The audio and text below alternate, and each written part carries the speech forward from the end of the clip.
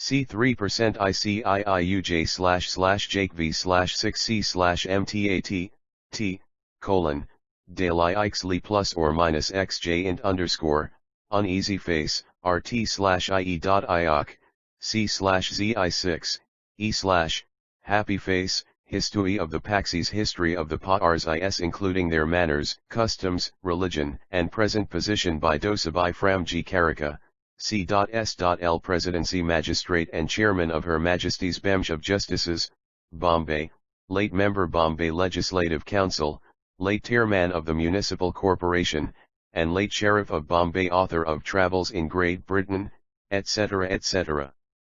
With colored and other illustrations, M2 volumes -YOL.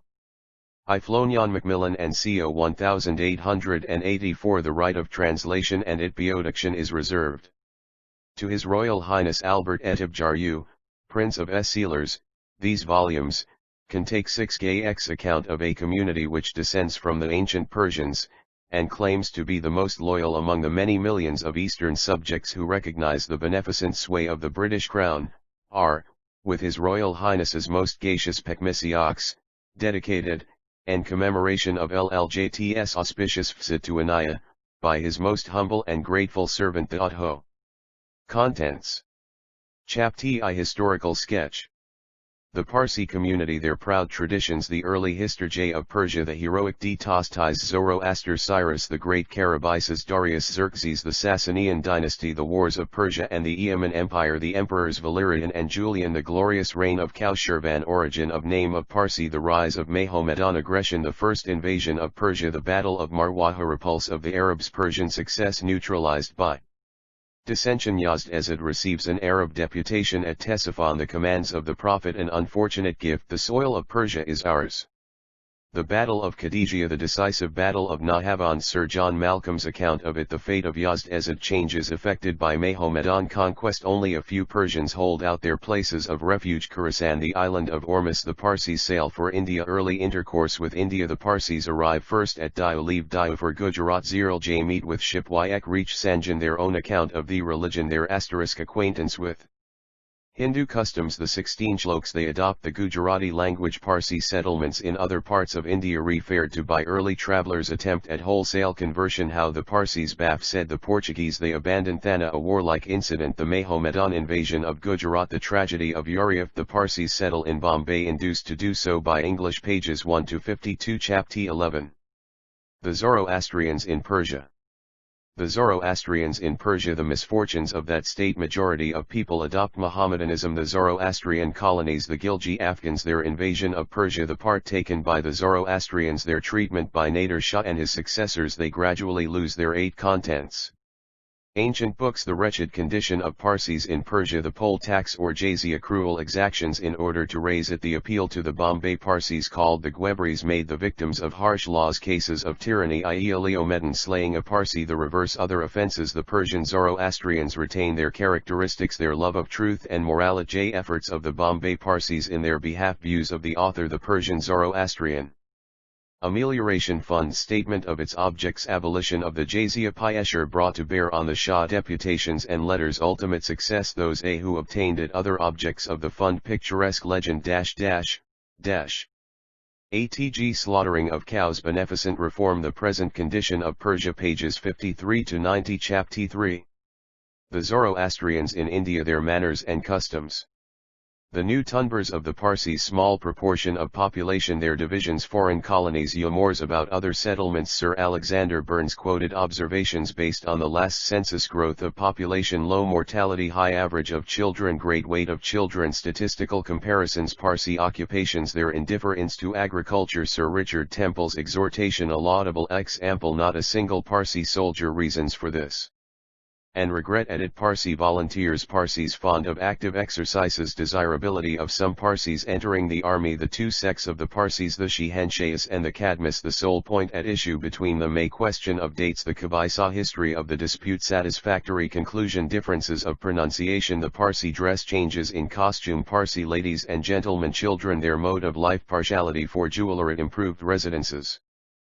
Parsi entertainments, liberty of the women, domestic felicity, the division of the Zoroastrian month, the auspiciousness of each day, list of these days, the great Parsi festivals 91 to 152. Chapter 4.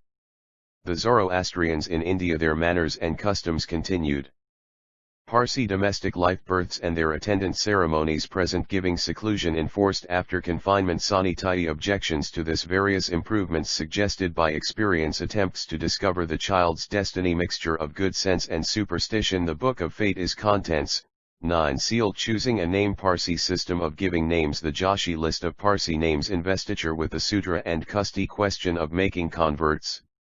What the Panchayat decided, ceremony of marriage, early marriages, usual age of marriage, custom among the Zoroastrians in Persia, professional matchmakers, the details of the religious ceremony, the social rejoicings, the final shower of rice, the number 7, the closing questions and prayers, healths given at the banquet, that of the Queen Empress, families not broken up by marriage, all reside together, separations rare between parents and children on this account, mode of marriage in Persia, widows permit to remarry, death ceremonies, the last prayers, the funeral procession, manner of nullifying evil influences, the 7 has early removal of the body, the Dikama or Tower of Silence, various erroneous suppositions concerning Parsi funerals, belief as to the soul not quitting the body for 3 days, description of a Tower of Silence, they vary in size, but are built on one plan, ceremonies at its consecration, great merit in building Dikamas, their inviolability preserved, Sir Richard Temple's opinion, the whole question of Parsi burial reviewed, objections to it qualified on closer knowledge, I/Ir Munier Williams's opinion, visit of the Prince of Wales to a Dikama in memoriam, services to the dead, offerings in fruit and flowers.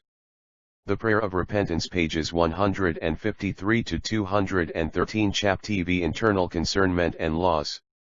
Internal government, the Panchayat, ignorance of the past missions to Persia, books of religion brought from Persia, the first Panchajiti, the priests of Nafsari, the Panchayat as a court of justice, the penalty of excommunication, beating with a shoe, sanction of Governor of Bombay, internal disputes, the priests pass a law in their own favour, and overreach themselves, the firumes of the laity supported by the English government, a committee of AFL heirs, the first 12, a new Panchayat, decline in efficiency, the practice of polygamy, law against bigamy, growth of the evil, the case of Jamshedji Biramji Laskari, law to prevent women going out unattended, prohibition of offerings to Hindu temples, decay of the Panchayat, a law for the rich and for the poor, Framji Kavasji, a Parsi petition, Parsi charitable funds, the trusteeship of the Panchayat, the present trustees, a state of confusion, the want of a distinct law, the rule of custom, question of succession, intestate properties, the law in Bombay and in the Mufassal, the nature of chattels, real a code of inheritance drawn up, a commission appointed, a code of betrothal, etc. Various questions and considerations, the resolutions of the commissioners, action of the government, substitution of courts for the Panchayat, those to whom the credit of the new order of things was due, 214 to 279. Contents. Chapter Yi. Education. The original language of the Parsis exchanged for Gujarat. Limited education, effect of contact with Europeans, slight knowledge of English, Gliange at beginning of century, the first schools, Mount Stuart, Elphinstone, his view of education, fund raised on his departure, founding of a college bearing his name, addressed to him, the Parsis prominent in the matter, their keen desire for education, the Sir Jamshedji Jajibhai Parsi institution, its origin, the government of India accept the trusteeship, the school attendance. The school in Hornby Road, General Waddington's opinion, progress of the schools, the university, DGES taken by Parsis, Mr. Dadabhai Naorozji Parsis as teachers, as physicians, annual dinner of the Grant Medical College, Parsi engineers, education now general among all classes, results of Inglisla, example, female education, dates from 1849, the first girls' school, AV had used to be taught the students, literary society, an opportune essay, a similar movement in Calcutta, Mr. Drinkwater Bethune, strength of the Bombay movement, Messrs. Patton and Re-ID, raising a fund, English sympathy, Parsi Girls' School Association, difficulties of female education in the East, objection to male teachers, female teachers, course of instruction, books used, various endowments, new schools, the Education Commission, views of Dr. Hunter and Mr. Lee Warner, the promoters of the success of female education, other schools.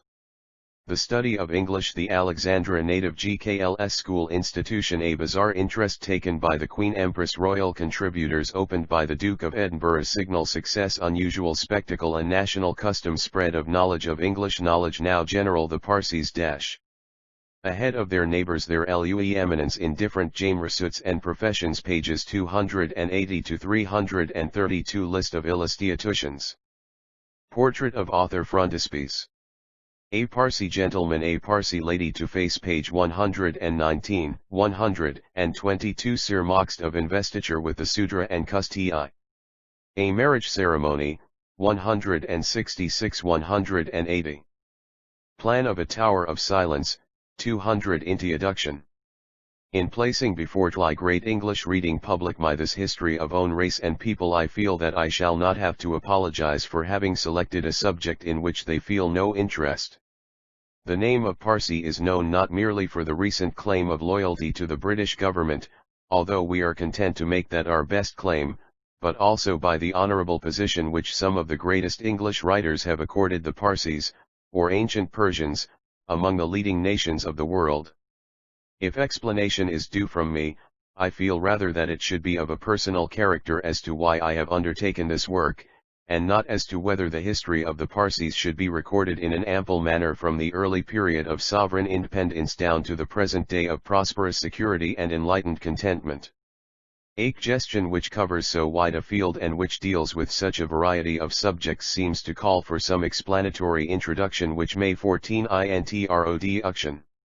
Not merely interest the reader in all that is to follow, but also reveal, as far as possible, the nature of this history which embraces the earliest period of mythical events and the present day of advanced civilization. I should hesitate even on the threshold of work did I not recall what an English poet had written about my people in the early part of the present century, but none, of all who owned the chief's command, rushed to that battlefield with bolder hand or sterner hate than Iran's outlawed men, her worshippers of fire. And that passage refers to a time when the greatness of the Parsis had become a thing of the past, and when, exiles in Khorasan, they strove to make some headway against the Mohammedan invaders and conquerors of their country. It would be a pleasing theme to dwell upon the remarkable and flourishing period which preceded that calamity, but I have been compelled by practical considerations to pass over those early and glorious ages as briefly as possible. It is of the existing Parsi community that I have to speak, and little beyond a reference to the earlier Persia, of which naturally we are so proud, is either possible or attempted in the following pages. Those who are curious on the subject will find ample details in Sir John Malcolm's History of Persia, and in Moore's Lala Eoic. Introduction.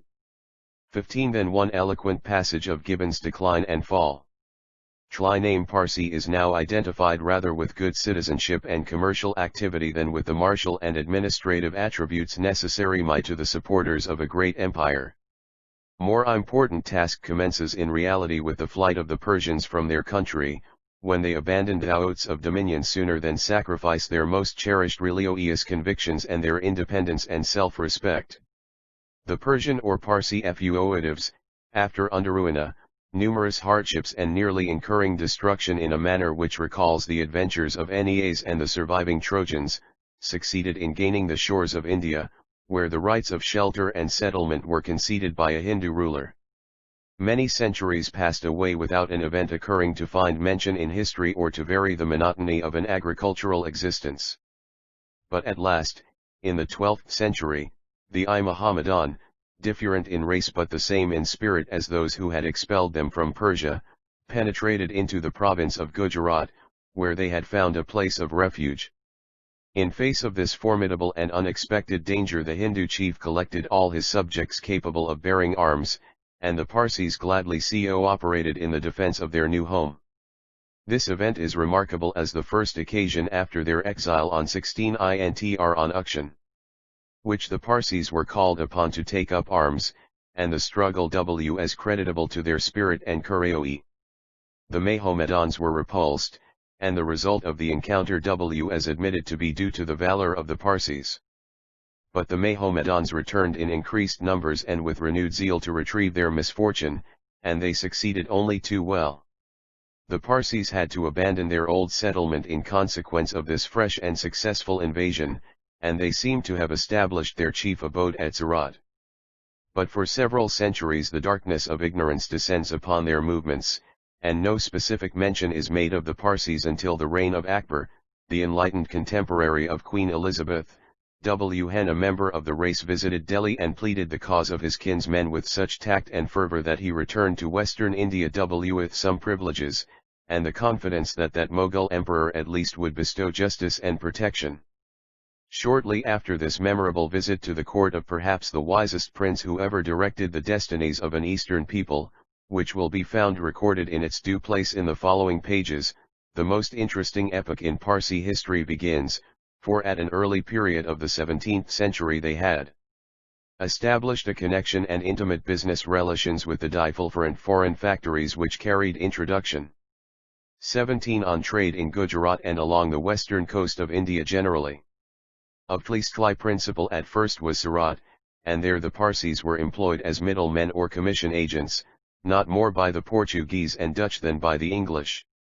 In fact, it was owing to the representations of the last named that the Parsis first settled in Bombay, and that at a date preceding the transfer of that place from the hands of the Portuguese to the English in the year 1668.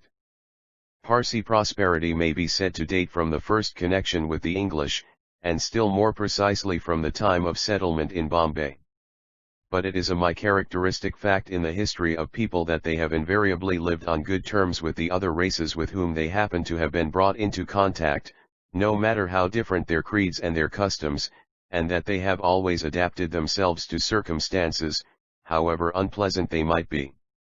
I have traced their career, in as close detail as the meagerness of the authorities extant will allow, from the time of their expatriation to the present hour, when they occupy so prominent and honorable a position in the Indian community, which enjoys tranquil security under the strong arm of Yugish power.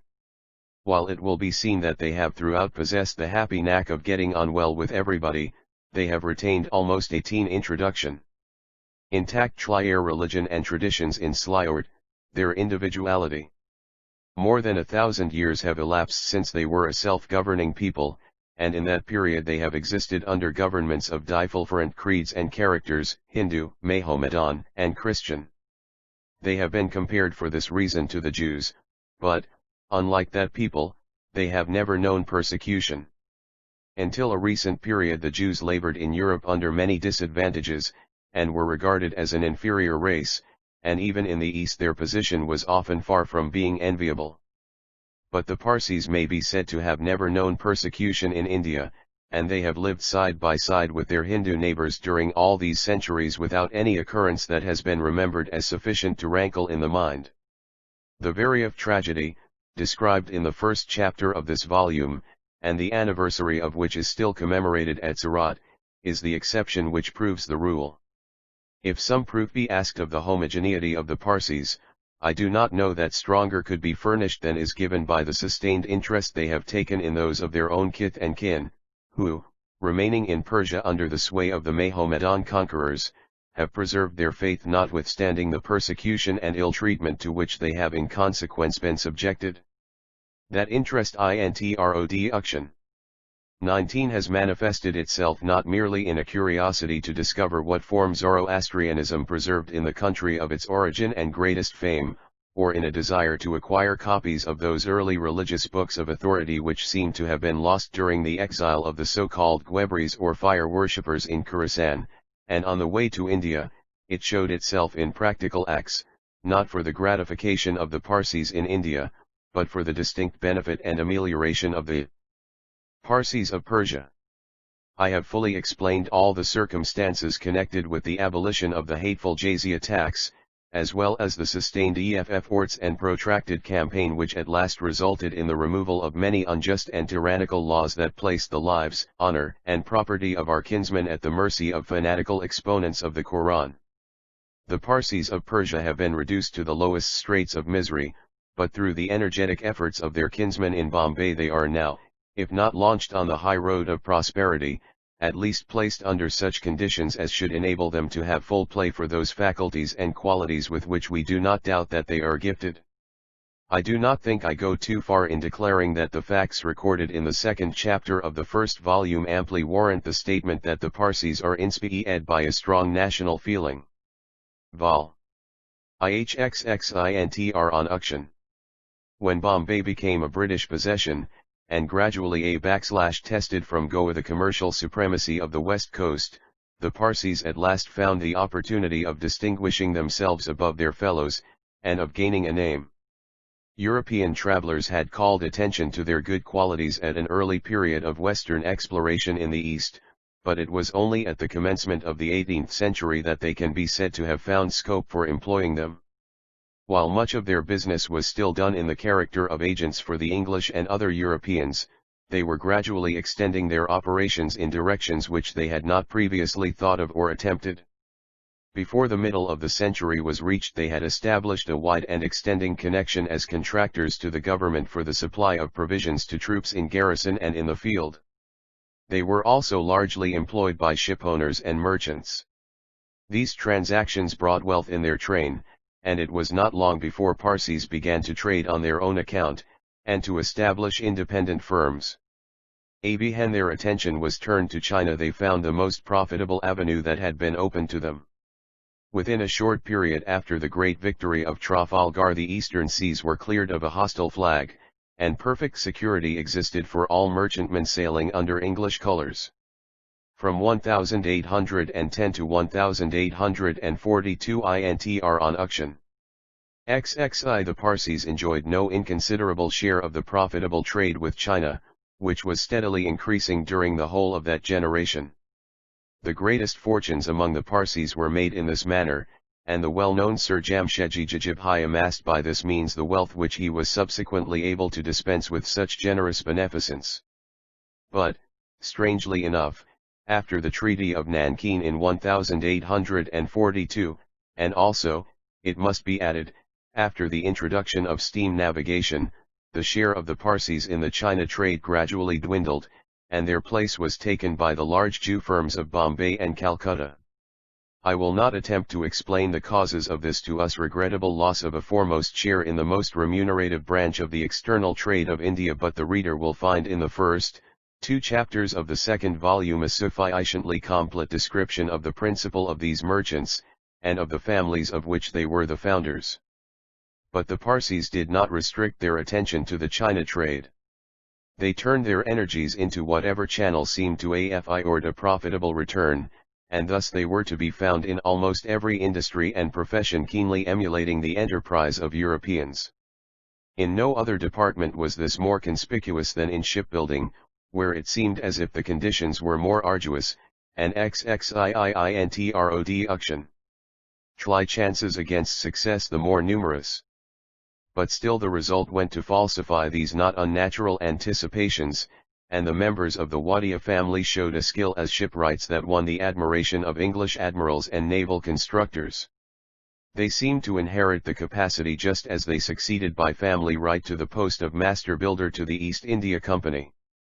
It does not seem an unnatural inference to declare that this success, attained in so many different directions, must have been attributable to the good qualities and perseverance of the Parsis.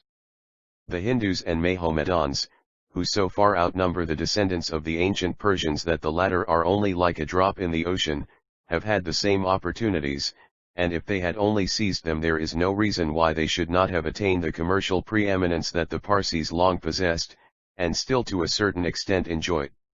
Without incurring the charge of excessive partiality to own race, the fact shows their superior energy and persistency in attaining an object upon which they may have set their hearts. But the Parsis have earned their reputation not so much by the manner in which they have accumulated fortunes as by the way in which they have dispensed the store with which Providence has blessed them. Uliether the explanation be an exceptional capacity intr on auction. XXII for realizing the weight of misfortune, or a large-hearted disregard of selfish considerations. It is certain that the annals of charity contain no more striking examples of generosity than those furnished by Parsi benefactors. It is open to anyone to say that the virtue has been carried to a fault, and that many Parsis who stand high as public benefactors, and whose names are commemorated in noble institutions, have reduced themselves and their families to strait-end circumstances. Whatever may be thought of this as a matter of prudence, there can be no hesitation in saying that it is an unusual and remarkable evidence of benevolence. The Parsis have been charitable on what, in the eyes of European millionaires, would be only small means. They have not made their donations out of a large and assured income. They have freely given of their capital to any cause that enlisted their estige, athes, or that seemed calculated either to benefit Sufism humanity, or to reveal their loyalty to the English government. Another point about Parsi benevolence, and one which distinguishes it from every other of Oriental origin, is that it has not been restricted to its Odi community. All its own charitable and educational requirements have been provided for, and then the greatest zeal and readiness have been displayed in relieving distress wherever it presented itself. The other peoples of India have their benevolent tend XXIVINTR01, action in Cs, but they mainly direct their efforts to promote their own welfare, and seem to consider misfortunes outside their circle as being no affair of theirs, and as having no claim on their purses. Parsi benevolence has been exhibited in a truly Catholic spirit, and scarcely any subscription list on a large scale or for an important object during the last 50 years has been without its one or more Parsi names upon it. The Parsis have therefore gained a prominent position in the world's estimation by their commercial honesty and capacity, as well as by their widespread benevolence. As the total number of Parsis does not amount to 100,000 persons, it is evident that this reputation must have been obtained with difficulty, and, what is still more important, that it must have been thoroughly deserved. No matters are of greater importance in connection with a community than its religious form and feeling, and the condition of education among the mass of the people. Into both of these subjects I have entered in considerable detail, treating the latter subject in the first volume, and the former in 3 separate chapters of the second. The question of education scarcely goes back farther than 50 years among the Parsis. Before that they were content with the merest rudiments of knowledge which were conveyed in Gujarati, the Hindu vernacular that they had adopted at the time of their first settlement in India. Introduction. XXVA commercial life is unfavorable to any great recercly, and the Parsis not merely abandoned but completely forgot their original language. The instances were very rare of any scholar pursuing any deep inquiries into the earlier languages of the native land, such as the Zend, Pahlavi, and Pazan tongues.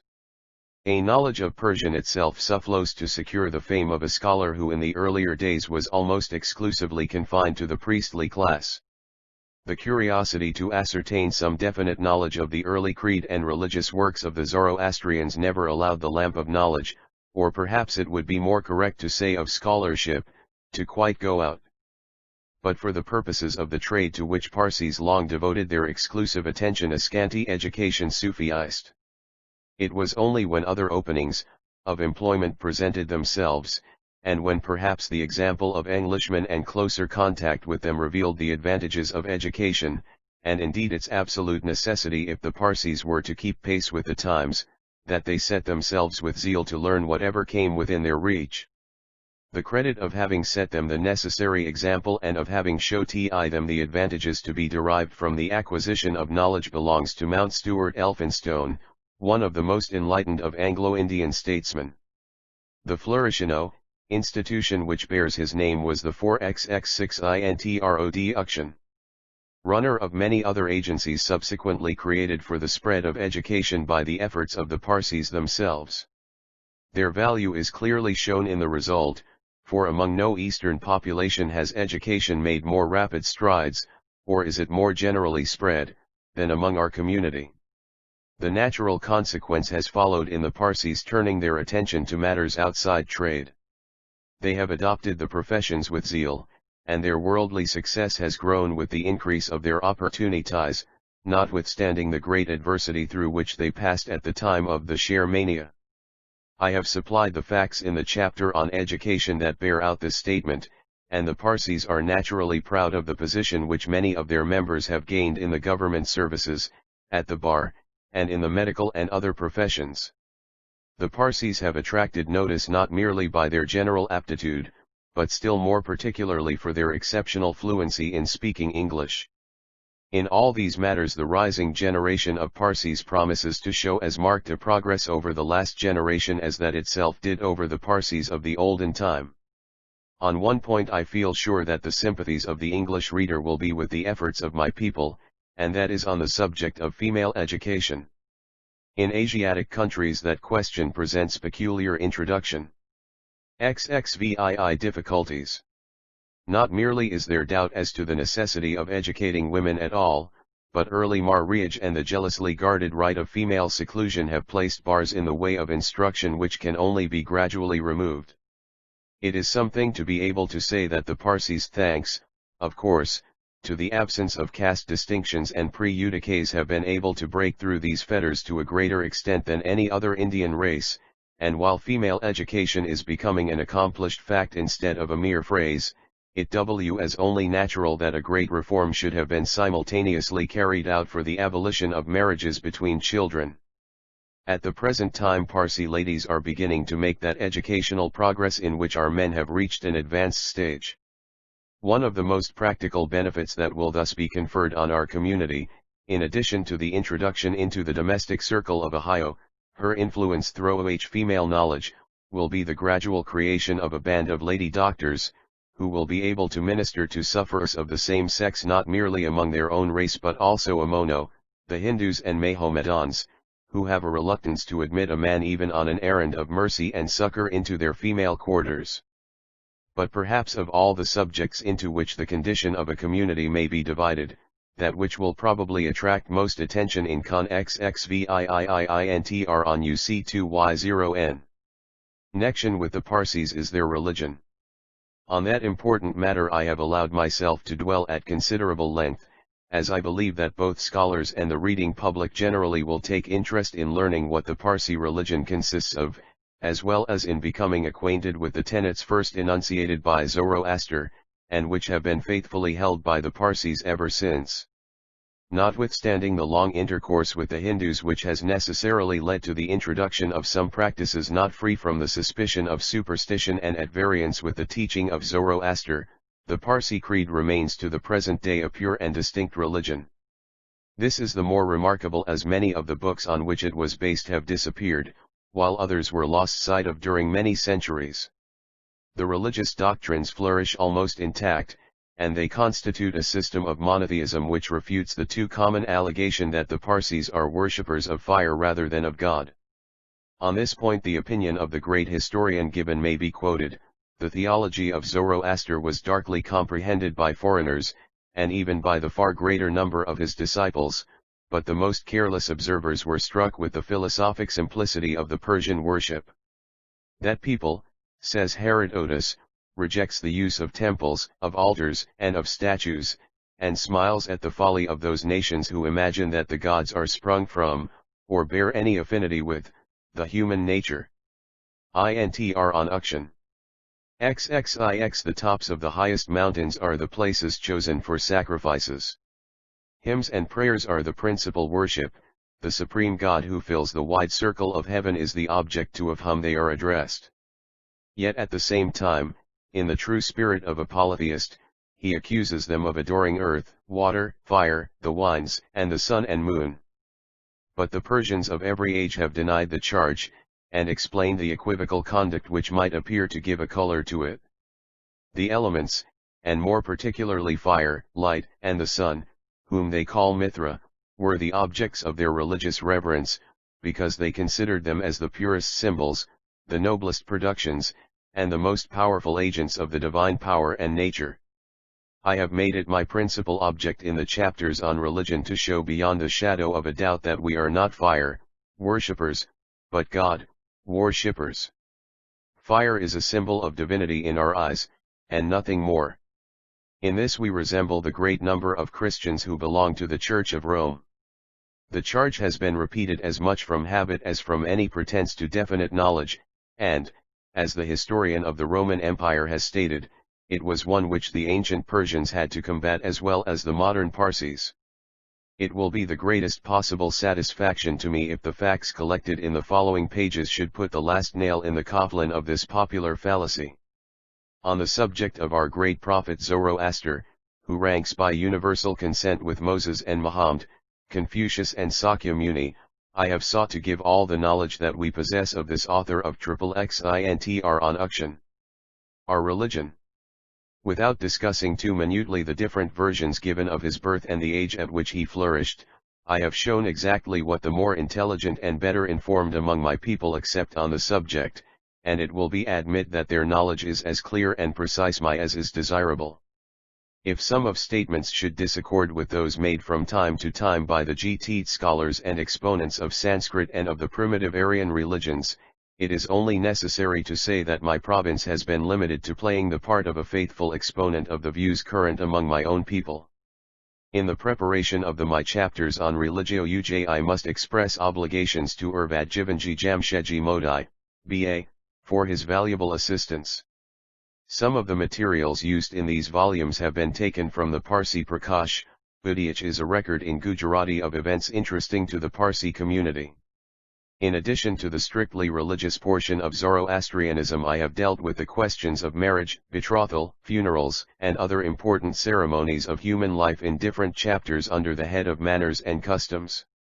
Here the influence of the Hindus is most apparent, and innovations have proved more numerous, but still the main character of these ceremonies is distinct from that of the similar practices among the Hindus.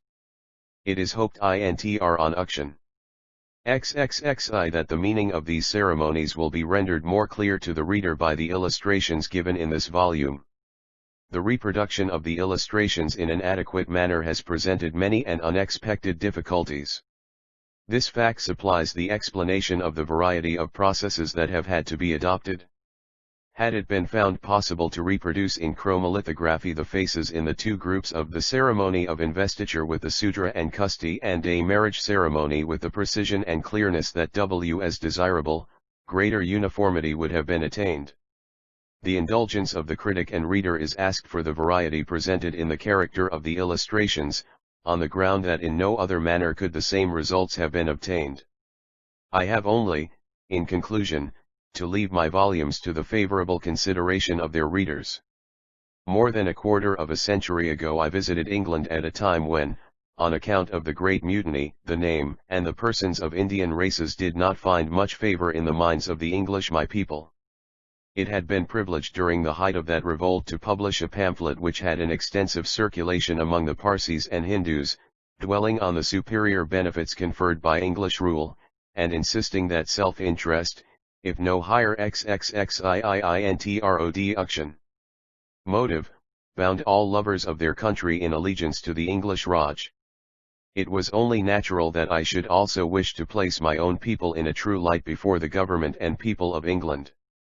I therefore wrote their history 26 years ago in a small volume which was favorably reviewed, and which has been out of print for 20 years. Soon after my return from Europe I described my travels in Great Britain, written in our own vernacular Gujarati.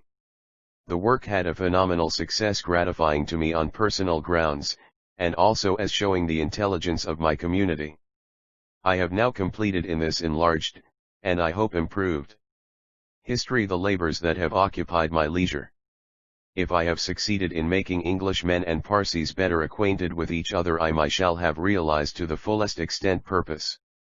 The English government in India has no more faithful subjects than the Parsis, and it is a proud privilege to feel that one has had something to do with the extension of a mutual knowledge. The Parsis will no doubt be glad to see a history of themselves written by a member of their own race, but they will be still more rejoiced if they can think that it will spread among the English a more general and a more correct knowledge of their position in the Indian community. It would be unjust if I omitted to state that, intr on auction XXXIII owing to my residence in Bombay, the arduous and responsible duty of passing this work through the press has been performed by my son, Mr. Jahangir Dosabai Framji, of the Bombay Uncovenant Civil Service, and that, under his personal supervision and immediate direction, the delicate work of reproducing the illustrations has been accomplished. Dosabai Framji Kakaka. Malabar Hill, Bombay, 27 September 1884.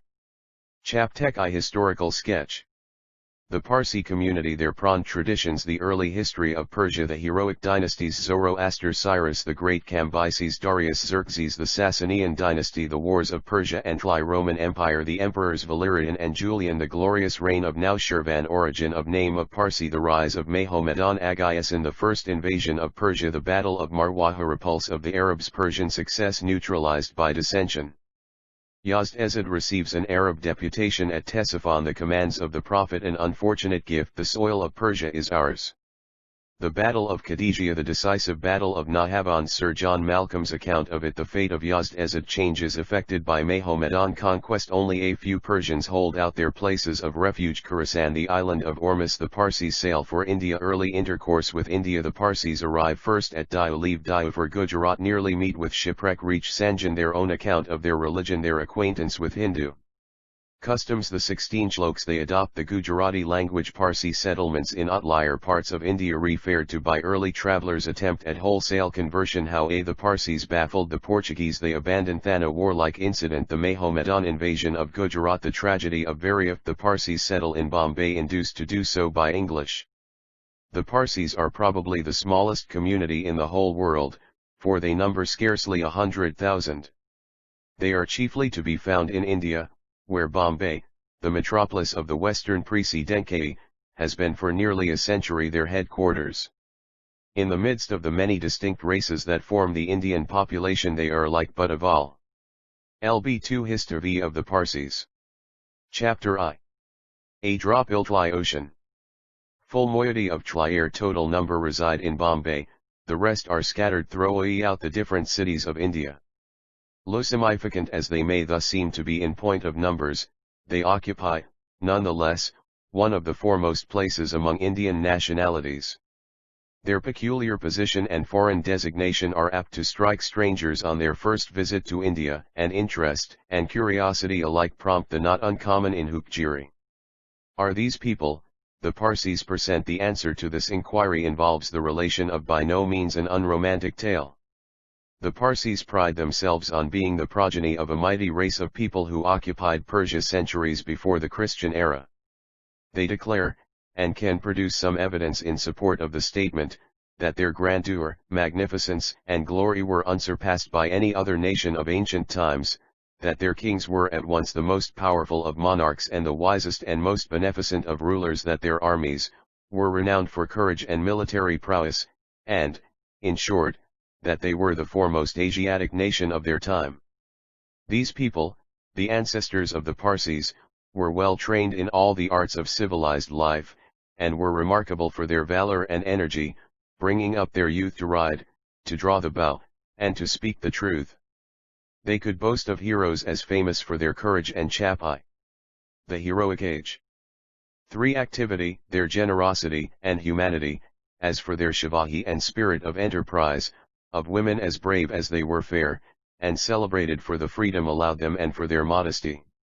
Nor had they less reason to be proud of the territorial extent of an empire which was at least 8 times the size of the Babylonian at its zenith, and more than 4 times as large as the Assyrian, or equal to half of modern Europe, an empire which touched the waters of the Mediterranean, the Aegean, the Black, the Caspian, the Indian, the Persian, and the Kedge seas, and through which there flowed 6 of the grandest rivers in the world, the Euphrates, the Tigris, the Indus, the Jaxartes, the Oxus, and the Nile, each more than 8,000 miles in length, and the surface of which reached from 1,300 feet below the sea level to 20,000 feet above, thus yielding an immense variety of temperatures and productions. The history of the Persian people from the earliest times has been full of interest. Leaving out of consideration the kings of the race of Mohabad, we come to those of the dynasty of Ghamard.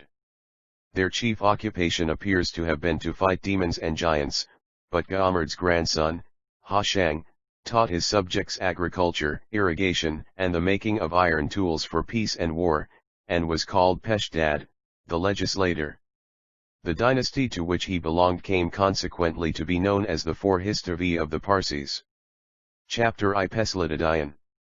His son and successor, Telemuraz, built several cities, and, having civilized barbarous tribes, received the surname of Devband, conqueror of the Devs. King Jamshid of this dynasty has been mentioned by all historians in high terms of praise.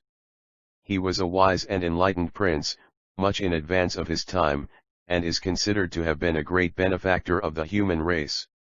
He was the first to regulate the calendar, and order a festival to be held on the day the sun entered the vernal equinox. This festival is called the Jamshedi-ne-Oraz, and is still celebrated with great pomp in Persia, as well as by the Parsis in India. Until recent discoveries disclosed the fact that the famous Persepolis was founded by Darius Hystaspes, Jamshid was popularly supposed to have been the founder of that famous city. His nephew and successor, Feridun, was cast in the heroic mold. He rescued the country, with the assistance of the famous Kawa, who may be called the Ilium Tel of Persia, from the foreign yoke of Zohak, who had usurped the throne. The Kayanian dynasty, which was the next to rule, is one famous in Persian history for the great national heroes who fought their country's battles.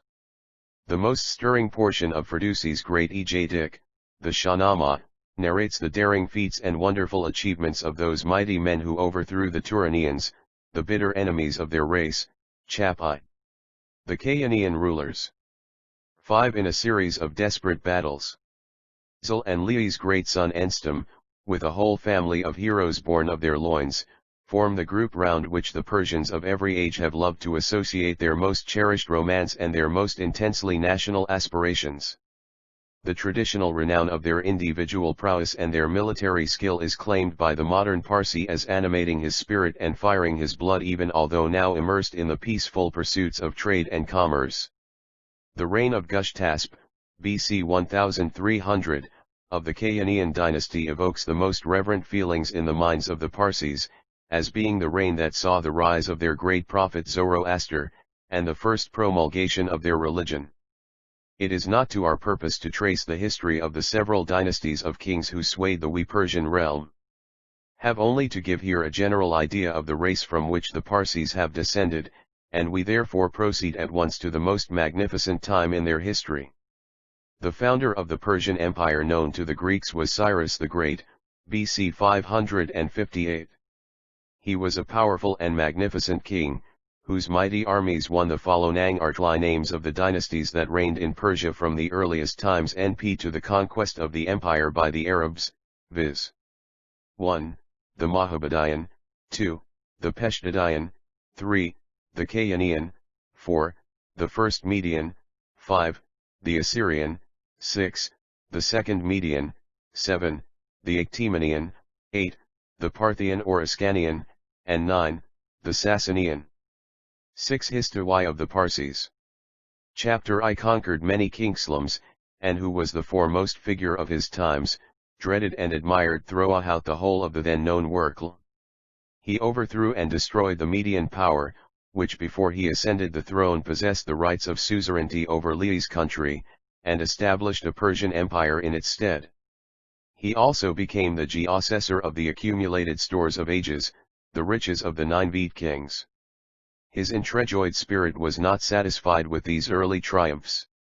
After subjugating Media he engaged in a war with Croesus, the richest monarch of his age, and thus brought the kingdom of Lydia under the Persian sway. He compelled Asiatic Greece to acknowledge his power. He conquered the once great and glorious kingdom of Bactria, and followed up his successes with an attack upon the Sacs tribe, then occupying the districts now known as Kashgar and Yarkand. The Sacs were considered excellent soldiers, and their women proved themselves as brave as their men in fighting against the army of the invader. Cyrus also conquered the mighty and glorious empire of Babylon, and added about 250,000 square miles of territory to his empire. On making himself master of Palestine he freed the Jews from captivity and allowed them to establish themselves at Jerusalem and to rebuild the temple. In his comprehensive scheme of conquests were included Egypt and Phoenicia, but death Chapai, Cyrus and Cambyses. 7 intervened, and it was left to his successor to bring those 2 states under Persian authority. The character of Cyrus has secured the most favorable recognition on all hands. He was as brave as he was active and energetic, and possessed all the qualities which contribute to make a general successful and a king great. He was at the same time endowed with a humane and generous disposition, and was magnanimous even towards his enemies. He was free from the scornful pride of the Oriental despot, and his memory has been always held in high veneration by the Persians. The other kings of this dynasty, although less celebrated than the conqueror Cyrus, have left some mark in history. Cambyses, the son of Cyrus, conquered Egypt, BC 525. But, next to Cyrus, Darius Hystaspes, BC 521, was the greatest of the Persian kings. His long reign formed an important epoch in Persian annals. He not only devoted a good deal of his attention to the consolidation and organization of the empire founded by Cyrus, but by fresh conquests he increased its renown. He extended the empire beyond the point to which Cyrus had carried it in the east, by bringing under the Persian sway the Panjab and the whole valley of the Indus, a conquest which introduced immense wealth into Persia, and resulted in the springing up of a regular trade by means of coasting vessels between the 8 history of the Parsis. Chapter I. Mouths of the Indus and the Persian Gulf. Even Byzantium and Macedonia bowed submission to the Lord of Western Asia. The ambition of Darius Hystaspes was then directed to Europe, and Greece offered herself as the first mark and obstacle of his ambition. Though the famous Battle of Marathon is alleged to have resulted in a victory for the Greeks, the Persian soldiers, under Mardonius, the general of Darius, are said to have fought with a bravery which elicited the praises of their enemies.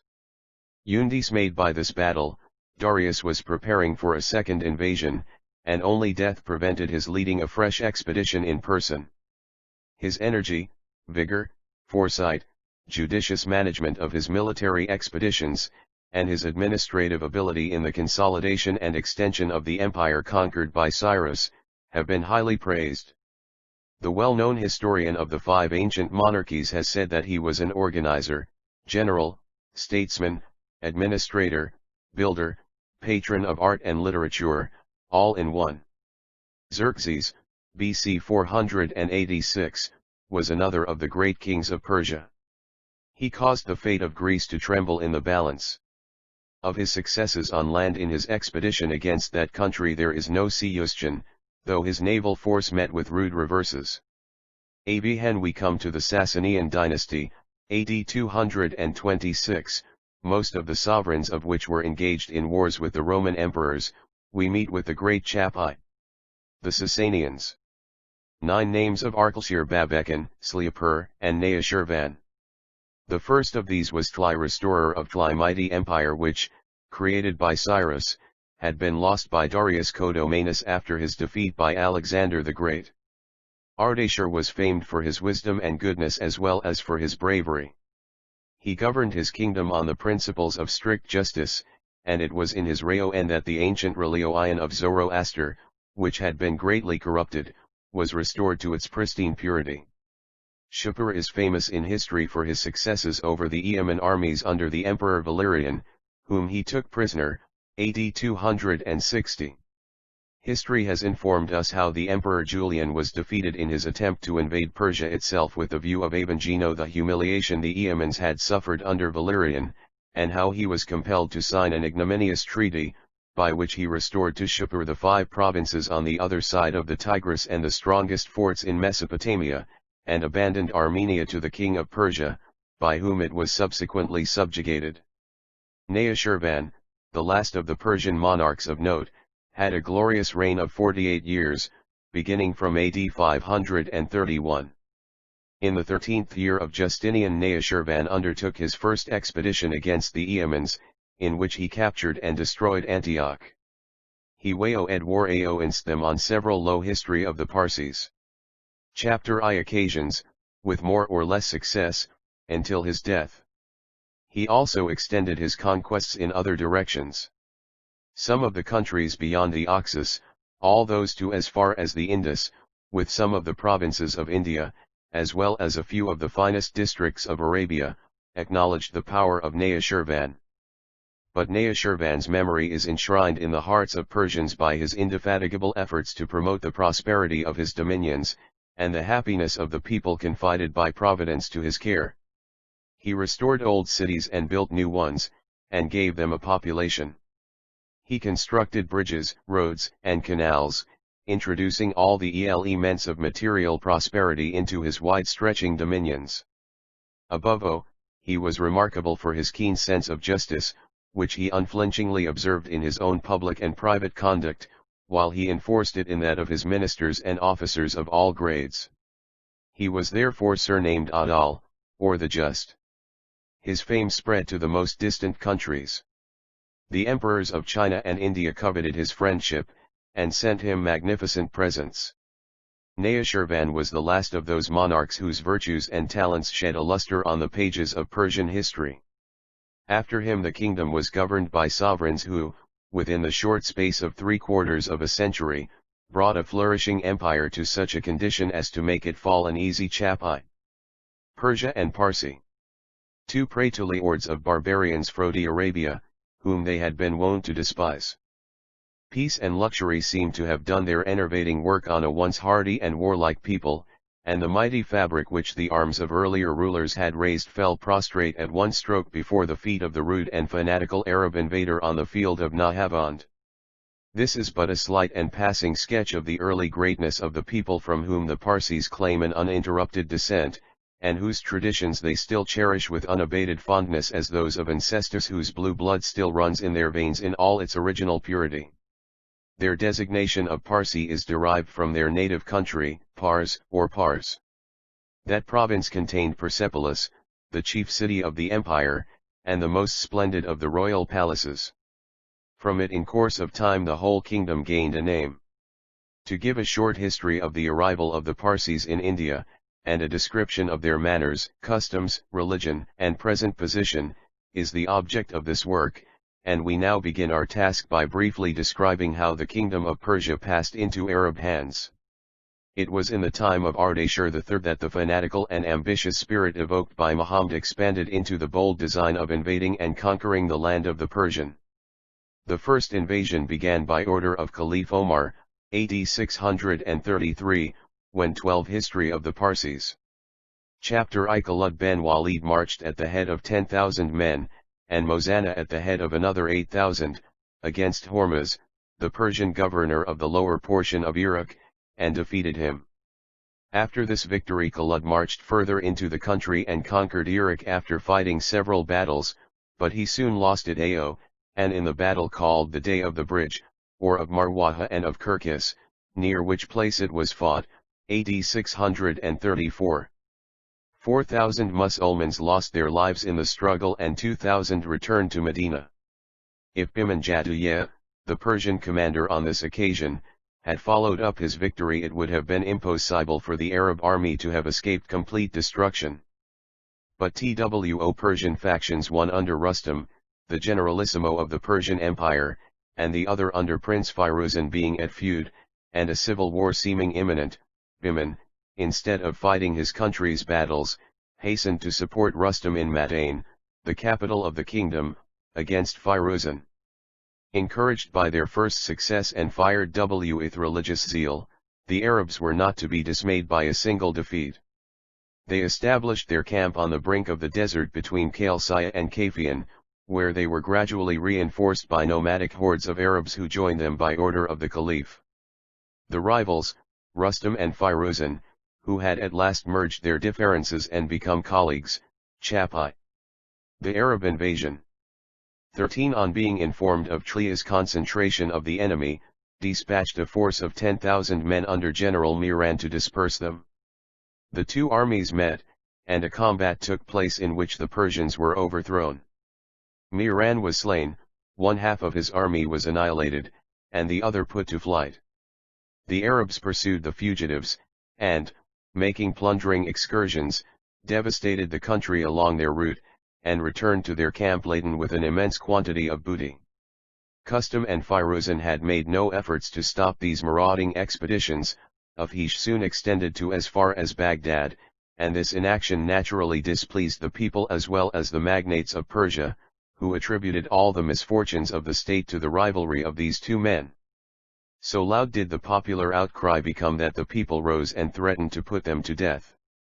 Seeing that they had no other chance of retaining authority, Rustam and Firuzan determined to remove Parandukt, one of the daughters of Khosrow Pervez, who occupied the throne, and to give Persia a king in the hope that he might enjoy a greater support among the people. Young scion of the royal house having been found in a youth named Yazdezid, at that time about 20 years old, he was acknowledged sovereign by acclamation. Yazdezid, having intelligent advisers, and profiting by the enthusiasm of the people, immediately 14 History of the Parsis. Chapter I took measures to drive out the Mussulmans from Arabian Iraq. Large numbers of troops were raised, and generals appointed with orders to march simultaneously to Amber, Hira, and Abada. Mozanna, the Arab commander, aware of his inability to resist the impending storm, retired towards the desert, allowing the Persians to occupy without any resistance all the points of Iraq where the Mussulmans had become masters. The Caliph Omar, however, raised new levies, and, appointing Sa'd ben Abu Bakr as commander-in-chief, sent them against the Persians. As soon as Yazdezid had become aware of the first movements of Sa'd, he ordered a considerable army to be levied under the command of Ustam, who enjoyed at that time the highest military reputation among the Persians. Whilst Yazdezid, much agitated by the depredations of the Arabs and the cries of distress of his people, was endeavoring to spur on Rustam, his generalissimo, to take more energetic measures, a deputation of 14 Mussulmans arrived at Madain, otherwise called Ctesiphon, which was at that time his capital and residence. After these Arabs had been brought into his presence, Yazdezid first asked them some unimportant questions through an interpreter. He desired to know how they called their cloaks, whips, and sandals. They replied, Burkle, Sot, and Nal. The analogy between the sound of these Arabic W words and the Persian ones desi tu nadin tu, the chapai. Yazdezid. 15 ideas of taking Herdan, burning Suatan, and lamenting, appeared so ominous of ill to the monarch and his officers that they all changed color. What motive brings you here, then asked the king, and why has your nation taken up arms against us? Noman Makarin, who was the spokesman of the deputation, replied, Allah commanded us, by the mouth of his prophet, to extend the dominion of Islam over all nations. That order we obey, and say to you, become our brothers by adopting the faith, or consent to pay tribute if you wish to avoid war. The dissensions which have for some years troubled Persia must have greatly emboldened you, said Yazdezid, but we are now in a position to make you feel our power as you formerly experienced it, when the ordinary garrisons of our frontiers sufficed to stop your progress and to inflict chastisement. Mice and serpents are your food, and you have nothing to dress with except the wool of camels and sheep. Who are you that you think yourselves able to fasten onto our empire? Of all the nations of the world you are the poorest, the most disunited, the most ignorant, the most estranged from the arts which constitute the sources of wealth and power. If a foolish presumption has taken hold of you, open your eyes and cease to indulge deceitful illusions.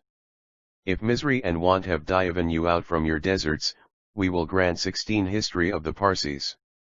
Chapter I you food and raiment, we will deal liberally with your caliphs, and we will give you a king who will govern you with gentleness and wisdom. The deputation kept silence for a while, but one of its members soon broke it.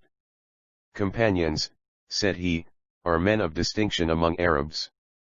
If, in consequence of a demeanor which their sense of delicacy impels them to use towards an august personage, they hesitate to reply, and frankly to express their thoughts, I shall do it for them and speak with the liberty of a Badawi. What thou hast said about our poverty, our divisions, and our state of barbarism was quite true. Yes, we were so wretched that persons could be seen among us appeasing their hunger by feeding on insects and serpents, whilst some killed their CO2 hunters to avoid Sharons, their food with them. Plunged in the darkness of superstition and idolatry, without laws or restraint, always foes to each other, we were occupied only in robbing and killing where we could. This is what we have been. At present we are a new people. Allah has raised in our midst a man, the most distinguished of Arabs by the nobility of his ijtihad, by his virtues, by his genius, and Allah has selected him to be his apostle and his prophet. Thrower the Orowan of this man Allah has said to us, I am the only God, the Eternal, the Creator of the my universe. Goodness sends you a guide to direct you. The way which he shows you will deliver you chapai. The mission of Islam.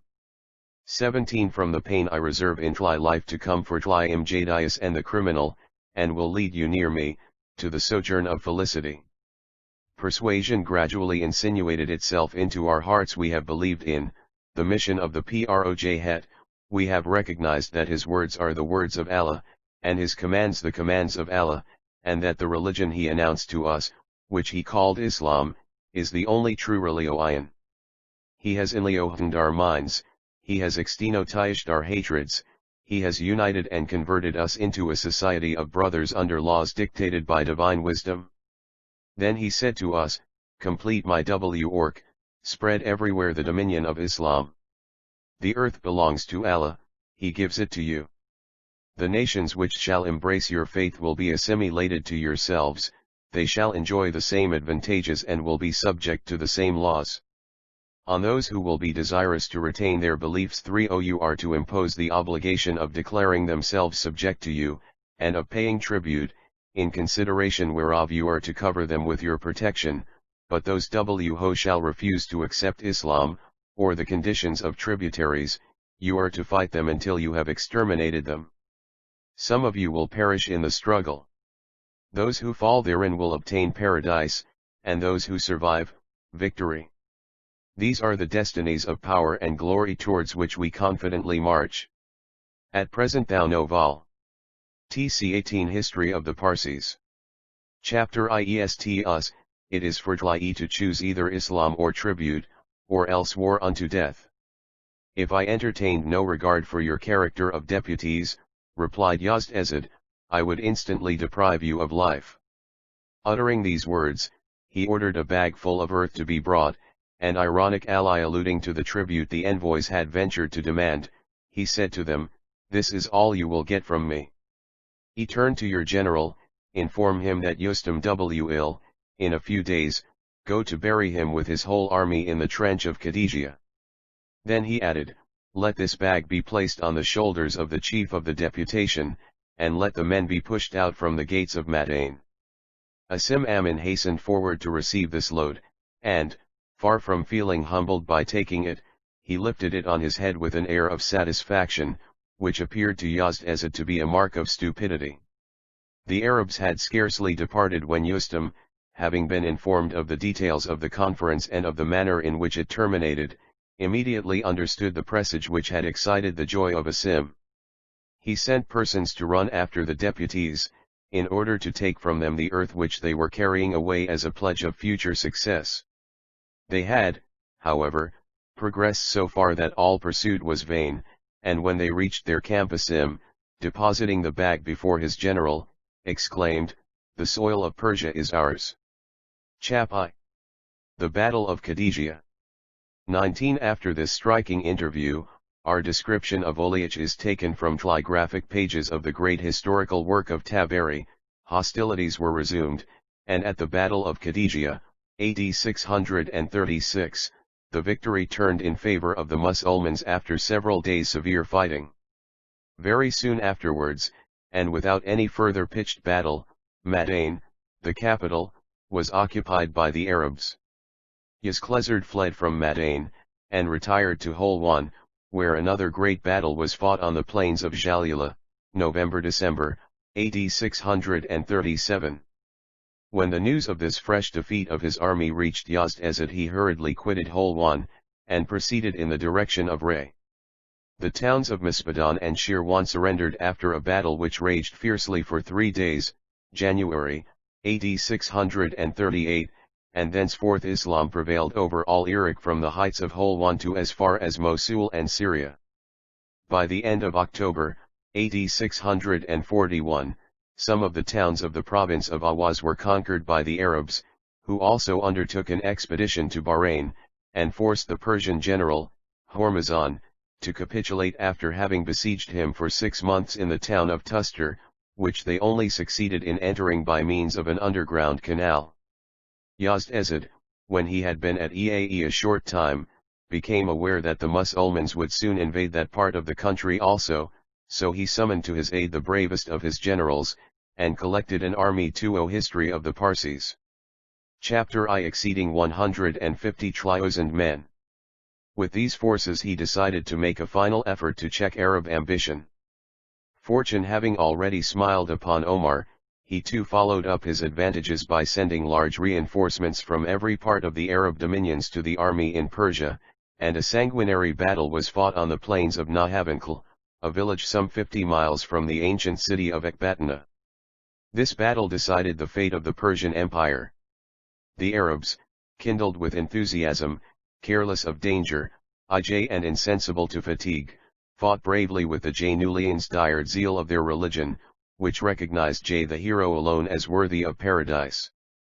On the other hand, the glory of the Persian monarchy had declined, and the empire was barely recovering from a series of internal troubles when thus beset by the gravest external danger. Ruler after ruler had been dethroned and murdered, and the army of the empire, though large in point of numbers, could not be said to approach in valor and discipline the hardy Arabs of the desert. On the authority of the Zeenat-ul Tawariq, Sir John Malcolm thus describes the Battle of Nahavand, AD 641, and the fate which overtook the unfortunate Yazd-Ezid. The Arabian force assembled at Kufa and from thence marched to the plains of Nahavand, on which the Persian army had established a camp surrounded by a deep entrenchment.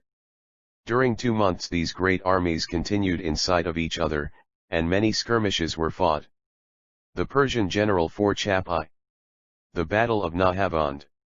21 Appearing determined not to quit his position, the zealous valor of the leader of the faithful became impatient of delay. He drew up his army in order of battle, and thus addressed them, "My friends. Prepare yourselves to conquer, or drink of the sweet sherbet of martyrdom. I shall now call the takbir 3 times, at the first you will gird your loins, at the second mount your steed, and at the third point your lances and rush to victory, or to paradise. As to me," said Kaman with a raised and enraptured voice, "I shall be a martyr. When I am slain obey the orders of Huzifa ibn Ali Oman." The moment he had done speaking the first sound of takbir, Allah Akbar, or God is great, was heard throughout the camp. At the second all were upon horses, and at the third, which was repeated by the whole army, the Mohammedans charged with a fury that was irresistible. No man was, as he predicted, slain, but his army gained a great and memorable victory. 30,000 Persians were pierced by their lances, and 80,000 more were drowned in the deep trench by which they had surrounded their camp. Their general Firuzan, with 4,000 men, fled to the hills, but such was the effect of terror on one side and of confidence on the other that the chief was pursued, defeated, and slain, by a body of no more than 1,000 men. The Battle of Zahaban decided the fate of Persia. Hish from its date fell under the dominion of the Arabian caliphs. Yazd-Ezid protracted for several years a wretched and precarious existence. He first fled to Sistan, then to Khorasan, and lastly to Merv. The governor of that city invited the Khakan of Tartars to take possession of the person of the fugitive monarch. That sovereign accepted the offer. His troops entered Merv, the gates of Afhikli were opened to them by the treacherous governor, and made themselves masters of it, in spite of the desperate resistance of the surprised but brave and enraged inhabitants. Yazd-Ezid escaped on foot from the town during the confusion of the contest. He reached a mill 8 miles from Merv, and entreated the miller to conceal him. The man told him he owed a certain sum to the owner of the mill, and that, if he paid the debt, he should have his protection against all pursuers. The monarch agreed to the proposal, and, after 22 History 01 the Parsis. Chapter I giving his Rikli sword and belt as pledges of his sincerity, he retired to rest with a perfect confidence in his safety. But the miller could not resist the temptation of making his fortune by the possession of the rich arms and robes of the unfortunate prince, of whose head he separated from his body with the sword he had received from him, and then cast his corpse into the watercourse that turned the mill. The governor of Merv, and those who had aided him, began in a few days to suffer from the tyranny of the Khakan, and to repent the part which they had acted. they encouraged the citizens to rise upon the Tartars, and not only recovered the city, but forced the Khakan to fly with great loss to Bokhara. Diligent inquiry was made after Yazd-Ezid, whose fate was soon discovered. The miller fell a victim to popular rage, and the corpse of the monarch was embalmed and sent to Istakhr, to be interred in the sepulchre of his ancestors. This prince, who appears to have been as weak as he was unfortunate, sat upon the throne only 9 years, that being the period from his elevation to the battle of Nahavand.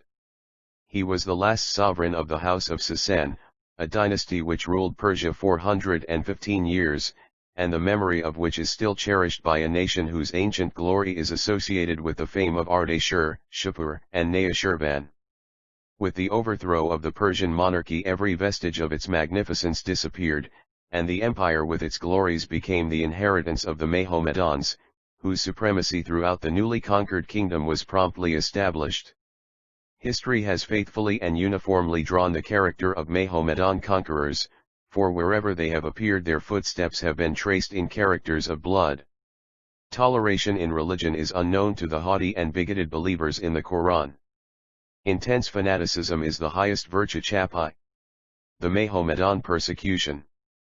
23 demanded of them, and one Uliakli is supposed to secure for them favor in the eyes of their prophet and their God, and to take them by the shortest route to heaven. Thus on the conquest of Persia the Mohammedan soldiers of the Caliphate of Baghdad traversed the length and breadth of the country, presenting the alternative of death or the Quran, and compelling the conquered nation to accept the one or the other. By these oppressive and cruel means 100,000 persons are said to have been forced daily to abjure the faith of their forefathers, and the fire temples and other sacred places were destroyed or converted into mosques. Under rulers carrying out this system without pity or remorse, almost the whole Zoroastrian population of Persia embraced the faith of Islam, and nearly every trace of the religion of Zoroaster became obliterated. Historians have observed that the effect of Mohammedan conquest, for to call it a religious conversion would be impossible, was always greatly demoralizing to the people. The ancient Greeks have borne testimony to the truthful character of their Persian contemporaries, while modern writers have noticed as prominently the want of this essential trait in the character of the present Mohammedans of Persia. Such of the followers of Zoroaster as obeyed the dictates of their conscience, in preference to freeing themselves from the persecution of their new 24 history of the Parsis. Chapter I. Rulers, by accepting the Quran, abandoned their homes and fled to the mountainous districts of Khorasan, where for a time they succeeded in evading the pursuit of their terrible foe. For about 100 years they remained in Khorasan in the unmolested enjoyment and practice of their religion. But persecution at last reached them even in those remote districts, and they were once more compelled to flee before the enemies of their faith. Considerable number succeeded in reaching the little island of Ormus, at the entrance of the Persian Gulf. Their stay in that place of retreat could, however, only be of short duration, for they were still within reach of their cruel persecutors. Kafir then fall into the hands of the fanatical conquerors of their country, they at last determined to relinquish forever the land of their forefathers, and to remove to some other country where they might hope to live in tranquility and in the enjoyment of their social and religious rights. Acting upon this determination, they sought an asylum in the country of the Hindus. They are said to, and indeed must, have procured at Ormus several vessels for their transport, and, placing their wives and children on board, they set sail towards the distant shores of India.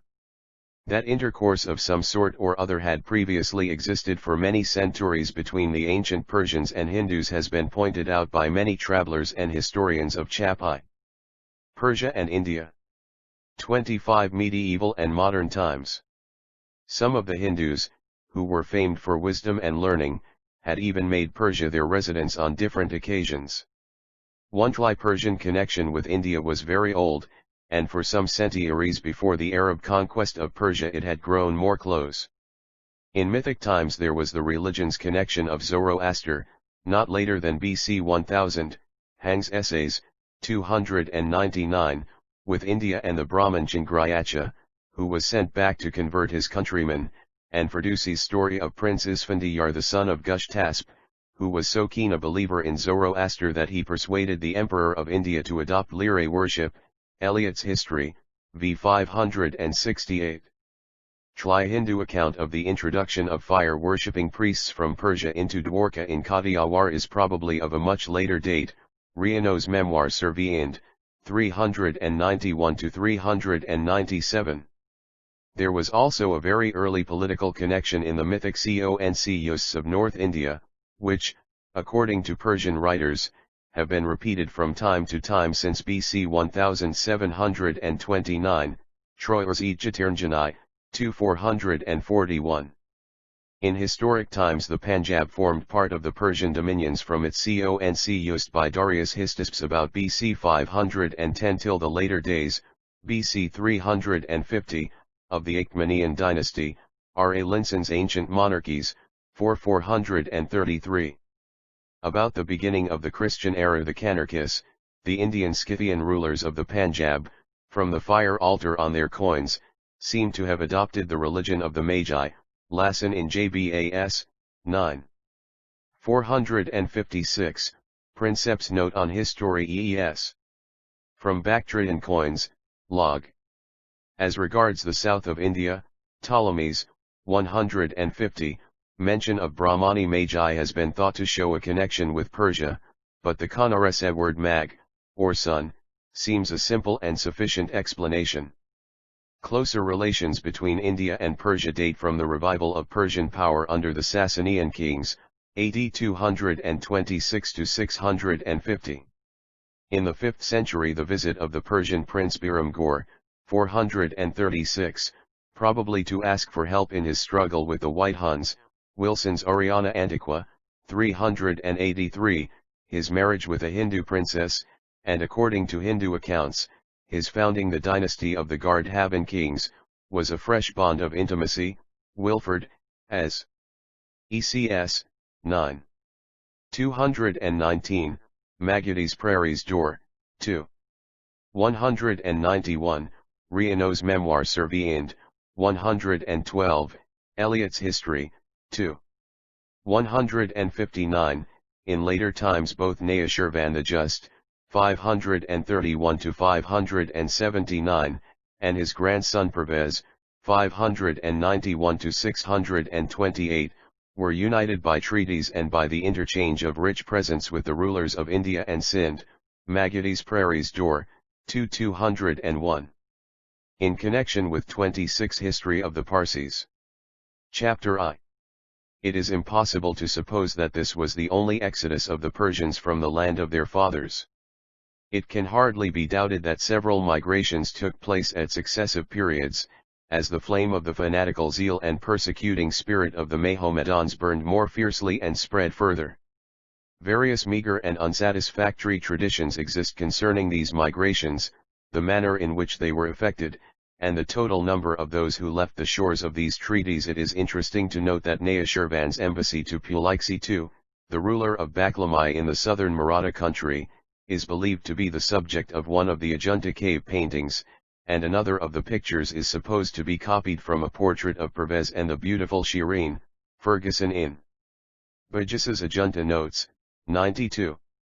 According to one account, early in the 7th century a large body of Persians landed in western India, and from one of their leaders, whom Wilford believed to have been a son of Khosrow Pervez, the family of Udaipur is supposed to have sprung. Gladwin's An-i Akbari, 281, Dr. Hunter, as EES, 6. 8, Wilford, as RES, 9. 233, Princep, Jour Ben, as SOC, 4. 684, Wilford held that the Konkanast Brahmins were of the same stock. But though their origin is doubtful, the Konkanasts are probably older settlers than the Parsis. Besides, by treaties western India and Persia were at this time very closely connected by trade. Cosmas Indicaplusts, 545, found the Persians amongst the chief traders in the Indian Ocean, Mignus Petrologus Cursus, IHC 446, Yules Cathay, 1 6, and his statement that the Kalyan Christians, Yulskat Gae, Ikelsi, had a Persian bishop points to close relations between Thana and the Persian Gulf. Shortly after the time of Cosmas, the leadership in trade passed from the Romans to the Persians, and fleets from India and China visited the Persian Gulf, Rianos Ahad Fetha, I2 Uklsksaeth 4. It was this close connection between West India and Persia that in 638, H16, led the Caliph Omar, 634 to 643, to found the city of Basra, partly for purposes of trade and partly to prevent the Indian princes sending help to the Persians. Troyes Rokeljataran, Genie, 449, and Chronique de Taban, in 401, and in the same year Chap I. Parsis arrive in India. Tly Gulf. The only information now in our Parsis Zion, and to any extent reliable, is gleaned from a work entitled Kissa-i Sanjan, which was compiled in the year 1600 by a Zoroastrian priest named Biman Kaiko Badsanjana, who resided at Nafsari, a town situated about 20 miles south of Surat. According to that waiter, the first port in India at which the earliest refugees arrived was Diu, a small island in the Gulf of Cambay, lying to the south, 638 to 639, prompted Tly dispatch of a fleet to ravage the Thana coasts. Eliot's History, I 415. Botley Taberi, 838 to 921, and Magadhi, 900-950, state that the district round Basra and the country under the king of Oman were considered by the Arabs to be part of India. Chronique de Taberi, 3401, Prairie's Door, 4225, and in the 7th century it is noticed that Indians were settled in the Caliph cities of Persia enjoying the free exercise of their religion. Rianos Abulfetha, I2 Uklsksav. It is worthy of note that from the 6th century, when they began to take a leading part in the trade of the East, Persians not only visited India but sailed in their own ships as far as China. Rianos Abulfetha, I2 Uklsksaeth. About the time when they came to India, Parsis were settled in China as missionaries, traders, and refugees. Ainquitil du Peron, Zendavesta, I 30, speaks of Persians going to China in the 7th century with a son of Yazd Ezid. According to Wilford, as ES, 9. 235, another party of refugees went in 750, when the dynasty of the Abbasid caliphs began to rule. In 758 the Arabs and Persians were so strong in Canton that they stirred up a riot and plundered the city. Rianos Abulfetha, I2CCCLXXXV. In 845 there is a mention of Muhaffaz or Mobeds in Canton, Yules Cathay, Iskvi, and about 60 years later Magadhi notices that there were many fire temples in China. Prairie's Door, 4. 86, Gazetteer of the Bombay Presidency, p. 247. 1 Div or Dia was one of the earliest seats of the Portuguese power in India. It was regarded by Albuquerque as an excellent port for a settlement, one that would secure, from its advantages both marine and terrene, the permanency of the country's influence in Hindustan. After several fruitless efforts, the infamous Nagna 28 History of the Parsis. Chapter I of the Katliya War Coast. Here, it is stated, Tly disembarked and took up their residence for 19 years, at the expiration of which period they quitted Diu to find another place of settlement. The causes which led to this second migration have not been satisfactorily explained, but the following mysterious passage relating to the event occurs in the Kissa-i Sanjan. An aged Dastur, high priest, reading the tablets of the stars, made an augury that it behoved them to depart from that place, and seek out another abode. All rejoiced at his words, and sailed swiftly towards Gujarat. That misfortunes never come singly was demonstrate in the case of these ill-fated people, for they had hardly lost sight of land when a severe storm overtook the little fleet, and deprived them of all hope of reaching their destination. Rather than abandon the faith they had inherited from their fathers, they had voluntarily made themselves exiles forever from the land that gave them birth. Their later experience had been equally hard. Refusing to be dependent upon strangers for a home, they were now at the Da Simlia succeeded, in 1535, in obtaining possession of Diao, and within a very short time rendered it almost impregnable to fly assaults of the native powers. History asserts that the trade of Surat was destroyed to encourage commerce at Diao, and Osorio makes mention of the splendor of its buildings and the greatness of its maritime powers. Upon Surat recovering itself, Diao declined, and is now said to be a vast pile of dilapidation. Briggs's cities of Gujarat's Litra. Chap an impending shipwreck. I-29 mercy of fly treacherous deep. What wonder, then, that this little band, confused and in despair, were ready to believe that they were the sport of a merciless and irresistible fate. But, though sick at heart, their better sense does not seem, even in this extremity, to have entirely forsaken them. In their helplessness they called to mind him who is the author of all good, the preserver, supporter, and cherisher of the poor and the distressed, and who never fails to give ear to the supplications of the humble and the meek. To rescue them from the impending danger, they are said to have offered up the following prayer to the throne of the Most High: O wise God, come to our assistance in this jeopardy, and we pray thee to deliver us from the impending danger. Glorious J-Rod, we beseech thee to gladden our hearts by removing these difficulties with which we are now surrounded. On thy goodness, Lord, we fully depend, and hope that the storm which has overtaken us will soon be over through thy divine grace. As long as we have hopes of thy aid, God, we tremble we not at this calamity. Have implicit faith in thee, as the hearer of those who cry to thee. Deliver us, therefore, merciful Providence, from this troubled percent and lead us to the right path, that we may escape from the sea to the shores of India, and we promise, O Lord, to kindle on high the flame sacred to thee. 30 History of the Parsis. Chapter I in grateful remembrance of thy kindness and protection. I cannot doubt that this prayer of faith was heard, for the storm abated, and a gentle gale carried them in safety to Sanjan, some 25 miles south of Daman, ere they landed about the year AD 716.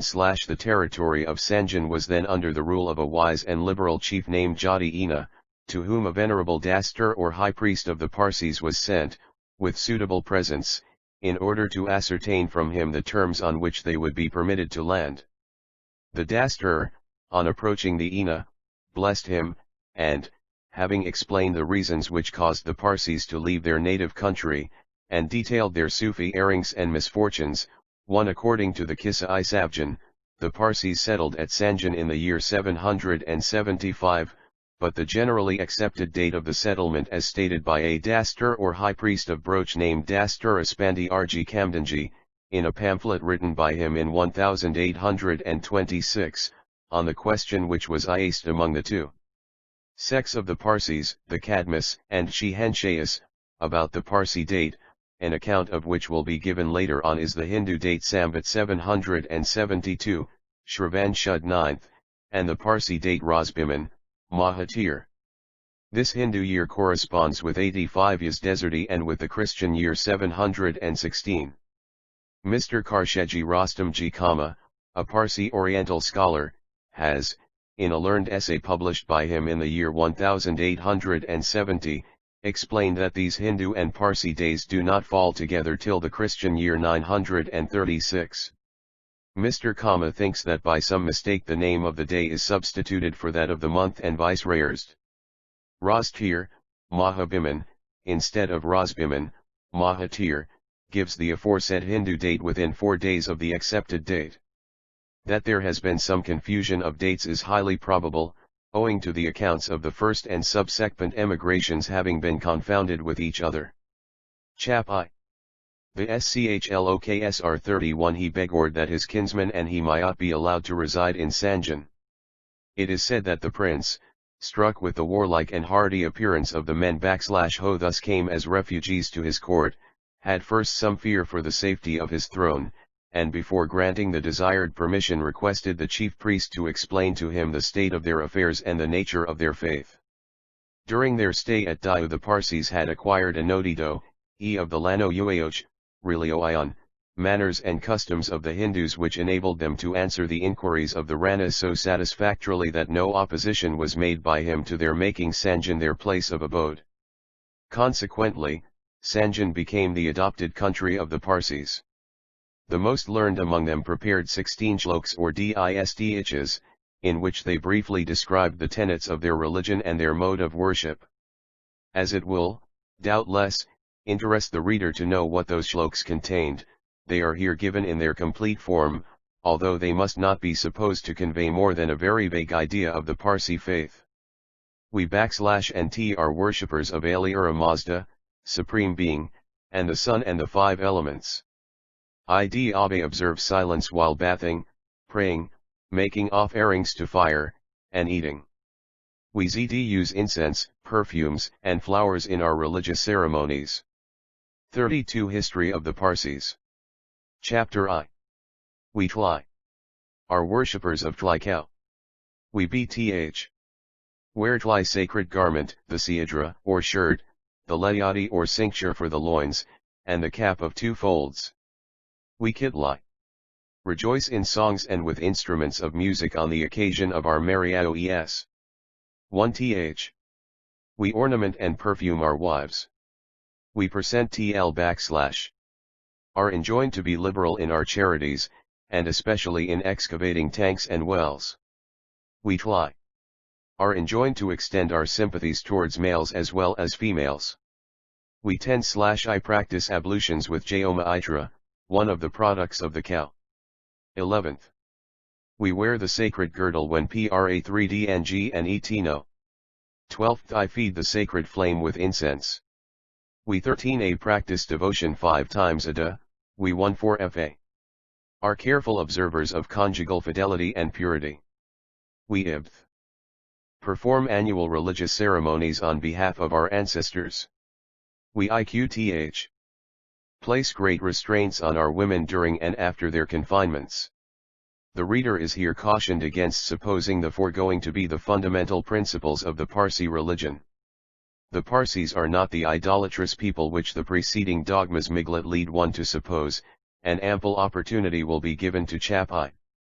An excusable deception. 33. The reader of forming an opinion of their true religion in subsequent pages of this work. It must, however, be frankly stated that the first Zoroastrian refugees in India played the part of dissemblers, and that these distihs were framed with the view of owning the favor of the Hindu Ina. Although allusion is made in them to many minor ceremonies, which are no more the essentials of Zoroastrianism than of Christianity, yet, because of their approximation to certain ceremonies of the Hindus, prominence was given to them by the Dastur, while he observed silence Rio Ardeno the doctrines on which the religion of Zoroaster is really based. The Parsi refugees had had sufficient opportunities of learning at Diu how jealous the Hindus were of association with people of other castes, from the dread of contamination to themselves. Followed as they had been by continual misfortune, and cast upon the world without a country or a home, the Parsis could not but be anxious to obtain, even at a great sacrifice, a landing place and shelter for themselves and their families. Bearing this in mind, it is quite possible, and indeed probable, that they answered the inquiries of the Hindu Ina in such a form as to win his good opinion. They concealed from the prince and his subjects all that would have appeared extraordinary or offensive to them, and supplied, in place thereof, ceremonies which were exclusively Hindu in vol. ID 34 History of the Parsis. Chapter I Origin. This device succeeded, for the people found favor in Jati Eau's eyes, and permission was given them to reside in his city on the condition that they would adopt the language of the country and cease to speak that of their forefathers. They were also required to dress their females in the Indian fashion, to wear no armor, and to perform the Mariaoi ceremonies of their children at Neoyat, in conformity with the practice of the Hindus. The exiles had but 2 alternatives, either to accept these conditions or to return to their ships, and, as any other race would have done under similar circumstances, they chose the former course rather than again become wanderers on the face of the earth. They rested in the land of the Ina, and occupied a large tract of waste land in the immediate vicinity of Sanjan. After a long succession of hardships, endured for many years, the exiles had at last found a resting place, with a reasonable prospect of enjoying repose and happiness.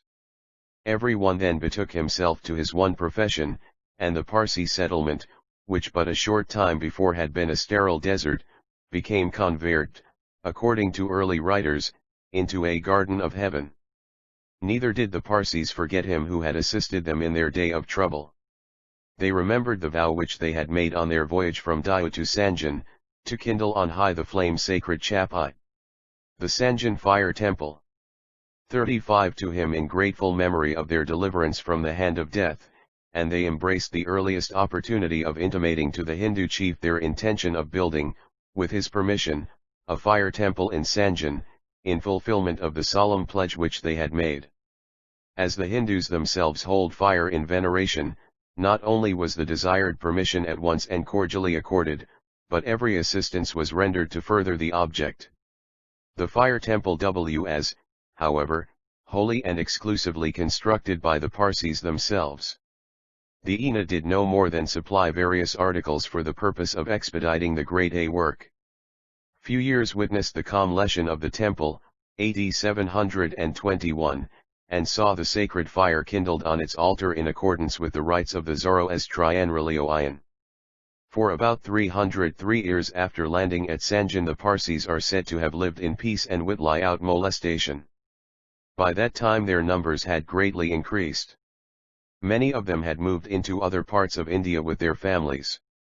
They had gone, among other places, to Cambay, Ankleshwar, Variaf, Vankaner, and Surat, in the north, and to Thana and Jal in the south, places still to easily recognized on the map of western India.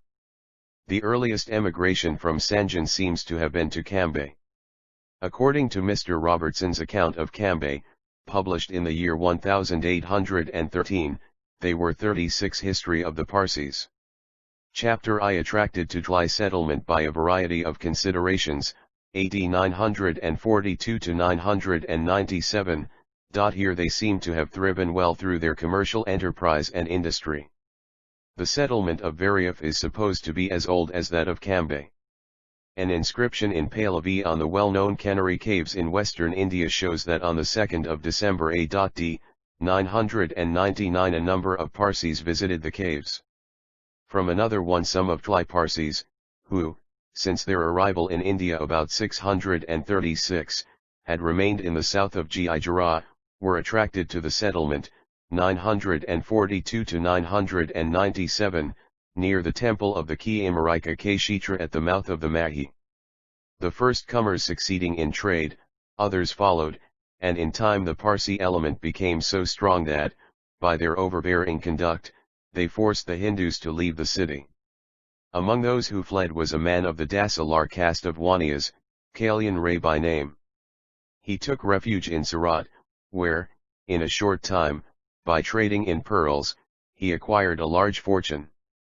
His oviolth gave him consequence, and he had the address to bring together a numerous band of Rajputs and Kalis, who in the night attacked the Parsis, putting many to the sword, and setting fire to their houses.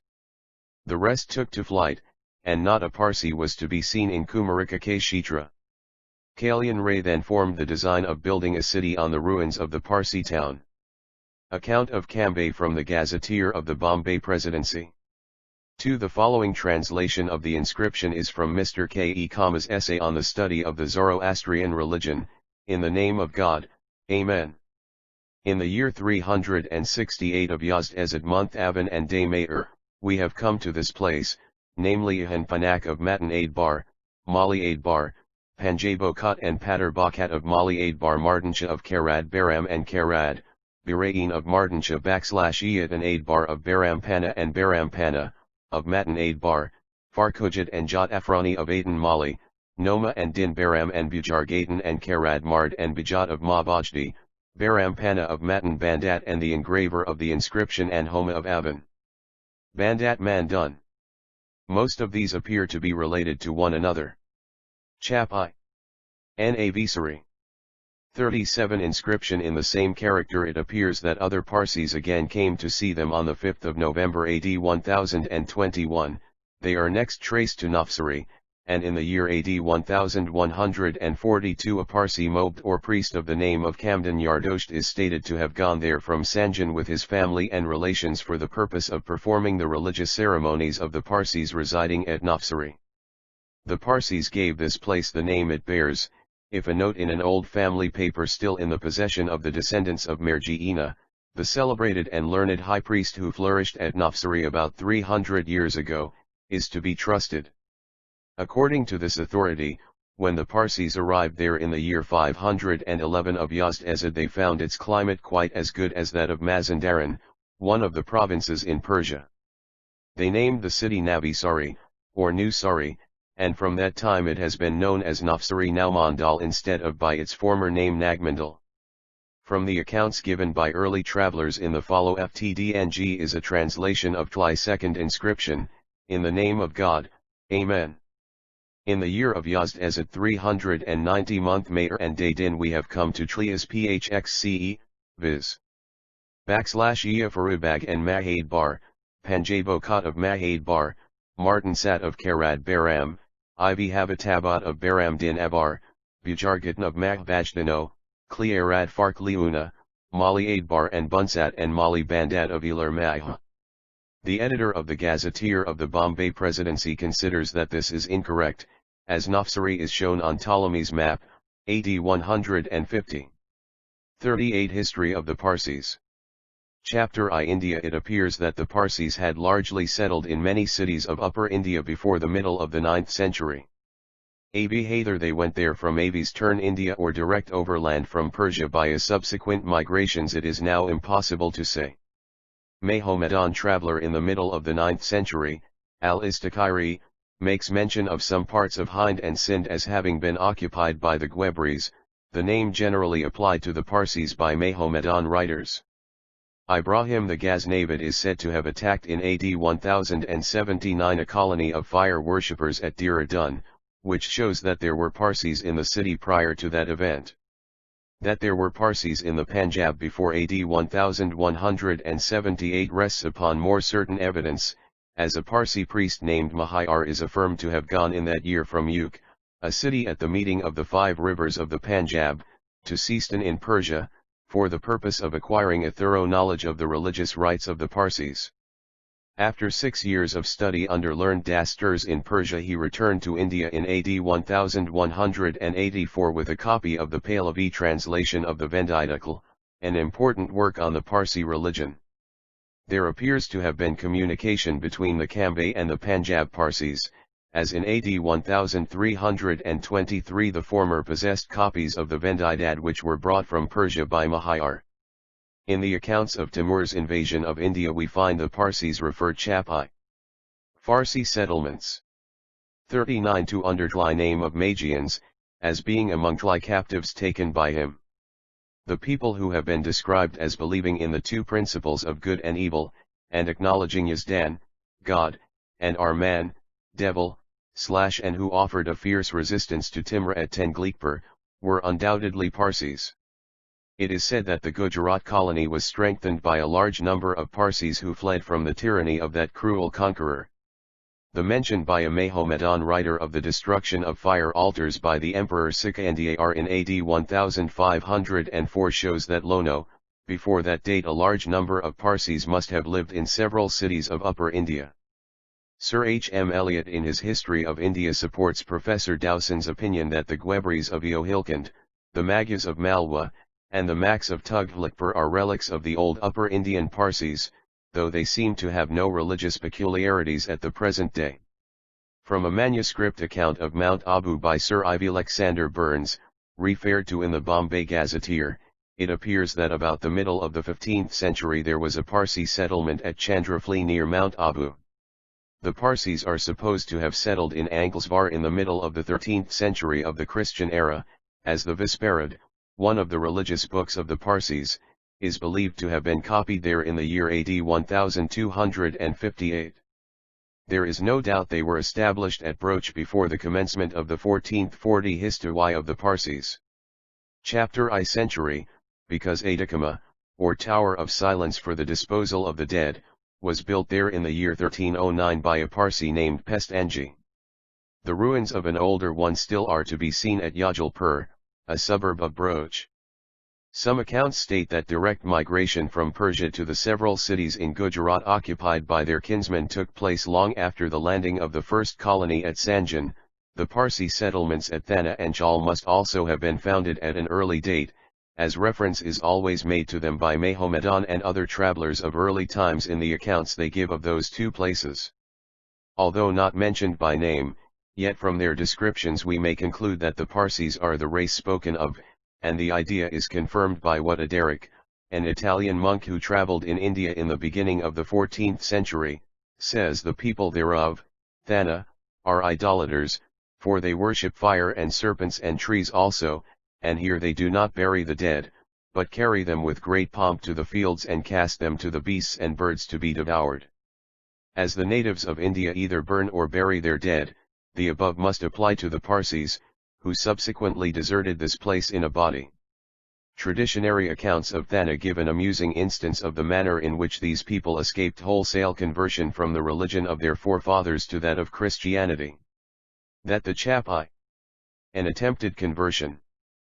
/ early Christians were not over scrupulous in Tlier work is slyown by the wholesale conversion, in name at least, of a large mass of Hindus in Sals et, who, up to the present day, have about as much idea of Christianity as the inhabitants of Timbuktu. There really being a mixture of Hindu and Christian rites and ceremonies. It would appear as if the Yemen Catholic missionaries once intended to compel the Parsis in a similar way to become Christians, because tradition says that on one occasion the authorities of the place issued an order to that effect. The Parsis, seeing that open resistance would be futile, contrived by the following artful scheme to escape the religious persecution with which they were threatened. They accordingly went to the governor in a body, and said that they were ready to embrace Christianity, and that they had really felt inclined to do so before.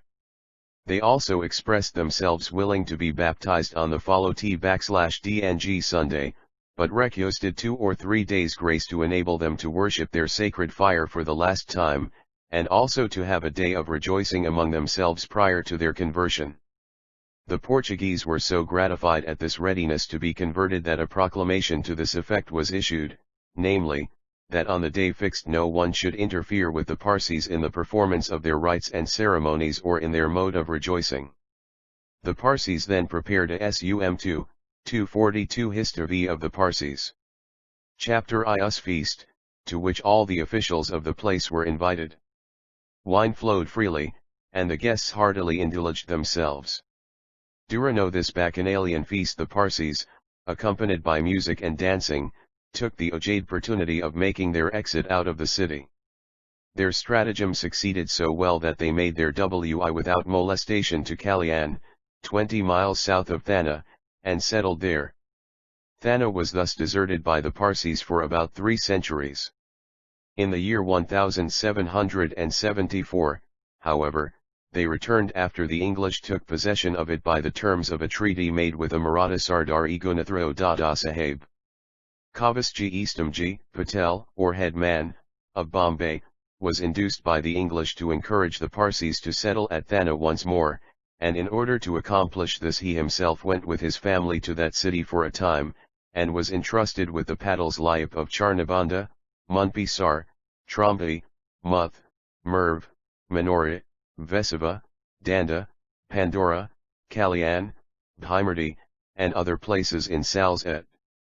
Travelers in India of the 14th, 15th, and 16th centuries found Parsis in many parts of the country. Their numbers must have been very insignificant, for there is no important event. In 1614 a Parsi dastur of the name of Azar Kevin bin Azar Gosp died at Putna at the patriarchal age of 8J5.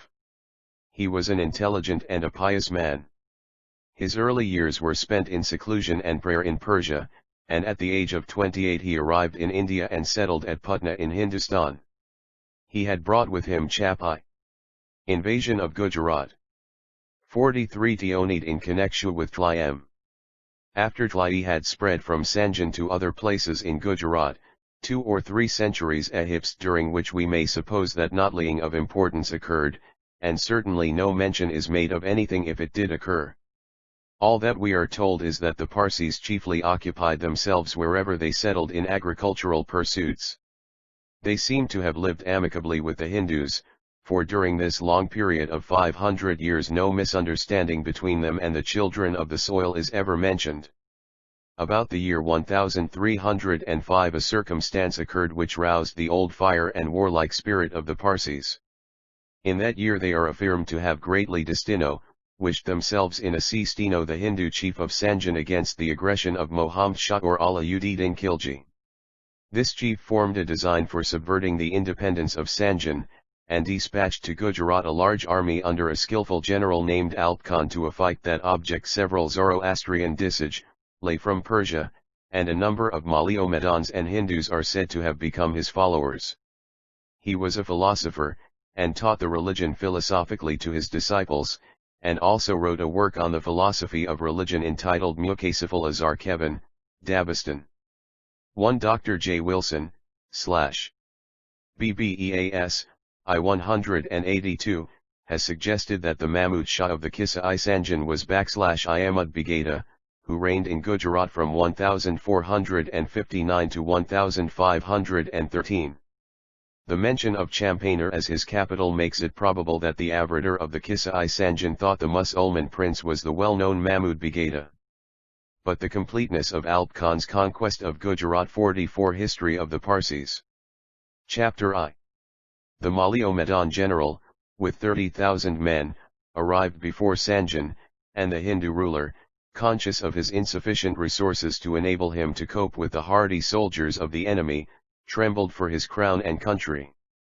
He solicited the assistance of the Parsis, and summoning them to his premise addressed them as follows: Ancestors exalted you and lavished favors upon your people, and it behoves you in this my difficulty to show your gratitude and to exert yourself on my behalf, and lead the way in battle.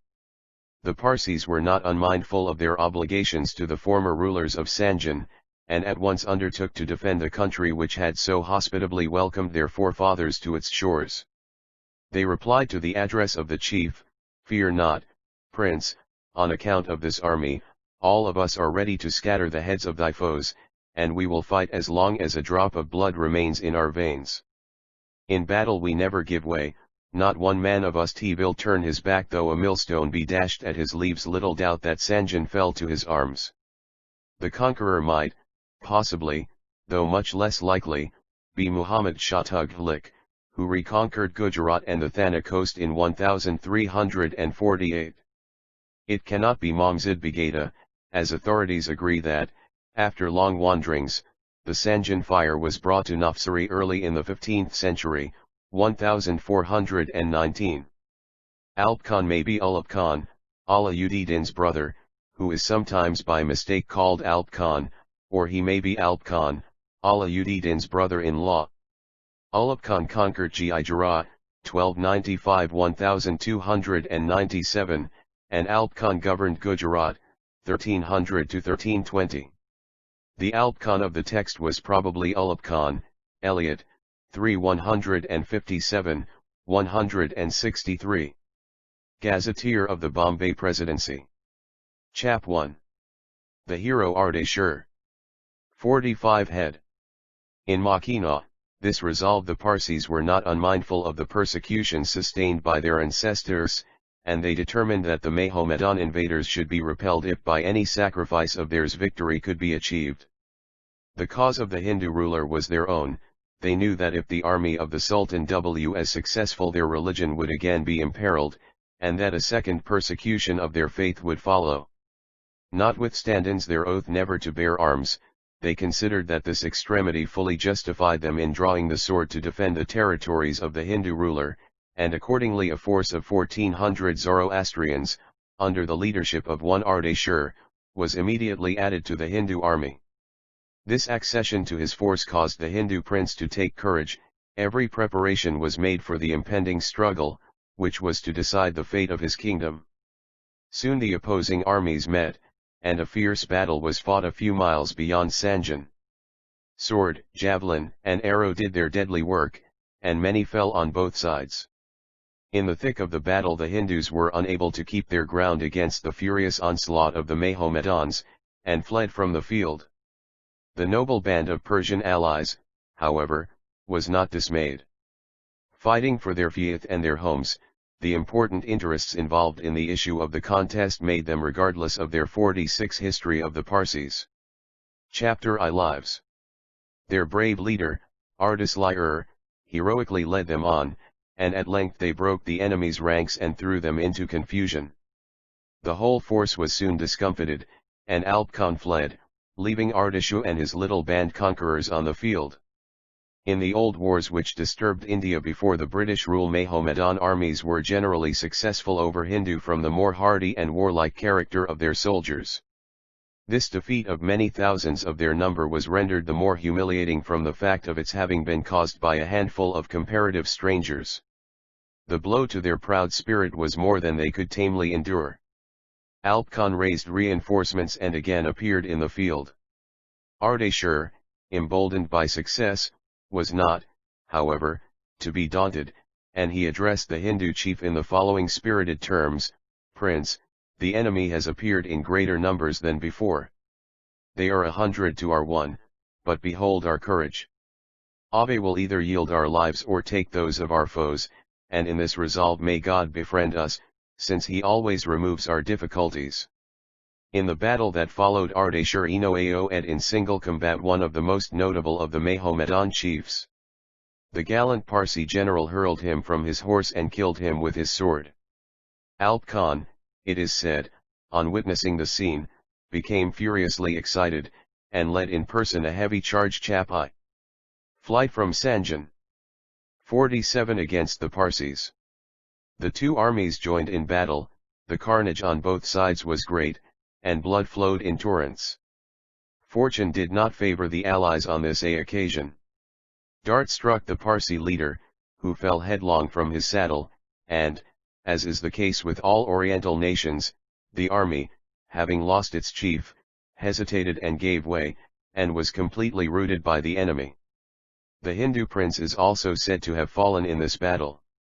Alp Khan was now master of Sanjan, and the Parsis soon found it impossible to call that place any longer their home. After the overthrow of the Hindu government, the Parsis suffered many wrongs at the hands of the Mahomedan troops, and in consequence the greater part of them fled to the mountains of Barut about 8 miles east of Sanjan, taking with them the sacred fire which they had consecrated at the latter place. Here, however, they did not remain long. According to the Kissa-i Sanjan, Tli fugitives, after a sojourn of 12 years, quitted this mountainous district, and, still carrying their sacred fire, went to a place called Bansda, about 50 miles northeast of Nafsari. Avair a few Parsi families had already settled, and one in the year 1839, a Flea the great Bombay missionary, Dr. John Wilson, visited Sanjan. He found only 1 or 2 Parsi families there. Did not a single Parsi is residing there at the present day, and the ruins of Adakama or Tower of Silence for the Dead are now the only monument that exists of Parsi settlement in that place. A 2 cave is still shown in the mountain in which the sacred fire was kept. 48 History of the Parsis. Chapter I. After another 14 years, i.e. AD 1331, they bore the sacred fire to Nafsari, where the Parsis had already become an opulent and influential race. But, remembering that AD 1419 is generally accepted as the year in which the sacred fire was brought to Nafsari, it may well be presumed that between the flight of the Parsis from Sanjan and the recovery of their influence and freedom in religious worship a period of not 26 but of 100 years must have elapsed. From Nafsari the fire was removed to Surat in the year 1733, as about that time there was some apprehension on account of the Pandari inroads into that city. It was again removed to Nafsari 3 years later, when, owing to disputes among the priesthood, it was transferred in 1741 to Balsar, and after being there for some time it was taken to Udvada on the October 28, 1742, where it still exists. On account of its being the oldest fire temple of the Zoroastrians in India, it is held by them in the highest possible veneration. Nothing worth chronicling is known of the history of those Parsis who, before the overthrow of the Hindu one, the building in which the sacred fire is now located was built in the year 1830 at the expense of Messrs. Dadabhai and Manjurji Pestanji Wadia, in memory of their father, Pestanji Bamanji Wadia. When originally brought to Udvada, it was kept in a place built at the expense of a Parsi of Nargal. Thence it was removed to a building provided by one Pikji Adalji of Surat, and subsequently to another erected by Jamshedji Nanabigasdar of Bombay, Chapai. The very of tragedy. 49 Ina of Sanjan, had migrated to outlier cities of Gujarat. The emigrants, wherever they located themselves, pursued the quiet and peaceful art of husbandry. But their national energy and courage never seemed to have forsaken them, in proof of which an affair at Variaf may be cited. Small Parsi colony had settled at that place, which is situated at some distance from Surat. It was at the time under the rule of the Kaya of Rathanpur, a Rajput chief. This chief attempted to exact an extraordinary tribute from the Parsis, but the latter, refusing to submit to the extortion, opposed and defeated the troops sent to enforce the demand. Unable to avenge themselves openly, the soldiers of the Rajas sought an opportunity of surprising those who had defeated them in the field, and a marriage festival, to which all the Parsis in the place had been invited, was chosen as affording the most favorable occasion for gratifying their cowardly revenge. Unconscious of what was impending, the Parsis were surprised in the midst of their festivities, and, together with the Avaman and children, were ruthlessly massacred by these ruffians. The anniversary of this cruel outrage perpetrated upon the Parsis at Yariaf is still observed at Surat, and religious ceremonies are performed in honor of those who fell on that disastrous occasion. Vol. I.e. 50 History of the Parsis. Chapter I. The Parsi settlement at Surat is not so old as those at other places in Gujarat, but it was there that Anknatil du Paronthus gives the origin of the city of Surat as he heard it from Narbez, the librarian of the last Mahomedan Subadar of Ahmedabad. In the reign of Mahmud Begada, 5th king of Ahmedabad, who flourished about the close of the 15th century, there were, and the vicinity of a place where, in 1760, stood the house of Fairs Khan, Hakim of the Tvvn, several huts of fishmongers, who had at their head a man of their profession, named Siratji. This chief paid the dues of his little village to the Hakim, i.e. to the governor, of Randur, a small town situate on the northern bank of the Tapti, who ruled the country on behalf of the king of Alamdabad.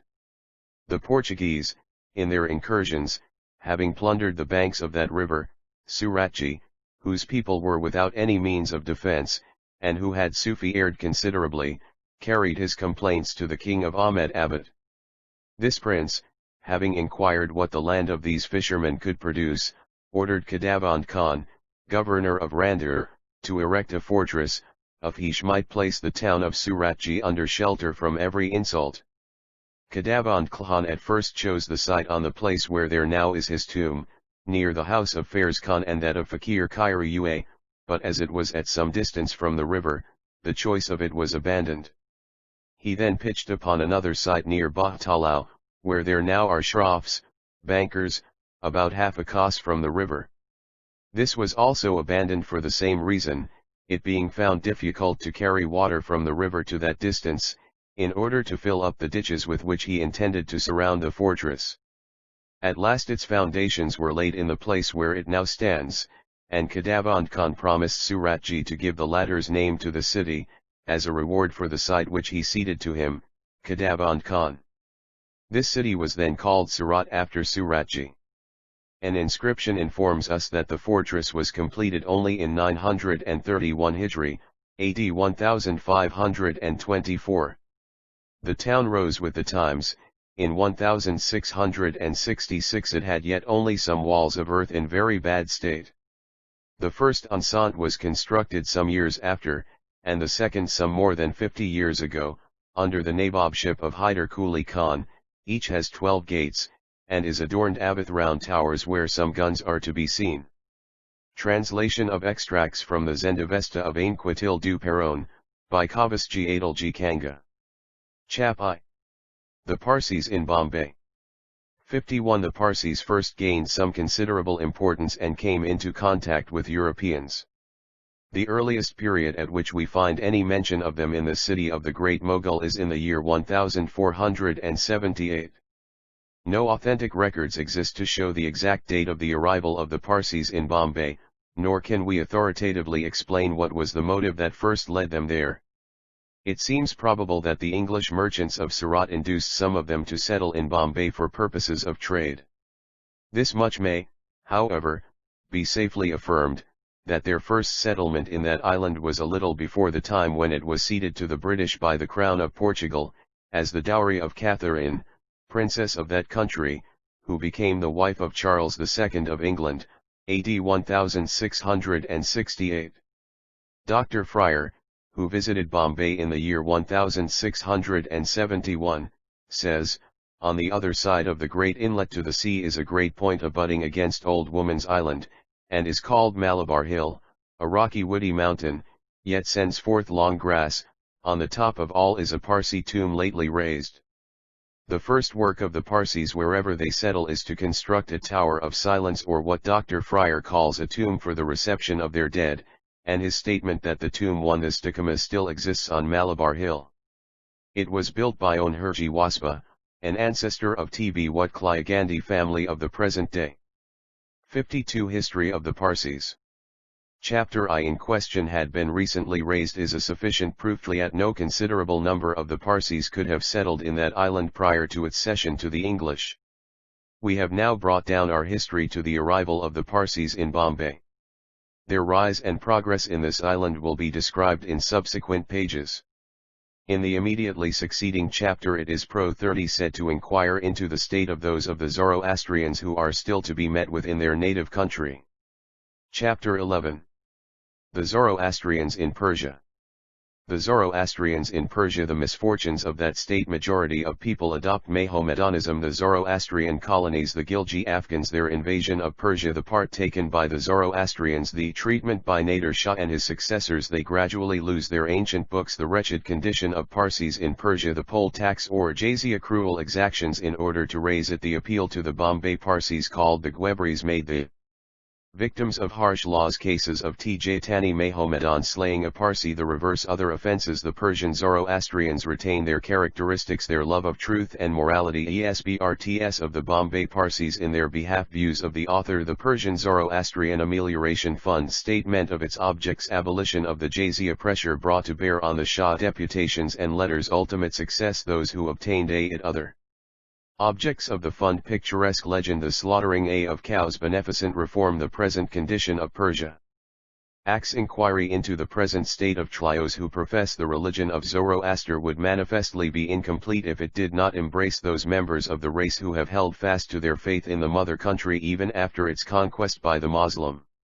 The effect of Mahomedan rule, wherever established, is too well known to need any lengthened description.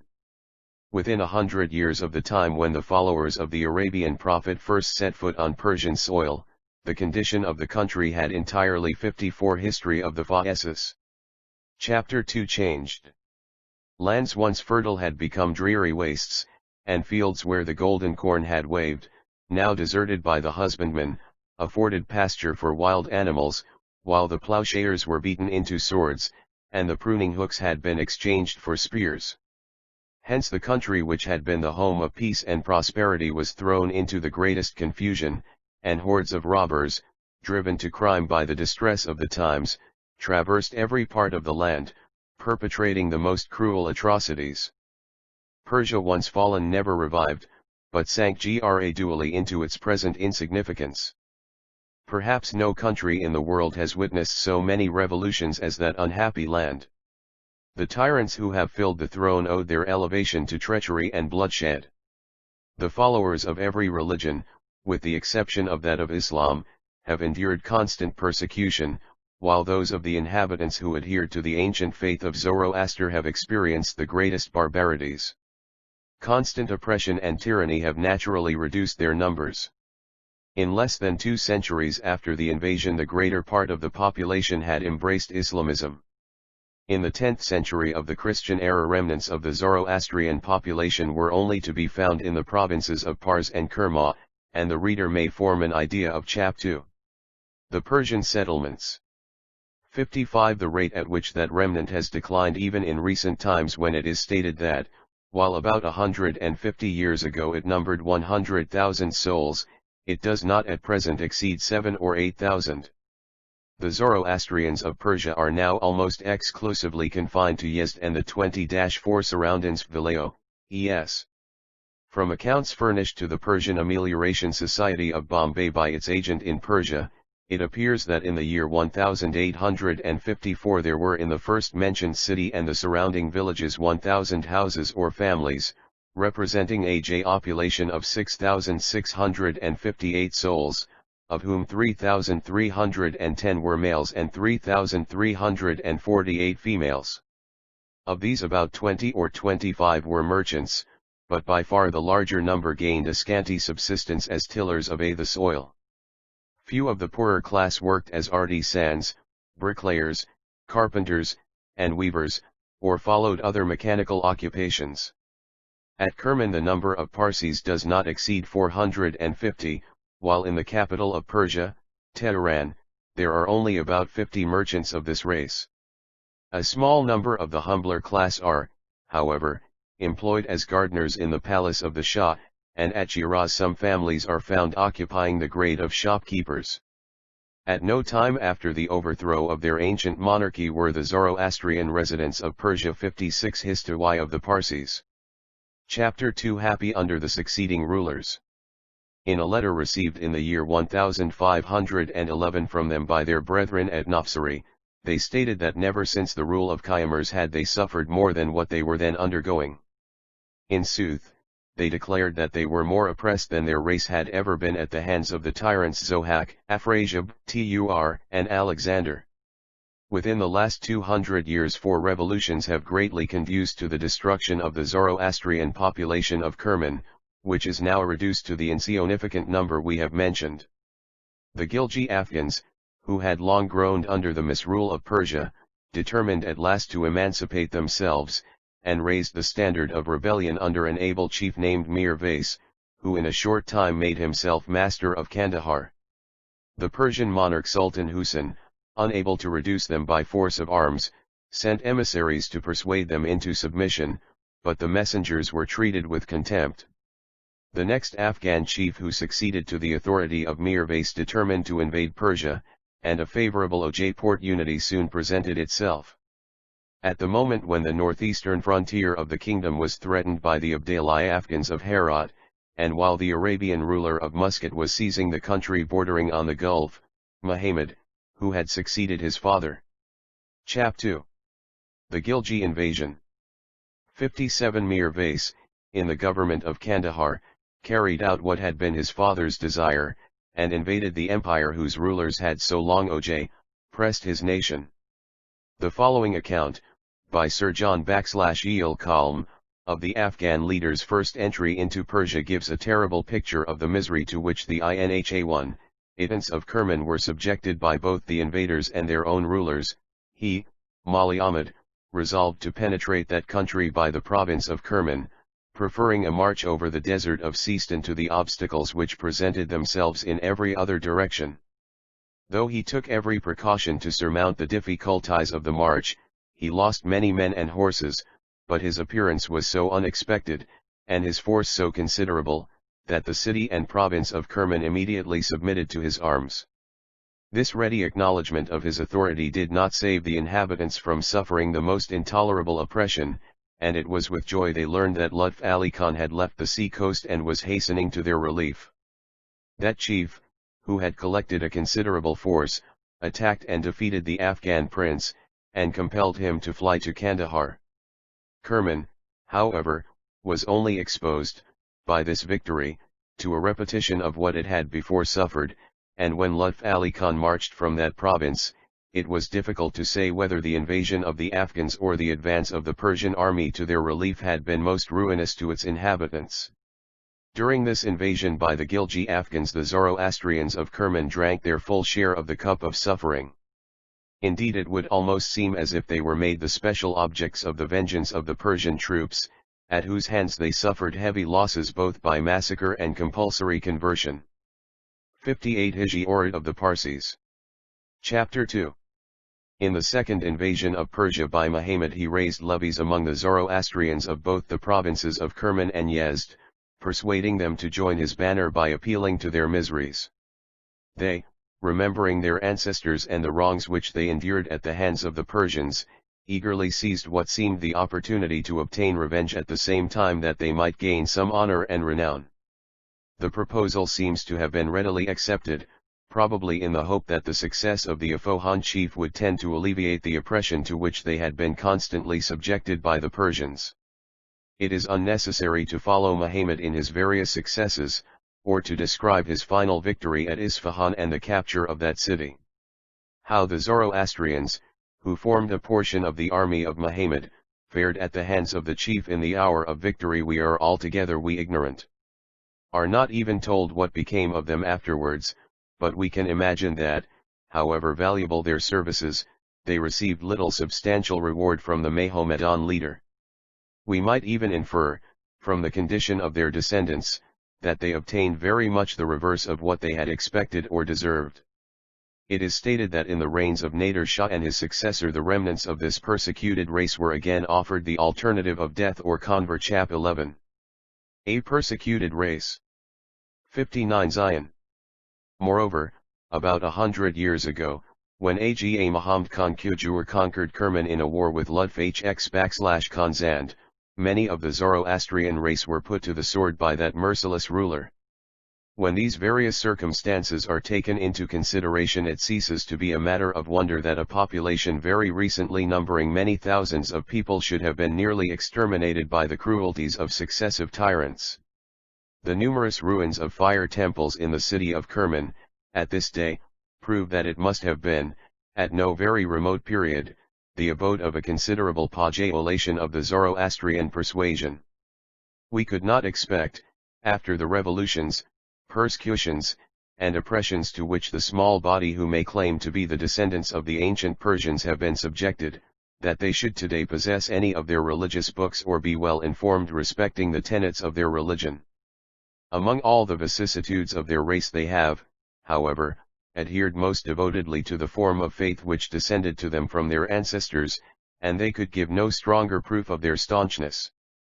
At one time the Parsis in India believed that copies of their ancient books, which they did not possess, could be furnished to them by their co-religionists in Persia, but this was soon shown to be a delusion. The accounts of their condition given by 60 History of the Parsis. Chapter 2.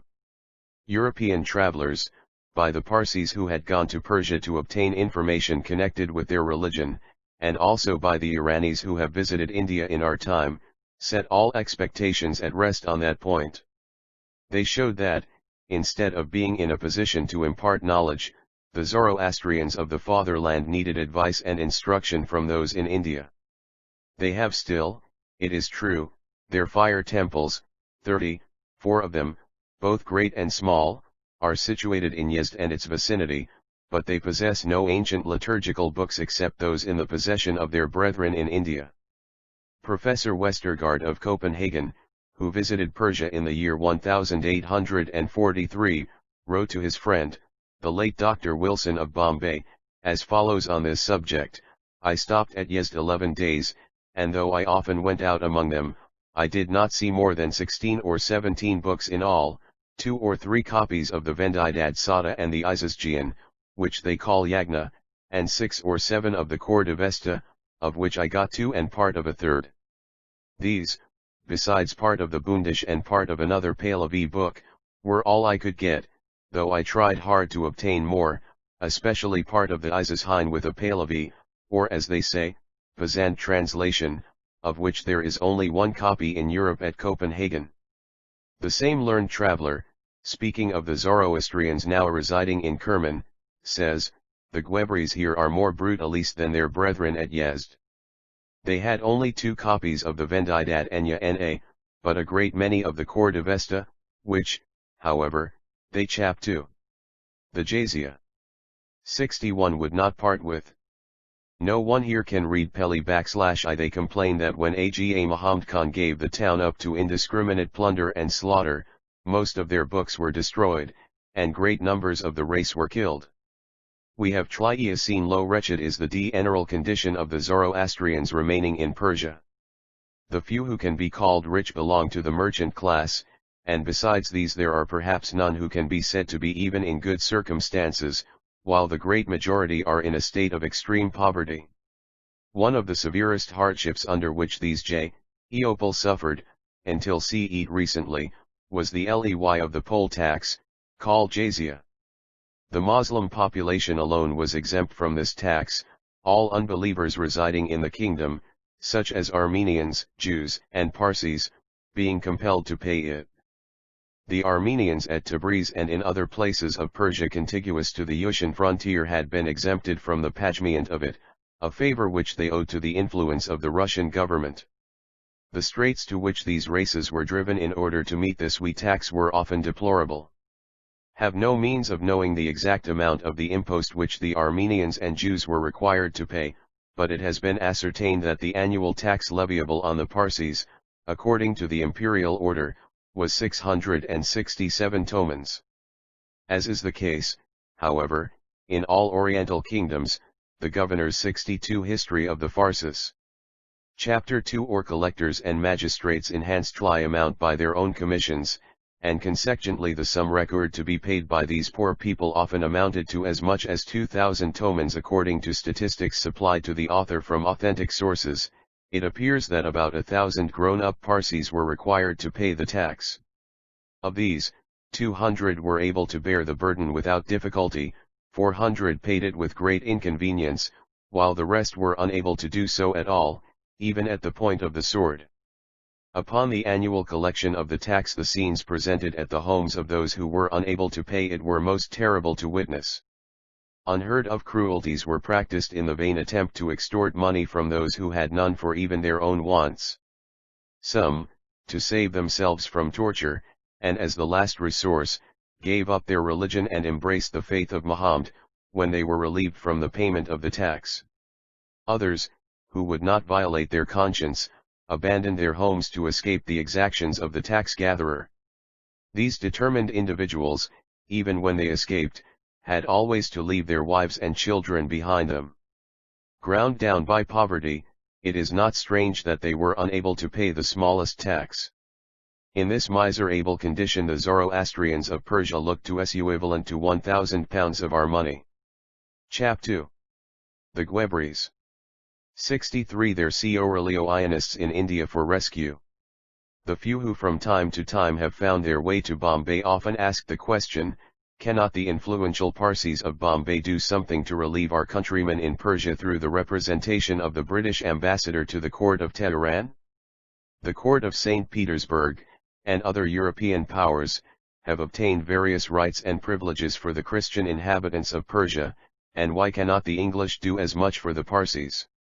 This appeal did not remain unanswered, as will be seen later on, by the Parsis of Bombay. It is not to be concealed that the Persian government has very negligently observed its promises in regard to the Christians who inhabit its dominions.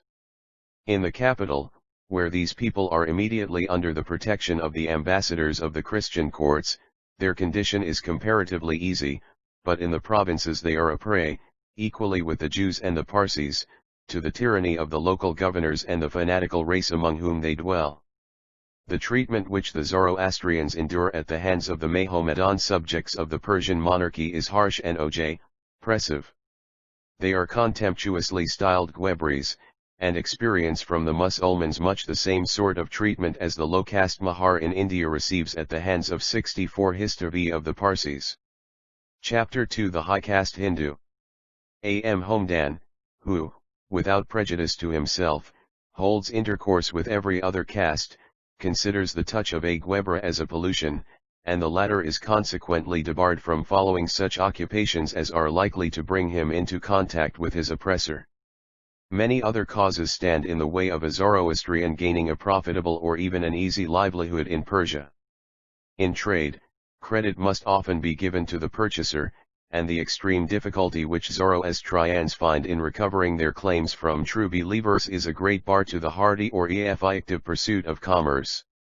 The Mahomedan law against debtors, says Sir John Malcolm, is sufficiently severe, but the law is in no point favorable to what are termed in its Wilano Uaoe unbelievers. See it mentioned on the same authority that an eminent Christian merchant, who resided many years in Persia, and who enlightened Europe by his observations on that country, states that nothing but the establishment of the urf or customary law, which is administered by the secular magistrates, could enable a person not of the Mahomedan faith to carry on any commercial transactions in Persia. The bigotry of the priests, and the one-sided nature of their law, which is nothing more than that of the Quran and its traditions, would deprive him of every hope of justice. When an application was made to the court of Shara by a chapter Mahomedan intolerance 65 non-believer against Amuliameklan bankrupt, the latter was so speltered under its forms and prescriptive laws that it was declared impossible to attach his goods for the payment of debts. Of other instances of the injustice of the law against those who do not adopt the dominant religion of Persia, one deserves prominent notice. If a rich man of some different creed dies, any distant relative who may have embraced Mahomedanism can claim his property in preference to the deceased's lawful children. Such injustice speaks for itself. Comment on it is unnecessary. Not only is a Parsi thus deprived of his civil rights, but in every respect his position is one of constant inconvenience and sometimes of peril. If a Mahomedan, whether from bigotry or malice, kills a Parsi, Jew, or any unbeliever, there is no redress. The culprit is either slightly fined, as the value of a Kafir's life is very lightly estimated, or he is actuated on some trifling pretext. Few recent instances will suffice to prove our statement. An Armenian resident of Tabriz was killed by a Muslim. The murderer was fined 7 tomans, £3 10 shillings, and the sum offered to the heirs of the deceased. The latter declined to accept it, and demanded that a punishment should be inflicted on the offender equal to the guilt of his crime. Their remonstrances were unheeded, and the murderer was set at large to Val. If 66 History of the Parsis. Chapter 2 Glory in having sleed the blood of a Khair. At Yezd 2 Parsis were murdered by some Mahomedans. The criminals were paupers and unable to pay a fine. They were then set at liberty, the judge declaring it to be unjust to imprison the followers of Muhammad for laying violent hands on mere Kafirs. Even so recently as 1874 an act of the most flagrant injustice occurred. Respectable and wealthy Zoroastrian merchant, named Ishad Meherban, was shot and killed in the public bazaar of Yezd by one Ujub Ali, a Mahomedan. After committing the brutal deed, the murderer escaped through the assistance afforded him by the sympathizing crowd. The authorities made no effort whatever to trace the culprit and bring him to justice. However, to the exertions of the murdered man's relatives who were resident in Bombay, and who spared neither pains nor money to trace the murderer, the criminal was at last discovered in Bushire. The authorities at Shiraz were applied to for the purpose of executing justice, and the governor of that city ordered the accused to be sent for trial to Yezd. There, however, nothing was done to bring the offender before a tribunal. Meanwhile Ishad Meherban's relatives sent from Bombay several telegrams and memorials to the ministers of the Shah, as well as to the Shah himself, pressing for justice. These sustained efforts led to the authorities at Tehran giving orders to the Chapter on Equal Laws 67 governor of Shiraz to send the criminal to Tli capital. These orders were of course obeyed, and the accused was given in charge of the mounted police to be taken to that city. The culprit again made his escape through the connivance of the guard while at Qom, and took refuge in a holy place called Imam Jada Hazrati Maysuma. According to the law of Islam, no person, however great his offense, can be arrested in a sanctuary, and the murderer remained there for a long period. It is stated that he has since been pardoned on the recommendation of the Mustad, the highest religious lawgiver, who declared that, as the Zoroastrian acted in violation of the law of Islam, a true believer committed no oini in Sla 37 ing him. Thus the /lan, who ouoht lono aoo to have forfeited his life, is still at large, perhaps posing as a martyr for having been arraigned when he had performed a meritorious action. Let us now see how justice is reversed in cases when the murder of a Mahomedan has been perpetrated. A Jew had a claim against a Mahomedan for a sum of money, and the latter refusing to pay it, both of them came to blows, in which the Mahomedan lost his life. As the victim was a believer, the fine was 1,000 tomans besides imprisonment, which was promptly imposed and carried out. The Mahomedan law is founded on the Quran, and the administrators of it are the mullahs or priests, whose decision is 68 history of the Parsis. Chapter 2 invariably given against the unbeliever, whether he be in the right or the wrong. The sanctuary of the fire temples and towers of silence belonging to the Parsis is often invaded, and any appeal to the authorities is usually unheeded, if not altogether treated with contempt. Instances have, however, occurred when justice has been done to the aggrieved party, but even then it has served as a pretext for some further mischief on the part of the Mahomedans. An event of this character happened a few years ago. Parsi of Kerman, having suffered an injury at the hands of a Mahomedan priest, appealed to the Shah at Tehran, and the mullah was immediately summoned before the court, and ordered to give the amplest satisfaction for the wrong he had done. The Mahomedan, though forced at the time to comply with the mandate of authority, eagerly watched for an opportunity to take his revenge upon the other. In Persia all laws remain in abeyance on the death of a monarch till a successor has been placed on the throne. During this interregnum people are not answerable for their crimes, and no notice can be legally taken of their conduct. The mullah, therefore, thought that such a period would afford an excellent opportunity for satisfying his revenge, and on the death of the Shah he stirred up the Mahomedan mob to kill every unbeliever in Kerman, as a work enjoined upon them by the Holy Chapter.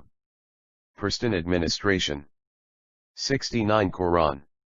The Parsis were the first victims of this popular fury, and many of them were killed, including, we may assume, the particular object of the Muyuwa's hatred.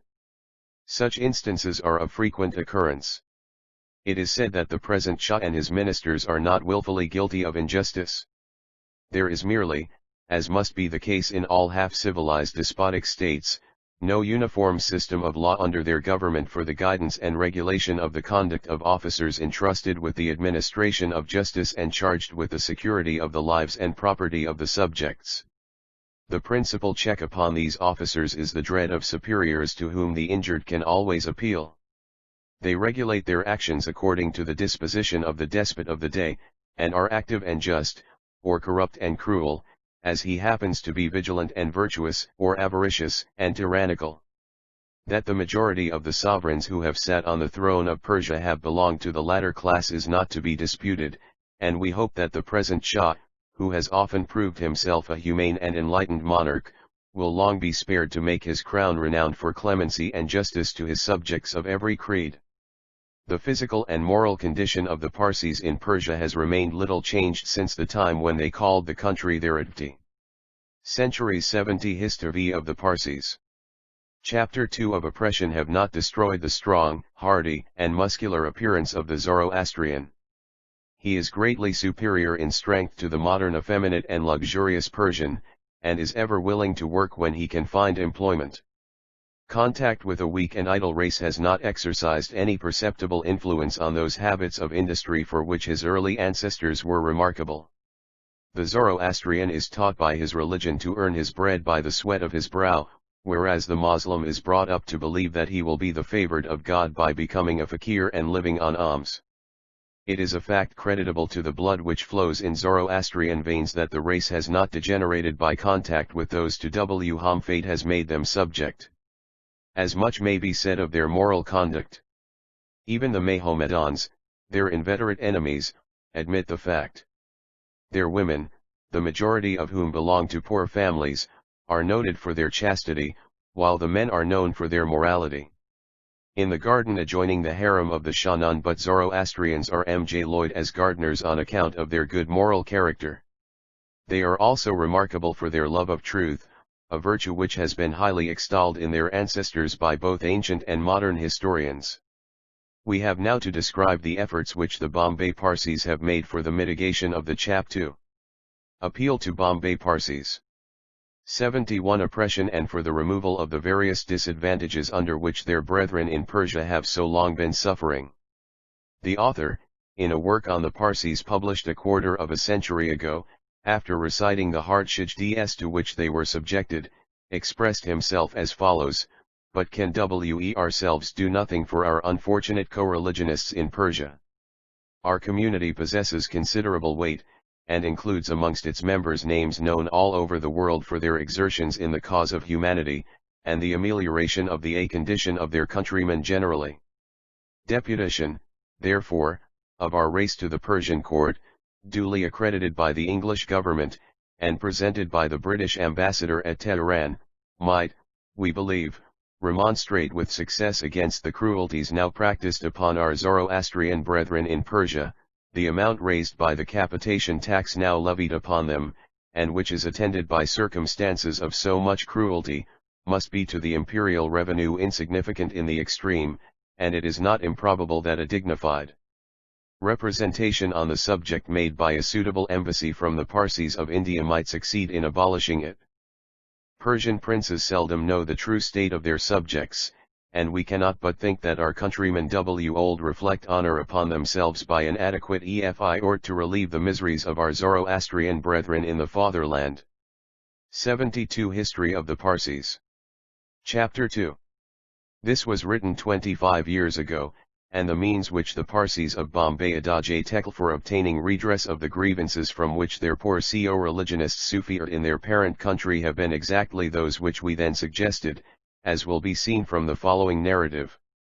Their unhappy condition appears to have excited the deepest sympathy in Bombay some years before the more systematic efforts which we are about to detail began in their behalf.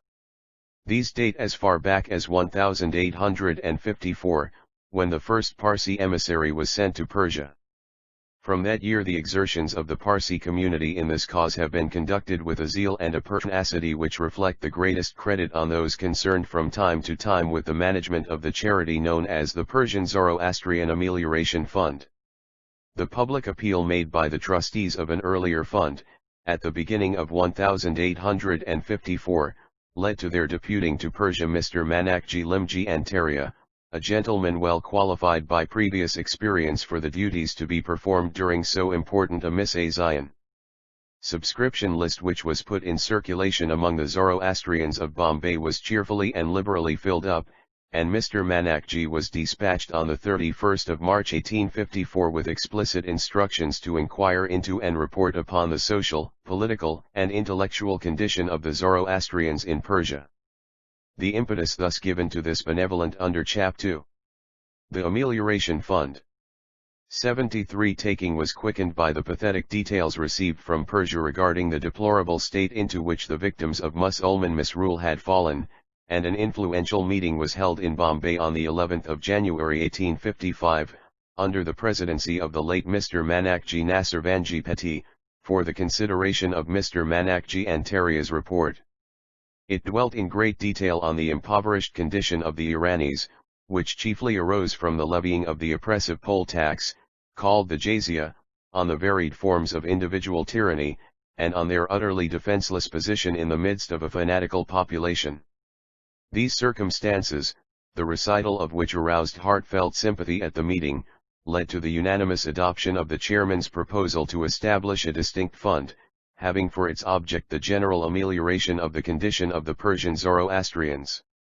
Other resolutions were passed at the meeting relating to the nomination of a managing committee for preparing memorials to the various authorities concerned, and to the collection of subscriptions for carrying out the various purposes of the fund, such as the completion of a tower of silence at Yezd, the procuring of a partial or total remission of the jizya, the affording of pecuniary relief to the aged and destitute, the creating of facilities for the education of the young, and the repairing and preservation of dilapidated places of worship in the parent country. Of these resolutions none 74 History of the Parsis. Chapter 2 was felt to be more importantly and 1 emphasizing the necessity of abolishing the jizya, the imposition and attendant circumstances of which caused most of the misery to which the Persian Zoroastrians were exposed, and in the levying of which manifold evils were inflicted by the local officers. Involuntary apostasy to Mahomedanism and the too frequent exaction of amounts far in excess of the actual dues were the more serious of the evils towards the extirpation of which the managing committee of the fund, and notably their agent in Persia, had from the first devoted their energies. Nothing could surpass the zeal, courage, and persistence displayed by Mr. Manakji Antaria in his endeavor to procure partial or total relief from this cruel exaction, and it is not too much to say that, but for his unceasing efforts in so noble a cause, the obnoxious and extortionate jizya would still have been in existence, instead of having become a thing of the past. The efforts for its abolition lasted from the middle of 1857 until nearly the close of 1882. In the autumn of the latter year the jizya was abolished, to the unspeakable joy of those who suffered from it and of those who had agitated for its abolition. This glorious result was not, however, accomplished without the greatest discretion and the most determined and unflagging zeal being exercised on behalf of the sufferers. Much pressure was used, but this would have failed if it had not. Chapter 2. Interviews with the Shah. 75 and backed up by a system of indefatigable memorializing. On one occasion the Shah was personally interviewed by Mr. Manakji Antaria, under the auspices of Major General Sir Henry E. Allinson, British ambassador at the court of Tehran, when the skillful agent introduced the subject with so much tact and good sense that His Majesty's heart was moved to sympathy, and he ordered a reduction of 100 tomans from a total claim of 920 tomans, the joint contribution annually wrung from the populations of Yezd and Kermetug. Another and still more memorable interview with His Persian Majesty took place during his visit to England in 1873, when the managing committee, ever on the alert, drew up a memorial to him, adorned with gold leaf and inscribed in golden letters, in which were set forth in the most flowery and choicest Persian phrases the poverty and sufferings of their unhappy co-religionists in his country, owing to the jizya being still in force, and winding up with the prayer that His Majesty would extend his mercy by abolishing the tax by way of a propitiatory offering designed to ward off evil from his most royal person. This memorial, together with one from the Parsis then resident in England, was presented to the Shah at Buckingham Palace, on the 24th of June 1873, by Messrs. Naorazji Erdunji, Dadabhai Naorazji, Ardeshir Karsheji Wadia, and Drive Eastamji Kavasji Bahad 1, History of the Parsis. Chapter 2 Urji, who, being Tlaeen in London, were deputed to do so by Tli Bombay Committee. It's Liold be added that the exertions of the Parsis in London were powerfully supported by the hearty cooperation of two distinguished and generous-minded English officers, viz. Sir Henry E. Allinson and Mr. E. B. Eastwick, MP, who had both been at a previous period prominent representatives of the British Embassy at the court of Tehran. The efforts of these distinguished Englishmen were not without some effect upon His Majesty, who was pleased to send the following gracious and gratifying reply to the gentlemen who headed We give letters of Mr. Eastwick and Sir Henry Rawlinson as instances of the great interest they evinced in the welfare of the Zoroastrians of Persia, 88 Holland Road 27 June, 1873. Mt. Dear Sir, I am going to the Grand Vizier this morning, and will call his particular attention to the address, and also point out how much it is for the interests of Persia that an enterprising people like the Parsis should be encouraged. Yours faithfully, signed, Edward Eastwick. Dadabhai Naorazji, ESQ, 15, Salisbury Street, Strand. July 7, 1873. Dear Sir, I took an opportunity of mentioning to the Shah the very depressed condition of the Zoroastrians in Persia, and explained to him how highly any measures he might initiate for ameliorating their state would be appreciated by their co-religionists in Bombay. His Majesty said the matter should receive his best attention when he returned to Persia, and I thus hope that some from the Bombay Memorial. Yours truly, to Dadabhai Naorazji, ESQ, signed, Real Good WIU Result H. Rawlinson. Chap 2. Final Appeals. 77 The Parsi Deputation for the presentation of the memorial, Buckingham Palace, July 1873. I am commanded by His Majesty the Shah to acknowledge the receipt of your memorials, praying for the application of measures which are calculated to improve the condition of the Zoroastrians in Persia. His Majesty will give this subject his best attention on his return to Persia, and if he finds that your co-religionists are subject to any undue severities, he will take care that redress is afforded them. His Majesty is aware of the high character which is borne by the Parsi community both in England and India, and he is glad that he numbers among his own subjects so many members of that enterprising and loyal race. His Majesty is gratified by the expression of your good wishes in regard to him. Signed, Malcolm. To Naorazji Fardunji, ESQ, 15, Salisbury Street, Strand. But in all Eastern countries it requires a long time to eradicate abuses which have existed for centuries. The Parsis, therefore, seeing that nothing had been gained though much time had elapsed since the receipt of the above reply, and encouraged by the promise of His Majesty to redress the wrongs of his Zoroastrian subjects, persistently forwarded further representations to the Persian court. They also adressed an appeal to the British ambassador at Tehran through the political department of the government of Bombay and the Calcutta Foreign Office, whose secretary, Sir Alfred Lyell, being then on a visit to Bombay, 78 History of the Parsis. Chapter 2 kindly lent material aid in transmitting it to Tly Embassy and thence to the Shah. The grievances complained of were these, that the Persian Zoroastrians were liable to forcible conversion by the Mohammedans, that property belonging to a Zoroastrian family was confiscated wholesale for the use and benefit of individual proselytes and their perverted descendants, notwithstanding the existence and prior claims of lawful heirs, that property newly purchased was liable to be taxed for the benefit of the mullahs to the extent of a fifth of its value, that new houses were forbidden to be erected and old ones to be repaired, that persons of the Zoroastrian persuasion were not allowed the use of new or white clothes, that they were prevented from riding on horseback, and that such of them as were engaged in trade were subjected to extortionate demands under pretense of enforcing government custom dues. The appeal was favorably received, and the petitioners were assured that measures for the immediate relief of the Sufis, with one exception, that of the jizya, would be immediately adopted and enforced.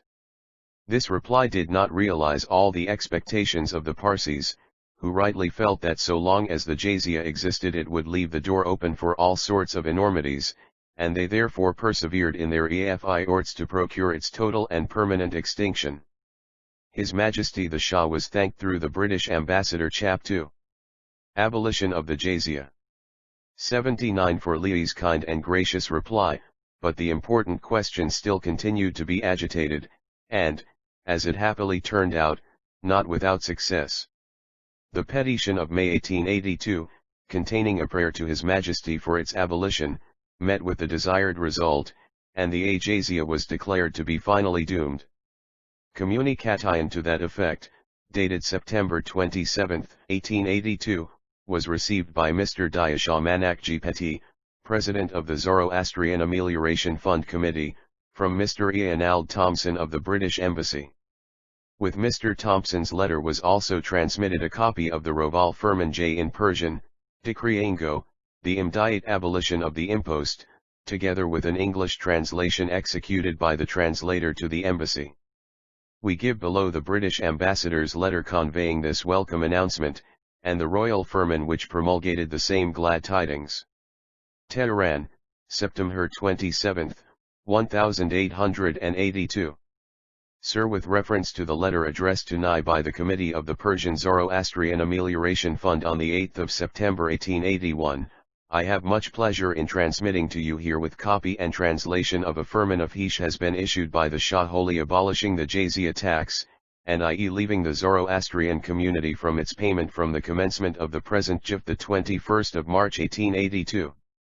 I am, Sir, your most obedient humble servant, signed, Ronald F. Thompson. The President of the Committee, Persian Zoroastrian Amelioration Fund 80. History of the Parsis. Chapter 2. Royal Pharisean issued by His Majesty Nasiruddin Shah relieving the Zoroastrians of Persia from the payment of the tribute annually levied from them under the name of jizya. In consideration of the many favors and blessings which it has pleased the Almighty to confer upon us, and also as a thanksgiving to Him who has bestowed on us the royal crown of Persia, and has granted us the means of affording relief to its inhabitants, it behoves us to provide for the ease and comfort of all our subjects, of whatever tribe, race, community, or creed, in order that they may be strengthened and refreshed by the waters of our Eshal favor. Amongst these are the Zoroastrians, residing at Yezd and Kerman, who are the descendants of the ancient population and nobles of Persia, and whose peace and comfort it is our royal desire now to render more complete than heretofore.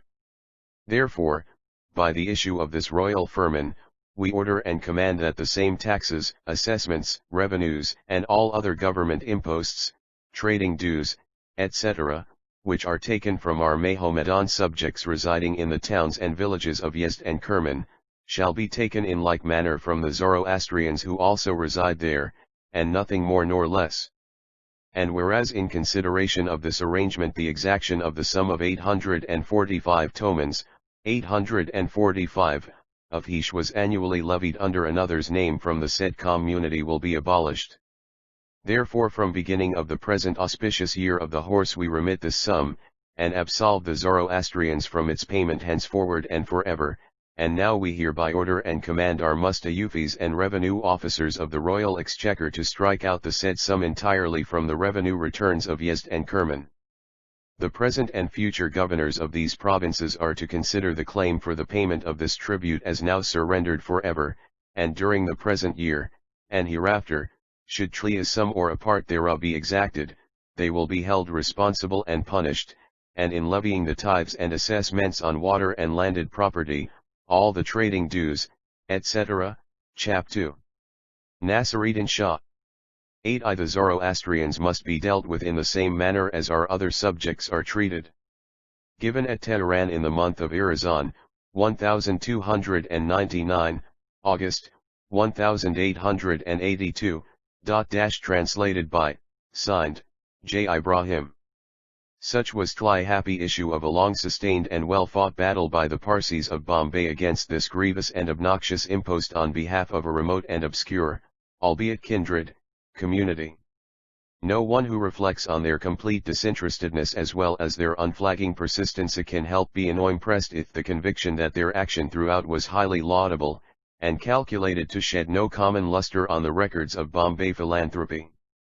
During a period of 23 years the managers of the Persian Amelioration Fund had spent about ES 109,564 in contributions towards the payment of the jizya. The major portion of this sum had been subscribed by local munificence, as the Zoroastrians of Yezd and Kerman were never in a position to pay for themselves without such assistance, so that when the royal firman was promulgated in 1882 loud were the praises of the Parsis, both in India and the mother country. The present Shah is the first of the Persian monarchs, after a lapse of 13 centuries, to show clemency and justice towards the children of the original Persians by putting them on a footing of equality with his other subjects. The name of Nasiruddin Shah will vol. IG 82 History of the Parsis. Chapter 2 Ever be remembered with gratitude by the Parsis, who will unceasingly pray for his long life and reign, and may this tend to the welfare and happiness of the Persian Zoroastrians. The Parsis are no less grateful to the Grand Vizier and other high functionaries of the state who are understood to have supported the cause of the Zoroastrians before their august master. To Mr. Eanald F. Thompson, the British ambassador at the court of Persia, the Parsis owe a deep debt of gratitude for the admirable tact and judgment with which he pleaded for the relief of the distressed Zoroastrians, and for having succeeded in obtaining the redress which had been so long sought for in vain. The Parsi community is also indebted to its old friend, Sir George Birdwood, for the services he rendered in connection with this object, as was expressed at the time in a letter of thanks from the committee at Bombay. Long live Nasiruddin Shah! Was the cry of every Zoroastrian in Persia and India after the promulgation of the firman, which might be appropriately called the Magna Carta of the Zoroastrians of Persia, by which the rights of justice have been secured for them in common with all the other subjects of the Persian monarchy. It should be remembered that the abolition of the jizya was not the only undertaking to which the Bombay Committee and their representatives abroad Chap 2. Zoroastrian schools. 83 had devoted their attention and energy.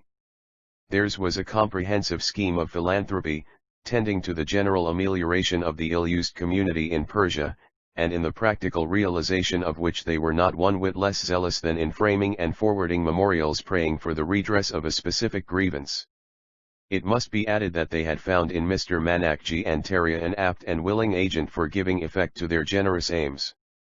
Schools bio, and to be established for the education of Zoroastrian children in 1857, from which date an annual contribution of Es.600 was made for maintaining scholastic institutions at 11 towns in the districts of Yezd and Kerman. Donation of Es.500 per annum from the trustees of the Nasirvanji Manchurji Fund, enhanced by further pecuniary aid from Mr. Palanji Nasirvanji Patel, a gentleman engaged in the China trade, induced the committee, later on, to concentrate their efforts and apply all their resources to placing the boarding school, opened in 1866, on a footing of greater efficiency. This boarding school originated in the munificent gift of Es.25,000, given in 1864 by Mr. Nasirvanji Manakji Peti on the occasion of his son Jamshedji being invested with the Sudra Kusti. This amount was devoted from the first to the instruction, board, and lodging of 31 boys. Unfortunately, the outlay required for the maintenance of this institute for history of the Parsis. Chapter Tuition proved too heavy for the committee's resources, and the deficiency of income had for a time to be made up by transferring the general school funds to the boarding school account. It had, however, to be finally closed in March 1876, after an existence of 10 years, and no attempt has, up to the present time, been made for its resuscitation. Another direction in which the committee labored for the welfare of their destitute and helpless brethren in Persia was in getting the daughters of poor parents or orphan girls of marriageable age settled in life, which their extreme poverty would otherwise have precluded. Such children were exposed to the serious danger of being perverted to Mahomedanism, and it is gratifying to add that, through the kind-hearted liberality of many Parsi gentlemen and ladies of Bombay, their agent in Persia was enabled, between 1856 and 1865, to obtain resources sufficient to cover the expenses of the marriage of upwards of 100 girls, who were thus saved from the dangers and temptations to which poverty exposed them in the midst of a licentious and truculent Mahomedan population. Amongst the contributors to this worthy object, the names of Sir Jamshedji Jajibhai, Mr. Manakji Nasirvanji Peti, Mr. Mervanji Framji Pandey and his wife Bihai Ravi, Mr. Manchurji Hormasji Kama, and Mr. Eastamji Jamshedji Jajibhai, deserve honorable mention. Chap 2. Katun Banu. 85 The need of a charitable dispensary having been long felt in Persia, a subscription was set on foot which resulted in the collection of Es.6,946.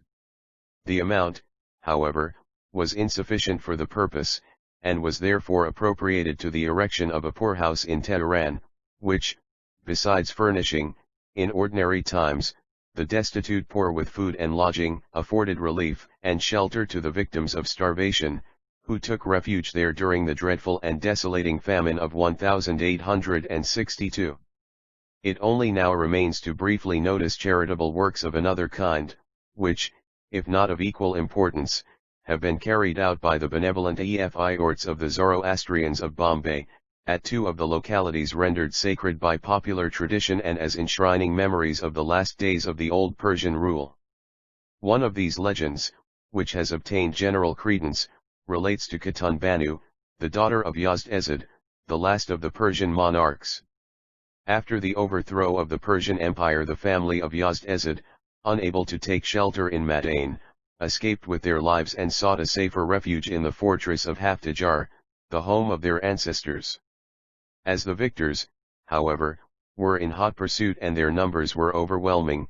The attempt proved futile, and the fugitives were scattered in various directions.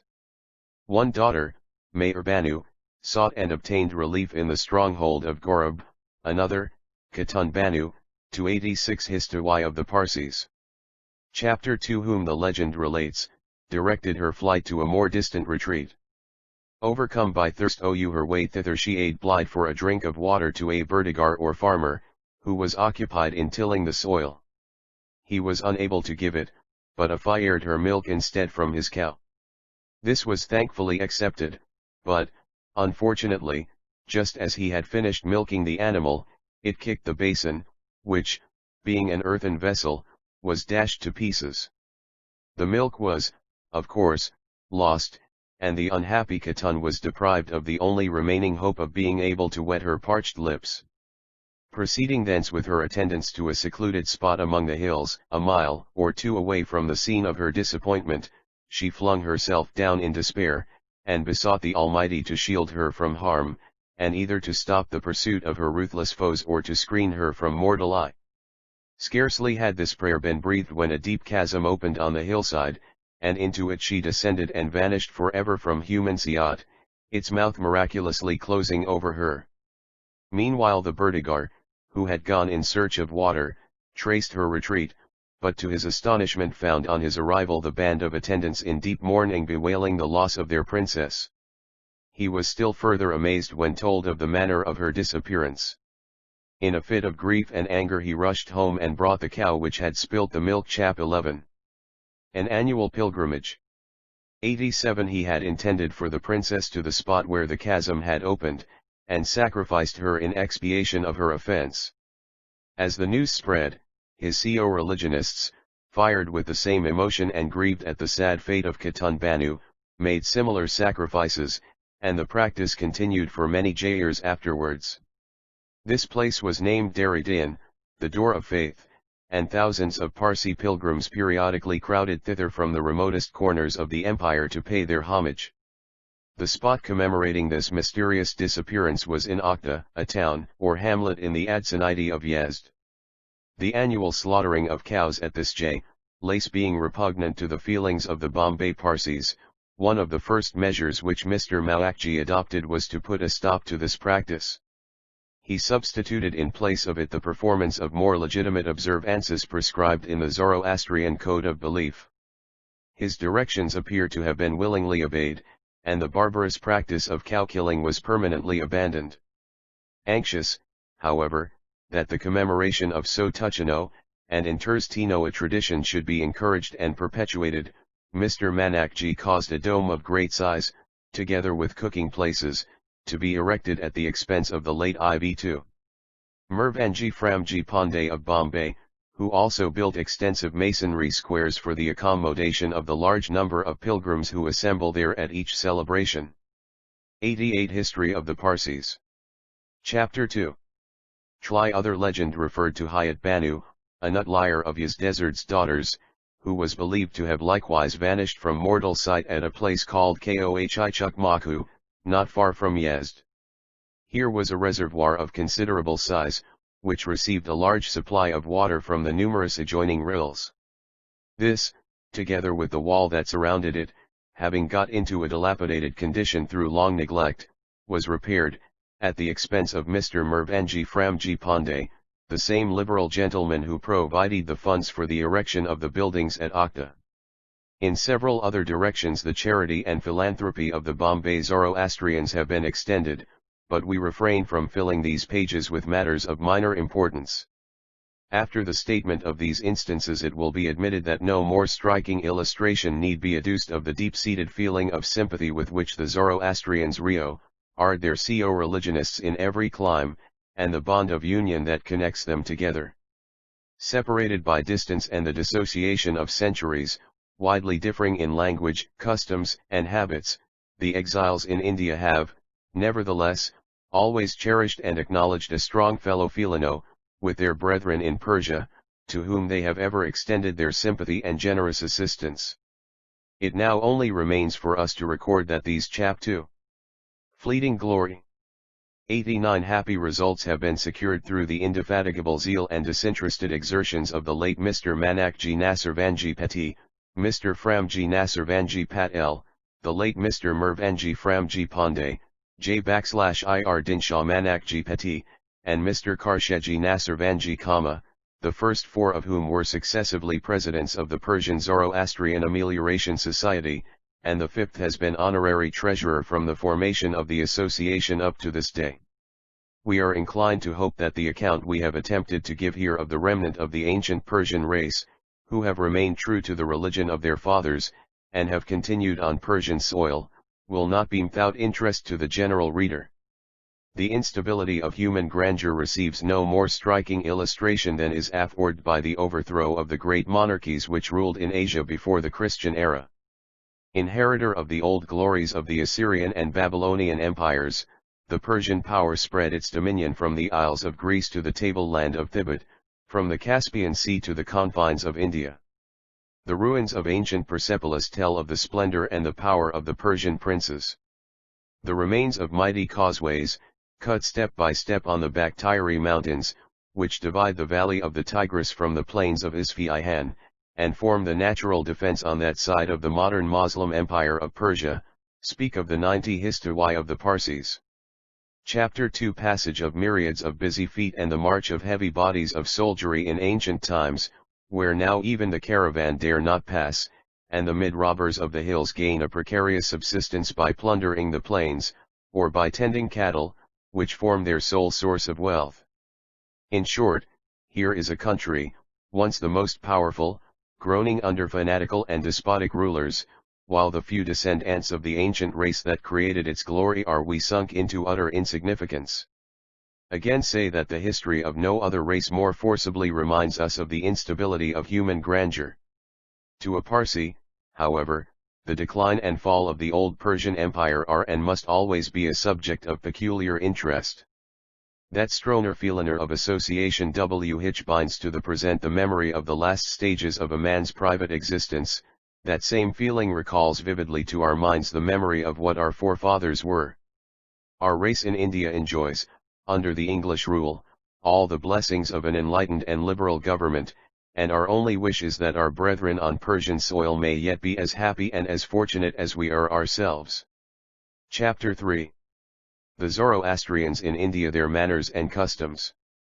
The numbers of the Parsis, small proportion of population, their divisions, foreign colonies, rumors about other settlements. Sir Alexander Burns quoted observations based on the last census: growth of population, low mortality, high average of children, great weight of children. Statistical comparisons. Parsi occupations, their indifference to agriculture. Sir Richard Temple's exhortation, laudable example, not a single Parsi soldier. Reasons for this and regret. Edit. Parsi volunteers. Parsis fond of active exercises. Desirability of some Parsis entering the army. The two sects of the Parsis, the Shehanshahs and the Kadmis. The sole point at issue between them a question of dates. The Kabaisa history of the dispute. Satisfactory conclusion. Differences of pronunciation. The Parsi dress, changes in costume. Parsi ladies and gentlemen, children, their mode of life. Partiality for jewelry improved residences. Parsi entertainments. Liberty of the women. Domestic felicity. The division of the Zoroastrian month. The auspiciousness of each day. List of these days. The great Parsi festivals.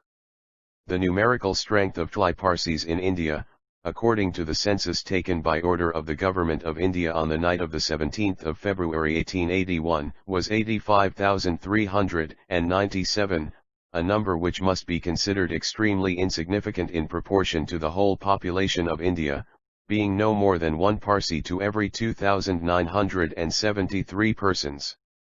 The total population of India amounted to 253,891,821. By 92 history of the Parsis. Chapter High. Far the largest number of Parsis are to be found in western India. But even the number is exceedingly small relatively to the total population of the Presidency of Bombay. The Parsis only number 82,091, out of 16,454,414, being one Parsi to every 200 persons. In the city of Bombay, the capital of the Western Presidency of India, where the Parsi population is the largest, viz. 48,597, its number is still very small when compared with the other principal races, the Hindus and Musulmans, the number of the former being 502,857, and of the latter 158,696, the total of the whole population of all the races being 723,196. Of the total Parsi population of 85,397 in India, 43,598 are males and 41,799 females. The Parsis have settled in China and other remote places out of India, for purposes of trade, but these outlying settlements do not contain more than 3,000 people. Adding these to the Parsi population in India, it gives a total, in round numbers, of about 88,000. To this must be added about 8,000 in Persia. The number of persons professing at the present day the ancient Zoroastrian faith may therefore be estimated at the approximate figure of 100,000. Out of the total number of 85,397 Parsis in India, 82,091, as shown above, are in the Western Presidency alone. The rest, 3,306, are spread over the other parts of India. Of those in the Western Chap 3. Mythical Parsi settlements. 93 Presidency, 48,597, or more than half, reside in the city of Bombay, 6,227 in Surat, and 2,088 in Broach. The remainder are divided between different towns of Gujarat and other places in the Presidency. Either more than 10,000 out of the total Parsi population in India of 85,397 inhabit the territories of native states, the bulk of them being in the territories of His Highness the Gakwar of Baroda. The town of Navsari, one of the earliest of the Parsi colonies, and still the headquarters of the Parsi priesthood, is perhaps the most important of the settlements outside British jurisdiction. 44 years ago a Mohammedan traveller tried to dupe the Parsi community of Bombay by spreading reports of the alleged existence of a large and flourishing colony of Zoroastrians at Khotan, a country lying to the southeastward of Kashgar, under the rule of a sovereign belonging to their own ancient race. But the reply made by the late lamented Sir Alexander Burns to a communication from Mr. Naorozji Fardunji, dissipated the illusion. Letter Sir Alexander said, in his I ought to have replied to your letter of November the 19th before this, but I wished to make articular inquiries regarding the singular statements made by the Syed in Bombay, that a tribe of Parsis ruled by their own kings, and guided by the ancient customs of Zoroaster, reside in Khotan. I have now no hesitation in telling you that I believe the whole story from first to last to be a fabrication, and in this I am joined by Major Eolinson, who is a highly competent judge of such matters. I-94 History of the Parsis. Chapter I imagine that the Syed, seeing the flourishing condition of your noble race in Bombay, thought that, by ministering to human vanity, he might draw on your purses. The country of Khotan is by no means the terra incognita this man represents. I have seen several men who have been there. It is a dependency of China, and chiefly inhabited by Mohammedans subject to that empire, the only Chinese in it being the garrison and governor. In the accounts given to me of Khotan and the adjoining countries, the only difficulties which I experience are in finding out who the Christian merchants are who frequent these marts. They may be Russians, but I rather suspect Nestorian Christians. Nor can any weight be attached to the report that the tribe of the Shia Posh Kafirs inhabiting the country to the northeast of Kabul are descendants of the same race. They worship idols, and their language and traditions have little resemblance to those of the ancient Zoroastrian race. Sir Alexander Burns, in his interesting narrative of a journey to Kabul, 1842, says, but by far the most singular of all the visitors to the Kafir country of whom I have heard was an individual who went into it from Kabul about the year 1829. He arrived from Kandahar, and gave himself out to be a Gwebra, or fire worshipper, and an Ibrahimi, or follower of Abraham, from Persia, who had come to examine the Kafir country, where he expected to find traces of his ancestors. He associated, whilst in Kabul, with the Armenians, and called himself Sharyar, which is a name current among the Parsis of these days. His host used every argument to dissuade him from going on such a dangerous journey, but in and he proceeded to Jalalabad and Lughman, where he left his property, and entered the Kafir country as a mendicant by way of Nujajit, and was absent for some months. On his return, after quitting Kafiristan, he was barbarously murdered by the neighboring Huzaras of the Ali-Parast tribe, whose Malik, Usman, was so incensed at his countrymen's conduct, that he exacted a fine of 2,000 rupees as the price of his blood. All these facts were communicated to me by the Armenians in Kabul, but whether poor chap 3. The Bombay Census. 95 Few following observations on the Parsi population are based upon the last census report of the city of Bombay, where the bulk of the Parsis dwell. This census, carried out under the direction and superintendence of Dr. T. S. Weir, the able and energetic health officer of the city of Bombay, is, so far as can be tested, found to be very reliable and correct. An imjorison existed in the years following the share mania and financial excitement of 1865 in Bombay that the Parsi population was not increasing. The census of 1881 has dispelled that delusion, and confirmed the evidence of the mortuary statistics, which show that the Parsi population possesses a vitality and energy inherited from their ancient ancestors the Persians, and equal to those of European populations living in more bracing climates than India. Between 1872 and 1881 the Parsi population increased from 44,091 to 48,597, or about 10%. This increase is due to the ordinary expansion and growth of the people. But the Parsi population is enterprising, and perhaps more Slyar was a Bombay Parsi or a Persian Gweber I could not discover. But I am disposed to believe him to have been the latter, as he carried along with him a rukam or document from the Shah of Persia. The death of this successful sojourner among the Kafir tribes is a subject of deep regret, but it holds out a hope that someone may follow the adventurous example of this disciple of Zoroaster, and yet visit the Kafirs in their native glens. I know not what could have given rise to an identification of the Kafir race with that of ancient Persia, unless it be the mode of disposing of their dead on hills without interment. 96 History of the Parsis. Chapter High daring in entering on new fields of occupation than any other race in Bombay with the exception of Europeans, and therefore a considerable number seek adventurous fortunes in many distant countries.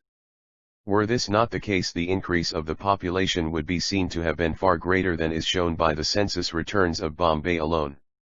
The low average mortality for some years of the Parsi population indicates the material prosperity of their condition, and the attention paid to the comfort and cleanliness of their homes. So much is this the case that it would almost appear as if the excellent sanitary precautions of the Zoroastrian prophet were being indirectly and unwittingly followed. The highest 23 portion of children in any class in Bombay under 1 year of age is found in the Parsi population. Among them children under 1 year of age have increased from 1,177 in 1872 to 1,989 in 1881. A large proportion of children and a small death rate are by universal admission the surest evidences of the vitality of any race.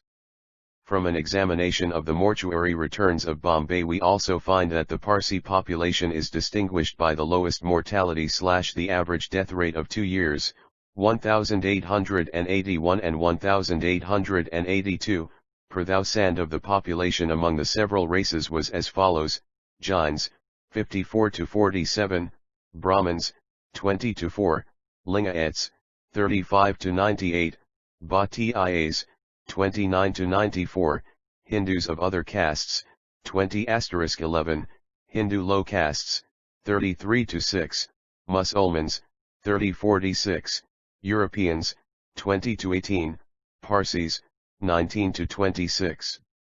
Chap 3. Parsi children. 97 Tli great wakelet of Parsi Kli Ikleran as compared with Tli development of children born of other races is also a further proof of the vitality of this race. It has attracted the attention of even medical authorities. The largest percentage of children under 1 year of age in each class of the population of Bombay is Amu. The Parsis. We have already referred to the large survival of infants as evidence of the high state of civilization among the Parsi people. The proportion of children to full-grown women found in 1881 in each race also indicated greater vitality and greater care of infant life in the Parsi population than among any other class in Bombay. It will be of interest to know the proportion of children to full-grown women in each race. The percentage of children under 2 years of age to women of the ages between 15 and 45, according to the census report of 1881, was among Hindu of other castes, 22-24, Hindu low castes, 24-60, Musalman, 24-9, Jew, 25-19, Eurasian, 29-95, European, 33-69, Parsi, 30*27.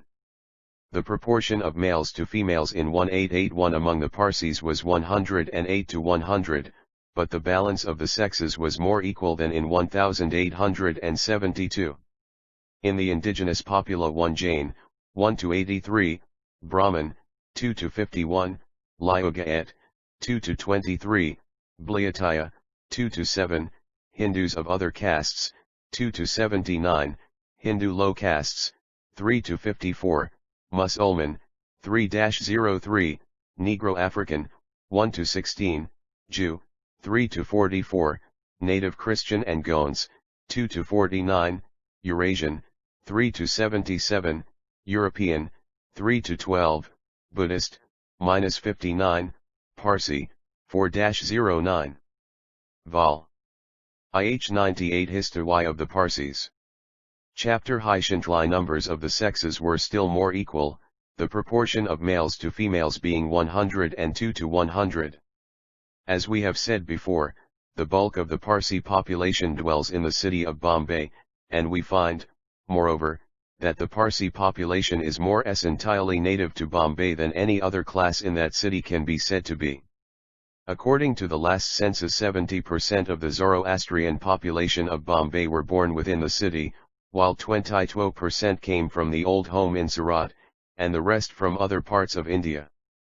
The Bombay Census Report of 1881 shows the occupations followed by the Parsis, and we draw from it the following particulars, which may be instructive. There were in that year 855 priests and persons officiating in religious pilgrimages. The Parsis are well represented as the educators of youth, 141 out of a total of 951 schoolmasters, and 34 out of a total of 165 ladies, 60 being Europeans and 44 native Christians, were Parsis. 33 Zoroastrians returned themselves as CI/DL engineers, the total number of civil engineers being 84.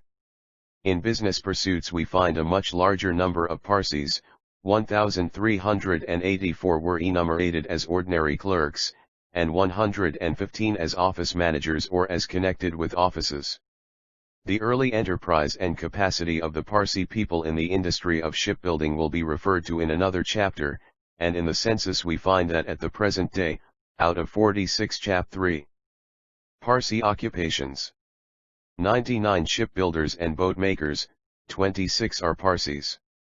I are not surprised to find that the greater number of dubashis or ship compradors are Parsis, 146 out of the total of 159 dubashis enumerated being of that race. The largest number of machine manufacturers in any one class of the population of the city are Parsis, and it is also remarkable that the highest number of mechanical engineers and fitters of any single nationality is among the Parsis. The sedentary occupation of tailoring is not in favor /a// I Parsi males, as only one is enumerated. Lastly, there were 6,618 male and 2,966 female mendicants in the city of Bombay, but of these only 5 male and 1 female were Parsis. are still more proud to be able to record that not a Sino-Le Parsi female returned herself as living on the wages of shame. The Parsis have never taken to the meaner occupations, such as those of day laborers, scavengers, pocky bearers, barbers, washermen, grooms, etc. In the census report, the occupations of the population of Bombay are collected and arranged into 7 classes, and we find the Parsis classified as follows. Lu History of the Parsis. Chapter 3. It is very much to be regretted that the Parsis of the present day do not pay the attention to agricultural pursuits which their ancestors paid in their own country, and which the first settlers in India exhibited for several centuries. The Parsis today are not men of the country, they have become essentially men of the towns. At the commencement of the present century, several well-known Parsis owned extensive farms, and spent large sums of money in the improvement of their estates, but unhappily these have passed completely out of their hands. When other avocations brought riches sooner, the Parsis gave up their investments in lands. Perhaps they now regret having abandoned so sure, if slow, a source of individual profit. When Sir Richard Temple, the late energetic governor of Bombay, was at Navsari, he reminded the Parsis of the ancient traditions of their race in respect to agriculture, and, after quoting from the Vinclidad some striking passages of great force and interest in respect to the estimation in which agriculture was held in those ancient days, that enlightened statesman exhorted the Parsis to again take up this homely pursuit. We are glad to say that some attention is being once more turned in this direction, and that Parsi capital is finding employment in the cultivation of land. Wealthy Parsi of Broch Mr. Eastamji Manakji has taken on lease a large extent of waste. Chap 3. No Parsi soldiers. Loy land in the Pankli Mahals, from the chief of Eoipipla, and has brought it under cultivation.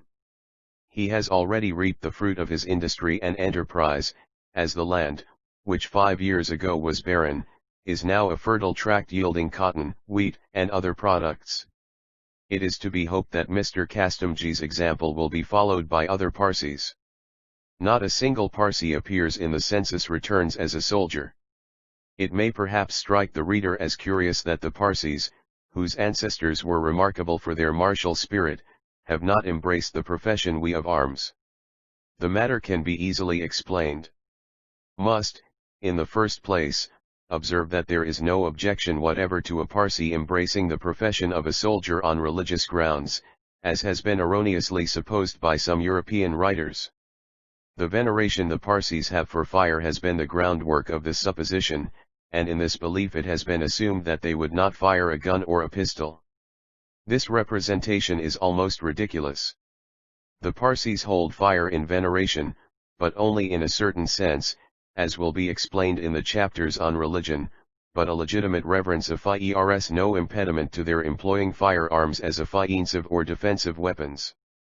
When they were apprehensive on a recent occasion of disturbance in Bombay, the shops were promptly emptied of revolvers by Parsi purchasers. On the first volunteer movement taking form in Bombay, nearly I02 History of the Parsis, chapter high 20-5 years ago, the Parsis were allowed to join it, and several did so, but after a while the whole affair collapsed. When a fresh movement was made in the year 1877, it was confined to Europeans. Had it not been so, the Parsis would have been very glad to join in the undertaking, there being no class of natives more eager to participate in the work of we defend no British interests than the Parsis. Are glad to note, also, that at some outstations in India the Parsis have joined the volunteer ranks, and it is particularly gratifying to observe that quite recently the distinction of a commission of lieutenant in the volunteer corps at Quetta has been conferred on a respectable Parsi gentleman, Khan Sahib Dinshaw Dosabai Kambada of the commissariat department at that place. One well-known Parsi gentleman, Mr. Durabji Padamji, the son of Khan Bahadur Padamji Pestanji of Pune, has gained great celebrity as one of the best shots in India. For years past, in all the rifle matches, he has scored the highest figures, and even in competition with military men has carried off some of the first prizes. One Khan Bahadur Padamji Pestanji is the head of the Parsi community of Pune. During the mutinies his services as a mail contractor received the highest commendation of government, and he was rewarded by the government of India with the presentation of a gold medal and the title of Khan Bahadur. He was appointed by the government of Sir Philip Wodehouse a member of the Bombay Legislative Council. He holds the rank of a first-class Sardar in the Deccan. Chap 3. The reasons. 103. Avenue must look for the real reason of the Parsis not becoming soldiers to the fact that very little or no inducement is offered to them to enlist in the army.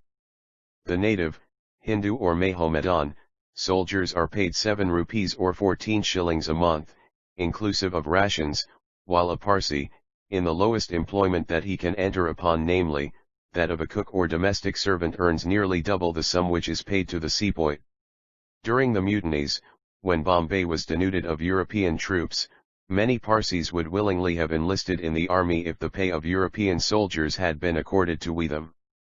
Have not the slightest hesitation in saying that the Parsis would be found to be as good and brave soldiers as the Anglo-Saxons, whilst their loyalty and attachment to the government they are called upon to serve would always be above suspicion. To the Parsis generally it is a matter of regret that pecuniary considerations have prevented their people from enlisting in the ranks of the native army. Their mode of life, even among the poorest, is more expensive than that of the Hindus or Mahomedans of the same class. The latter can live on 7 rupees a month, with the former it would be impossible to do so. 7 or 8 of a Hindu or Mahomedan family would, without much regard for decency, occupy and sleep in one room. The poorest Parsi would not so much as think of doing so. The poor Hindu or I04 History of the Parsis. Chapter 3. Mahomedan wife would only require 1 or 2 saris a year for lyre covering as a dress, each not costing more than 3 rupees. As for the children, they go almost naked till they get to the age of 10.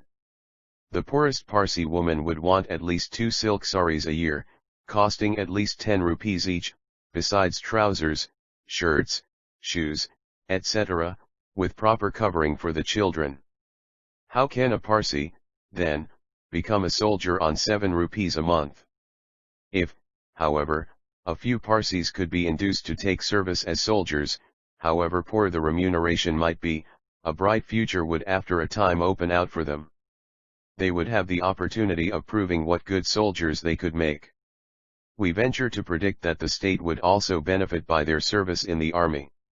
Educated, energetic, and consistently loyal, they would surely infuse a most wholesome spirit into any regiment. Sort of them would soon rise to the position of non-commissioned officers, and when opportunities offered they would, by their coolness, courage, and discipline, show that they were not unworthy descendants of the men who at one time gained, by their heroic valor under their own kings, an empire from the Hellespont to the Indus. This much accomplished, it could not then be long before they would earn commissions in the army, for, if a German or a European of another nationality can secure a commiss. Chap 3. Shehenshahs and Cadmus. 105 Zion in the British Army, why should not a Parsi, who is the born subject of the Queen Empress? Only then would the Parsis feel themselves thoroughly identified with the British nation. But of course the Parsi must first show that the lapse of even many centuries has not detracted from his warlike spirit or courage. It is a fact not unknown in Bombay that during the riots some years ago a very small number of Parsis kept at bay a mob of about 1,000 persons with no other weapons than bamboo sticks, and thus prevented their gaining an entrance into the Parsi quarter. The Parsis of India are divided into 2 sects, the Shehenshahs and the Cadmus do not differ on any point of faith, as the Protestants do from the Romanists, or the Romanists again from the Greek Church, nor does the distinction between them at all resemble that which divides the different castes of the Hindus, or the Shias and Sunnis among the Mahomedans. Their forms of worship and religious ceremony, as well as all the tenets of their religion, are the same in every respect. The cause of the division between the 2 sects is merely a difference as to the correct chronological date for the computation of the one. The name Shehenshah means imperial, and Tliat of Kadmai is derived from Kadim, ancient, or Kadam, walking in, the footstep, i.e. of one's ancestors.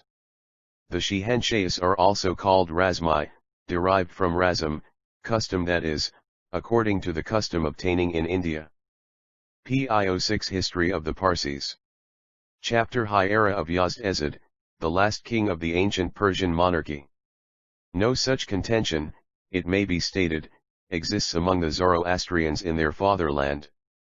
The Parsis reckon their year by 365 days. Every month among the Parsis is a calendar month of 30 days, commencing with the month Fravardan and ending with Spendarmid. At the end of 360 days, 5 days, which are named Gathas, are added, thus making 365 days in the year. The 5 hours and 54 seconds are not taken into consideration in their reckoning, so, in order to accord with the correct solar year, the ancient Persians are reported to have, at the end of every 120 years, made the kabisat or intercalation, that is to say, added a month to the period.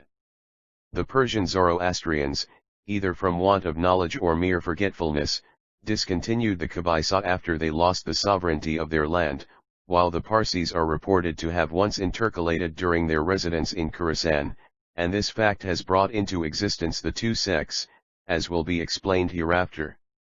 In the year 1091 Jamasp, a learned Zoroastrian from Persia, arrived at Surat to undertake the instruction of the mobeds or priests, and he was the first to discover that his co-religionists in India were a month behind their brethren of Iran in commencing Chap 3. A division. 107 Their new year, but no great importance at that time being attached to the circumstance, all went on as smoothly as before. However, in the year of Yazd-Ezid 1114, or AD 1746, an Irani named Jamshid, together with a few mobeds or priests, introduced the date as observed by the Persian Zoroastrians and called themselves Cadmus.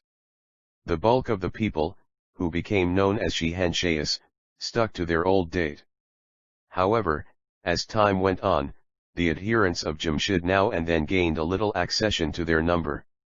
It will thus be seen that it was at Surat that the Parsis were first divided into two sects, and for some time the difference between them did not produce any bad feeling or untoward results. But eventually this harmony was disturbed by the appearance of a more bigoted leader in each party, Manjurji Karsheji Seth among the Shehenshahs, and Danjisha Manjisha among the Cadmus. They were both good men in their way, and commanded great influence at Surat, especially among their countrymen. Under their leadership this little storm in a teapot grew into a perfect tempest, hot discussions ensued, and much angry feeling was displayed on both sides. Danjisha Manjisha deputed, at his own expense, a learned priest of Broch, named Kavas Bustam Jalapi, father of the one Mullah Kavas Rustam Jalal, was born at Brokli Iutliur 1733. After Li's return from Persia in 1780 he followed Danjisha to I08 History of the Parsis.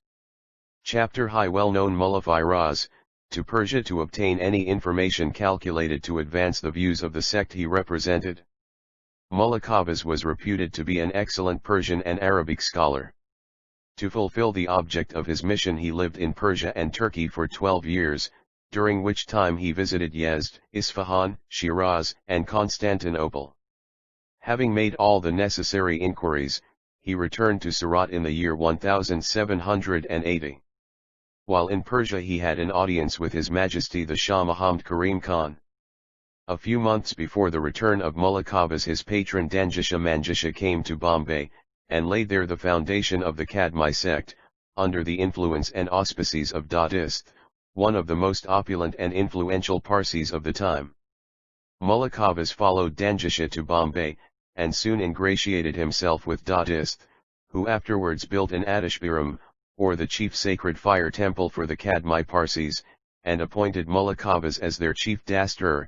The Kadmai sect, whose numbers had been very small, was much strengthened by this new Bombay, and having made the acquaintance of the well-known Dadabhai Nasirvanji, the Dadist, he persuaded him to build a fire temple in Bombay for the benefit of the Cadmus. Dadist agreed to this proposal, took up the matter in earnest, and the building one was ready in 1783. It was consecrated by Mullah Kavas on the September 29 of that year. On the same date Mullah Qabas was appointed chief dastur of the Kadmai sect of the Parsis. In the following year, however, he resigned his sacred office, and went to Hyderabad in the Deccan, where he was much honoured and respected by the Nizam. He remained there till his death in 1802. Chap 3. The Kabaisa Controversy. 109. Accession as well as Baitli establishment of a fire temple. But beyond an occasional ebullition of temper everything went on smoothly between the two sects till 50 or 60 years ago, when Bombay became the theatre of a very hot discussion on the vexed question of the difference between the two dates. The Kadmis computed their year fully 1 month in advance of the Shehenshahis, and this can be best understood by the European reader when it is explained that whereas the new year of the Kadmis commences on the 19th of August, that of the Shehenshahis begins on the 19th of September. This celebrated discussion is known by every Parsi as the intercalation or Kabaisa controversy. Mullah Firaz, who won Mullah Firaz, succeeded his father as dastur or high priest of the Kadmis in 1802. He had acquired a great reputation as a scholar, besides being distinguished for his piety and irreproachable character. When 8 years old his father took him to Persia, where he acquired a sound and scholarly knowledge of the Arabic languages. His original name was Peshhota, afterwards named Firaz on account of his intelligence. Persian but he was the author of several works. In 1786 he wrote in Persian Dirikkurd Manjamai, containing a description of his and his father's travels. He was engaged by the Honourable Mr. Jonathan Duncan, then Governor of Bombay, to teach him the Persian language, and with Mr. Duncan's assistance he translated into English a good portion of the Desatir.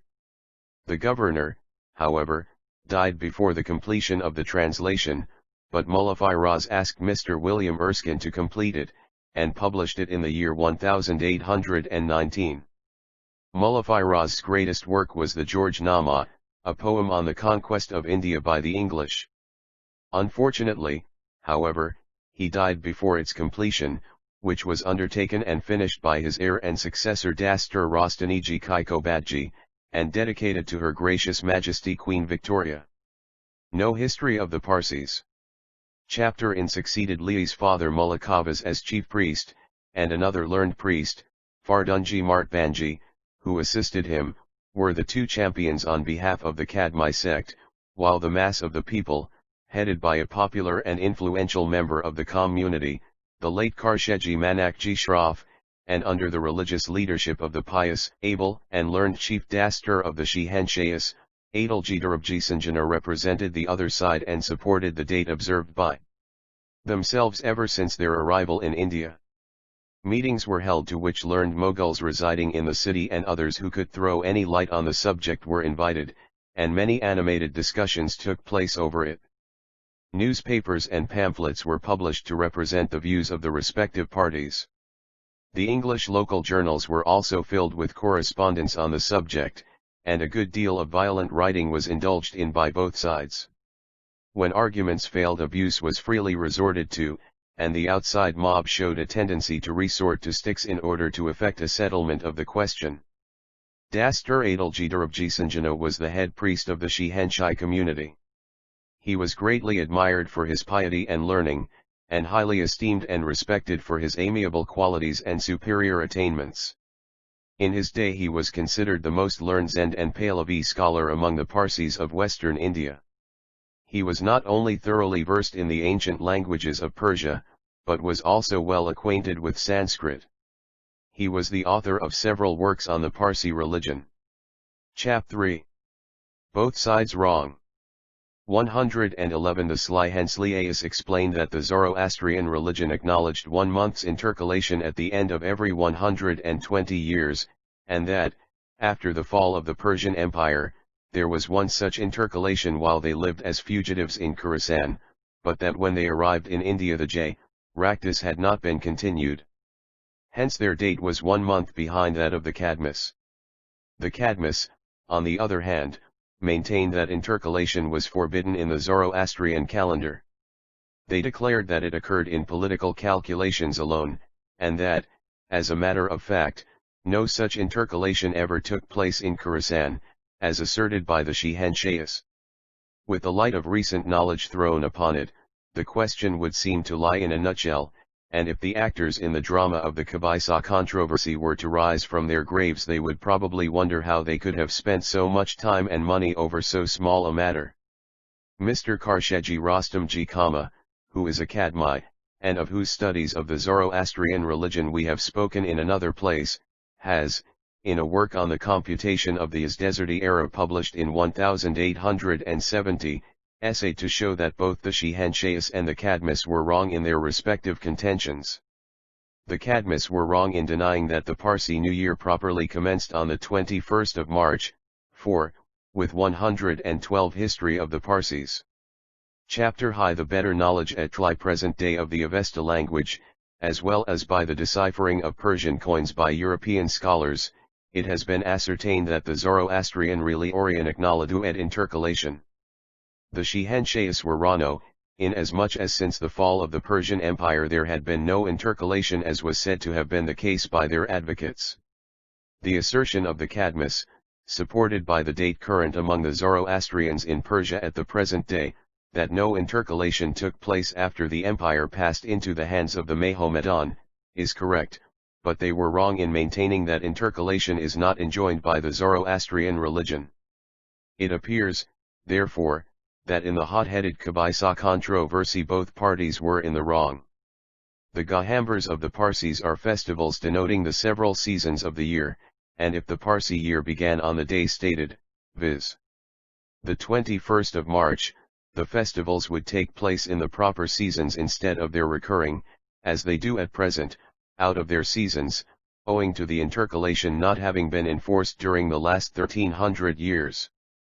The fact is that there was no continuous era in Persia. Every king calculated his own era from the day of his accession to the throne, but with this provision, that if he ascended the throne before the 21st day of March, the commencement of the solar year, the first chap 3. The Parsi year, 113 year of his reign, should be said to have ended on that day. Thus if a king was crowned on the first day of January, or on any other subsequent day before the 21st of March, the second year of his reign would be reckoned from the latter date. Yazdezerti ascended the throne on the first day of the Fravardin month, which corresponds with the 16th of June AD 632. The second year of his reign commenced according to practice on the 21st of March AD 633. But as a matter of fact the Parsi year commences at present, and has done so for as far back as memory goes, from Raz, day, Ahura Mazda, Mah, month, Fravardin, which corresponds with the August 19th of the Kadmis and the September 19th of the Shehenshahis.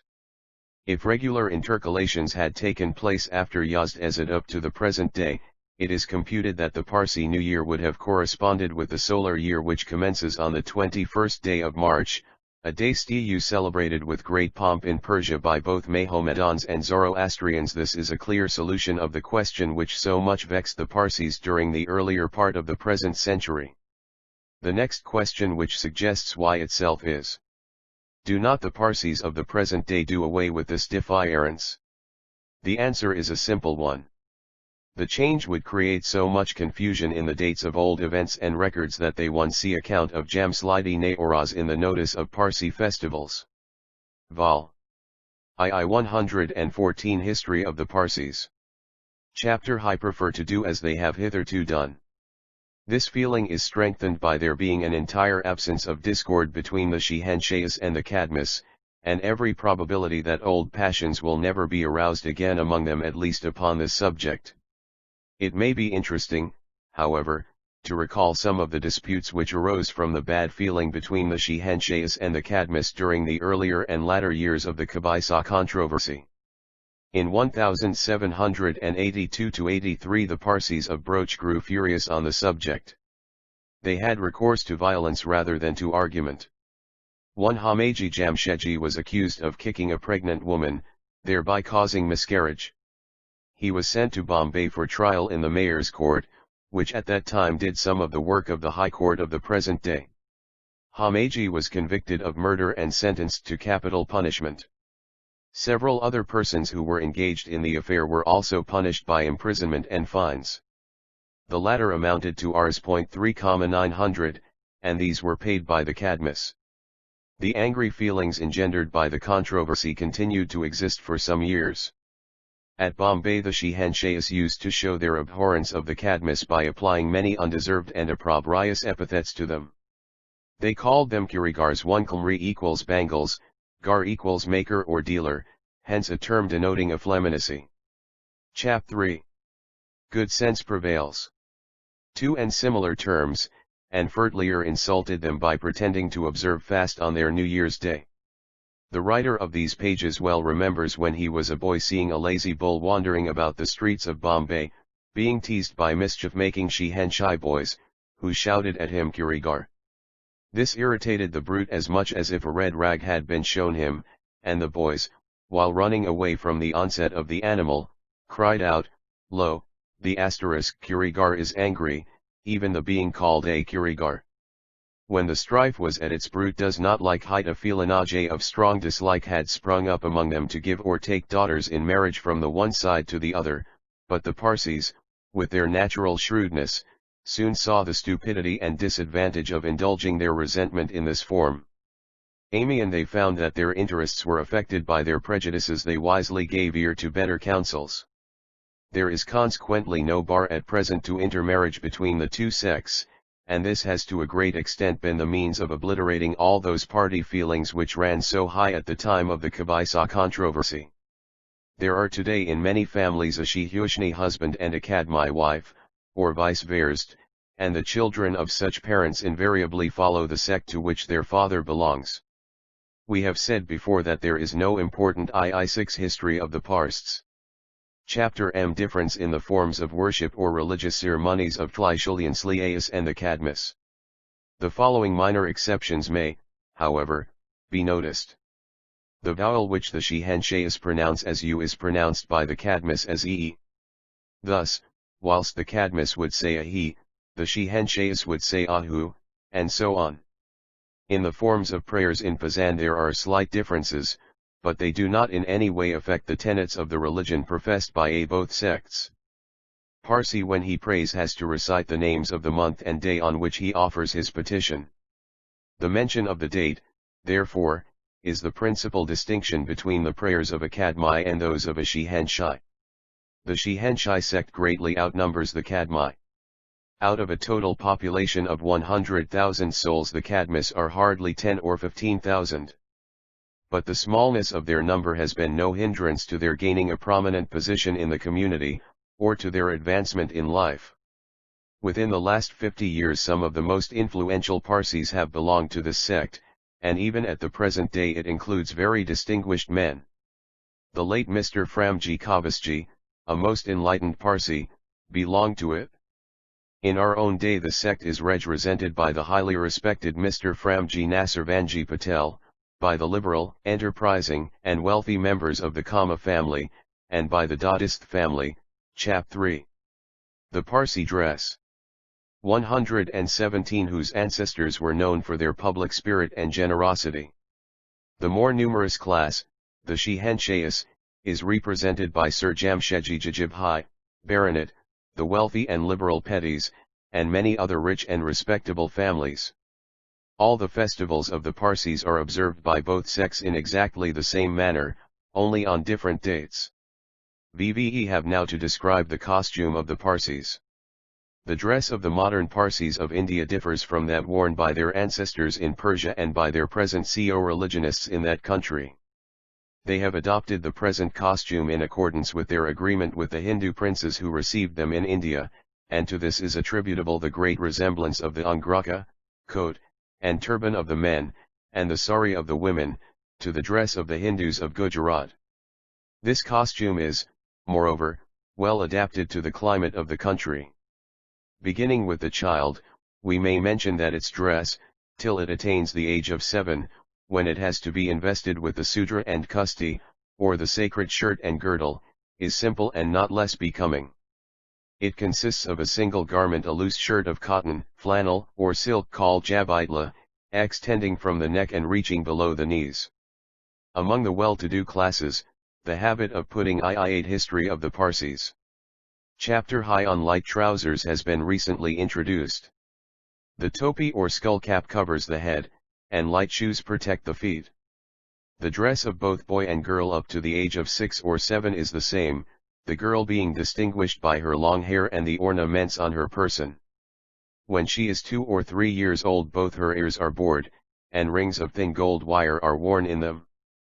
On festival days, on their own birthdays, or on those of other members of the family, as well as on occasions of public gathering or rejoicing, both father and mother take more than ordinary pride and pleasure in dressing their children in the best of rich and embroidered silks of variegated colors, and decking them with gold and jewel ornaments.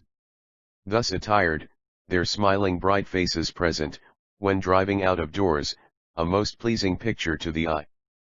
The Parsi ladies of the present day are well known for their good taste in dress, and though they take particular pride in adorning their children as much as possible, yet the most fastidious critic would have difficulty in discovering anything in their dress and ornaments that was in bad taste.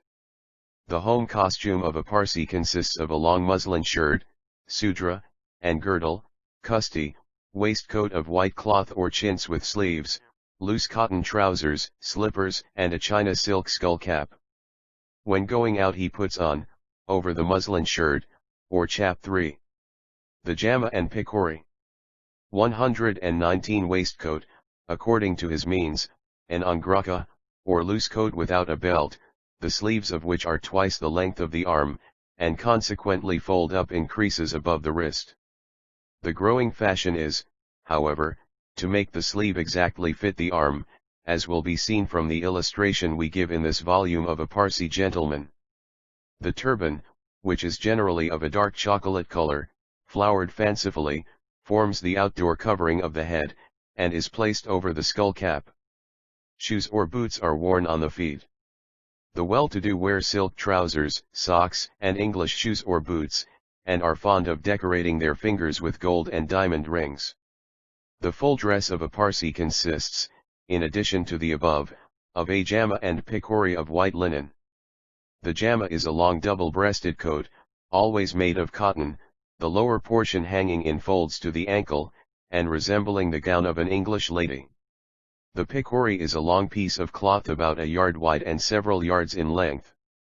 It is folded together in bands, and passed round the waist as many times as its length will admit.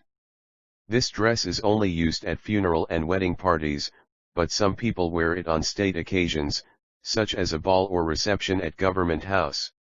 A somewhat modified form of the English dress, that is to say, a coat and trousers, has been adopted by the great majority of the I20 history of the Parsis.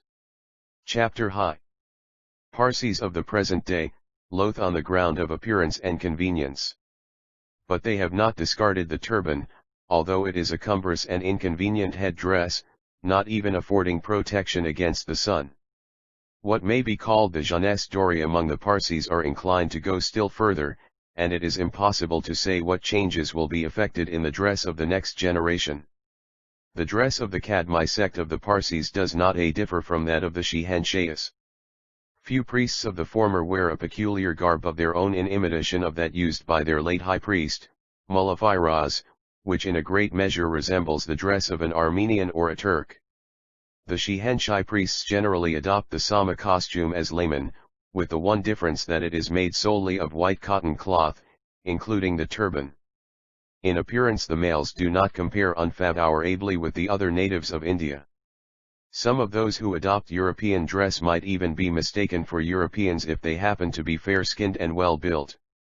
They have not yet lost the mien and stamina of their ancestors, though early marriages and marriages amongst near relations have tended to lower the original stature of the Parsis. The earlier Parsis of India were generally of more than medium height and of a brave bearing, but nowadays this is not so common as it was. Chap 3. Covering the head. 121 Parsi women are generally well formed, fair in complexion, and of a soft and pleasing countenance. They would look more handsome and appear to greater advantage if they could display their dark, shinano, and luxuriant hair. Thou and there is no religious injunction against keeping the head uncovered, the Parsis have imbibed the notion, supported by long usage, and originally imported from Persia itself, that it is sinful and contrary to religion to leave the head uncovered by either day or night, hence a male is never without his skullcap or a female without her mathabana, which is a thin cloth of white linen of the size of a small handkerchief. The Parsi woman is therefore prevented from displaying what is generally considered one of the most glorious natural adornments of her sex by being ludicrously, and almost barbarously, obliged to conceal her hair under the mathabana. This has also come to be regarded as a token of feminine modesty. Considerable change has, however, taken place of late in the mode of putting the mathabana on the head. Half a century ago Parsi ladies would have scouted the idea of showing the hair above the forehead, as is done by the Parsi girls of the present period, who put the mathabana as far back as possible in order to bring into view the front portion of their head with well-parted hair. Their graceful appearance is now being emulated by ladies of more advanced age. 122 History of the Parsis. Chapter High. While elderly dames, still ostentatiously persisting in the old custom on the score of modesty, are twitted by their younger sisters as feeling compelled to do so for the purpose of hiding the grey hair which would betray their age. Like the men, the women wear a shirt next to the skin and silk trousers, and tie the kusti round the waist over the shirt. Their sari, or outer dress, is about 6 yards in length, and is generally of bright-colored silk or satin, sometimes embroidered with fancy designs in silk or fringed with deep gold lace. The latter is used only on great occasions. This sari is first folded round the waist, covering the lower limbs, and the remainder is gracefully thrown over the head, from which it falls upon the right arm. Between the shirt and the sari they formerly used to wear a silk vest, with short sleeves, called the kantri or koli.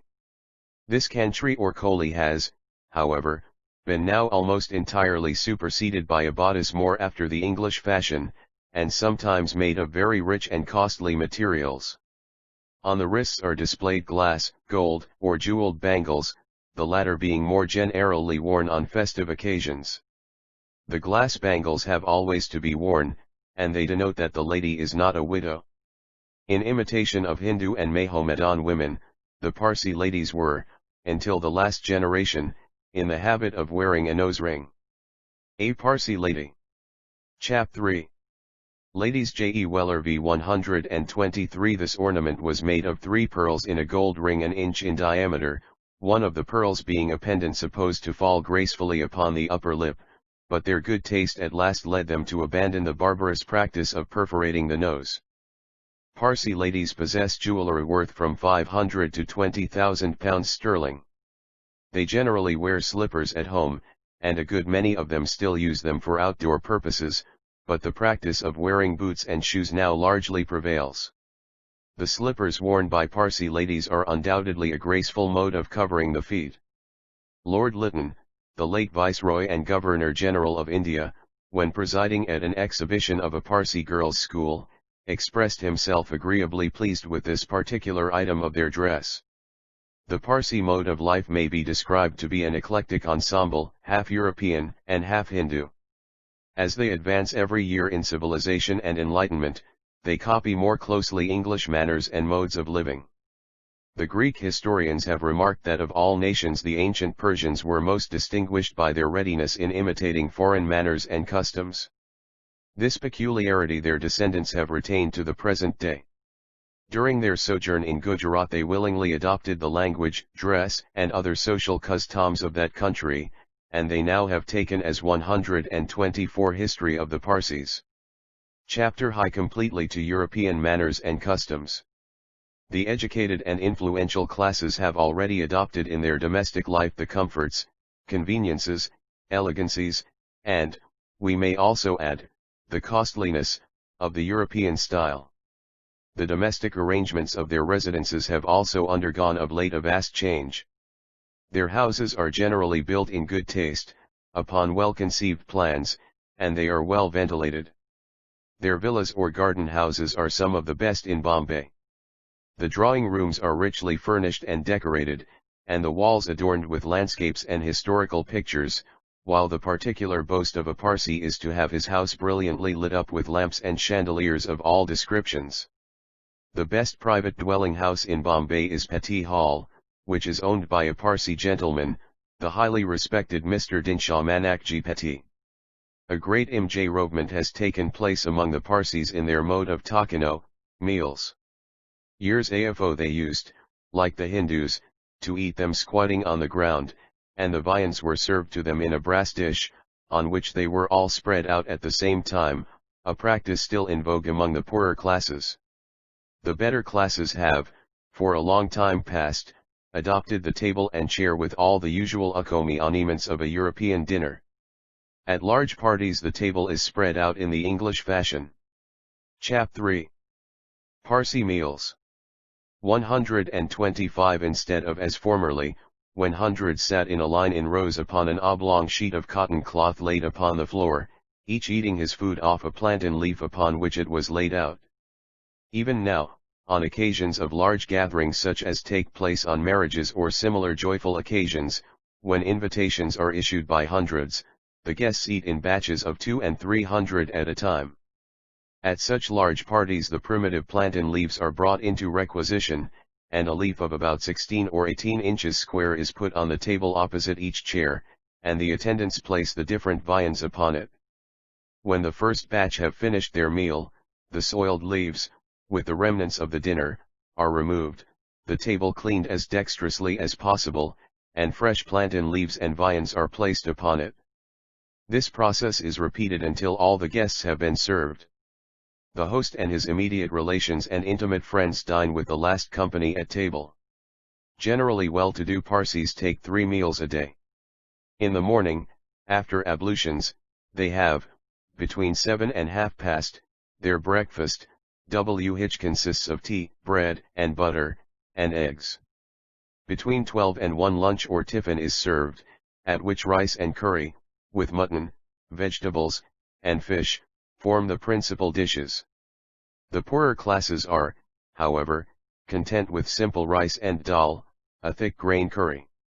Between 126 History of the Parsis. Chapter High 4 and 5 In the afternoon a cup of tea is taken, and dinner, the most substantial meal of the day, is served about ht o'clock. It consists of fish, meat, or poultry, eggs, vegetables, sweets, and fruit. It is a custom with them to acknowledge before and at the end of each meal, with grateful thanks, the kindness of Providence in providing them with their daily bread. Up to recent times the men used to take their meals apart from the females. The male members of the family either supped together or separately, and the female members did the same. This custom was certainly derived from the Hindus, as the ancient Persians observed no such distinction. History fully proves that the ancestors of the Parsis not only dined with their mothers, wives, and sisters, but took their ladies out with them to feasts. At a dinner said to have been given by Amyntas, king of Macedon, to the Persian ambassador at his court, the latter, in acknowledgement of a toast, is affirmed to have expressed his regret that no ladies were present, as was the custom in his own country, for without those fair companions the happiness of the company could not be said to be complete. Now, however, the practice of both males and females taking their meals together has come largely into vogue. As a rule the Parsis are temperate in their habits. A glass or two of spirits or wine is all that most of Chap 3. Parsi domesticity. 127 Them indulge in at dinner, thogly, of course, at large J.R.T's various wines are handed round and pretty freely indulged in. During the day they abstain from drinking anything stronger than tea. They abhor drunkenness as the parent of many evils. As an instance of their esteem for temperate habits, it may be mentioned that, in the early part of this century, when the Panchayat was in power, it directed the removal of a liquor shop kept by a Parsi from a street inhabited by other Parsis on pain of excommunication. It will not be out of place to state here the fact that Parsis do not smoke either tobacco or opium, from their religious instinct forbidding them to bring fire, which is pure, into contact with the mouth, which is deemed impure. The Parsi women occupy in their society a much more honorable and independent position than either their Hindu or Mohammedan sisters. According to Dr. Hogg, a high authority on Zoroastrian scriptures, the position of a female was in ancient times much higher than it is nowadays. They are always mentioned as a necessary part of the religious community. They have the same religious rights as men.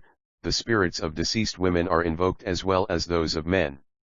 The Parsi generally makes a good and affectionate husband, and discharges faithfully his matrimonial duties, and the Ifa is equally conscious of her obligations. 128 History of the Parsis. Chapter 3 Shins towards Liar Lord and Master. Hence Parsi families generally lead a peaceful and happy life. The Parsi wife takes an active part in all domestic concerns untrammeled by the heavy shackles which usage and caste have imposed on Hindu and Mohammedan women. The Parsi ladies also employ themselves in making dresses for their chikpan and themselves, which is a subject of unceasing interest to them as it is to women all over the world. Of late years they have taken to embroidery and every other kind of ladies' work, in which they have not only made considerable progress but attained great proficiency. The females of the poorer classes are mostly engaged in the kitchen and in sewing either for domestic use or for other persons on payment. It must not be supposed, however, that ladies of the better classes do not attend to their more strictly household duties connected with the internal administration of the home. A Parsi lady, when she rises in the morning, takes a bath, attends to her children, gives orders to *he servants for the provision of the requisite meals 3 hours the day, and then attends to the wants of her husband, who by this time is either praying or reading his morning newspapers, in accordance with whatever may be his habit. After her husband has gone to his work and the children to their schools, she attends to her household duties, and engages in needlework with her daughters and daughters-in-law. At mid-chap 3. Parsi mothers. 129 day they take their meals together, and the afternoon is passed in the same manner as the forenoon. Later in the afternoon the ladies, if provided with carriages, go out to visit their lady friends or for a drive. The range of conversation among Parsi ladies of the old school, with very rare exceptions, was somewhat limited. It seldom rose above the ordinary tittle-tattle and gossip of women, and was confined chiefly to their dresses and the latest fashions and forthcoming betrothals and marriages.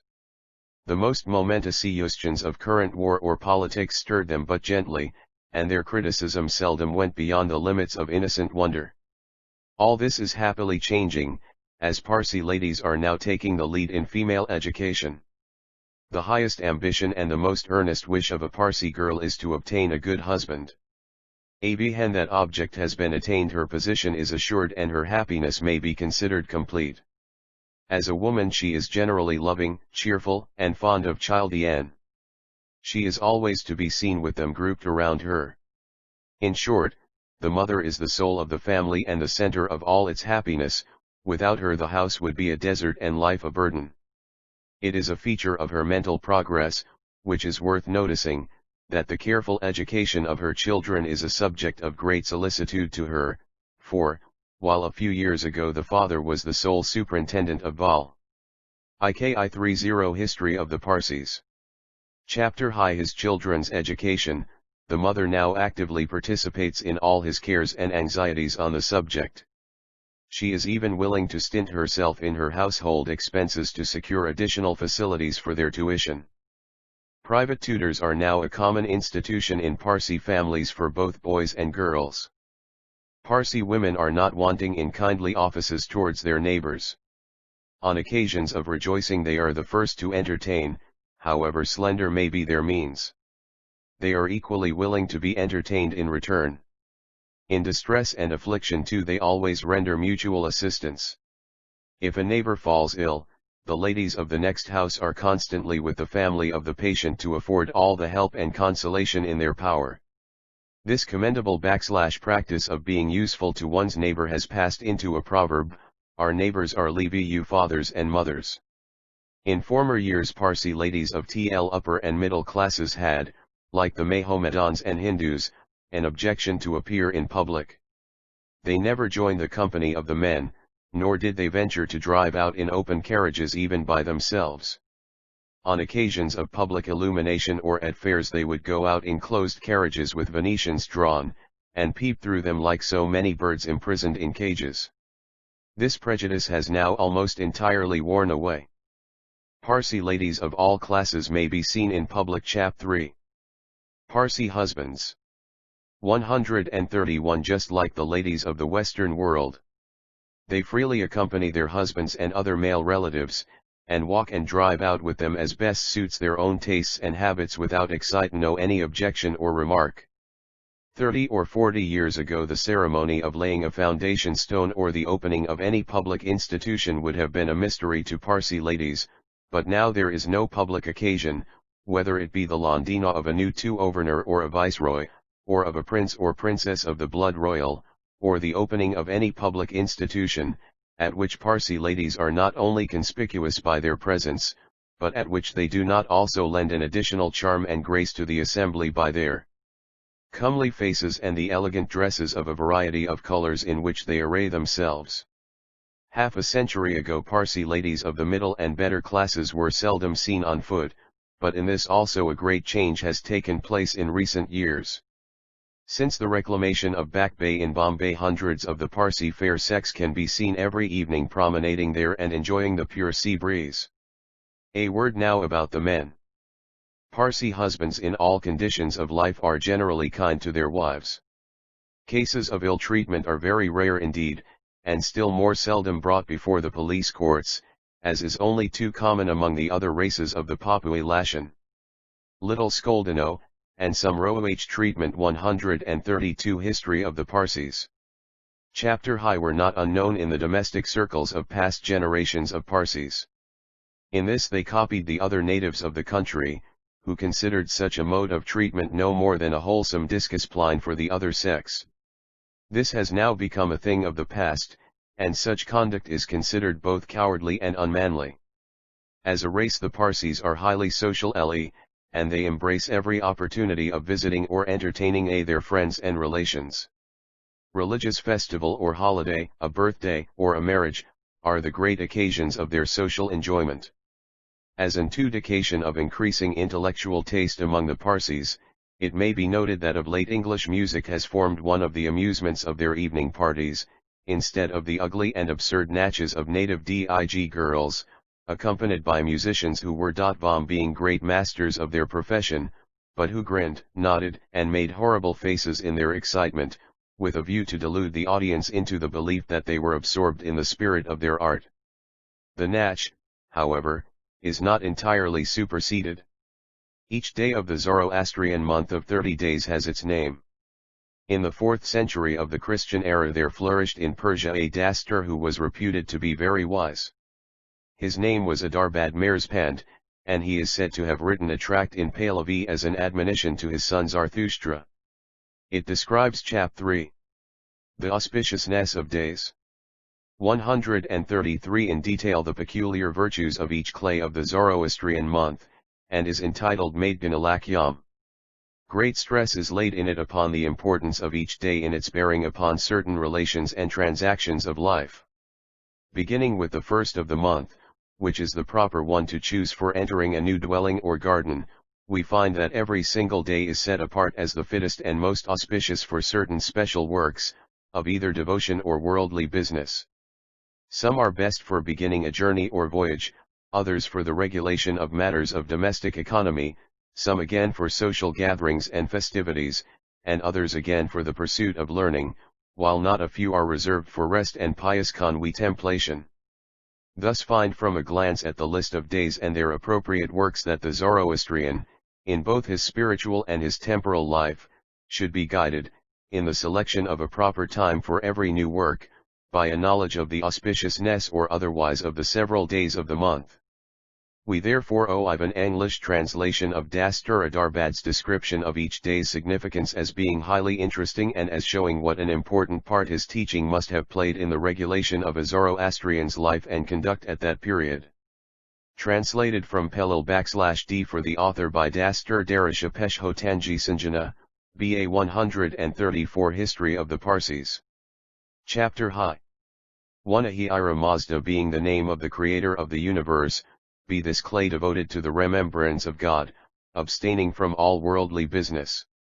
It is auspicious for the holding of rejoicings and weddings, for benedictions, blessings, and other righteous actions. This day is of good omen for the first entrance into a newly built house or garden, and for other occasions of joy and delight. 2. Biman being the name of the greatest of the angels, it is fortunate for people to assemble on that day to discuss topics concerning wisdom, and also for kings to hold councils composed of wise men and officers of state, to call into their presence wise and friendly people, and inquire after their health and welfare. It is auspicious for people to show wisdom, and to be merciful in all goodtions pertaining to justice. 3. On the dy of Ardi Hesht, it befits the inhabitants of a country, to enter into terms of peace, and to show marks of amity towards each other, to prepare healing drugs and to take them, to discuss the operations of the human soul and the highest conception of it, to cause children to enter religious institutions, to remain in harmony with one's own masters or kings, and to do such works as are worthy of praise by the good creation. 4. On the day of Sharivar, it is auspicious for the king, to appoint the great officials, chiefs, Secret Chap 3. The days of the month J3 Tares, ministers, and other functionaries of the state, and to award them their salaries to call into his presence venial but loyal offenders, and to lighten in due measure the weight of their penalties, and to pardon those who are deserving of clemency. This day would be also prodigious for great men to be generous towards their inferiors, or to entrust to them vocations according to their choice, to add to the almshouses for dervishes, to alleviate the misery and check the oppression and injustice practiced against the needy, and it is desirable to take measures for their assistance and to look after them, and to keep them in a decent condition by giving them adequate recompense for their labors. 5. On the day of Spendarmid it is good to solicit the hand of a woman, to take her as a bride to one's own house, to remove into a new house or residenque, to repair an old mansion, to carry on agriculture and to render the soil thereby fertile. The work that is begun on this day requires a long time for its completion. Those who are born on this day are very appropriately characterized by patience, mental skill, contentment, grandeur, and liberality. 6. The day of Khordad is good for purifying and adorning the body, for raising a new fountain, for digging a fresh well, for laying open a new road, for the gratuitous distribution of water, and for storing water and crops, which bring prosperity. In all 136 History of the Parsis.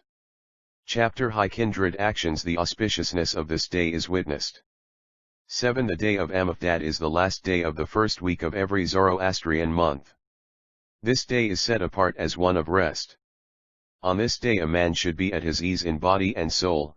On this day he should form an estimate of the income accruing from his accumulated riches, from his cattle, his increase of wealth, from agriculture, his garden, beds of flowers, and forests. Be this day considered as important for working to acquire whatever objects tend towards human security and health, and particularly, by the Mazdayasnan, for calling to mind such of their actions as are imposed upon them as a religious duty.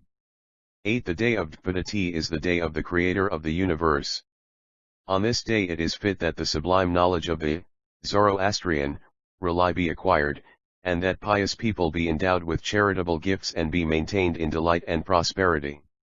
9. On the day of Adar, it is good, to bestow liberal alms upon the diseased, as well as to invoke the help of the Almighty by offering prayers to Him in the sacred places of worship belonging to the Adarans or fire temjale.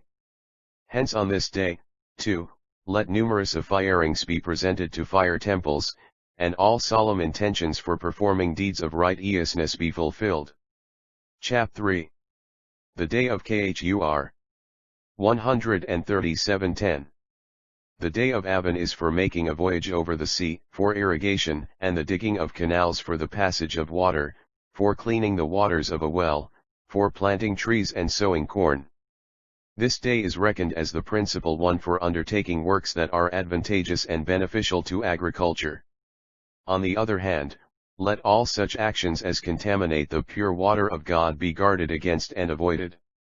11. The day of Khair Khurshid is named from the light of the sun and the consequent appearance of objects in this world, and is, therefore, regarded as the best time, for they lave said that all good actions should be unhesitatingly done on this day.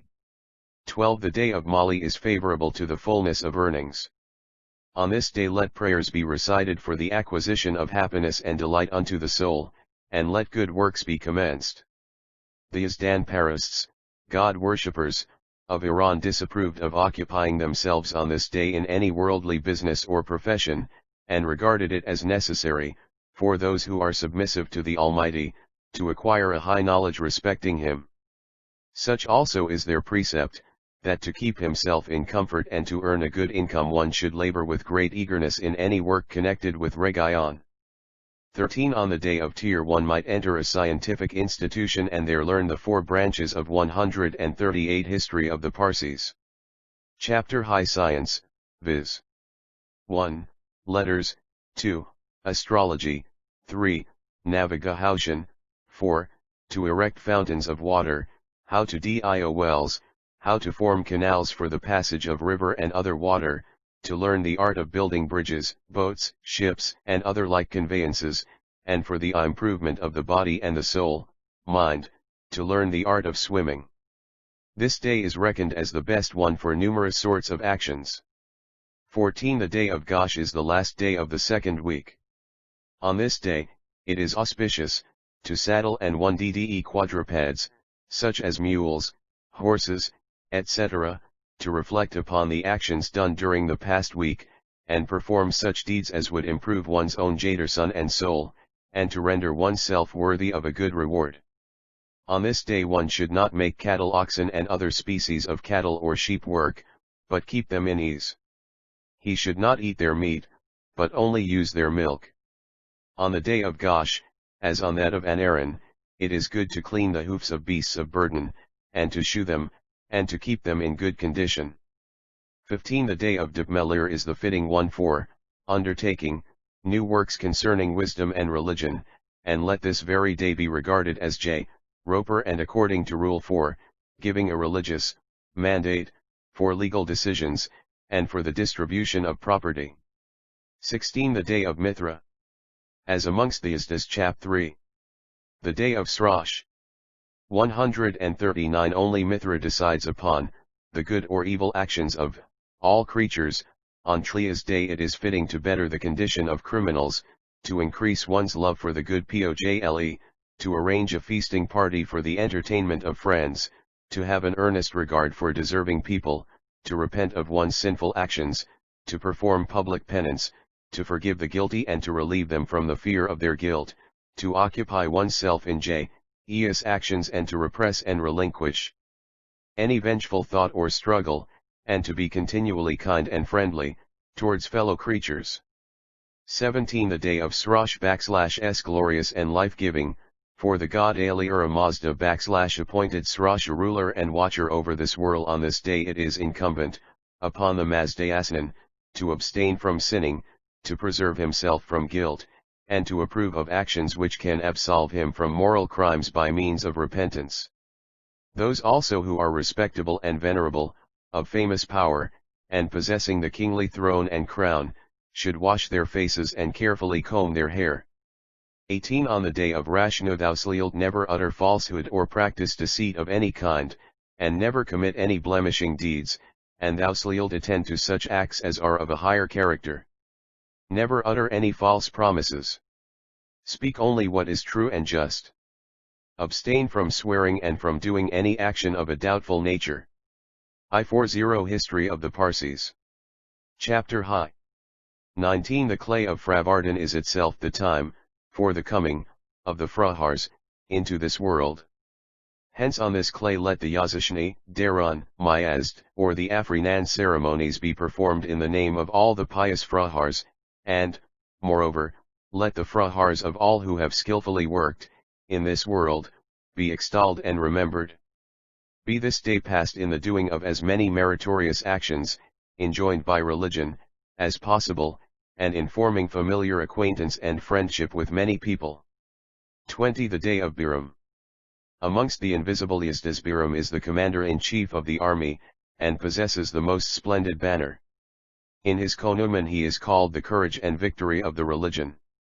In the battles between the Yzdis and the demons, in races, on the hunting ground, and amongst those who perform good actions acceptable to Ahura Mazda, he, Biram, is the most excellent leader, the most courageous and invincible one.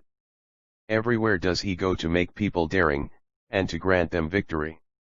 On this day one should put on the dress made ready for wearing in the chase and in the battle of heroes, and let the sheep and goats that are fit to be selected for the day of Cam be preserved, similarly as mankind is protected, by the King of the world, by the brave and unconquerable hero, or by the lighted fire. 21 The day of Ram is the day of the genius of Chap 3. A day of rest. 141 Pleasure. Bichlia's day therefore passed in preparatio and decorating military arms, implements, and garments, and select them for wearing in token of rejoicing. 22 The day of Vada, God, is the last day of the third week. This day is set apart for rest, and is called the day for reckoning NP one's profitable or injurious actions, done during the past 7 days. On this day one should go into the company of virtuous people, and should feel a desire for listening to their moral teachings, so that no perverse actions may take place. And one should continue to be a participator in the works, conducive to the felicity of the soul, and should repel from his mind any heart-aching or sorrowful thought that has occurred to him, for if on the day which has to be passed happily one should continue his grief and should not avoid business, he would be fatigued and would not obtain any rest, but be much injured in his health. On the day of Vada, therefore, one should stoically repress his grief and sorrow, and suppress by all means sad and mournful sighs, that by the power of Vada he may become altogether happy. 23 On the day of Diptin, it befits one, to expound the religion to good people, and to encourage them to perform righteous deeds, enjoined by it, and to dissuade them from every sinful action, and to incite them to do wisely many works pertaining to Relioion. 142 History of the Parsis. Chapter High. 24 On the day of Din let an assembly be formed for delivering a lecture on fidelity towards the Zoroastrian religion. Let one improve the condition of one's household, make preparations for a wedding, solicit the hand of a woman, and take measures for the education of religious people. 25 On the day of Clearad, Ashish Vang, the masters and mistresses of houses should adorn their children with golden dresses or ornaments. And let the poor be continually looked after and assisted. 26 On the day of Ashtad let those who are deserving of a good recompense be respected and honored, and the imprisoned criminals and those that are worthy of chastisement be punished. On this day people should refrain from going to battle, from feats of heroism, from quarrels or disputes, as well as from following trade, and they should prefer sedentary employment. 27 On the day of Asman no debt should be incurred but deserving and good actions viz. Those pertaining to pious worship, commerce, and warhij, formed. 28 The day of Jamiat is auspicious for laying out beds of flowers in a garden, for consecrating a newly built lios or dwelling, for planting trees, for tilling the ground, for garnering up ripe corn, and for storing corn and stacking grass. One should attend to other similar actions, but he ought not to take any medicine. Chap. In. Last Devi of the month. 143:29. The day of Marspand is the fitting one for increasing one's eager desire for knowledge and wisdom pertaining to religion, and for restoring, preparing, and improving the body by means of medicine or remedy, and for pronouncing blessings. This day is also preferred as a propitious one for the beginning and continuing of righteous actions for the glory of religion, and for extirpating the houses of idols, and for expiating sins committed through necessity, and for purifying the body and the soul from pollutions. 30 The day of Anaran is the last day of the month. This day is for taking rest and for the cessation of business, and for reckoning up the virtuous actions, done during the past month. In the beginning of this day one should give the poor their wages, one should form a determination and make a vow for the praising and adoration of some special yazda according to his own intention. From this day one should begin to make aradians for the works to be achieved on the day of Ahura Mazda. On this day people should undergo purification of the body and put on decent clothing, should perform penance for the expiation of sins, suppress anger, forget revenge, be reconciled to enemies, and let such actions be done as would make friends of other people and give pleasure to body and soul. The 5 to 3s at the end of the 12 months ought to be added for the completion of the year. 144 History of the Parsis.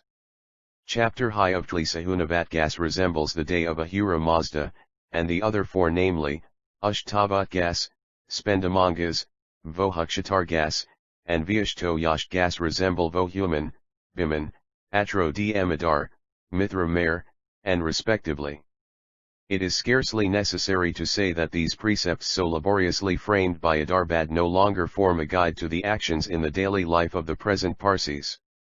They are even not known to most, and this ignorance may rather be looked upon as a matter of congratulation than otherwise, for indeed, in these times of keen contest and feverish activity, there would be more disappointments than fulfillment of wishes in store for a faithful follower of Adarbad.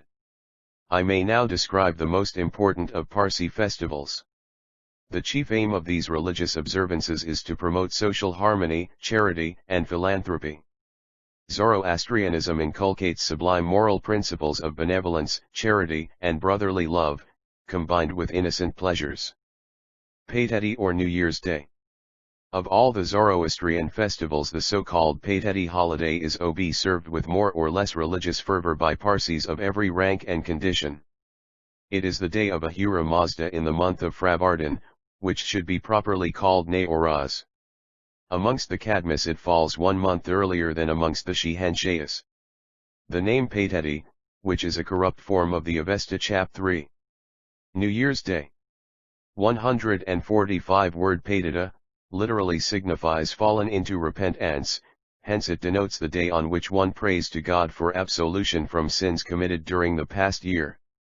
On this day the Zoroastrian rises earlier than usual, makes ablutions, sometimes even undergoes the ceremony of purification called the Nalian ceremony, dresses himself in new clothes and offers prayers imploring the mercy of Ahura Mazda, and beseeching the divine blessing upon himself and his family. He begins his prayers by extolling the powers of God, and then asks forgiveness for his bad actions during the past year, and finally with offerings of sandalwood he attends the Atishbirani, the chief fire temple, and again prays to recover the love and mercy of the deity, who is ever beneficent towards his faithful creatures. His prayers over, he offers alms to the poor priests and indigent people. The rest of the day is spent in enjoyment with the other members of the family. On this day visits of New Year's congratulations are paid and received. Rent Hikesen. Originally it was intended to announce the commencement of the summer. But it does not now answer the purpose in consequence of the leap year not having been taken into account. It is the 3rd day of the 1st month, and an imposing ceremony is performed in the presence of a large assemblage in the chief fire temple in honor Val. Il 146 History of the Parsis. Chapter 3 of the Archangel Ardibiasht Amishasbend, who presides over light and fire. Khordad Sal. This festival is celebrated in commemoration of several important sacred events which occurred on the day of Khordad in the month of Fravardin, and which are given in detail in a short Pahlavi tract called Maidgain Bini Fravardin Yom Khordad. It is observed as a holiday in honor of the revelation of Ahura Mazda to Zarathustra, Zoroaster, and of the anniversary of the birth of that prophet. Elegious ceremonies are performed in the morning and at midnight. The rest of the day is passed in feasting and enjoyment. Khordad is an archangel presiding over water, vegetation, and all kinds of fruit. Amurdad Sal. This is a day on which the Parsis seek enjoyment after the 10 days of the Mutad, and when their religious observances are over. The sacred books attach no particular importance to this festival. It is a day which has been added to the Khordad Sal by holiday makers. Mediazarum. According to the Zoroastrian religion, the world was created in 365 days, at 6 unequal intervals. At the end of each of these there was a day of rest. These intervals are called Gahambars, which fall 6 times in a year. On these occasions the Parsis follow the custom of the ancient Persians, who in their time gathered to chap 3. The Gahambars. I-47 get lyre and said prayers. The king and the peasant, the rich and the poor, the high and the low, all mixed together, and partook of food and fruit after saying their prayers. The custom is still followed as far as practicable in Bombay.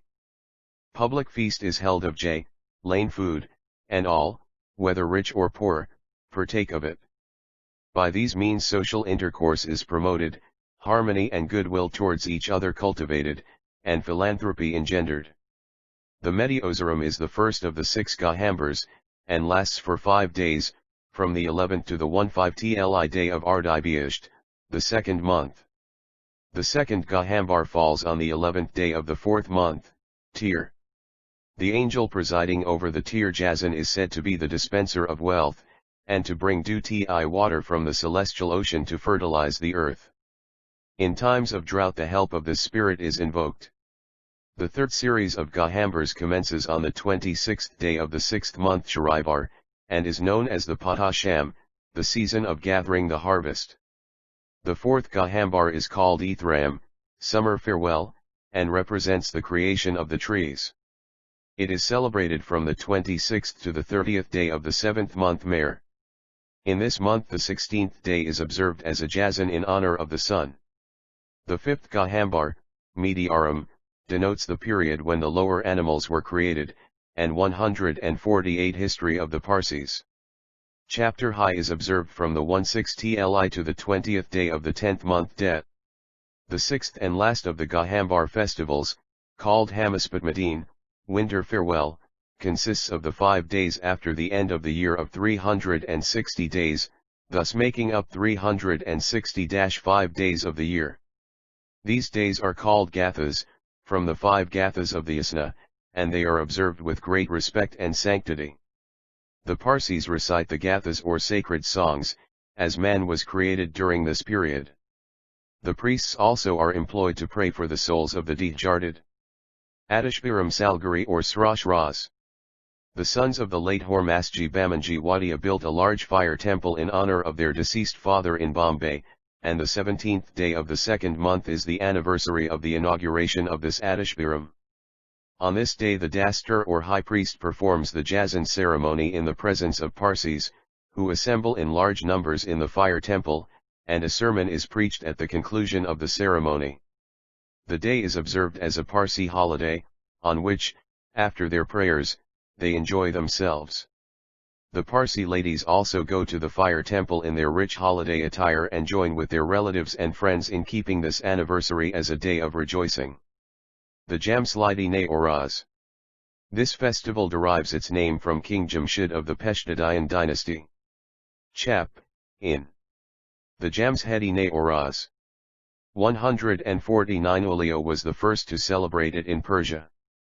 It is also called Sultani Ne Oraz, and goes back for thousands of years.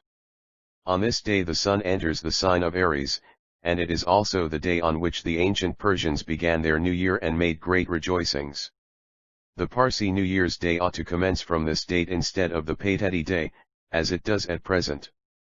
I have explained, in previous pages, the neglect of the Indian Parsis in not adding one whole month every 120 years to make up for the deficiency caused by their omitting to take into account 1/4 of a day at the end of the year. This day is observed by the Parsis as a great holiday. In Bombay the native Freemason lodges celebrate this festival. Zertshtiyan. The prophet Zoroaster is said to have died at the age of 77 years at Bactria, the capital of the Kayyanian kings. The 11th day of the 10th month Delhi is the anniversary of his death, and is kept with pious observances. The Matad. The name Mimad, which is said to be corrupted from Mutyatma, the soul that has passed from purgatory into paradise, is used to designate the last 10 days of the Zoroastrian year, including the last 5 days of the last month Si and Armad, and the 5 intercalary days called the Gatha Gahamhars. These are dedicated to the pious Frahars Fravishis in the Avesta, the so-called ISO history of the Parsis. Chapter Hymanes of Fly Dead, and are spent in reciting prayers and in performing ceremonies in memory of the departed. According to a passage in the Fravarden Yasht, the Frahars of the faithful Zoroastrians visit the houses of their survivors on earth for 10 days and nights at the time of Hamaspatmadin, uttering this wish: who will praise us? Who will offer us a sacrifice? Who will meditate upon us? Of which of us will the name be taken for invocation? Of which of us will the soul be worshipped by you with a sacrifice? These days are passed by the Parsis in prayers. The priests also offer prayers in memory of the dead. Besides the holidays already described, the day having the same name as the month is distinguished from the other days of the month, and set apart for Jazan, which means the performance of prayers and religious ceremonies in the presence of the whole community, among whom the fruit and flowers used Durano. The ceremonies are at the end distributed. The more important and popular of these Jazan days may be next described. Fravarden Jazan. Fravarden is the first month of Fly Zoroastrian year, and it is also the name of the 19th day of each of the 12 months. It is sacred in connection with certain ceremonies in honor of the dead. It is derived from the word Fravishi or Frahar, in the Avesta, which means *protector. These protectors are omnipresent, being Su23J, Ost to Chap 3. Presiding Anjas. 151 be placed everywhere by Ahira Mazda for guarding against evil powers and keeping the universe in order. The Fravishi or the presiding angel watches not only over the living, but also over the dead and over the still unborn. This day is dedicated to the memory of the dead, and the Parsis repair to the towers of silence to offer prayers for the good of the souls of their departed relations and friends, and oftentimes priests are paid to repeat certain prayers in their behalf. Similar ceremonies in honor of the Frahars are also performed on the 19th day, Fravarden, of the month of Adar. Avan or Ahan Ardujura Jazan. This festival is held on the 10th day of the 8th month. The angel Ardujura Anahita presides over the sea. The words, however, mean sublime, strong, or spotless.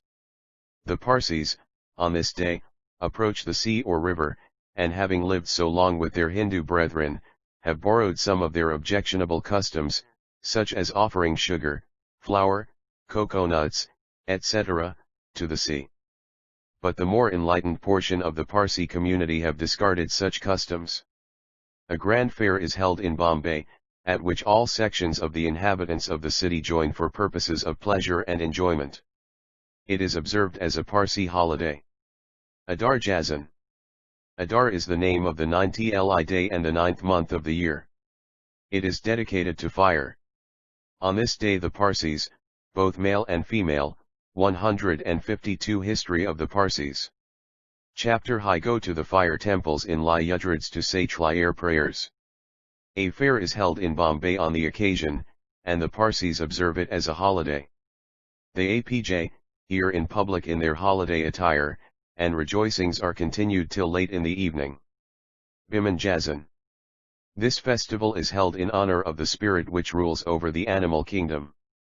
It falls on the 2d day of the 11th month, both of which have the same name Biman. During this month the Parsis feed stray animals, or those that are brought to their doors, with grass and other similar food. On this day the Parsis abstain from eating animal flesh. This brings to a conclusion our summary of the chief Parsi festivals. Chapter 4. The Zoroastrians in India, their manners and customs continued. Parsi domestic life, births and their attendant ceremonies present, giving seclusion enforced after confinement. Sanitarj objections to this. Various improvements suggested by experience, attempts to discover the Cleild's destiny, mixture of good sense and superstition. The book of fate is sealed. Choosing a name. Parsi system of giving names. The Joshi list of Parsi names. Investiture with the Sudra and Kusti. Question of making converts. What the Panchayat decided ceremony of marriage. Early marriages. Usual age of marriage. Custom among the Zoroastrians in Persia. Professional matchmakers. The details of the religious ceremony. The social rejoicings. The final shower of rice. The number 7. The closing questions and prayers. Healths given at the banquet. That of the Queen Empress. Families not broken up by marriage. All reside together. Separations rare between parents and children on this account. Mode of marriage.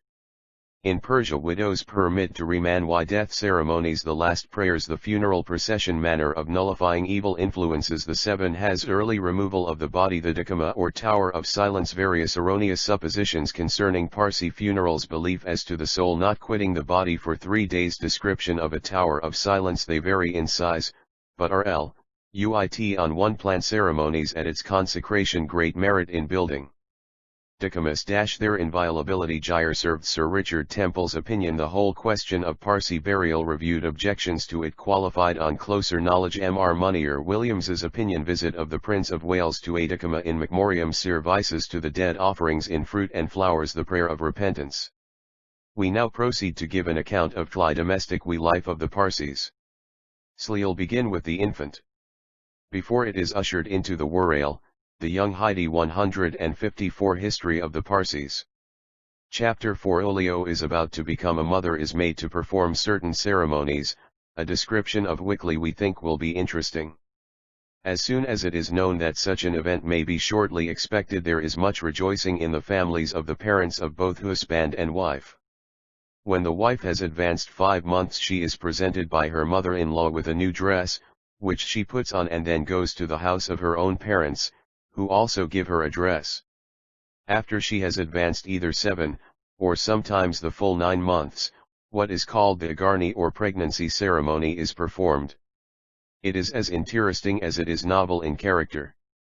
An auspicious day having been selected, her mother-in-law early in the morning puts a suit of new clothes on the young lady, and sends to her parents a present of fish, curds, milk, and sugar. The young lady's parents return these presents, adding thereto some more fish, curds, milk, rings, corn, etc., and at noon a richly prepared repast is sent for the whole of the family and friends who may have been invited for the occasion. In the afternoon the around floor of a room facing the east is ornamented with chinam, lime, and various colored powders, with the devices of fish, peacocks, and other birds or animals, and variegated flowers. The young lady is made to stand on a flat wooden stool, 2 or 3 inches high, and placed chap 4. The agarni ceremony. 155a on the ground, ornamented in the way described. New dress is then put on her, a mark with kunku, red powder, is made on her forehead, and in the fold of her sari, near her breast, a coconut, betel nut leaves, dates, and other descriptions of dry fruit are placed, as symbols of fructification. With all this on her person, she goes to her parents' residence, accompanied by her relatives and friends. They all take with them some wheat in a basket, and also sweetmeat, as being emblematical of plenty and happiness. On reaching her parents' house she stops at the threshold, where her mother receives her with an ovation of rice and the breaking of a coconut and gigi. On entering she places her right foot in the house first, and goes direct to the room where she expects to be confined. Here she takes a liot in one hand and a cut of water in the other, and goes round the room 7 times, besprinkling it with a little water at each turn. The object is said to be that her progeny may never witness darkness and drought, i.e. that her children may always enjoy the sunshine of life and be never in want of water, as the vernacular phrase goes. Her mother then removes the clothes she is wearing, and puts a new dress on her, sweetens her mouth with sweetmeat or sugar, and sends her back to her husband's house with the wheat and other things, after adding some more of each article. After a short interval 156 History of the Parsis. Chapter 4 Presents are sent to her husband by her mother. These presents consist of new clothes, rings, shawls, etc., which are placed in a tray with sweetmeats wrapped up in a silvered paper in the shape of a cone. The ladies who carry these presents are then treated to a dinner at the husband's house, after which they recite certain songs appropriate to the auspicious occasion. As the time of her accouchement approaches, her mother-in-law gives her some little money and a coconut, and makes a small mark with red powder on her forehead, and sends her to her parents. At the house of the girl's mother, some days before the probable date of accouchement, the place or room previously mentioned is set art for the purpose. As soon as the woman is in travail, she is taken to Tlia's room, where an iron cot with a cotton bed is provided for her, and a cradle with an iron framework for the expected child. On the day of accouchement the mother goes to visit her daughter-in-law, and puts on her bed a few rupees and some dry rice as an auspicious omen. The mother of the girl then gives the husband's mother a dinner, and before leaving she is presented with a new dress. The husband's mother, on the following day, sends some sweetmeat and distributes it among their respective relations and friends. According to Parsi custom, a woman is supposed to be unclean for 40 days after childbirth, and Chap 4. Seclusion after confinement. 157 During that period she is not allowed to touch anything besides her own bed and the child's cradle. Nor can any member of the family, not even her own husband, touch her. She must not be allowed to walk on a carpet, and the floor of her chamber is consequently uncovered. The rich and well-to-do, who live in large houses by themselves, set apart a room for this purpose, but where separate families live as tenants on different flats of a house, a room on the ground floor is generally assigned by the landlord for the use of all the tenants on such occasions. This practice of keeping the woman apart during the first 40 days of her confinement is not based on any religious injunction. Some of the sages of ancient days are supposed to have devised the plan in the interest of the woman's health for keeping her separate from her husband during her monthly turn, and during her confinement, as well as to afford her a sufficient period of rest, when she should not be compelled to do any household work by unfeeling mothers-in-law or apathetic and cruel husbands. The practice, however, from the nature of the room in which she is confined, is productive of the greatest harm to her in her delicate state, and also to the little stranger whom she has recently brought into the world. There is hardly any ventilation in her room, so that the mother and child are deprived of fresh air at the very time that they most need it. Heaven alone knows how. 158 History of the Parsis. Chapter 4 Many poor babes and delicate mothers have been sacrificed to this prejudice, which, by the practice of centuries, has obtained a stronger hold on the minds of the Parsis than if it had been a strict religious ordinance. The richer classes, who have their own bungalows, are much better off than their poor brethren. They have a laroi and commodious room for this event, and employ 1 or 2 maids to help the mother and nurse the child, whereas the poorer women, notwithstanding their delicate condition, have always to attend to themselves as well as to their infants. The wealthy Parsi lady can take a little walking exercise about her house on bare floors, but she is not allowed to touch any member of the family, or any article of furniture in the place. If the child is not nursed by its mother it is taken away from her, and on being washed is given into the charge of the wet nurse in another room. After this there is no risk of pollution from coming into contact with the child. On the 40th day the woman is bathed, and after undergoing purification she is allowed to mix as before with all the members of the family. With the exception of the iron portion of the cot and cradle, everything else which has been used or touched by the mother or child is thrown away or given to the sweeper. The Parsis are now beginning to see the folly of keeping the woman in seclusion, as thus described. Chap 4. A prevalent practice.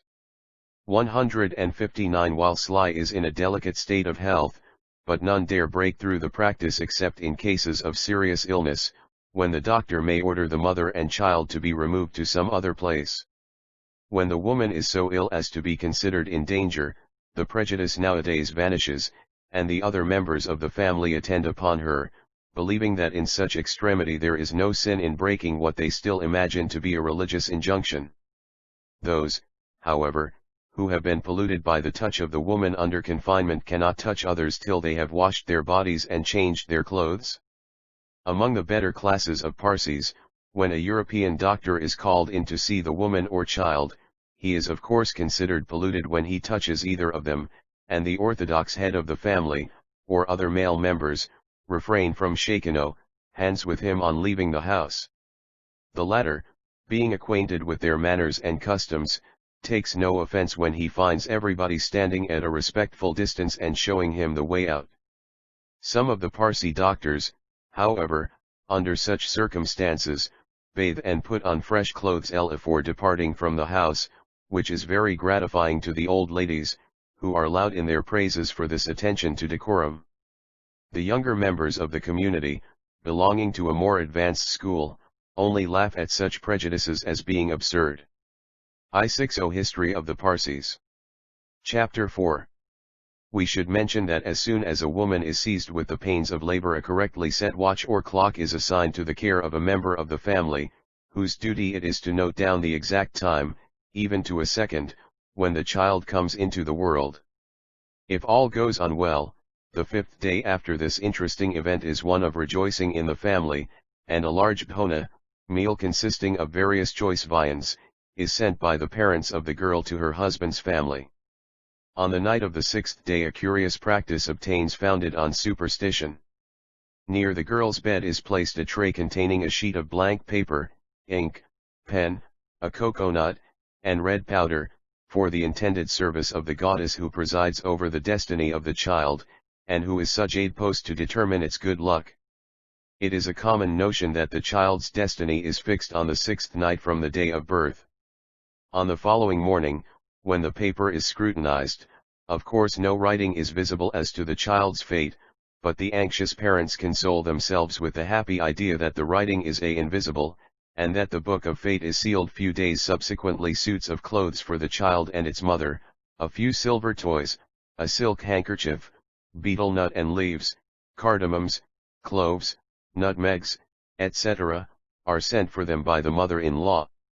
On the same day, or as soon after as convenient, a Joshi or astrologer, who is either a Parsi or a Hindu chap for the Joshli 6I Brahman, is invited to Tly house to cast the nativity of the child. When he arrives there he takes his seat on a carpet which is spread out for him, and tries his best to put on the appearance of a sage to whom the book of futurity is not sealed. Even the little ones yet at school gather round the Joshi out of curiosity and feel much inclined to titter at all this fuss. They are only prevented from doing so by the watchful eyes of their grand dames who stand in superstitious awe of the Joshi. The astrologer begins his work by gravely asking the oldest lady the exact time the child was born. She has probably forgotten the time because her mind has been distracted by the unruly youngsters around her. She therefore orders them to go out, and then asks one of her female companions for the information required. The paper on which the day, hour, minutes, and seconds were noted is produced. The Josliti then takes a piece of chalk from his turban and with it draws a number of figures on a wooden board which is set before him.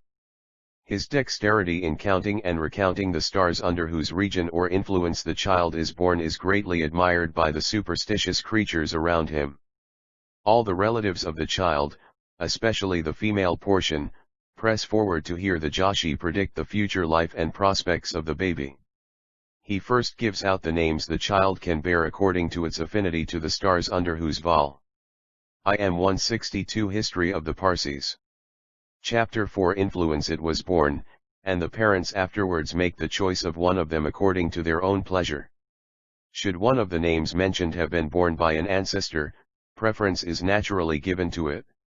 In recent years, however, this rule has not always been observed, and names not included in those given by the Joshi are sometimes adopted. The Parsis have no surnames which go conti from generation to generation in a family, as is the case among Europeans. The sons of Thompson, Brown, Jones, and Smith, and their descendants, are all Thompson, Brown, Jones, and Smith, but the Parsis give one name to the child, and after its name is taken that of the father. If the son is named Ardeshir, and his father's name is Framji, the name he would always bear would be Ardeshir Framji. When this son attains to man's estate and a child is born to him, and passing that he is named Pestenji, he is called Pestenji Ardeshir, and when again a son is born to Pestenji, and if he is named Jahangir, he is called Jahangir Pestenji. So the grandfather's name is always dropped. Owing to there being many persons of the same name, it became a practice to add a certain adhoc or distinguishing affix indicating the profession to which they belong. This is handed down for 1 or 2 generations, but as soon as any member of that family takes to any other profession or calling, he changes his adhoc. For instance, if Manakji Kavasji is a carpenter, he writes his name as Manakji Kavasji Sudar, carpenter. If his son Jarashiji becomes a schoolmaster, he calls himself Jamshedji Manakji master, and if his son becomes an attorney or solicitor, he adds Vakil, solicitor, after the names of himself and his father. In some cases the name of a distinguished ancestor is preserved by adding it after the father's name instead of the adhoc, but Trias is not continued for more than 4 or 5 generations. We now give an almost complete list of names of Parsi men and women in general use at present. Those that have a Hindu origin are marked with asterisks, and the rest are Persian names. Of course the Hindu names were adopted by the Parsis after their settlement in India, just as they adopted many of the Hindu manners and customs and dress, and also perhaps to hide their nationality in order to escape persecution at the hands of the fanatical Mohammedans. Chap 4. Parsi names. 163. After the Joslai has given the names which the child may bear, the lady who is supposed to be best. 164. History of the Parsis. Chapter 4. Up in the ways of the world steps forward and puts a number of questions to the Joshi regarding the child's future. The fellow, who thoroughly understands what his forecastings are worth, APJ is absorbed in meditation, as if he were considering the solution of a difficult mathematical problem, and, after a few minutes' pause, declares that the child, having been born under the influence of certain stars, and under certain conjunctions, is likely to be a lucky one. This sends a thrill of joy through the hearts of all the relatives. Question after question is put to the Joshi, who is generally equal to the occasion in his answers. He knows full well what will please the ladies most, and replies accordingly. He assures them that the child is destined to make a name for itself. When questioned about the influence the child will exert upon the fortunes of his father, mother, brothers, and sisters, and the family generally, the pretender gravely delivers himself in some such strain as this: the child really is a lucky one. The father will, through him or her, have increased respectability and wealth, and the mother will be very fortunate. By the birth of this babe there will be increased affection between the husband and wife. With its brothers and sisters it will be on good terms when of age, and he tells other flattering tales of a similar kind. The Joshi is then told to prepare a horo. Chap 4. The Sudra and Kusti. 165. Scope of Tlikliokl, Poliakli he sends in a few clays, and for which he is paid a fee of from 2 to 5 rupees. The Joshis have a good knowledge of human nature, and not unfrequently make correct hits. They know that children suffer from teething and other iaints in their first and second years, and they tell the heads of the family to take care of the child when it is between 5 and 7 months old, as it is then likely to suffer. If the child does suffer, as children invariably do during dentition, the ladies of the family immediately say, "Oh, the Joshi predicted this." The men generally laugh, but Parsi females are not yet sufficiently advanced in knowledge to be conscious of their folly. The progress of education, now happily commenced, will soon banish these superstitious ideas. The investiture of the child, whether boy or girl, with the Sudra and Kusti takes place, according to religious injunction, any time after it has attained the age of 6 years and 3 months, but not before that age. The wearing of the Jabitla is then discontinued, and, as in the case of the adult, the Sudra and Kusti are worn instead. This ceremony is performed in an imposing manner, as will be seen from the following description. The boy or girl, whom we will term the candidate, sits before a Parsi priest, who utters certain prayers and makes him or her drink 3 times the sacred Narang Din, and chew. Part 166. History of the Parsis. Chap. 4 of a leaf of the pomegranate tree. The child is then bathed, after which it is dressed in a pair of trousers and cap with a clean white linen sheet wrapped round the body. In this state the candidate is taken by the priest to the hall or room where the ceremony is to be performed, and where are already assembled the dastur or chief priest, the relatives of the child, and a number of male and female guests invited to witness the ceremony. On this occasion all the ladies appear in their best attire and adorn themselves with fine jewelry. The assembly, composed as it is of the dastur and other priests dressed in their snow-white robes and turbans, of the gentlemen who wear their best clothes, and of the ladies in their brilliant dresses of many colors, is a pleasing and gay sight to behold. Throughout the performance of the ceremony strict silence prevails, which adds considerable solemnity to the occasion. The dastur and the priests take their places upon a rich carpet spread upon the floor, while the members of the family and guests sit around on chairs or sofas. The candidate is seated on a flat wooden stool before the dastur, who, together with another priest, begins to recite the paytet or prayer of repentance, in which the candidate joins if he is able to do so. After this the dastur requires the child to hold the sudra with both hands, and, placing his own upon them, causes the following confession of faith to be a QZNP 50300K Chap 4. The Sudra Investiture. 167 repeated, Praise be to the Mazdayasanan religion, created by the holiness, the purity, and the wisdom of Ahira Mazda. The good, righteous, right religion which the Lord has sent to his creatures is that which Zoroaster has browse ht. The Relio, Ion is the Relio Ion of Zoroaster, the religion of Ahura Mazda given to Zoroaster. After this the dastur removes the linen sheet which had at first been wrapped round the child's body and puts on in place thereof the sudra, held up to that point in the child's hands. The dastur then passes the kusti round the child's waist thiee times, repeating the kusti narang, as it is called, after which the infant is reseated on the stool, and the dastur delivers the husbam, a sort of sermon in praise of honesty, truth, and purity.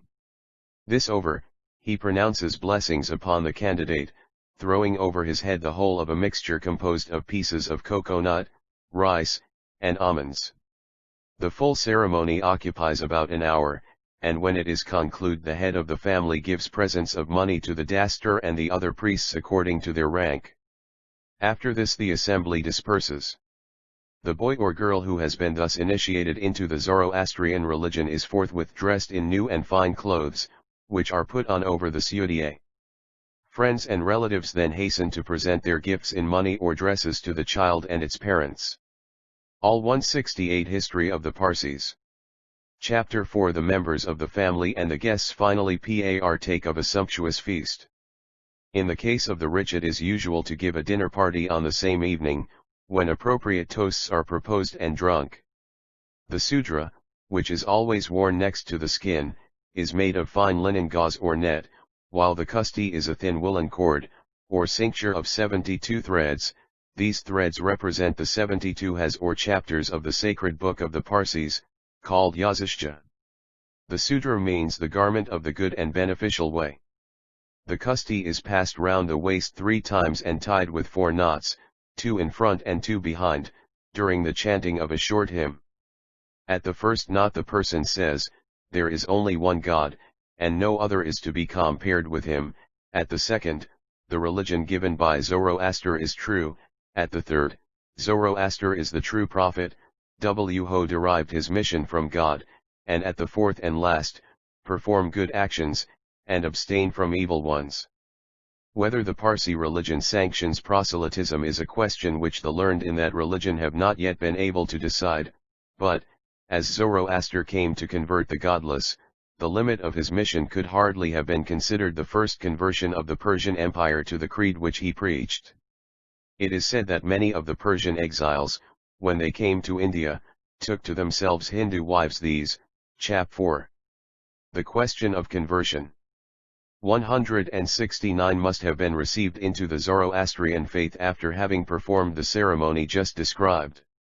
The records of the old Parsi Panchayat contain an instance of a Parsi having, in the year 1818, sought to obtain its sanction to bring up in the Zoroastrian religion his illegitimate daughter by a Hindu concubine. This caused great commotion in the community, but, after considerable discussion, the Panchayat sanctioned the applicant's request. At the same time, however, it resolved that, without its sanction, none other than those begotten of Parsi errants should be invested with the sacred Sudra and Kusti.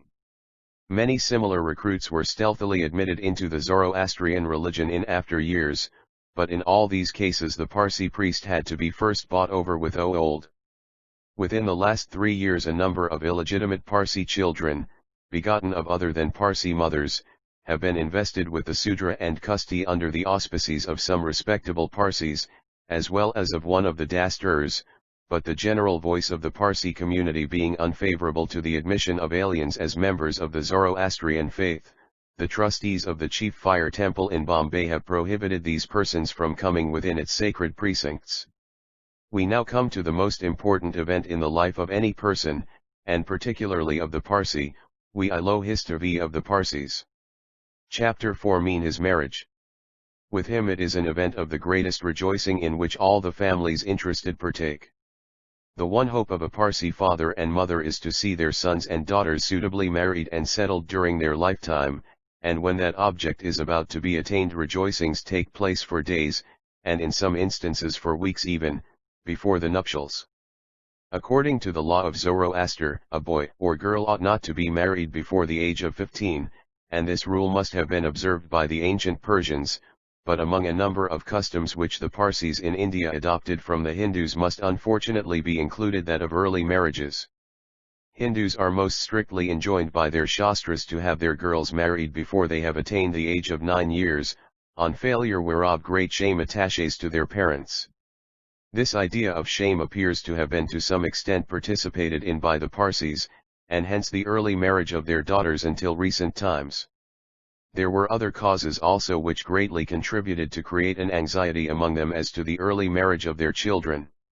As weddings are legitimate occasions for rejoicings and festivities, most of the wealthy were glad of the opportunities they afforded for the display of their wealth in giving dinners and IACA parties on an extensive scale to their relatives, neighbors, friends. Chap 4. Earl why marry a guess. 171 and acquaintances. On the other hand, the women, who on these occasions invite their friends, have the gratification of displaying their jewelry and rich dresses, and so iro, on the men to brino, about an early consummation of their wish. Under these circumstances there is little chance of a Parsi gentleman entering the family of his proposed partner in order to win her affections, or of his obtaining a wife of his own personal choice. To those unacquainted with Parsi manners and customs it will perhaps be startling to learn that instances are not wanting of the betrothal of a boy of 3 years of age to a girl of 2. It may seem very ridiculous, but it is nevertheless a fact that less than 20 years ago it was the custom in Bombay, and in some of the cities of Gujarat, to arrange or negotiate for the marriage of children who had not even seen the light of this world, that is to say, if 2 lady friends were enceinte, they would conclude an arrangement that if one should bear a son and the other a daughter, the infants would be united in marriage. This foolish system is, we believe, no longer practiced in Bombay, but instances of the kind still occur among the Parsis in some of the villages of Gujarat, where the march of enlightenment has not been as rapid as in the city. A great change has taken place within the last 30 or 40 years. The records of Parsi marry 172 History of the Parsis. Chapter 4 Ages showed the majority of them were between the ages of 15 and 20 years, although ugly there are still instances of infant marriages. It was only 3 years ago that a well-to-do but elderly Parsi priest, who was blessed with several children and grandchildren, desired to complete his happiness, as he thought, by seeing them all married.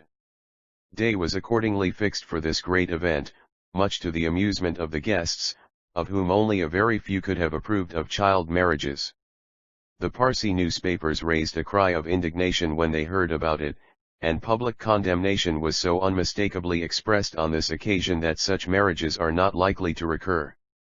The feeling of shame which, in common with the Hindus, the Parsis long felt at any failure to marry their children in infancy, has almost disappeared, and it may with some confidence be asserted that 10 or 20 years hence early marriages will be among them a thing of the past.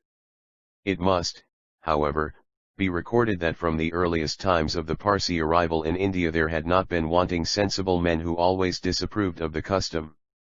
Among the Zoroastrians in Persia a boy is not married before the age of 20, nor a girl before the age of 15, a practice which must have died out amongst the Indian Zoroastrians through their commonwealth into contact with the Hindus. After the Parsis came to Chap 4. Defying the law.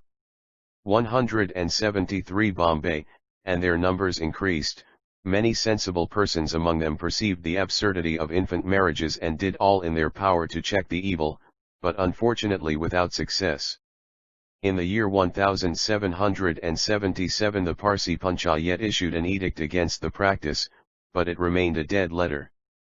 An instance is recorded of a Parsi watchmaker named Biramji Nasirvanji having in the year 1785 betrothed his son 1 or 2 years of age to a daughter of Hormasji Biramji Patel who was only 7 weeks old. The Panchayat waxed wroth at this stage, and strongly remonstrated with the offenders, as it was contrary to their edict, but their position produced little or no effect. They thereupon summoned the whole of the Parsi community to Dadisthas fire temple, and with the unanimous consent of the people passed a resolution excommunicating the above-named Parsis, forbidding all laymen from having any intercourse with them as recusant, and prohibiting all priests from performing religious ceremonies at their houses. The excommunicated Parsis, however, were not without friends and supporters, who often opposed the Panchayat in their subsequent measures, and it was this opposition which led the Synod to appeal to government to support their authority. How this appeal was received by government will be seen later on in our account of the rise and fall of the Parsi Panchayat. 174 History of the Parsis. Chapter 4. As a description of the marriage ceremony of the Parsis is likely to be interesting to the European reader, the writer feels that no apology is necessary for his entering minutely into its details. Some of the priests who are well acquainted with a large number of families follow the profession of matchmakers. Having made due inquiries into the position of the families possessing marriageable daughters, they go amongst those who have sons wishing to take upon themselves the estate of matrimony, and make it their endeavor to arrange a marriage between the two.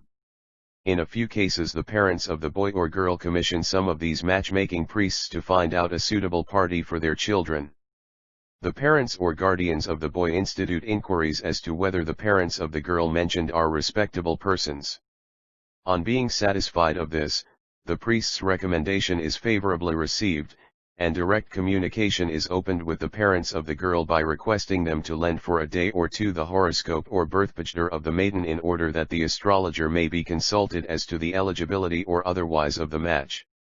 The horoscope of the boy, as well as that of the girl, is then handed over to the professor of astrology in order that he may examine whether the stars of the proposed pair are in harmony and whether they are likely to prosper.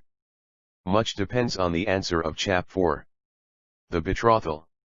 175 The sage. If he does not approve of the match, and augurs that ill will arise from it, negotiations are at once broken off. But if he shows no such apprehension, and goes so far as to predict happiness for the pair, the proposal has advanced one important stage towards its accomplishment. The stars having been declared favorable to the union, the parents of the boy and girl cause further inquiries to be made into each other's means, respectability, position, and connections in the community. The parents of the girl inquire particularly as to the amiability or otherwise of her intended mother-in-law. As in a Parsi family the happiness of the wedded girl depends greatly upon the behavior of this new relative towards her, the husband being still dependent on his father. When the heads of both families have been satisfied as to the suitability of the match, the betrothal of the young people takes place, the day for the celebration being named by the astrologer. There is no ceremony attending it. The parents of the boy send a present of address to the girl, and vice versa. This exchange makes the marriage contract pukka or complete, and it cannot then be dissolved. There is no fixed period at which the marriage ceremony should take place. It mainly depends upon the convenience of the parties, but the latest time at which it is performed is, as far as possible, immediately after the girl has arrived at the age of puberty. Instances, however, are not wanting. 176 History of the Parsis. Chapter 4. As we have before stated, of both the betrothal and the marriage ceremony taking fast while the bride and brideo, room are little more than infants. Certain days in the year are supposed to be propitious for the ceremony, and that is the reason a number of marriages take place on the same day. Several days before the marriage, if the parties are rich, a succession of dinners and natches are given to friends, and many thousands of rupees are spent in this manner.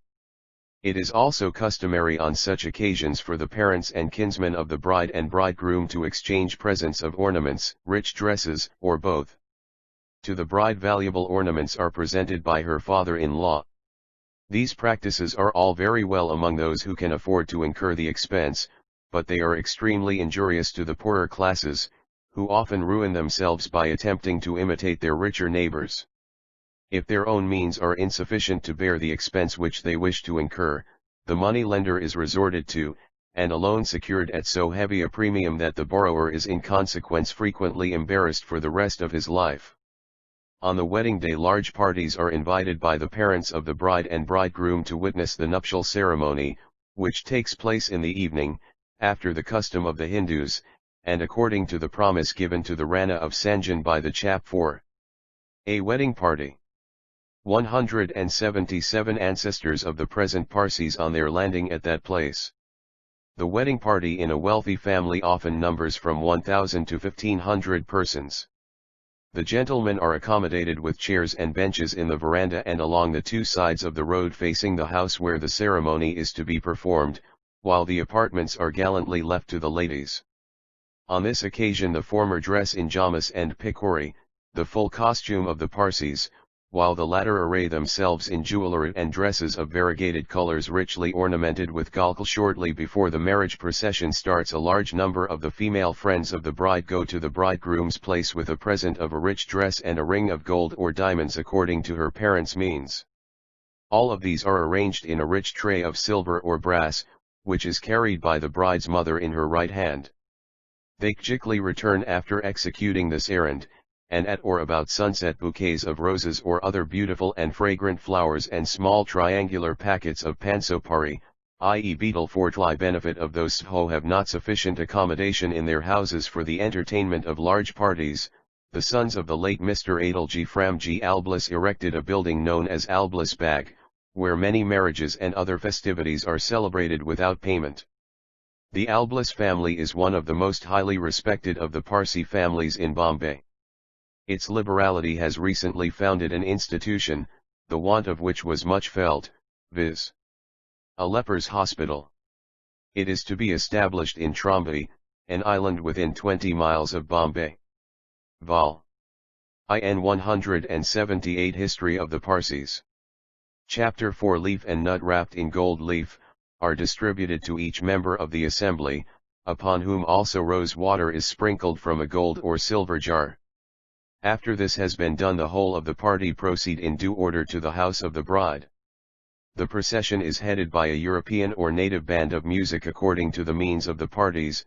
The bridegroom, accompanied at his side by the priest who is to perform the marriage ceremony, walks next, and then follow the male portion of the assembly, the female company bringing up the rear. The sight is very imposing. The band plays lively airs, the gentlemen all clad in snow-white jamas and pitch-oris, and the ladies and maidens in their best dresses, with merry little children on the arms of their well-clad nurses, form a spectacle which is absolutely beautiful of its kind. On reaching the bride's residence, the men accompanying the husband take their seats among the male guests of the bride's party, and the ladies go inside the house and assume their places with the others. When the whole party are thus accommodated, nosegays and bidas, betel nut packets, are again distributed to the men, and the nuptial ceremony commences soon after sunset. It generally takes place in a hall or a spacious room on the ground floor of the house where a galika or carpet is spread out. First of all, the bride and the bridegroom are seated. Chap 4. The dividing curtain. 179 opposite each other on handsome chairs, and then a piece of cloth is held between them as a curtain so as to screen them from each other's sight. Under this curtain they are made to hold each other's right hand in their grasp. Then another piece of cloth is placed round so as to encircle them, and the ends of the cloth are tied together by a double knot.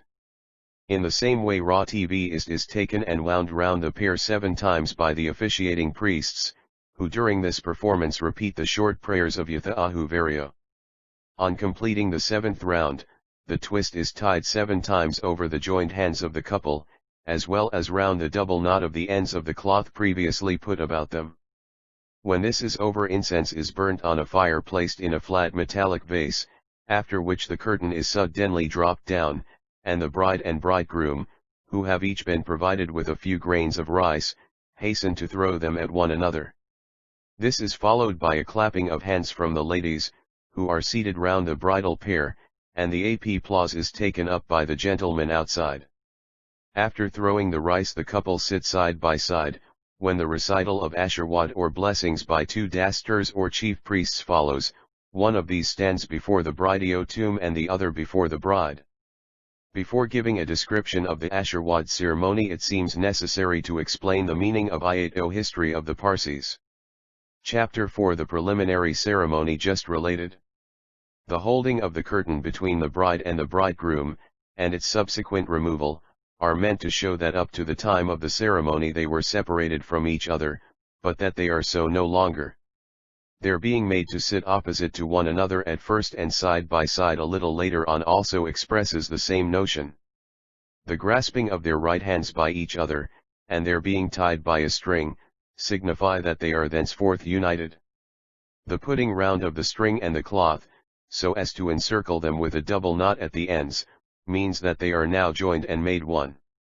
The object of using raw twist, and of its being put round them 7 times, is to show that, while raw twist itself can be very easily broken, when it is strung round 7 times and twined into one it forms so strong a band that it cannot be broken by ordinary strength, thus implying that the love and affection of the husband and wife for each other should be so strong that nothing can undo it. The reason for the twist being strung round 7 times is because this number is held to be very auspicious among the Parsis, there having been 7 Amishaspuds, archangels, 7 heavens, and 7 continents, known to the ancient Persians. Lastly, the throwing of a few grains of rice upon each other is watched with much interest by the friends and relations of the bride and bridegroom. Ioo Pi 1 Chap 4. The shower of rice. The eyes of all, particularly of the ladies, are upon the pair to see which succeeds in first throwing the rice as soon as the curtain is withdrawn. The one who is successful is supposed to evince the more love and affection of the two. On the conclusion of this, the senior daster begins the more solemn part of the marriage ceremony, and pronounces the following blessings: May the omniscient Lord bless you with many sons and grandsons, with good livelihood, heart, ravishing friendship, long life, and an existence of 150 years. 2 men are seated near the couple, one by the side of the boy and one by the side of the girl, as representing their parents or guardians. The officiating priests ask them whether the marriage receives their consent. The person representing the father of the bridegroom is first asked the following question: in the presence of this assemblage which has gathered here in this town, the priests specifying the day, month, and year of Emperor Yazdezid, the king of the Sasanian dynasty of auspicious Iran, say whether you have consented according to the rules and customs of the Mazdayasanan religion to take this bride in marriage for this bridegroom on a promise of paying her 2,000 dirhams of pure white silver and 2 dinars of red gold, of the coinage, of the city of Nishapur. 182 History of the Parsis. Chapter 4. Answer: Yes, I have consented. The representative of the father of the bride is then asked: have you promised to give forever this G8 of your family in marriage to, naming the husband, with honest thoughts, good words, and for the increase of goodness? Answer: Yes, I have promised. The following question is then put to those about to be married: have you both consented to act according to your promise with honest heart till the end of your lives? Answer: Yes, we have. After these interrogatories and answers, both the dasters or priests deliver to the husband and wife, as we may now call them, a short address containing good, sound, and practical advice, which if attended to would greatly benefit the bridegroom through his career in life in all its different aspects, whether social, political, or commercial.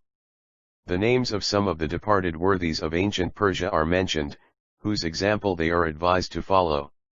v/eoi below the text, which will be read with interest. By the helping name of Ahura Mazda, may your happiness increase. May you be brilliant.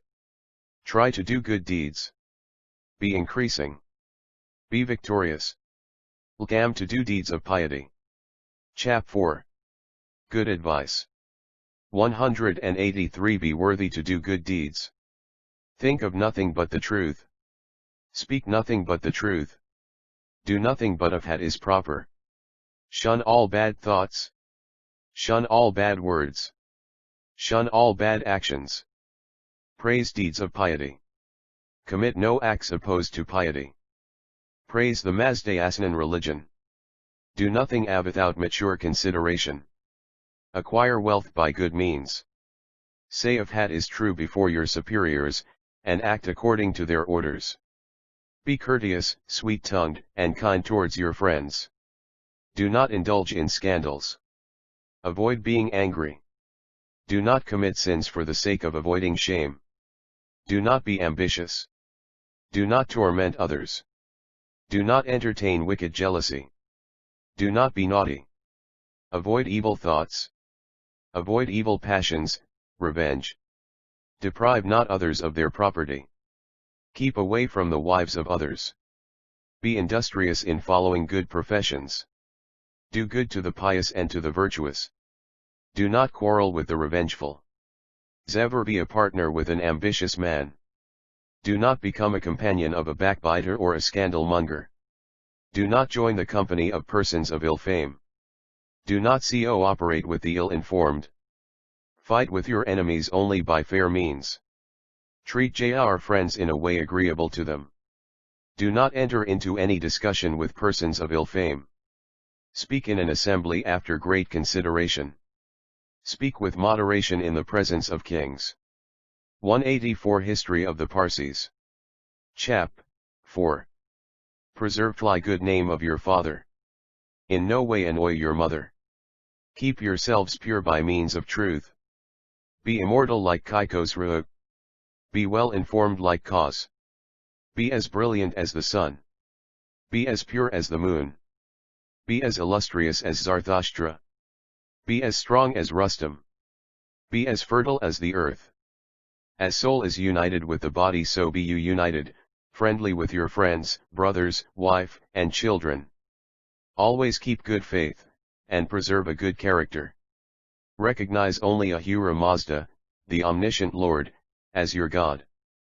Praise Zoroaster as your spiritual leader. Treat Ahriman, the evil spirit, with contempt. After this follows an earnest supplication to the Almighty to bestow upon the newly married pair good moral and social qualities. In this prayer are recited the names of the 30 angels after whom the 30 days of a Parsi month are called, and who are supposed to be guardian spirits presiding over the good qualities enumerated. Boinance J with Ahura Mazda, the first Dav of the month, the priests say, May Ahura Mazda bestow upon you good thoughts through Biman, good words through Ardibiasht, good actions through Sharivar, perfect thought through Spendarmad, sweetness through Kordad, fruitfulness through Rhmerdad. May God, Deepadar, bestow upon you Chap 4. The blessing. 185 Increasing luster through Adar, purity through Aban, or Aban, exalted position through Kershed, increase through the cow-like mower, liberality through Tyr, temperate habits through Gosh. May God Dipmer bestow upon Jou pure justice through Mer, obedience through Srosh, fruitfulness through Rashnu, increase of strength through Fravardan, victory through Biram, constant delight through Ram, strong power through God. May God Diptia bestow Uj on you knowledge through Din, collection of wealth through Arshasang, a number of good talents through Ashtad, great activity through Asman, firmness of place through Jamiad, good sight through Marspand, and nourishment of body through Anarau. All tills is spoken by Clydaster in the Pazand language, Hwikli, after the Pahlavi, was the current language of Persia, and which was very commonly spoken in the latter days of the Sasanian dynasty. It is very like the Persian language. When this is finished, some blessings are recited in the Lano Uao, of the Avesta itself. These consist of a few passages from the latter part of the Asna. They run as follows: O you good man! May that come to you which is still better for you than the good, since you fit yourself worthy as a Zeota, a pious and virtuous man. May you receive the reward. 186 History of the Parsis. Chapter 4, which is earned by the Zeota as one who thinks, speaks, and does much good. May that come to you which is better than the good. May that not come to you which is worse than the evil. O good man! May that accrue to you which is better than the good. May your relations be worthy of goodness. May you get that reward of which you have made yourself worthy. May good accrue to you as the result of perfect good thought, perfect good words, and perfect good actions. May that piety come to you which is better than the good. May not that sinful life which is worse than the evil come to you. May it be so as I pray. May the much desired agreement come for joy to the good mind of Zoroastrian men and women. May he grant the reward to be desired according to the law of all purities. I prefer that purity which is considered the best by Ahura Mazda. Lastly follow some blessings in the Pazand language, wherein are mentioned the names of the departed kings and heroes of the Kayanian dynasty of Persia. The priests call upon the couple to imitate those qualities which have made these men famous. They also name the principal objects of the creation, such as the sun, moon, etc., and the wish is expressed that the pair may possess the attributes which those planets are supposed to represent. Then follows a repetition of a part of these blessings and the accompanying advice in the Sanskrit language. This is done because the Parsis who first migrated to India after the defeat of the Persians. Chap 4. Marriage Certificate. 187 Under their last king Yazdezerkal promised the Rana of Sanjan, on whose shores they landed, that such a course would be observed. The whole is brought to a conclusion with the recital of Tandarusti, i.e. a blessing invoking the bestowal of physical strength, energy, and health on the newly married pair. After the conclusion of these ceremonies, the bride and the bridegroom, or, if they are minors, their fathers or guardians, together with the two persons who represent the fathers or guardians, and the two officiating priests, sign a marriage certificate, which is afterwards registered at the office of the Registrar of Parsi Marriages. When the ceremony has been thus concluded, the bridegroom, accompanied by his friends, retires to his own house, where they all sit down to a banquet. The bride's RD are entertained by her father. The ladies are first served, and when they have left the table it is prepared for the gentlemen. The Parsis, from their earliest sojourn in India, have refrained from eating meat on the day of marriage to avoid giving offense to the feelings of the Hindus, as a number of sheep would require to be killed for so large a party. The viands, therefore, consist of fish, vegetables, sweetmeats, fruits, preserves, and similar articles. European and native wines are drunk freely, and several toasts are dosed by the company, including the health of the wedded pair, their parents. 188 History of the Parsis. Chapter 4 And the chief men of the assembly. We must not omit to mention one toast that is always drunk on such occasions, viz. the health of Her Most Gracious Majesty the Queen of England and Mj of India, and the royal family, which is always received with enthusiasm and drunk amidst deafening cheers. After dinner the ladies retire to their own houses, but the gentlemen sit till a late hour enjoying the pleasures of a natch or of the band that follows. Repetition of the nuptial benediction is also performed by the priests after midnight before a few select friends and relatives. Such are the ceremonies attendant a Parsi marriage, but we are glad to notice that the better ideas which prevail in the present day, as well as greater intercourse with Europeans, have considerably modified the nature of the festival, which has lost, in a great measure, the purely Eastern features that formerly characterized it. Possibly it has also lost in consequence much of its splendor, but it has become more in accordance with the enlightened views which the Parsis have displayed under Western influence. The long processions, headed by discordant native music, the gaily caparisoned steeds, the boys dressed in military uniform, and the little girls in European garb, together with the silver-plated palanquins and other semi-barbarous customs, have almost entirely disappeared owing to increased civil chap 4. The paterfamilias 189ization, and thus the marriage ceremonials have been invested with an infinitely more solar and more rational air. As the couple are invariably young, separate accommodation is seldom allotted them after their marriage, nor even when they have attained adult age do they leave the parental roof. They live in the same house wdth the other members of the family. Though a father has 6 or 7 sons, they all reside with their dves and children in the house of their sire, and the grey-headed old man is often able to look with pride and pleasure upon the group of children and grandchildren around him. Europeans in Bombay have often seen wealthy Parsis driving in their spacious open carriages of an evening with half a dozen little ones beside them, and others following. There are, of course, instances where sons have left their father's roof and taken separate houses for themselves and their families, and of brothers who, after the death of their parents, have separated from each other. This, however, is not owing to the same ideas which prompt Europeans to live apart after marriage. Domestic quarrels among the wives of brothers, or with the mother-in-law, are generally the cause of separation in these exceptional cases. It may, perhaps, not be out of place if we now describe the marriage ceremony as it is performed by the Zoroastrians in Persia. It is much simpler than I90 History of the Parsis. Chapter 4 Among their Indian co-religionists.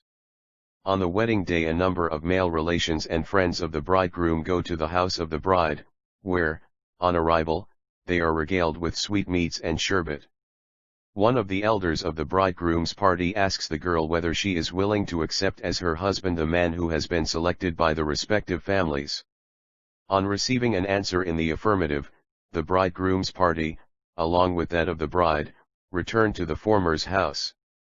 After they are all seated, a priest stands before the bridegroom and advises him in the Dari language. The bride sits apart with the other ladies at some distance from the men, so that she does not hear the advice given him, which is to this effect: follow the commandments of the Lord God and his prophet Zoroaster, pray to the Almighty 3 times a day, participate in all the gahambars and other jasans, festivals, fulfill your duties towards your parents and your tutor, appoint an angel, a daster, and a wise man as your guardians, do good to mankind, keep peace with all men, follow the path of righteousness, for righteousness alone secures the fulfillment of all your hopes, be humble and of good behavior, hurt nobody, do not be envious of anyone, do not look with contempt upon your poor relations, on the contrary, help them as far as it lies in your power, in all a mixture of Pahlavi and Tli ancient Persian. Chap 4. Marriage in Persia. 191 Your actions seek the advice of wise men, and in all things trust in God, and always thank him for his mercies. The officiating priest then recites certain prayers of repentance for sins, praising Ahura Mazda the Almighty God for his just acts and commandments, and invoking his blessings upon all on earth. After these prayers the priest asks the father of the girl whether he has consented to give his daughter to the man proposed. On receiving the answer, he asks the bridegroom whether he has agreed to take the young woman for his wife. The bridegroom having answered in the affirmative, he and the bride join hands, and walk round a blazing fire 3 times. This completes the ceremony, and, after partaking of a sumptuous dinner, the parties separate. The warl then ooes to live with her husband. The Persian Zoroastrians do not, as already stated, give their children in marriage till the boy has attained the age of 20 and the girl that of 15. It is gratifying to know that the Parsis have not followed the Hindus in the cruel custom of prohibiting their widows from remarrying, a tyranny which is sometimes followed by so much sin and mischief. Notwithstanding this permission, there are very few Parsi widows who marry again, and if they do so, it is generally before they have arrived at the age of 40.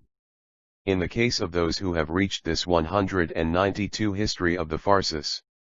Chapter 4 Age, particularly if fly are blessed with children and have sufficient means to provide for them, they as a rule retain their state of widowhood. We now proceed to describe the ceremonies attending the death of a Parsi. When the case is seen to be hopeless, the body of the dying man is washed and dressed in clean clothes. The dastur or the mobbed, with other priests, repeat sundry texts of the Zendavesta, the substance of which tends to afford consolation to the dying man, and he breathes a prayer on his behalf for the forgiveness of his sins. May the Almighty pardon you for anything that you may have done against His will, His commandments, and the dictates of the true religion of Zoroaster. May the merciful Lord give you a good and happy abode in the world to which you are about to enter, and may He have mercy on you.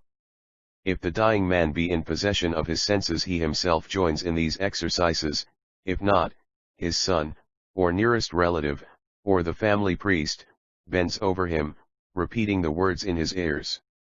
When life becomes extinct, the body is wrapped in clean clothes and placed on an oblong piece of polished stone, which is laid on the floor. The female members and relations the hands are laid crosswise and joined upon the chest, and the feet are crossed and tied, or are kept straight. At one time there was a sharp contention among the priests whether the feet should be crossed or kept straight, but the Parsi Panchayat of old decided that this may be done in any way the head of the family of the dead man may direct. Chap 4. Ahunavadi Gatha. 193 of the family then sit down together on a carpet spread in the room in which the body is placed, the men sitting on chairs or benches in the veranda. If death takes place at night, the body is kept in the house till the next morning, but if during the day 4 or 5 hours before sunset, it is removed to its final resting place in the afternoon.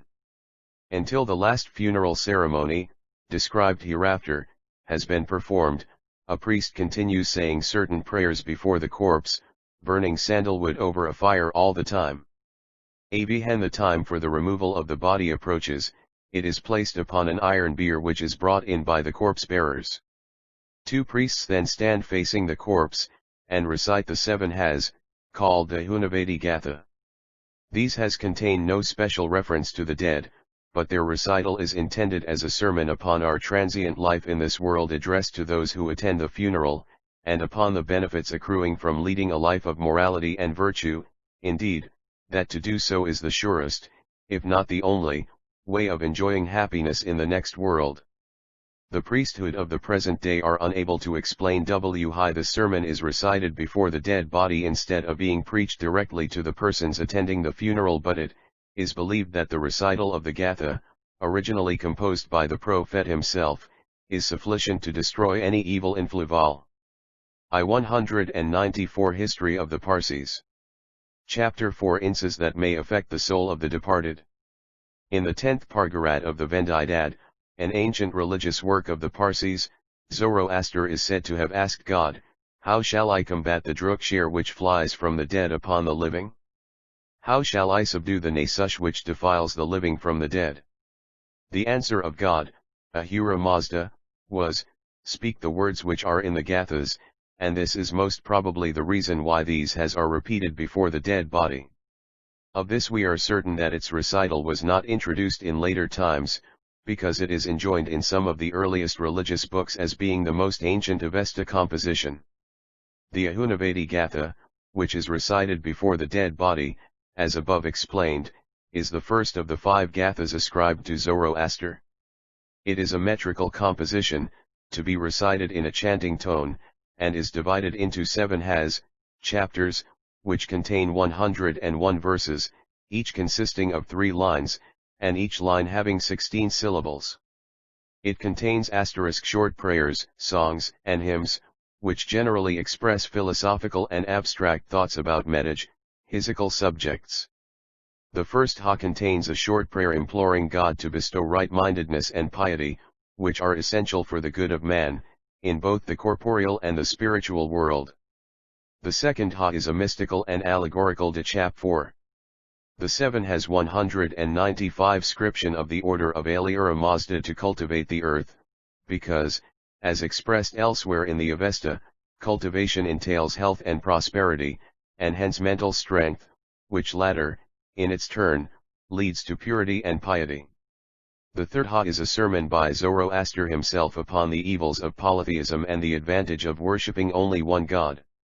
The chief tendency of this speech, says Dr. Hogg, is to induce his countrymen to forsake the worship of the devs or gods, i.e. polytheism, to bow only before Ahura Mazda, and to separate themselves entirely from the idolaters. In order to gain the object wished for, he propounds the great difference which exists between the two religions, monotheism and polytheism, showing that whereas the former is the fountain of all prosperity, both in this and the other life, the latter is utterly ruinous to mankind. The fourth ha shows how the good creation should be protected from the influence of the evil and the wicked. The fifth ha condemns idolatry and exposes the evils which result from its practice. The sixth ha speaks of cultivation as the best means of supporting piety, and depicts a conflict between the good and the evil. The seventh and last ha says that all moral 196 history of the Parsis. Chapter 4 and physical good results from pious thoughts, words, and actions. When this recital is finished, the dead body is taken out of the house on the bier, and carried on the shoulders of nace salas or corpse bearers to the dikama or tower of silence, which is generally erected in a solitary place and upon an eminence. The relatives of the departed one naturally give way to cries and lamentations. The male relatives and friends of the deceased follow the dead body in funeral procession on foot.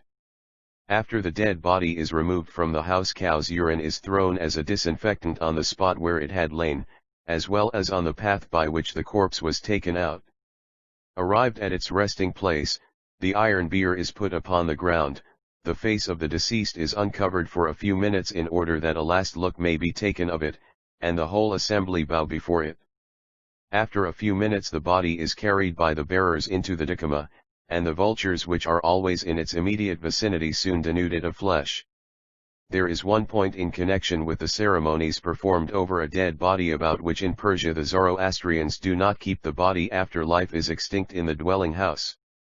It is removed to a building which may be called the morgue, and the recitation of the Hez is made there, after which the body is taken direct to the dikama. Chap 4. The gaze of a dog. 197 people of other religious persuasions entertain most incorrect ideas. The face of a deceased Zoroastrian is exposed to the gaze of a dog 3 or 4 times during the recitation of the funeral sermon or oration. This seems to have led to the erroneous supposition, caused doubtless through ignorance, that before the dead body is removed from the house a dog is made to lick it or to eat some portion of its flesh. It is scarcely necessary to say that this belief has no foundation whatever. The exact object and meaning of the ceremony has not been properly ascertained, but, according to common belief, dogs are considered sacred animals. They are supposed to guide the souls of the dead towards heaven, and to ward off on their way the bad influence of evil spirits to which they may be exposed. This belief, however, is not generally shared in by the educated Parsis of the present day. Another supposition also prevails on the subject to the effect that the eyes of a particular kind of dog possess peculiar magnetic power in annihilating impurities surrounding a dead body. This theory is referred to at page 240 of Drive Hogg's Essays on the Sacred Language, Writings, and Religion of the Parsis, edited by Drive West. He says, a man who touches a dead body, the contagious impurity of which has not been previously checked by holding towards the corpse a peculiar kind of dog, is said to be at once visited by a spectre representing death itself. This is called Drukshir Nasush, or the destructive corruption. 198 History of the Parsis. Chapter 4. The dog is also thus described by the same writer. It is called the four-eyed dog, a yellow spot on each side of its eyelids being considered an additional eye. He has yellow ears, and the color of the rest of his body varies from yellow to av height. To his eyes a HMD of magnetic influence is ascribed. We return to the funeral ceremony. When the corpse-bearers take the body into the klakama, the priests, relatives, and friends who have attended the funeral wash their faces and hands and offer a prayer to the Almighty. On the death of any person, his friends, neighbors, and acquaintances visit the relatives of the deceased every morning and evening for 3 days consecutively to offer consolation to them, and they sit in long array for a few minutes on benches and chairs placed alongside the house. The Parsi scriptures declare that the soul does not leave this world for 3 days, and therefore a priest prays constantly during that period for a burning fire fed with sandalwood near the spot where the dead body was laid. On the morning of the 4th day the soul is believed to enter the other world, and therefore a religious ceremony is performed, either at the house of the deceased or at a fire temple on the afternoon of the 3rd day as well as just before the dawn of the 4th day, in the presence of the priests, friends, and relatives of the deceased. This is Chap 4. The Tower of Silence. 199 called the Idliamna ceremony, when the relatives of the deceased, if rich, give sums of money in charity according to their means for the benefit of the soul of the deceased. The deceased, if wealthy, has often bequeathed large sums for charitable purposes in his mill, and these bequests are announced to the public at the Uthamna ceremony. The Parsi charitable funds in charge of the Parsi Panchayat are largely increased by contributions of this kind. On the 4th day succeeding the death a number of priests, and the lame, halt, and blind living in the Parsi benevolent asylums, are fed as an act of charity intended to benefit the soul of the deceased. For 3 or 10 days after death, as may be either convenient or the custom of the family, the female relatives sit on a carpet spread upon the ground floor near the spot where the dead body had been, and receive visits from their female friends and connections. While treating upon this subject a description of a Parsi Tower of Silence will doubtless be considered of interest. The best idea that we can give to our European readers of its outward appearance is to refer them to the Laro-e circular asymmeters attached to gasworks, the only difference being that the decumas are open at the top, while their circular walls are built of the hardest stone, faced with white chinam or lime plaster. The walls are from 200 History of the Parsis. Chapter 4 20 to 30 feet high, and the diameter of the largest decuma in Bombay is 90 feet. We give in this work a plan of the interior of a Tower of Silence. Inside the tower is a circular platform about 300 feet in circumference, and entirely paved with large stone slabs, and divided into 3 rows of exposed receptacles called pavis for the bodies of the dead. As there are the same number of pavis in each concentric row, they diminish in size from the outer to the inner ring, and that by the side of the wall is used for the bodies of males, the next for those of females, and the third for those of children. These receptacles or pavis are separated from each other by ridges called dandas, which are about an inch in height above the level of the pavis, and channels are cut into the pavis for the purpose of conveying all the liquid matter flowing from the corpses, and rainwater, into a bandar, or a hollow in the form of a pit, the layout of which is paved with stone slabs. This pit forms the center of the tower. When the corpse has been completely stripped of its flesh by the vultures, which is generally accomplished within 1 hour at the outside, and when the bones of the denuded skeleton are perfectly dried up by the powerful heat of a tropical sun, and other atmospheric influences, they are thrown into this pit, ere they crumble into dust. The rich and the poor thus meet view of the interior. The PABI. Plan of a Tower of Silence. Chap 4. Dimensions of a decuma. 201 eno 2 ether after death in one common level of equality. 4 drains are constructed leading from the body of the pit. They commence from the surrounding wall of the bandar and pass beyond the outside of the tower down into 4 wells sunk in the ground at equal distances. At the mouth of each drain charcoal and sandstones are placed for purifying the fluid before it enters the ground, thus observing one of the tenets of the Zoroastrian religion that the Mother Earth shall not be defiled. The wells have a permeable bottom, which is covered with sand to a height of 5 or 7 feet. These decumas or towers of silence are built upon one plan, but their size may and does vary. The laying of the foundation stone of a new decuma, as well as its final consecration, is one Mr. Nasservanji Klianklal. High gives the several dimensions of / Ir Nasservanji Rathanji Tatas decuma at Nafsari as follows. The interior diameter of the tower, as limited by the parapet, is 62 feet, the outermost diameter is 70 feet, the outer diameter of the plinth at the surface of the ground. 66 8, the frustrum or the plinth has a ladder of 1 foot in 8 feet, The diameter of the handar is 20 feet 6 inches, the depth of the bandar at its center 8 feet, the thickness of the parapet 1 foot, its height above plinth 8 feet, height of plinth above the surface of ground 8 feet, minimum height of the tower above groin 16 feet, and the maximum 22 feet. The area of the interior of the tower is 3,019 square feet. The diameter of each well is 6 feet, the depth of ditto 35 feet. The aggregate capacity of the 4 wells is 21,136 gallons, the gathering area of the wells is 3,117 square feet, the quantity of rainwater from a continued fall of 1-2 inches, say in one day, would be 3,117 cubic feet, or 19,419 gallons. 202 History of the Parsis, Chapter 4 Attended Whitly Great Ceremony, of which we now propose to give a short account. The former is called the Tana ceremony, from the fact of the Tana or thread being used in it. When a plot of mound is selected for the building of a dikama, it is marked out by fixing large iron nails at certain intervals forming a circle, and then thread is taken round them so as to show the space that will be covered by the dikama. The Zoroastrian scriptures are, as we have already said, opposed to burying the dead, the practice being considered most injurious to the health of the living.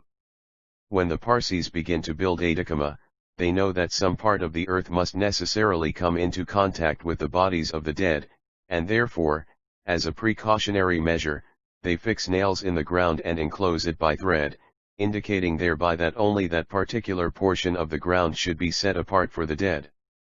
That this is the view taken of the proceeding appears from the badge prayers and ceremonies being always performed by a priest on the spot previous to laying the foundation of the dikama. The first badge prayer is in honor of Srash, the guardian deity presiding over the souls of the dead, especially during the first 3 days after death. The second is in honor of Ahura Mazda himself. The third is in honor of Spendarmid, the guardian deity presiding over earth. The fourth chap 4. Consecrating a dikama. 203 is in honor of Ardafrosh, i.e. the departed souls, and the fifth is in honor of the 7 Amishaspen's, i.e. the archangels. These 5 badge ceremonies and prayers are supplications to the Almighty to the following EFIECT, Almighty, Ahura Mazda, though it is wrong to contaminate the ground with the bodies of the dead, we beseech thee to permit us to occupy this enclosed piece of ground, Spendarmid, and no more, for laying the bodies of departed souls who, in obedience to thy order, leave this world for the next. It is with this object that the Tana ceremony is performed. In carrying the thread round the nails care is taken that it does not touch the ground, which is intended to show that the bodies of the dead should not be placed directly on the earth, but on some superstructure. Then, again, iron nails are used, and not wooden pegs as in ordinary buildings, because of the religious prohibition against wood in anything connected with the dead, it being more porous than metal, and more likely to carry contagion from their bodies. The ceremonies and prayers in connection with the consecration of the dikama occupy 4 days. First of all, the structure is separated from the adjoining ground by digging all round it a pavi, a kind of trench, about half a foot deep and the same in width. Then in the center of the dikama, that is, in the bandar, 2 priests perform the J04 history of the Parsis. Chapter 4. Yasna and the Vendidad prayers and ceremonies in honor of Srash for 3 consecutive mornings and nights. On the morning of the 4th day a Yasna prayer is repeated in honor of Ahura Mazda. After that these priests say 4 Iksaj prayers in honor of Ahura Mazda, Spendarmid, Srash, and Ardafrosh. These ceremonies are performed in the tower itself. Afterwards in a pavilion erected outside the dikama a Jazan ceremony is held, in which a large number of priests and laymen take part. This consists of Afrinan prayers, of which we shall speak more fully in the chapters on Eligen. In connection with these prayers the name of the donor I.e. of the gentleman or lady at whose expense the tower has been built is publicly mentioned by the officiating priest, and all the assembled priests join in beseeching blessings upon the founder. During the celebration of the Jazan ceremonies, and after its completion, the dikama is visited by thousands of Parsi men, women, and children, who all throw into the bandar, according to their means, silver and copper coins, some even throw in their gold rings and petty ornaments. This they do as contributing their mite towards the expenses of building their last resting place. If the dakama is built by public subscription, the collection, which sometimes amounts to thousands of rupees, goes in aid of the work, but if it is built at the expense of one or two individuals, it chap 4. An official proclamation. 205 is handed to the head priest of the district in whose jurisdiction it is situated. The Parsis consider it an act of piety to attend and to take part in these ceremonials. Whenever, therefore, these occur they flock to them in large numbers, giving the place where they are held the appearance of a great fair or holiday. The person who causes a dakama to be built at his own expense is considered to have performed one of the most meritorious of religious actions.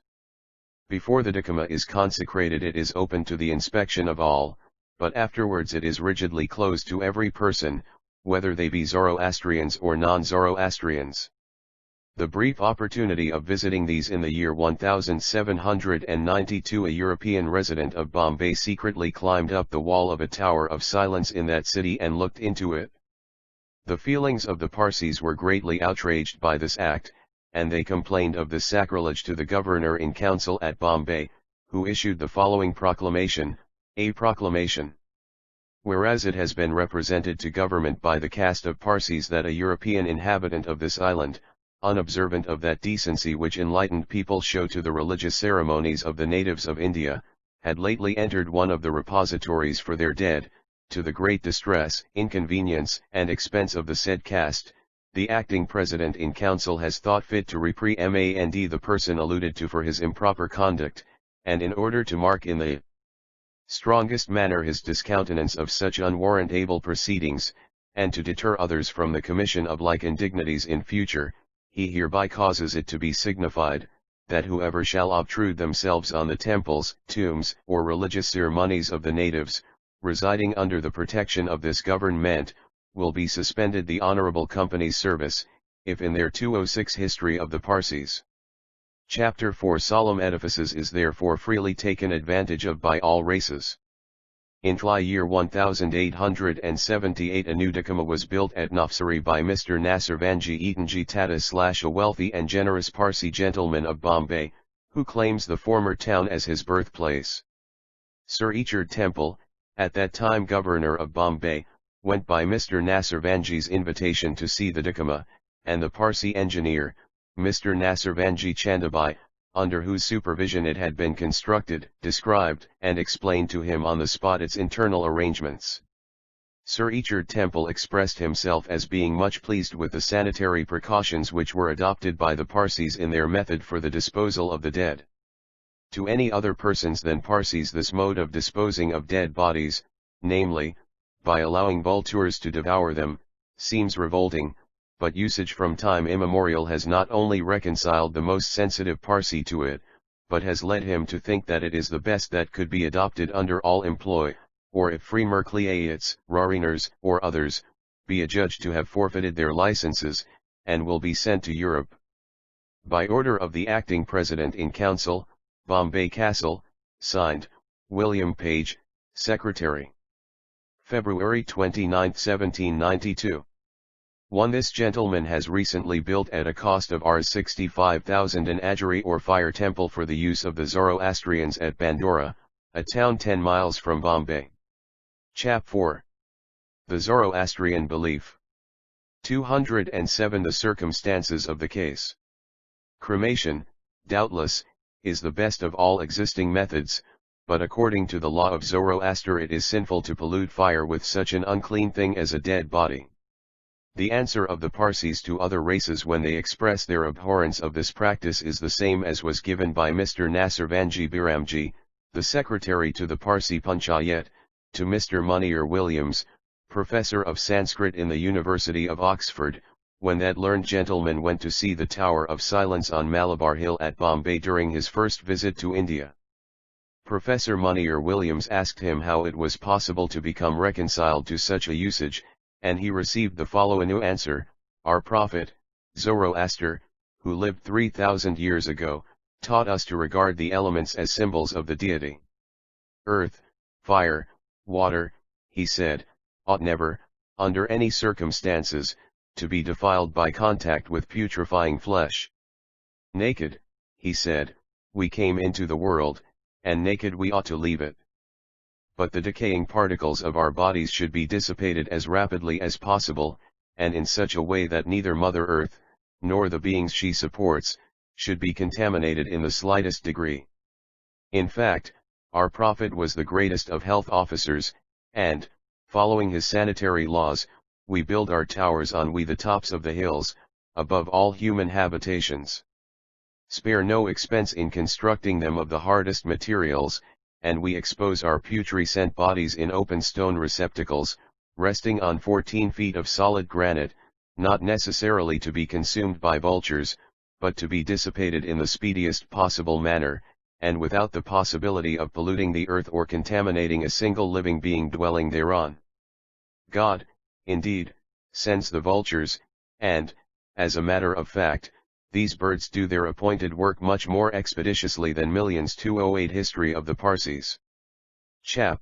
4 of insects of old do if we committed our bodies to the ground.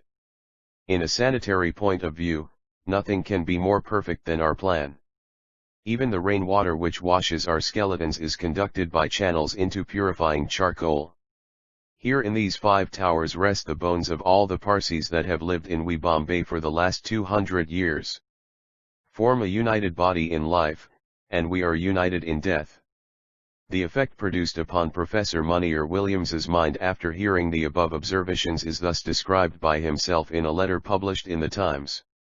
He says therein, I could not help thinking that, however much such a system may shock our European feelings and ideas, yet our own method of interment, if regarded from a Parsi point of view, may possibly be equally revolting to Parsi sensibilities. The exposure of the decaying body to the assaults of innumerable worms may have no terrors for us, because our survivors do not see the assailants, but let it be borne in mind that neither are the Parsi survivors permitted to look at the swoop of the heaven-sent birds. Why, then, should we be surprised if they prefer the more rapid to the more lingering operation? One and which of the two systems, they may reasonably ask, is more defensible on sanitary grounds? One Professor Munir Williams visited the Dikamas the second time in the same year, and communicated his views to the Parsi Panchayat in the following terms: on Friday, November 10, 187G, I had the pleasure of a second visit to the Towers of Silence. I had already expressed my opinion in a letter published in the London Times of the January 28, 1876, as to the excellent arrangements connected with the place set apart by the Parsis for the exposure of their dead. My second visit has confirmed me in my opinion that the Parsi method of disposing of dead bodies is as perfect as anything can. Chap 4. The Prince of Wales. 209b. In a sanitary point of view, there is no spot in Bombay where the breezes appear so healthful as in the beautiful J gardens of Heesh surround the towers. Nothing during all my travels throughout India, from Kashmir to Cape Comorin, has instructed me more than my 2 visits to the Parsi Towers of Silence. His Royal Highness the Prince of Wales, when in Bombay, was pleased, in company with His Grace the Duke of Sutherland and Drive W.H. Russell, to visit the Dikamas on Malabar Hill. The Prince of Wales and his party were received at the steps by Sir Jamslijji Jajibhai, who led them up to the arched gateway of the compound. Here they were met by Mr. Nasirvaji Biramji, the secretary of the Parsi Panchayat. Mr. Nasirvanji led the party farther NP into the compound by the main road, pointing out to His Royal Highness 4 of the towers, from a distance. It was stated to His Royal Highness that one of the towers, known as the Modi's Tower, was built as far back as 2 centuries ago. Arriving at the 5th and largest tower, the Nia Est to the western portion of the compound wall, the royal party halted near a table on which was placed a model of a Tower of Silence. Mr. Nasirvanji minutely explained to His Royal Highness, by means of the model, the internal construction and arrangements of a tower, pointing out the several oblong stone receptacles for depositing the dead bodies, as well as the footpaths by which, without touching the remains of dead bodies previously exposed, the corpse-bearers reached each receptacle. He then explained how each body was consumed or dismembered, at the same time describing the tenets and principles of the Zoroastrian religion in connection with the disposal of the dead. In the model was shown a pit, as to the special use of which His Royal Highness made particular inquiry. It was explained that the bones collected from the receptacles were thrown into that pit, after they were reduced to atoms by atmospheric influences. It was further stated that, after the bones were reduced to atoms, there remained in the pit nothing but lime and phosphorus, which were in no degree offensive or injurious to health. His Royal Highness spoke in approbation of the sanitary precautions adopted in this method for the disposal of the dead. The royal party, led by Sir Jamsliji, then turned into the neatly laid out garden, and next vol. IP2IO History of the Parsis. Chapter 4. The internal arrangement of Tliklokhlna and the method employed by the Parsis in the disposal of their dead were explained to His Royal Highness by the Secretary to the Parsi Panchayat, and His Royal Highness was pleased to express his approbation of the sanitary precautions adopted in the mode of Parsi sepulture. As a deceased Parsi is neither buried in the earth to Tli Sagris / where the Parsis accompanying funeral parties stand aud offer up their rares for the dead. One compartment of the Sagri / where the sacred fire is kept burning from time immemorial, was shown from a distance to His Royal Highness, who was then led up a flight of stone steps into the other compartment, and thence into an open raised aranda, which, it is supposed, affords the best panoramic view of the town and island of Bombay. From this spot His Royal Highness's eye was directed, on the southwestern side, to the Prongs Lighthouse, and on the northerly east to the Zion Fort, the Kurla Hill, etc. Beyond these were seen the stately vessels riding in the harbour, the Karangia Island, Butcher Island, the Elephanta Caves Hill, Matharan Hill, and the Siadri Mountains in the far east. Beneath His Royal Highness's feet lay the coconut tree plantations of Chowpatty, Gamdevi, and Gurgam. Farther on were seen the Victoria and Albert Museum, the Sir Kavasji Jahangir College buildings, the Bikola Club, the Jamshedji Hospital, and again, on the right hand, the post offices, the public works offices, the University Clock Tower, the Secretariat, and other edifices in Freyrtown. His Royal Highness remarked that the view, both by the naked eye and by means of a pair of field glasses which were handed him by Sir Jamshedji, was admirable, and that he never could have expected to get such a bird's-eye view of Bombay and its surroundings as he had obtained from that spot. His Highness expressed himself exceedingly pleased with what he saw, and thanked Sir Jamshedji for the opportunity given him of seeing the Towers of Silence properly, and Mr. Nasirvanji for the information and explanations given by him.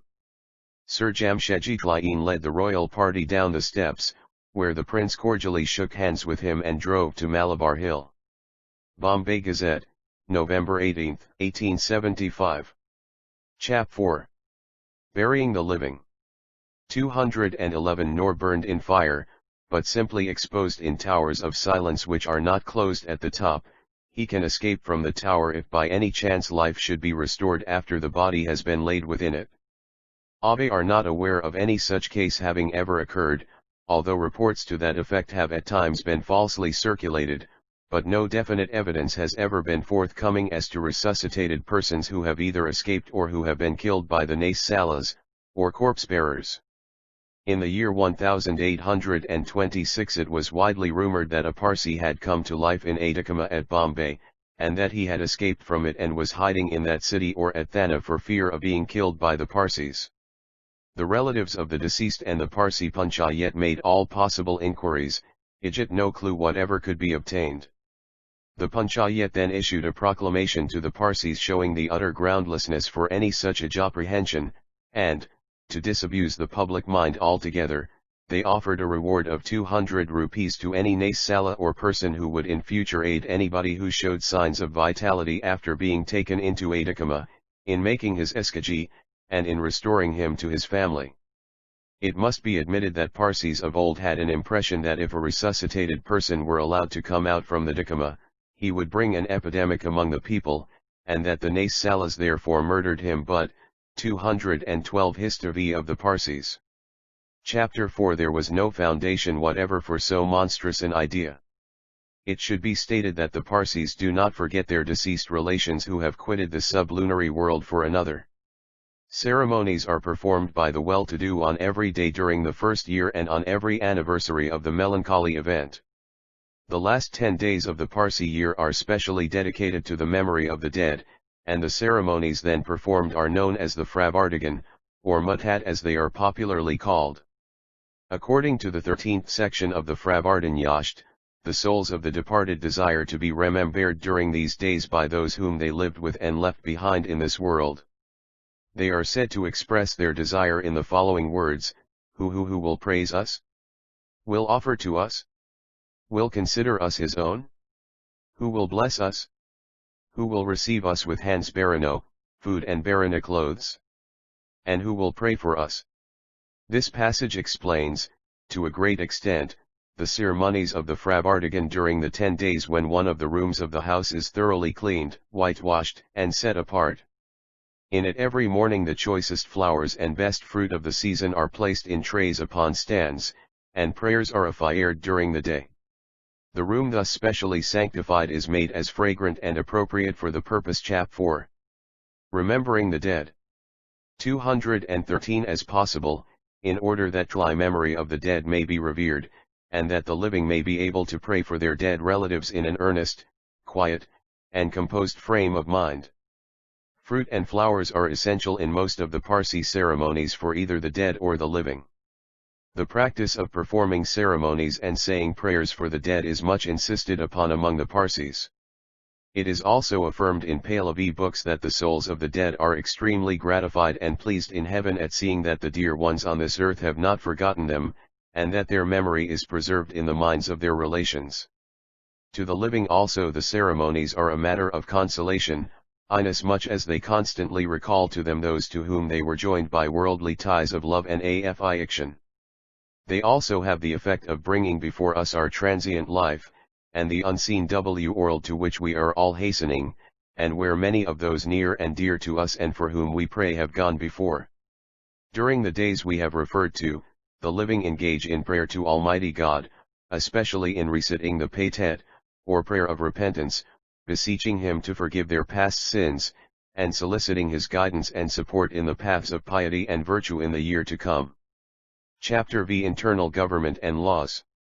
Internal Government. The Panchayat. Ignorance of the past missions to Persia. Books of religion brought from Persia. The first Pankliye. The priests of Nafsari. The Panchayat as a court of justice. The penalty of excommunication, beating with a shoe. Sanction of Governor of Bombay. Internal disputes. The priests pass a law in their own favor, and overreach themselves. The firmness of the laity supported by the English government. A committee of affairs. The first 12. A new Panchayat. Decline in efficiency. The practice of polygamy. Law against bigamy. Growth of the evil. The case of Jamshedji Biramji Lasky. Law to prevent women going out unattended. Prohibition of offerings to Hindu temples. Decay of the Panchayat. A law for the rich and for the poor. Framji Kavasji. A Parsi petition. Parsi charitable funds. A. The trusteeship of the Panchayat. The present trustees' state of confusion. The want of a distinct law. The rule of custom. Question of succession. Intestate properties. The law in Bombay and in the Ajalo Fussel. The nature of chattels. Real code of inheritance drawn up. A commission appointed. Code of betrothal, etc. Various occasions and considerations. The resolutions of the commissioners. Action of the government. Substitution of courts for the Panchayat. Those to whom the credit of the new order of things was due.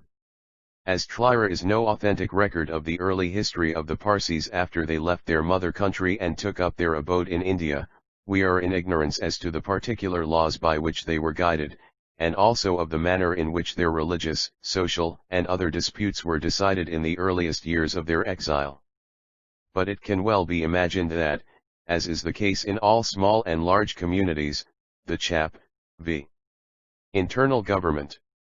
215 Reconfnist leaders exercised some degree of control or command over their brethren in the regulation of these matters.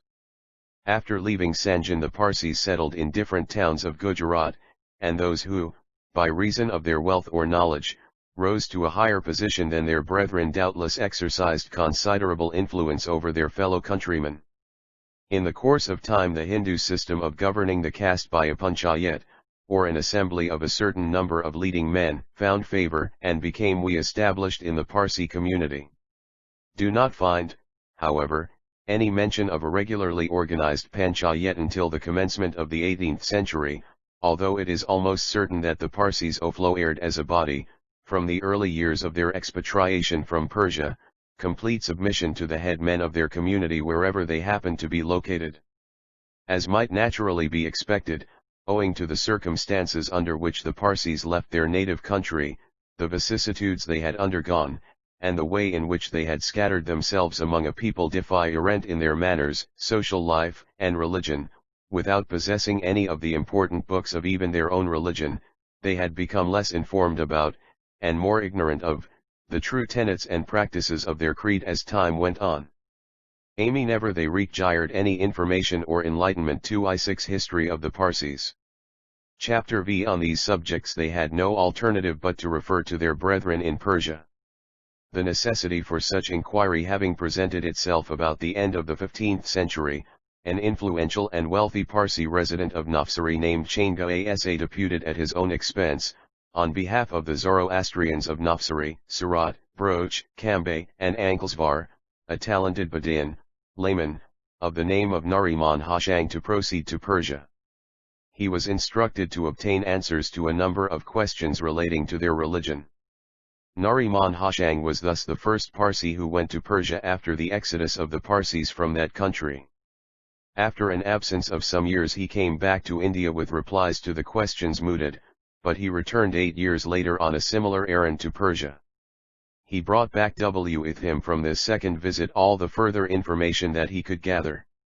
Again, in the year 1527, a Parsi named Kama Asa of Cambay went to Persia with certain questions affectino the Parsi Relioian, and brought with him to India a complete copy of the well-known Ardavir of Namat. I also find that in the year 1626 the Parsis of Broch, Surat, and Nafsari deputed a learned man of Surat, named Biman Aspandiyar, to Persia as the bearer of a number of interrogations. On his return to India with the replies he also brought with one. An account of this work will be found in the chapters on Eligion. Chap. V. The first Parsi Panchayat 21-7 him 2 religious works on Parsi religion, the Vishtaspyaslit and the Vizid Sirad. The information thus obtained from time to time by these emissaries to Persia must for a long period have guided the Parsis in the decision of many of their religious and social questions. It is believed that a properly constituted Panchayat was first formed in Bombay after the island passed into British hands, when the number of Parsis had begun to greatly increase. The Panchayat exercised, however, considerable influence, not only in Bombay, but in the several towns of Gujarat where Parsis had settled. As Bombay grew in importance under the British rule, and the Parsi population increased, this city became the headquarters of the Parsis, and whenever any dissensions or differences of opinion arose among them the advice of the Panchayat was solicited and followed. In religious matters, however, the priests of Nafsari have held their own as the supreme authority up to this very day.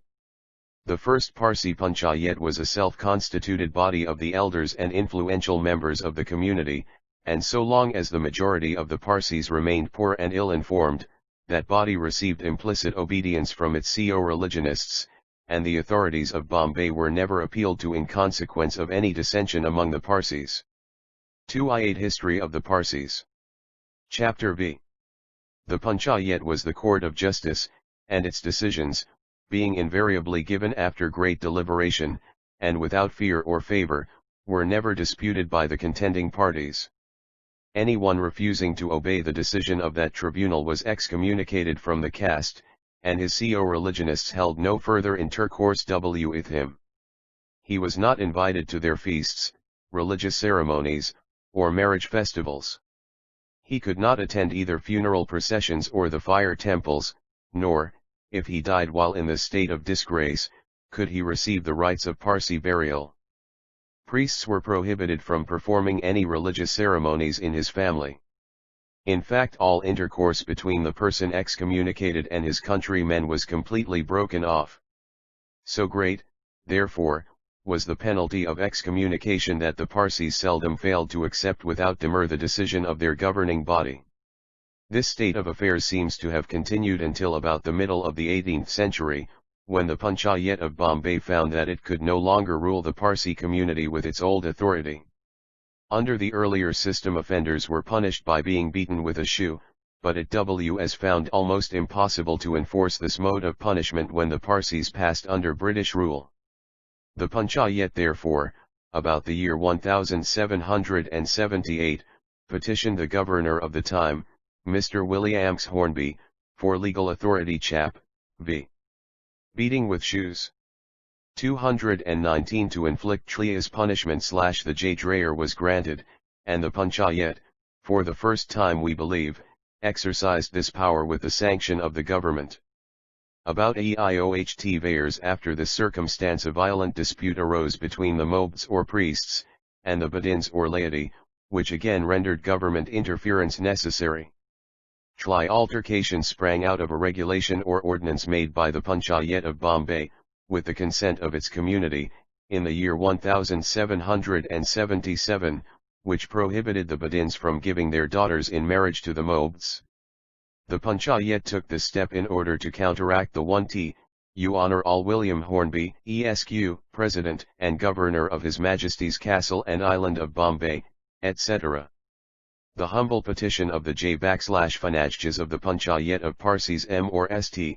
77 im by 77 Sua would lie, at Bombay that your honor's petitioners, with greatest respect and submission, take the liberty to represent to your honor that some low Parsis, who are ignorant of the rules of our religion, are going to infringe the same, which your petitioners must prevent, but are unwilling to trouble the justice every time about these people. Therefore, we most humbly pray that your honor will permit of your petitioners of shaming them in the Panchayat by beating them with a few shoes, agreeable to their crime, Uliach will certainly amend them. And your petitioners, as in duty bound, shall ever pray, etc. Signed, Jamshed Bogamodi and others. To the Farsis not of the priest caste. You are hereby empowered to meet and inquire into all matters that are committed by your caste, contrary to what has been agreed to by the majority of the caste, and to punish the oifeuder agreeably to the rules of your caste, so far as not permitting them to come to your feasts, or beat them with shoes, but no other corporal punishment. Signed, William Hornby. Bombay, July 5, 1778. 220 History of the Parsis. Chap. v. Effect of an ordinance Uliach the priests had passed among themselves, to the effect that they would continue to receive in marriage the daughters of badin / but that they would not allow their own female relatives to marry with the laity. The Panchayat, therefore, prohibited the giving of daughters in marriage to the priests, and thus sought to deprive them of the unfair privilege they had claimed. The PRL owed its immediate origin to a mobed having married or betrothed his son to the daughter of a badin, in defiance of the regulation passed by the Panchayat. So great was the excitement that government was compelled to take notice of the event, and a committee, composed of 3 European gentlemen, was appointed to investigate the causes of the dispute, and to report upon the best mode of bringing about a satisfactory settlement. After considerable inquiry the commissioners gave one. The following is a true copy of an extract from the minutes of consultation, dated April 21, 1786. The President acquaints the Board that some religious disputes at present subsist in the caste of Parsis, which he is apprehensive, from the nature and temper of these people, may be attended with disagreeable consequences unless properly settled, and recommends that a committee be appointed to inquire into the rise of these disputes, and to report upon the best mode of finally settling the same. The President at the same time lays before the Board several papers, which have been delivered to him on the occasion by both parties. On consideration of the above, the Board agree to appointment of a committee as proposed by the President, and accordingly Messrs. John Forbes, Edward Evenscroft, and James Stevens Sr. are appointed to form the same. Chap. v. An English Committee. 221 It as their opinion that the handabast or ordinance, made by the mobeds, was unfair, and fully justified the badins in refusing to give their daughters in marriage. They also declared that the resolution passed by the former was calculated to enrich and aggrandize their own sect, for as the badins were excluded from marrying in turn the daughters of the priests, Their own women and property were carried into the clerical class without any reciprocal advantages being gained by the laity. On these grounds the commissioners observed that the Bedins had every right to put a stop to this unequal intercourse by any means in their power, and that consequently their resolution of 1777 was fully justified. Before these commissioners the Parsi Bedins asserted that the priests made this regulation during their term of power at Zoroaster, while the latter contended that it was the original law of their Otti religion, and not a modern innovation. On this point the commissioners reported that there formerly existed a mutual intercourse of marriage between the two classes, and the priests themselves were forced to admit that there had been many cases of intermarriage. The commissioners further reported that the resolution of 1777, which was the immediate cause of the dispute, was executable in principle, and no blame whatever could with justice be attached to the Panchayat, but that the fault lay rather with 222 History of the Parsis. Chapter Vitli Jadius Liud, whose selfish designs had necessitated the adoption of such a resolution.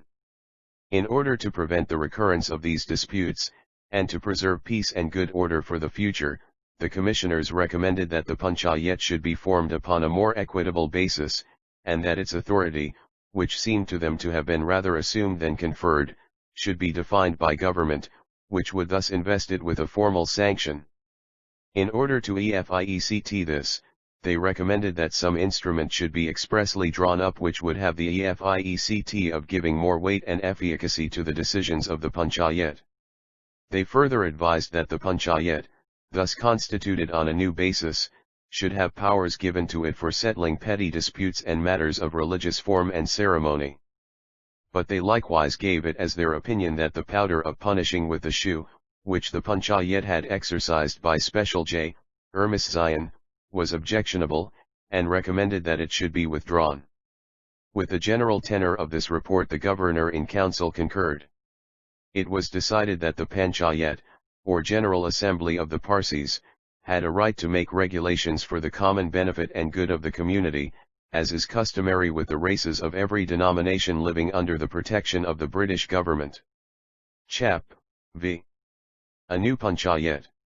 223. In conformity with the recommendation of the committee, the governor in council directed the Panchavas to return the names of 20-4 persons, from whom 12 could be selected as a committee for the management of the affairs of the Parsis and the settlement of their private disputes.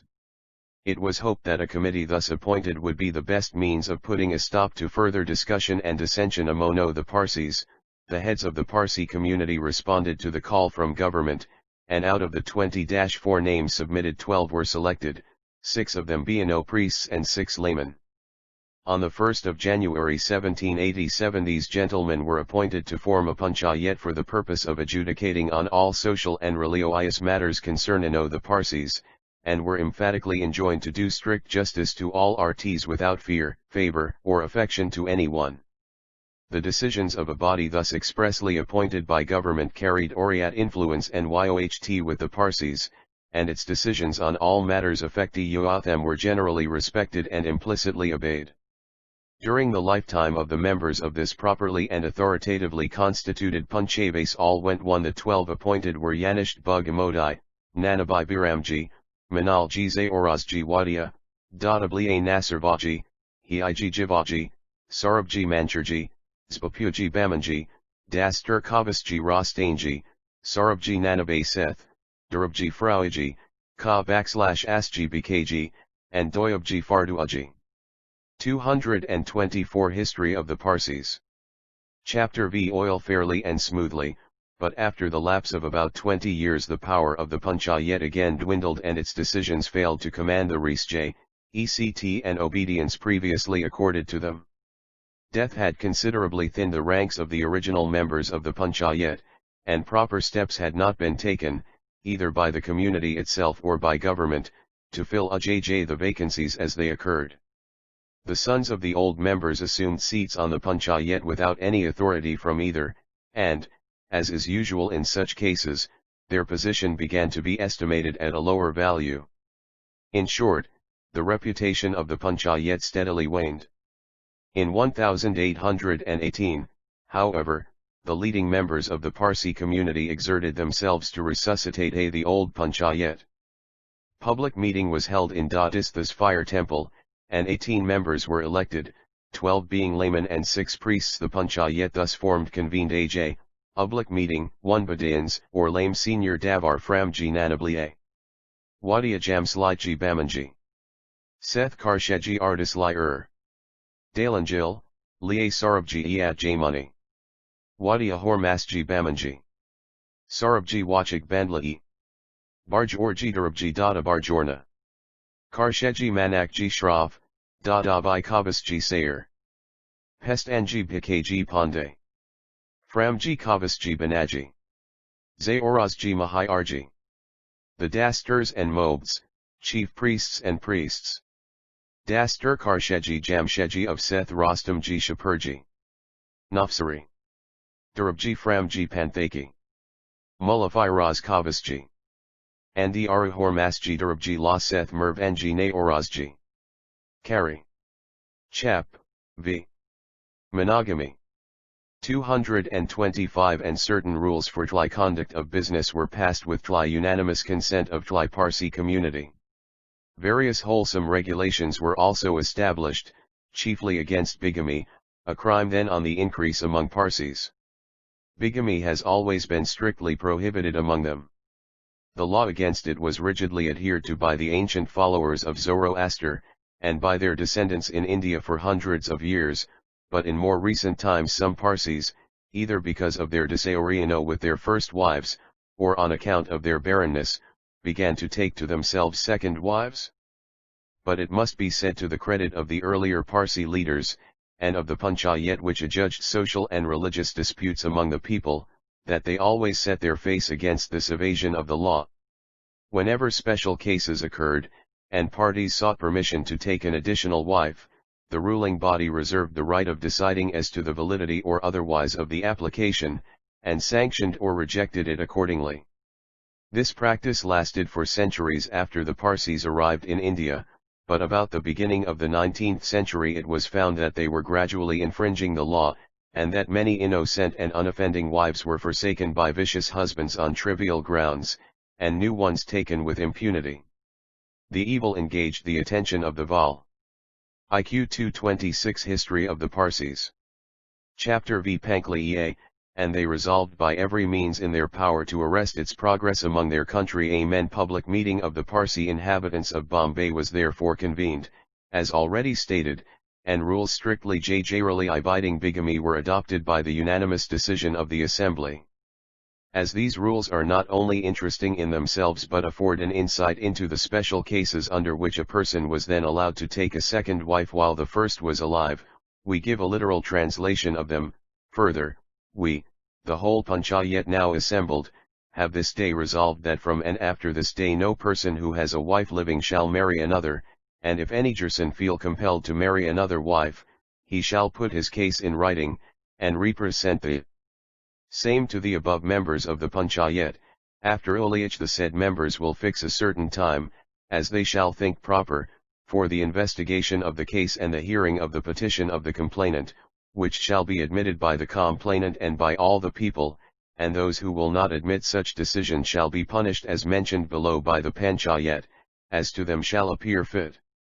Further, a person requiring divorce with his first wife, and then permission to marry a second, shall represent his case to the panchayat, as above stated, and the panchayat shall meet and inquire into the merits of the case thus brought to their notice, and in case the bad conduct of the first wife be proved according to the usages of our religion, the panchayat shall take securities from him for her alimony, food, clothing, and lodging, and her jewels, and for funeral expenses on her death, as the panchayat shall deem proper, and then they shall give him permission to take another wife. Further, any person having a trifling dispute with his wife shall not be allowed to marry another. In case he shall marry chap, v. The law of divorce. 227 Without the permission of the panchayat obtained, as mentioned in the preceding paragraph, he shall be put out of our community. Further, any person going out of Bombay to take unto himself a wife at Tliana, Karanjia, or at any town or village, while his first wife is alive, shall be turned out of caste by the Panchayat on his return to Bombay. Further, whoever shall marry a second wife by permission of the Panchayat, the marriage ceremony of such person, if he be a Shihanshai, shall be performed by Dastur Karsheji Jamshedji himself, or with his order by priests under him, and if he be a Kakalmi, by Mullah Firaz, or under his order by priests under him. If any other priests shall perform the ceremony, the Panchayat will not acknowledge it, and shall not allow the offending party to enter any fire temple, nor shall any persons give to priests officiating as above, without permission, donations in funeral and other ceremonies. Anyone not acting according to what is above stated shall be further punished as the Panchayat shall think proper. Further, any person attending the nuptials of any individual who shall marry a second wife without permission from the Panchayat shall also be punished by the Panchayat as they think proper. Further, any person having no children, and his wife not past the age of delivery, shall not marry a second wife, even though he should promise to satisfy his first wife, and obtain her consent to do so. On the other hand, he shall not allow his wife to take unto herself another man for her husband, and the Panchayat shall not acknowledge any writing or agreement for the mutual discharge of marriage vows, and shall not allow him to take unto himself another wife, nor the Avaman to take unto herself another husband, and all who do so without the permission of the Panchayat shall be turned out of caste, or shall receive such other punishment as the Panchayat shall deem proper. Further, any person obtaining permission from the Panchayat to take a second wife, his first wife being alive, shall be subject to the payment of such a sum of money for charity as the Panchayat shall deem him able to afford, and after the payment of such sum the Panchayat may give him permission to marry a second wife. 228 History of the Parsis. Chapter V. The judicious and vigorous proceedings of this Panchayat, which insisted upon implicit obedience to the rules and regulations duly accepted by the community, were for some years attended with most salutary results. Its decisions were respected and admired, because strict justice was administered to all without fear, favor, or distinction between the rich and the poor. The following is an instance of the manner in which the law was executed by the Panchayat in the case of an erring Parsi, who defiantly committed bigamy a few days after the passing of the new caste rules. The delinquent, Jamshedji Biramji Laskari, had recently returned to Bombay from Calcutta with a large fortune, and it may also be explained that he was related to one of the members of the newly elected Panchayat. Relying on his wealth and connections, he boldly violated the rules of his caste and married a second wife Udiali. The first was still alive. The Panchayat thereupon summoned a meeting of the Udiol Anjuman or community, which resulted not only in the excommunication of Jamshedji and his newly married wife, but in his father being compelled to expel him from the paternal home on pain of being himself excommunicated. When Jamshedji saw the Panchayat as determined to make an example of him, he was so annoyed and irritated that he assaulted the priest to whom the duty had been delegated of proclaiming his chap, v. punishing a delinquent. 229 Excommunication. The offender was therefore summoned before a police magistrate, to whom Jamshedji expressed his regret for what had occurred and his willingness to abide by such punishment as the Panchayat might award him. He made this submission in the belief that that body would deal leniently with him. In this he was destined to be disappointed. The Panchayat immediately convened another meeting of the Parsis, at which the following of humiliating OCD resolution, which must have been particularly exasperating to Jamshedji, was passed, that the said Jamshedji Biramji Laskari should take one of his own shoes in his hand, and with it strike himself 5 times on his face, in the presence of the community, which would be assembled for the purpose of witnessing the punishment, and, further, with a halter round his neck, ask the pardon of the priest whom he had assaulted, and of the Panchayat which he had insulted, and recoup to the Panchayat the cost which it had incurred in engaging counsel for prosecuting the case against him. At a meeting of the community held in Dadi Seth's Fire Temple on June 16, 1818, and at Oliach a large number of Parsis were assembled, Jamshedji was made to carry out the requirements of the resolution, which must have been felt as particularly degrading by a man of his temperament. his penalty did not stop here. Further humiliation was 230 History of the Parsis. Chapter V. In store for Liam, and in expiation of the crime of bigamy itself, Li was ordered, after undergoing certain ceremonies, to appear before the panchayat with a halter round his neck to solicit pardon for his transgression, to deliver up to his first wife all her jewels and property, and to deposit with the panchayat a sum of 2,000 rupees for her maintenance. It was only after complying with all these conditions that he was readmitted into the community. The rigor and promptitude with which this first breach of the regulations of the panchayat was punished inspired awe and terror among those who might otherwise have as readily committed the offence themselves, and followed the example of Jamshedji in taking a second wife during the lifetime of the first. But while the panchayat punished offenders against caste rules and social laws with firm impartiality, it earnestly desired at the same time to eradicate from the people's minds the pernicious and superstitious customs which had taken root among them through their contact with the other races of India.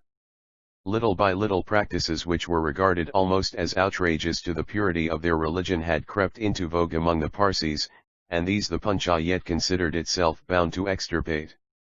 Numerous meetings were held, and various decisions were arrived at for the well-being and general advantage of the community. In 1819 it was brought to its chap, v. Female escorts. 231 Notice that Parsi women were in the habit of leaving their houses after sunset to fetch water or to sow to market, and also that they attended pleasure parties without the protection of male companions or servants.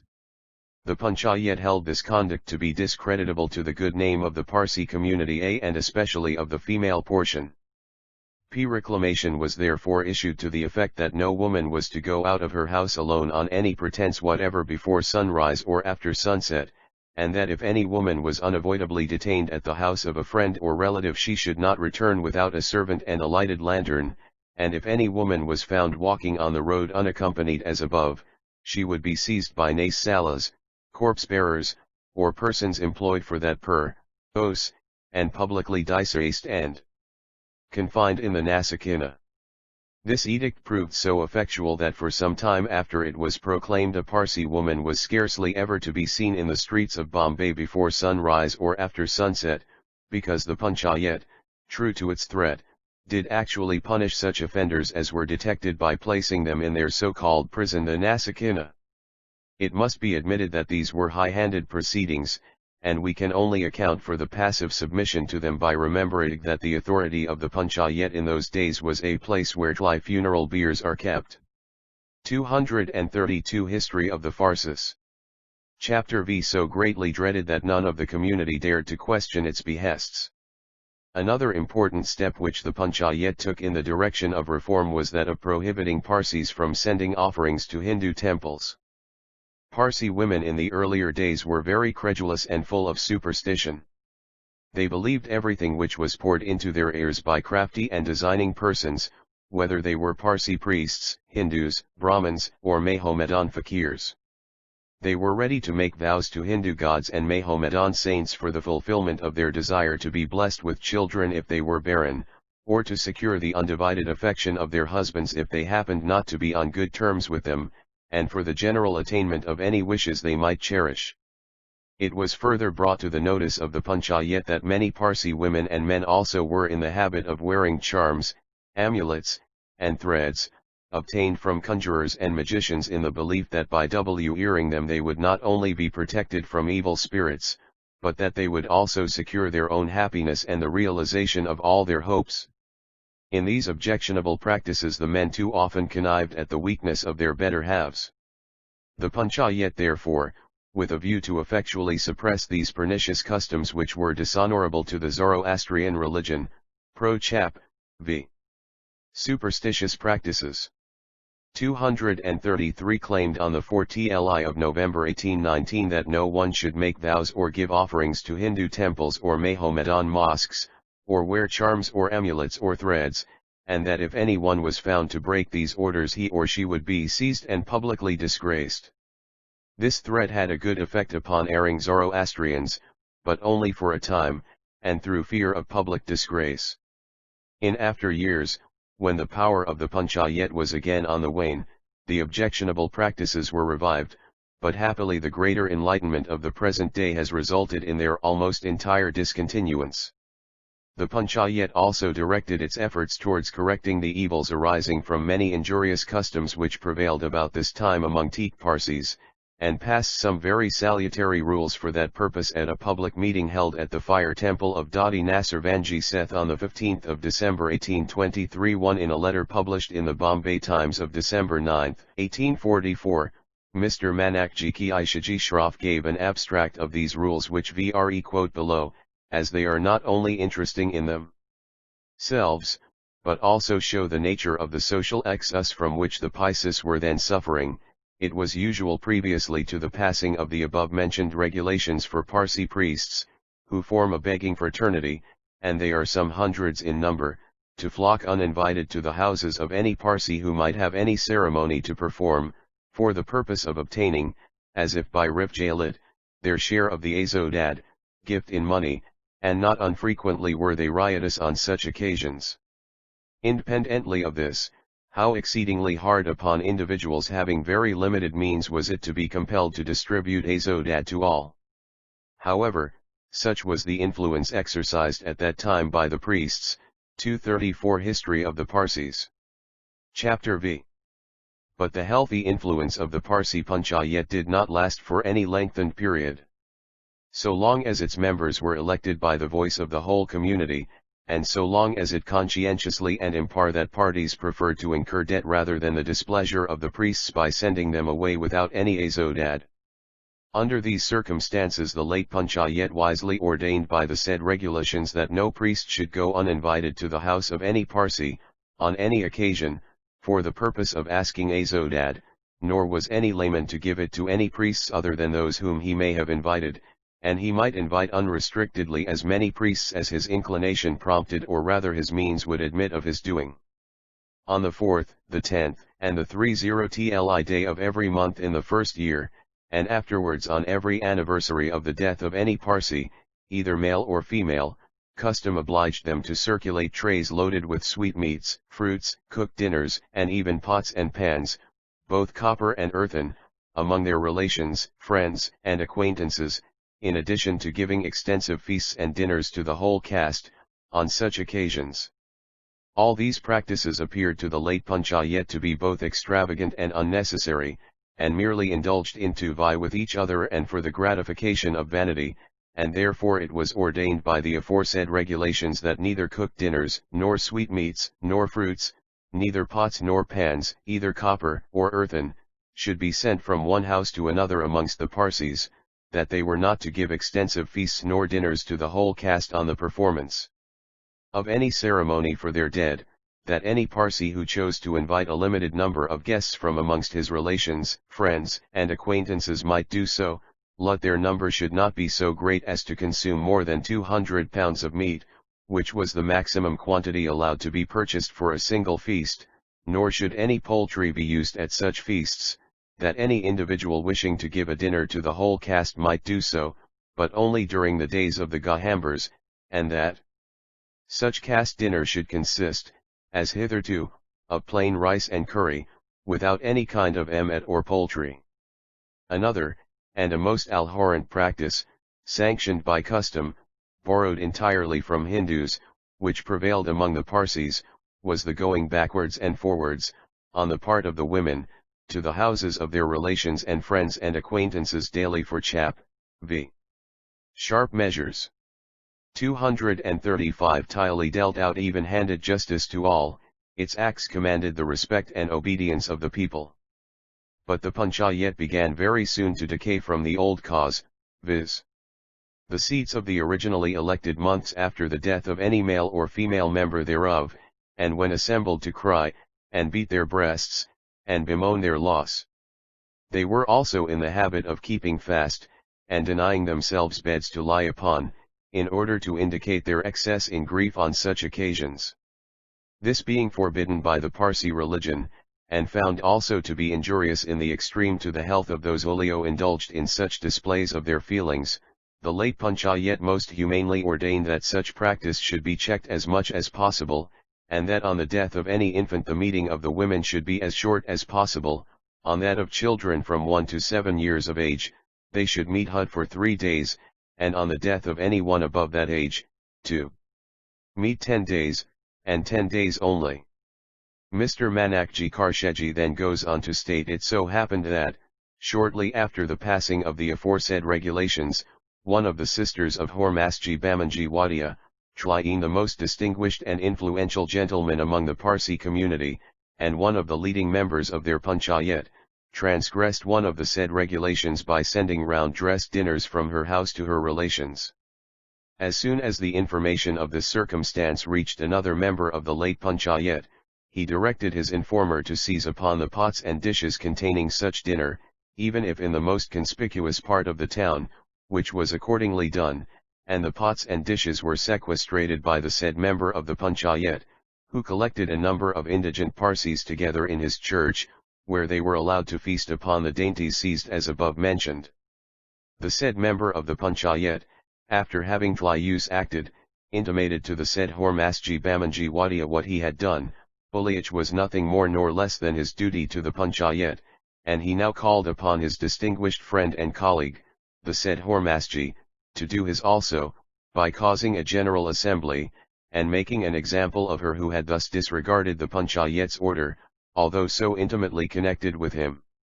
And be it said, to the credit of the said Hormasji Bamanji Wadia, that, however exalted he was in rank among the Parsis, far from taking 236 History of the Parsis. Chapter V. Members having on Tlier deaths been usurped by their sons, worthily or unworthily, or by others whose sole recommendation was their influence or connection with the surviving members. A Panchayat thus constituted could not and did not act with the fearless independence of the body elected in 1818. It therefore fell into contempt. The Parsi community at this time had also considerably increased in numbers, and when an influential or wealthy man committed a breach of the social laws enacted by the old Panchayat, he relied on the support of his friends and adherents, and the existing members of their body had not the moral courage to deal with such offenders in the same manner as their predecessors had been in the habit of doing. The fact was soon made clear that they had one law for the rich and another for the poor. When a rich man committed bigamy he not only escaped punishment, but members of the Panchayat itself held free intercourse with him. The terrors of its law were reserved for the needy. Body acting on this principle deserved to die, and it passed away without regret in the year 1836. Common sense suggests that an assembly profess any offense at what had occurred, he highly approved of and applauded the act of his colleague, and consented to the assembly of the Panchayat, which accordingly met the next day, when in the midst of that body he expressed his displeasure at what his sister had done, and caused one of her sons, Ardeshir Framji Wadia, to pay on her behalf the dolge fine to the Panchayat. Chap. V. An important minute. 237 to execute justice with one law for the rich and another for the J, or cannot command any moral respect. The excessive partiality of the Panchayat at last drew forth from one of its oldest and most respectable members an exposure of the acts of his col leagues that could not but prove fatal to its authority. This memorable protest was made by the late Framji Kavasji, a name which is still and will always be revered by the whole Parsi community. From the date of that protest followed as it was by similar objections on the part of two other members, Messrs. Naorazji Jamshedji Wadia and Karsheji Manakji Shroff, the Panchayat was virtually extinguished. The following is a short abstract of Framji's minute, from a literal translation of it published in an English newspaper some years ago.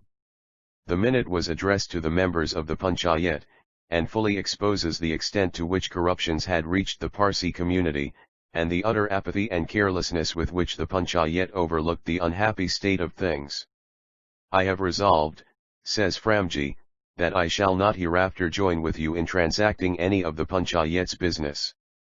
Individuals calling themselves Zoroastrians have now become so reckless that they look upon bigamy and other monstrous sins as anything but sinful. I can cite numberless instances of persons in this place who have not only deserted their lawful wives and joined in matrimony with others, in defiance of the rules of our community, as also of many who are recklessly living and spending their existence in the houses of unprincipled women. You who call yourselves members of the Panchayat will not only take no notice of these affairs, but allow such sinful persons to participate in all the rites of Zoroastrianism.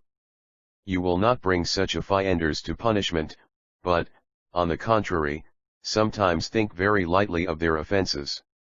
It cannot be said that you are not cognizant of this growing evil, and if you do not discharge your trust faithfully, what answer will you give to your Maker on the day of judgment? 238 History of the Parsis. Chapter V. The year 1838, however, backed up by almost the whole of the wealthy and respectable part of the community, the Panchayat again made an effort to recover its position by soliciting a formal mandate from the Legislative Council of India. They also sent to that assembly, through the Bombay government, certain suggestions and answers embracing the rights of inheritance among their own people, with a request that, upon the basis of those answers, a law regulating the subject might be framed. In their petition to the Legislative Council, the Parsis, with a view to obtain power for the Panchayat, thus expressed themselves: if, as we hope, your Lordship and the Legislative Council of India may be graciously pleased to pass a regulation in conformity with our desires, the next point to be considered is the enforcement of such regulation. The Panchayat, we regret to inform your Lordship, is now almost powerless, either for good or evil, and unless that body is made respected by the act of government, the most serious consequences must ensue to the best interests of our caste. So long as the caste continued limited in number, and willing to obey the decisions of the Panchayat, the want of recognized authority in that body did not appeal so forcibly as it now does to the feelings and understandings of those interested in the welfare and prosperity of the Parsi nation. Of late, however, a new spirit has sprung up, and each man claims a right of acting as he may think fit, and very often in defiance of the decisions of the Panchayat and in willful opposition both to the spirit and letter of our laws and usages. To be useful and of avail both the law and those who administer it must be respected, and respect in ignorant minds seldom exists without some portion of fear. The lower orders of Parsis see that the Panchayat has no power to punish, and chap. v. An English opinion 239 therefore do not respect its authority or its decisions, and as it has hitherto been our pride and almost the wonder of surrounding people that so large a body as the Parsis no av comprise should be self-governed, they are led thus most urgently to pray that your Lordship will invest the Panchayat with an efficient authority to control the vicious and encourage the virtuous. Before the memorial was transmitted to the Supreme Government, it was referred by the local authorities to the judges of the Supreme Court of Judicature at Bombay, and the opinion they expressed was unfavorable to the creation of the authority solicited by the Panchayat. They wrote, "We concur in their, petitioners, wishes in regard to the Panchayat so far as to think it highly desirable that there should exist a tribunal satisfactory to themselves, and authorized to decide matrimonial and some other questions where Parsis only were parties to them. But we fear the difficulties are much greater than they apprehend. If its authority were compulsory, questions might arise as to the legality and regularity of proceedings before it, besides that, no longer depending for their force on general consent, its decisions would be much less likely, in the absence of any authentic standard of law to give general satisfaction. But we conceive the inevitable consequence would be, that, unless they had a lawyer as an assessor, which probably they would by no means desire, the Parsi community of old be greatly harassed by collision between that court and the Supreme Court. If once its jurisdiction were established, its exercise in proper cases would be a matter of right if he must, if withheld, be enforced by a /n/ of mandamus from the Queen's Court. If the limits of its jurisdiction, which it would be most difficult accurately to define, and the definition of which would with great difficulty be applied, particularly by persons of totally different habits of thinking, to particular cases as they occurred, were exceeded, writs of prohibition would be the necessary consequence. 240 History of the Parsis. Chapter V. From the Reformation to the 18th century, in the course of which period most of the chief questions have been settled, Our books are full of collisions of this kind between the spiritual and temporal courts in England. But it is manifest that they would be more frequent and more harassing we hear. Are very sensible of the value of that highly respectable body the Parsi Panchayat, but Abe fear that a total change of its character from an assembly qualified to administrate a liberal system of arbitration to one cramped on every side in its operations by the necessity of administering, with the rigor of law, a system, if it amount to one, only calculated to guide the discretion of arbitrators, must be the result of giving it coercive authority. This opinion of Her Majesty's judges was fatal to Tli petition, and from Tliat time down to the present day all hope of obtaining government sanction for the Panchayat has been abandoned. Thus disappointed, that body tried to assume by itself the power over the people which was refused it by the authorities, and, almost as a matter of course, it failed. For the last 50 years the body known among the Parsis as the Panchayat has not possessed the slightest authority over the people. It dare not pass upon anyone, be he rich or poor, the sentence of excommunication which the Parsis of old greatly dreaded for any breach of their social laws. To attempt it would simply be to expose itself to ridicule, as the excommunicated person would be sure to retain the sympathy and continued friendship of his associates even if he did not have chap. v. Parsi charitable funds. 241 Recourse to a criminal court for defamation of character. The Panchayat is therefore, strictly speaking, powerless for either good or evil, and performs no other functions than those of trustee to certain charitable funds of the community. For the purpose of securing the better management and administration of their religious and charitable funds and property, the members of the old Parsi Panchayat in the year 1823 selected from amongst themselves 4 leading gentlemen as trustees, namely, Hormasji Bamanji Wadia, Framji Kavasji Banaji, Naorazji Jamshedji Wadia, and Jamshedji Jajibhai. In that year the funds and 23 property consist of es. 20,000 in cash, including 1 sikha loan for Ks 2,000, the compound of the Towers of Silence, with some land at Chowpatty, and a nasakina, or house for corpse bearers, in the fort. But after the appointment of the trustees the funds and landed properties were gradually increased by contributions from different benevolent Parsi gentlemen. The said trustees and their successors regularly published, and are still publishing every year, a full and detailed account of all the receipts and disbursements relating to the funds and landed property under their control. It is a noteworthy fact that the funds which in the beginning amounted to the insignificant sum of Rs 20,000 have now increased to the very vol. Ir 242 History of the Parsis. Chapter V Considerable sum of nearly 20-2 lakhs of rupees. This fact alone speaks highly for the charitable disposition of the Parsis, as well as for the judicious management of the trustees who, it may be said to their credit, have performed in a satisfactory manner the functions of the old Panchayat so far as the management of the religious and charitable property is concerned. The present trustees are the Honourable Sir Jamshedji Jajibhai, Bart, C.S.I., the recognised leader of the Parsi community, Messrs. Hurjibai Hormasji Sthna, Dinshaw Manakji Peti, Karshedji Fardunji Perak, and Framji Nasirvanji Patel. They are assisted by an able and energetic secretary, Ir Nasirvanji Biramji.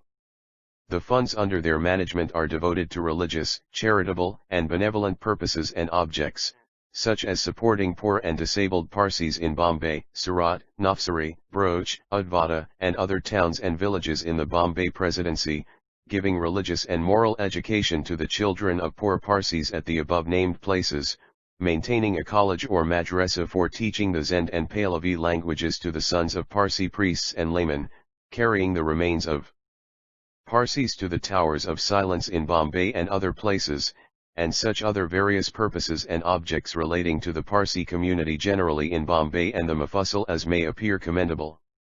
Chap. V. Law of Property. 243 The Pankliya having been thus reduced to the state of a body without any real power or vitality, and there being no reionist code of laws reolatino, the rights of inheritance, as well as questions of marriage and divorce among the Parsis. Confusion and disorder arose in the community whenever there was a clashing of interests between the parties concerned. The Parsis seem never to have possessed the code of laws which their prophet had devised for them. It is said to have been lost with other religious books on their expatriation. In their early sojourn in India they probably depended upon ordinary and recognized principles of justice and equity, and if any dispute arose regarding succession to property or rights of inheritance, their panchayat, as we have said before, gave a final decision. It is evident, nevertheless, that the ancient usage was to divide equally among all the children the whole of the property, whether personal or landed, of an intestate person, and this course, having been followed from generation to generation, became the common law of the community. No questions were ever raised respecting the right of dividing landed property by will. So long as they agreed among themselves, and kept their disputes from being taken into the authorized courts of justice, this usage was strictly adhered to. But when litigious persons discovered that dis 244 history of the Parsis, Chapter Vputes regarding inheritance and succession miglet be determined accordio, to eno, lili la y intli author is the court of the country, no provision having been made in the charter of that court for the reordation of such disputes among them as was provided for the Hindus and Mahomedans, a new spirit was created and made itself felt among them. Many elder sons whose fathers had died intestate threatened, in violation of long observed usage, to take the whole of the freehold property for themselves, to the prejudice of their brothers, as they knew that, the English law being on their side, the court would decide in their favor. Such was the state of Parsi society after the fall of the Panchayat owing to the absence of a suitable code of laws for governing their social relations. The leaders of the community therefore besought the assistance of the legislature in securing for their co-religionists a code of recognized laws relating to marriage and divorce and to intestate succession. Efforts towards the attainment of this object were carried on from the year 1835 to 1865, and it was not until the latter year that these endeavors were crowned with success, as will be seen later on. Before this year, 18G5, if there was any law for governing the social relations of the Parsis, that which applied to the presidency town was different from that which governed the Parsis in the Mufassal. When the Eoil chap, v. A code wanted. 245 Charter of 1824 constituted the late Supreme Court, the Parsis of the Mufassal were under a different system of substantive law from that of the presidency town, and the adjudicating tribunals were guided by the usages and customs then considered binding upon the community in conformity with the provisions of Regulation 4 of 1827, by which it was enacted, that in the absence of Acts of Parliament and regulations of government applicable to any case the usage of the country in which the suit arose, or if none such appears the law of the defendant shall govern the decision, and that when in any matter depending on the peculiarities of any other law, except the Hindu or Mahomedan, or on a rule or usage of a sect or caste, a doubt arises regarding such law, rule, or usage, the court shall ascertain the same by examining persons versed in such law, or the heads of such sect or caste or other well-informed persons. The law applicable to the Parsis of the Mufassal was therefore ascertained and administered in the mode thus indicated. The disadvantages of this method of administering the law were its uncertainty, its consequent tendency to encourage litigation, and the inconvenience and delay arising from having to ascertain the law in each case as well as to apply it. In the Recorder's Court of Bombay, however, the law appears for some time to have been administered. 246 History of the Parsis. Chapter V to Parsis on the same principles as in the Mufassal. Thus in the case of the Gistus Sir James Mackintosh, just before leaving India in 1811, was induced, on evidence that such was Parsi usage, to admit to the right of inheritance the illegitimate son of an intestate Parsi, because he had been invested with the sacred badge. This decision, which caused a great sensation among the Parsi community at the time, was reversed by Sir John Newbold, Sir James Mackintosh's immediate acting successor, and it is by no means improbable that this and other instances of the difficulty and uncertainty introduced into the administration of law among Parsis, by the admission of such evidence of usage, had much to do with inducing the judges of the late Supreme Court to exclude Parsis from the benefit of that clause in the Charter of 1823 which provides, that matters of contract, inheritance, and succession should be determined, in the case of Mahomedans, by the laws and usages of the Mahomedans, and in the case of the Gentus by the laws and usages of the Gentus. The judges of the late Supreme Court declined to regard the Parsis as Gentus, and from thenceforth the Parsis within the limits of the late Supreme Court were in all matters of contract, inheritance, and succession subjected to English civil law. Thus the Parsis of the /Io and of the Presidency towns were exposed, in the administration chap. v. An anomalous position 247 of the law, to two different classes of evils in Tlimafusal to the fluctuation and uncertainty of decision necessarily arising from admitting proof of unwritten usage as evidence of what the law is, and to the consequent encouragement thus given to speculative litigation, and in the Presidency towns to the still graver inconvenience of being subjected, in matters of contract, inheritance, and succession, to a system of laws which were utterly unsuited to their social usages and requirements, while in matters matrimonial it is beyond all doubt that before 1865 they were practically without any law. It was the consideration of the former class of evils that led, in 1828, to the letter and the queries of Mr. Borradaile, addressed to the Parsi communities of Surat and Bombay, in which lie stated that, in consequence of their possessing no regular code of laws to which all the men of their nation could pay obedience, great litigation had risen amongst them, and that, as they had no ancient book of laws which all their tribe accept, and no record of their ancient usages, it was the opinion of government that they, the Parsis of Surat and Bombay, should assemble and consult together, commit their laws and customs to writing, and deliberately adopt a code of laws for their own government and guidance. Otherwise, the writer added that there would be no end to the disputes and litigation among the body of their J48 History of the Parsis. Chapter V Nation. Avitli that letter lie transmitted a set of queries, prepared by order of the government of Bombay, on subjects connected with the laws of inheritance, succession, and adoption, and with the law of property as between husband and wife. To this communication no answer was returned to government by the Parsis of either Surat or Bombay until the 18th of August 1836, 8 years afterwards. Before that time, however, a circumstance occurred which made the Parsis living within the jurisdiction of the late Supreme Court of Bombay more anxious for positive legislation on matters connected with their rights of inheritance and succession.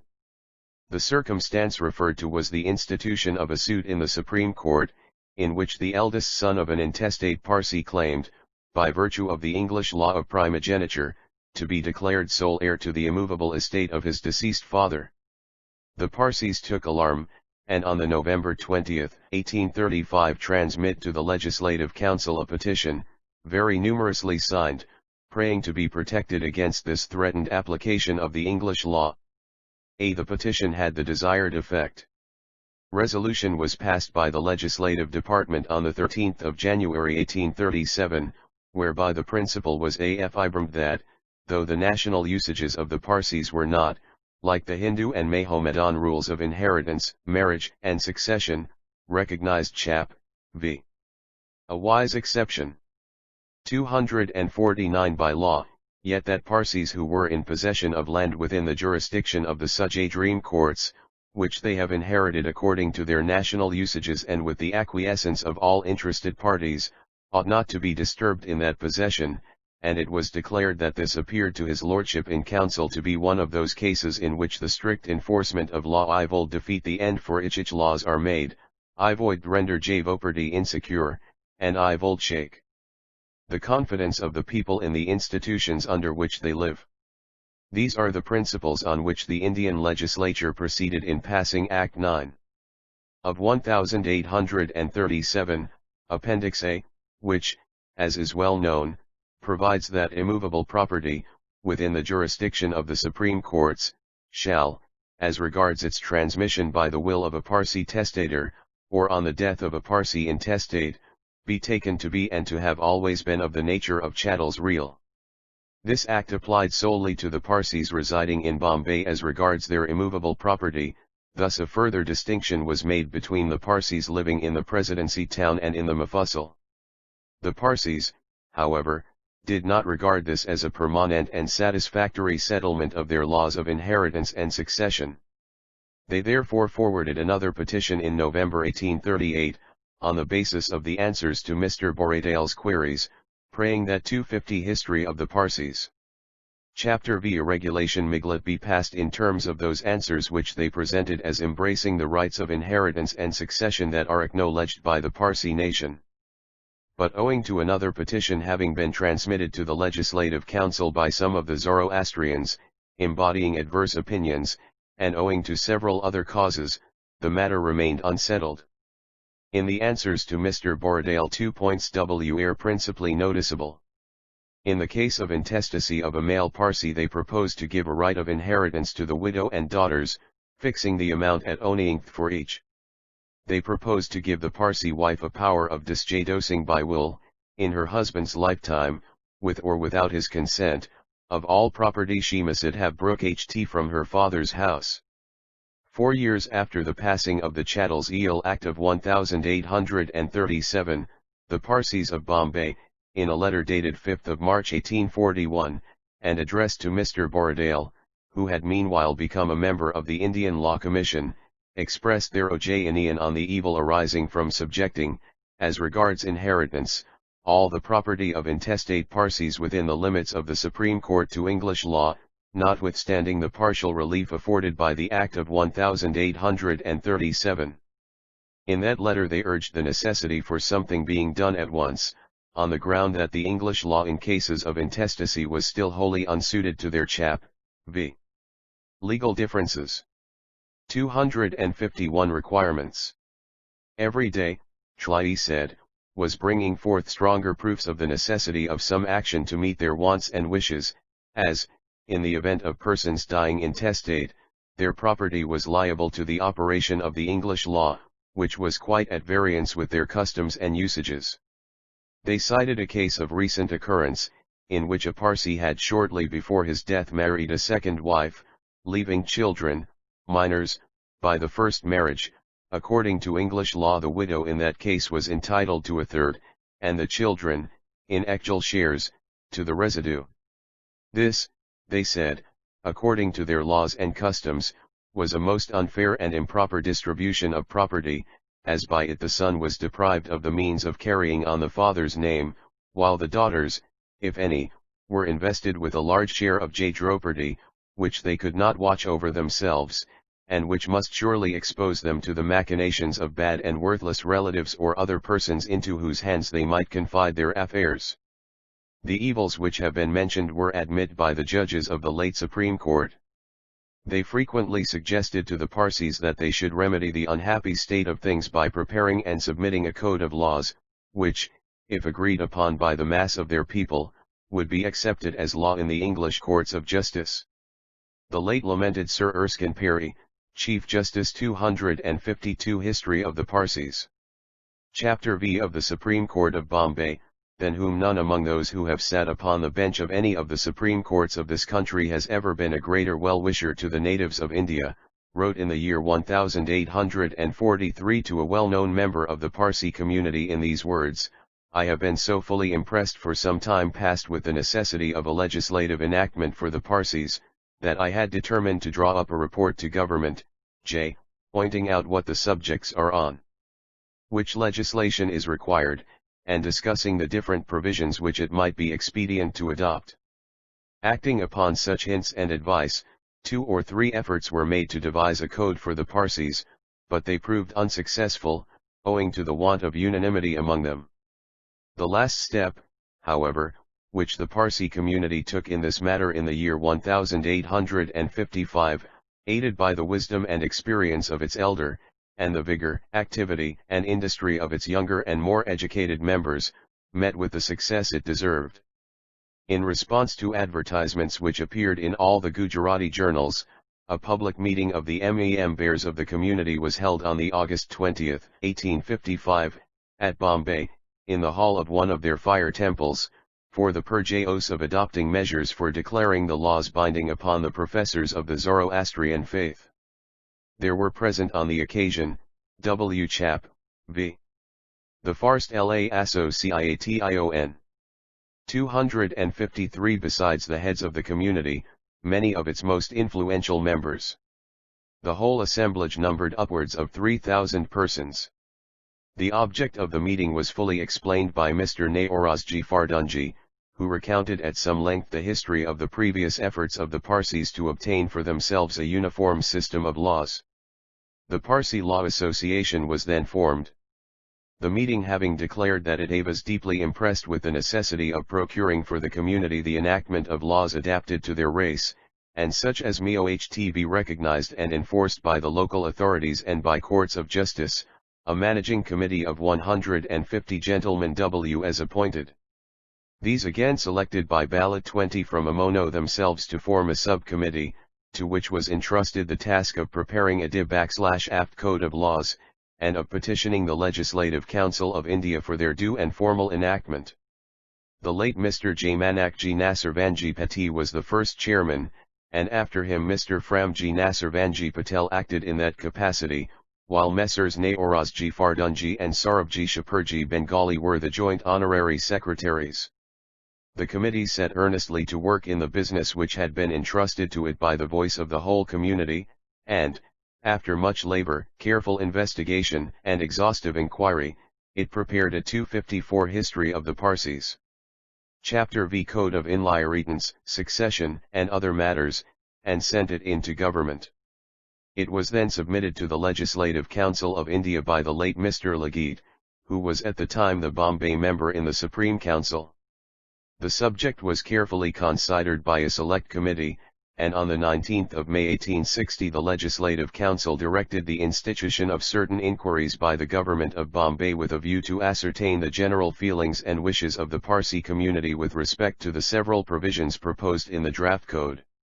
The result was that many adverse opinions were received in regard to several of its provisions from the Parsis of Surat, Broch, Thana, Ahmedabad, Baroda, Pune, and other places in the Bombay Presidency. The further information thus obtained together with the opinion expressed upon it by the Managing Committee of the Parsi Law Association was duly forwarded by the Government of Bombay to the Legislative Council, and the Select Committee in presenting its report recommended that Government should be requested to appoint a commission to make a preliminary inquiry into the usages recognized as laws by the Parsi community of India, and the necessity of special legislation in connection with them. The principles on which the inquiry ought to be conducted were intimated in the report. The commission, it was suggested, if assembled in Chap. V. A commission of inquiry. 255 Bombay, might receive the evidence of deputations from the Parsi communities of all the other towns from which petitions regarding this code have been received, or might hear the arguments of counsel on behalf of such communities, and might consult all the authorities, written or oral, to which reference has been or might be made, recording afterwards a deliberate judgment in respect to each point separately, and specifying what appeared in each instance to be the prevailing usage, tradition, or wish of the majority of the entire Parsi community as made known to them. This commission was appointed by the Bombay government on the December 26, 1861, and consisted of the Honourable Mr. Justice Arnold, Mr. Henry Newton, C.S., and Mr. Framji Nasirvanji Patel, President of the Managing Committee of the Parsi Law Association, as representing the Bombay Parsis, and Mr. Eastamji Karsheji Modi of Sural, as representing the Mufassal Parsis. The first meeting of the commission took place on the 15th of February 1862. On that day the Managing Committee of the Parsi Law Association submitted to the Commission a supplemental draft code of betrothal, marriage, and divorce. It is necessary to explain how the Parsis came to prepare this supplemental draft code. In the year after the Parsi Law Association was formed, a 256 history of the Parsis. Chap V new phase in the legal status of the Parsis of Bombay came into effect.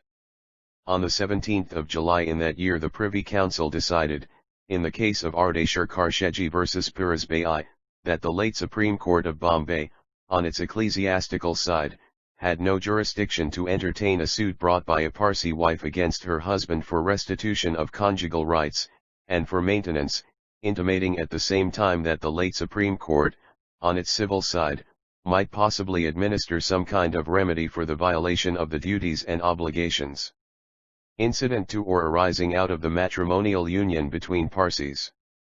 But that was a costly and hazardous experiment, and no Parsi would resort to it. Practical, therefore, the Parsis, as regards the enforcement of all duties and obligations arising out of the marital union, were without any law, and the Parsi Law Association, as soon as the decision of the Privy Council was known in the case cited, set about to remedy the evil by drawing up this supplemental code, and submitting it to Sir Joseph Arnold's commission, so that it might be considered along with the draft Act Relatino to intestate succession.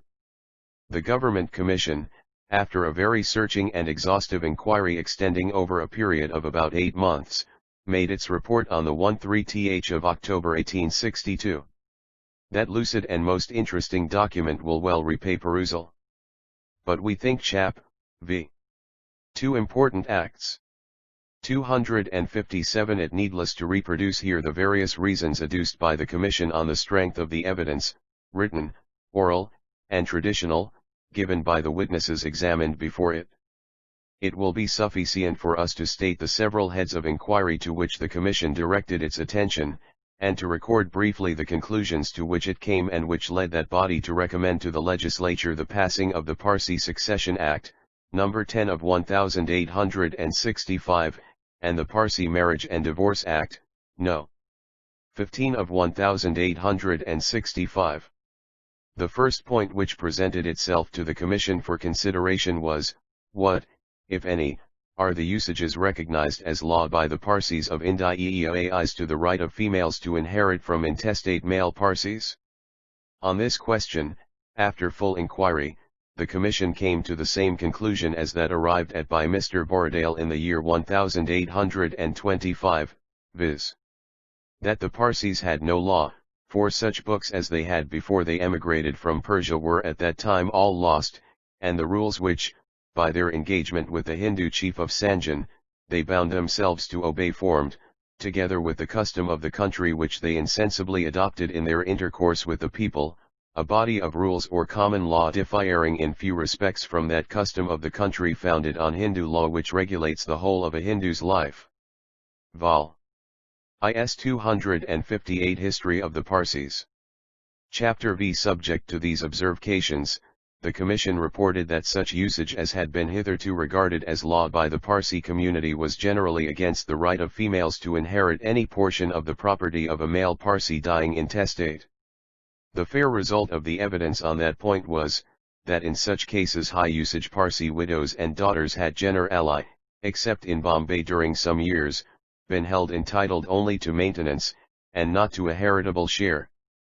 The second question decided by the Commission was, at, if any, are the rules to be found on this point in the sacred books of the Parsis, or in any of their authoritative writings? On this point, after referring to some ancient Pahlavi works on the Parsi belief, and quoting the Ojayanian of Dr. Hogg, a high authority on the religion of the Parsis, which was to the effect that the sacred writings of the Parsis, i.e. the Zendavesta, did not contain any explicit directions as to the mode in which property was to be distributed among the relations of a man or woman dying without a will, but that it was not according to the spirit of the old Zoroastrian law to exclude women from the right of inheritance, and after referring to the evidence of Mr. Naorozji Fardunji, the able and active secretary of the Parsi Law Association, who produced before it the Chap. v. Female Rights.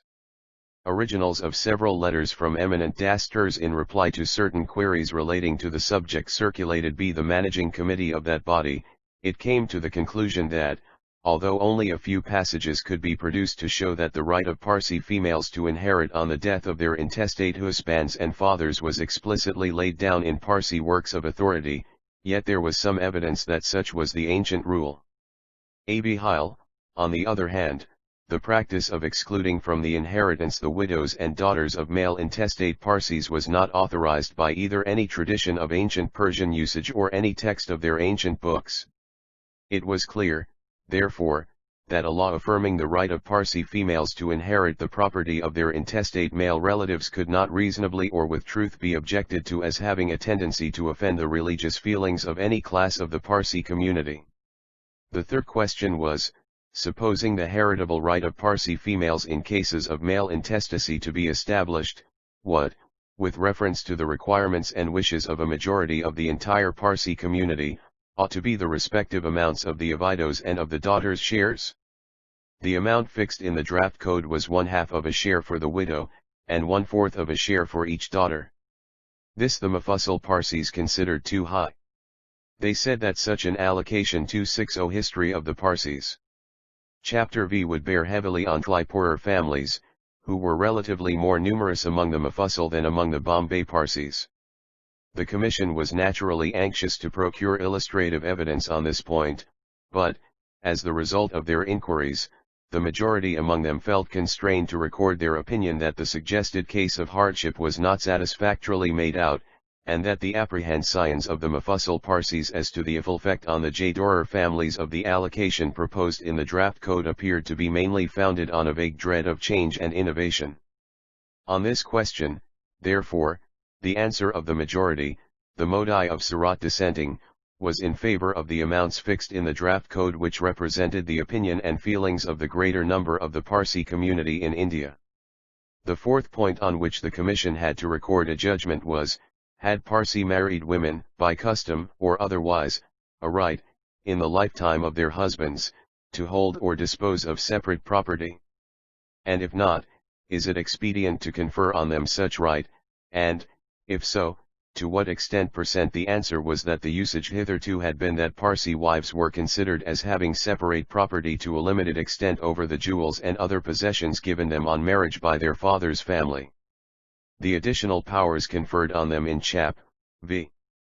The Mufassal Parsis. 261. The draft code were, as amended by the Commission, deemed novel but expedient.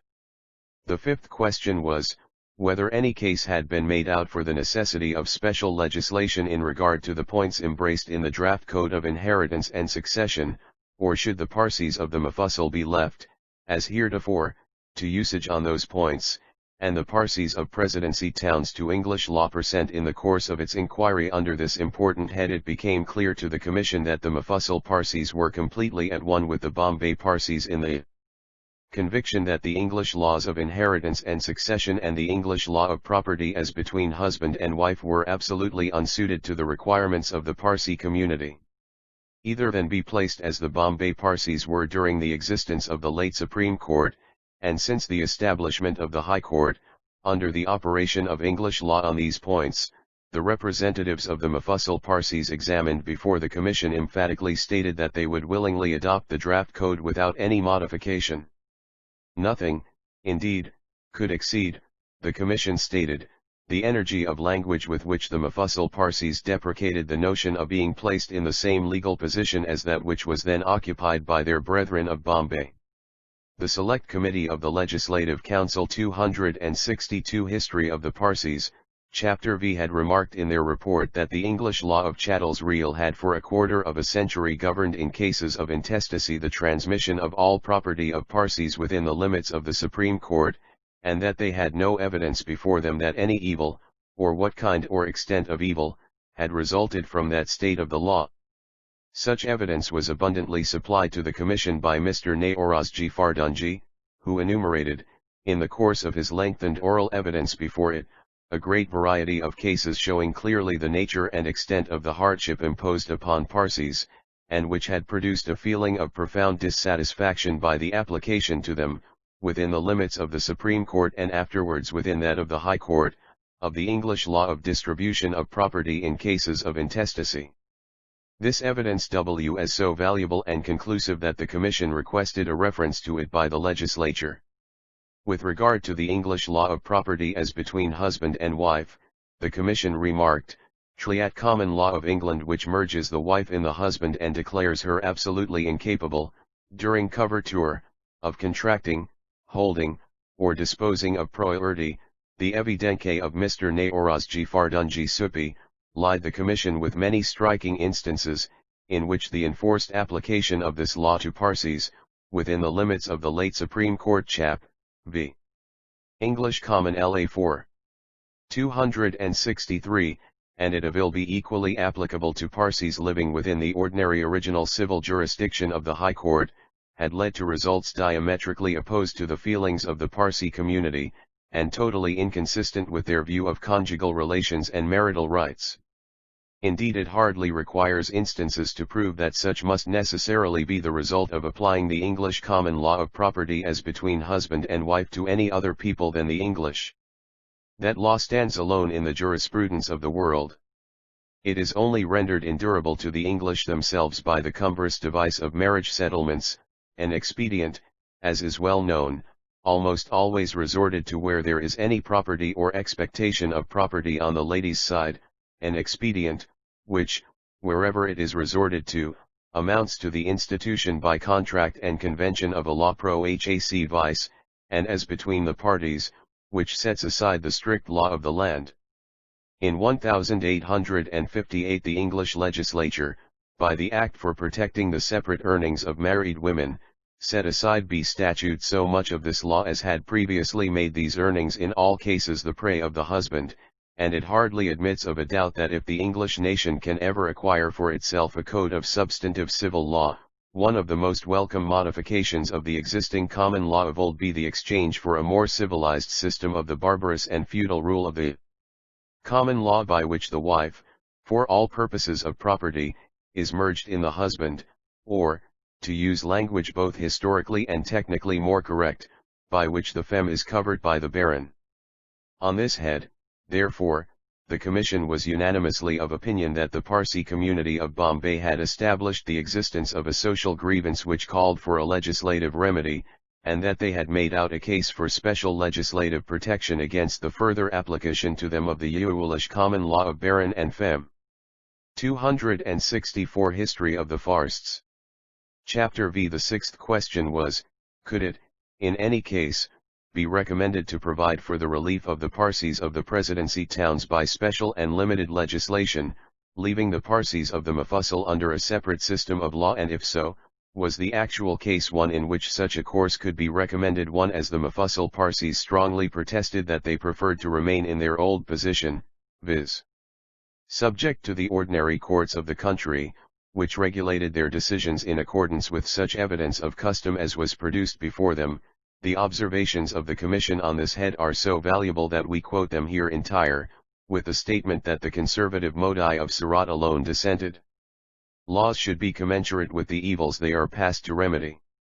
Symmetry and uniformity in legislation are, no doubt, desirable, but the primary objects are justice and the general good. That one portion of a limited community are living within the dominion of a paramount state, under a system of laws with which they are contented, and which therefore they do not seek to alter, can never be a reason for refusing reasonable reforms in legislation to another portion of the same community also living within the dominion of the same paramount state, but under a widely different system of laws, with which, on good grounds, they are not contented, and which therefore, on good grounds, they do seek to alter. In such a case as this, if the special legislation proposed for the relief of the discontented class of the community in question be good in itself and as regards them, the mere fact that it is not desirable or practicable to extend it to the contented class can never be an argument against its enactment for the discontented class. No doubt, if enacted there will be two classes of the same chap, v. Special legislation. 265 Munity living under diverse systems of law, but so they do now. The only difference is that, in the actual state of things, the law under which the Parsis of the Presidency towns live is not only not uniform with the Mufassal Parsi law, but is also, as they contend, bad, whereas if altered as they desire, though still not uniform with the Mufassal law, it would be, as they contend, good. Having arrived at the conclusion that the Parsis of the Presidency towns have real grievances to complain of in the existing state of the law applicable to them, and that the changes they propose would be for them beneficial changes, we should be very reluctant, especially considering the numbers and intelligence of the Bombay Parsis, to refuse to recommend the adoption of the reform they seek, simply because we could not also recommend an extension of the same reform to the Mufassal Parsis. But is this the case? Is the law of inheritance, succession, and property as now administered to Parsis in the Mufassal so satisfactory as to require no reform? Is there such serious and well-grounded objection to the reforms proposed by the Bombay Parsis as to lead to any apprehension of real inconvenience from extending to the Mufassal the proposed legislation? On both these points the majority of the Commission are of opinion in the negative. They think it would be a clear gain to the Mufassal Parsis to have their laws of inheritance, succession, and property in marriage fixed by positive regulation instead of fluctuating with the vague evidence of unwritten usage. They also think that neither on the ground of religious scruple nor apprehended inconvenience have the Mufassal Parsis made out any case against the proposed provisions of the draft code, and, though still of opinion that in such case limited legislation would be admissible, the majority of the Commission are, therefore, prepared to recommend that the provisions of the draft code, as amended by them, and subject of course to such further amendments as the Supreme Legislative Council might see fit to make, should be extended to the entire Parsi community of India. Having thus disposed of the question of the draft 266 History of the Parsis.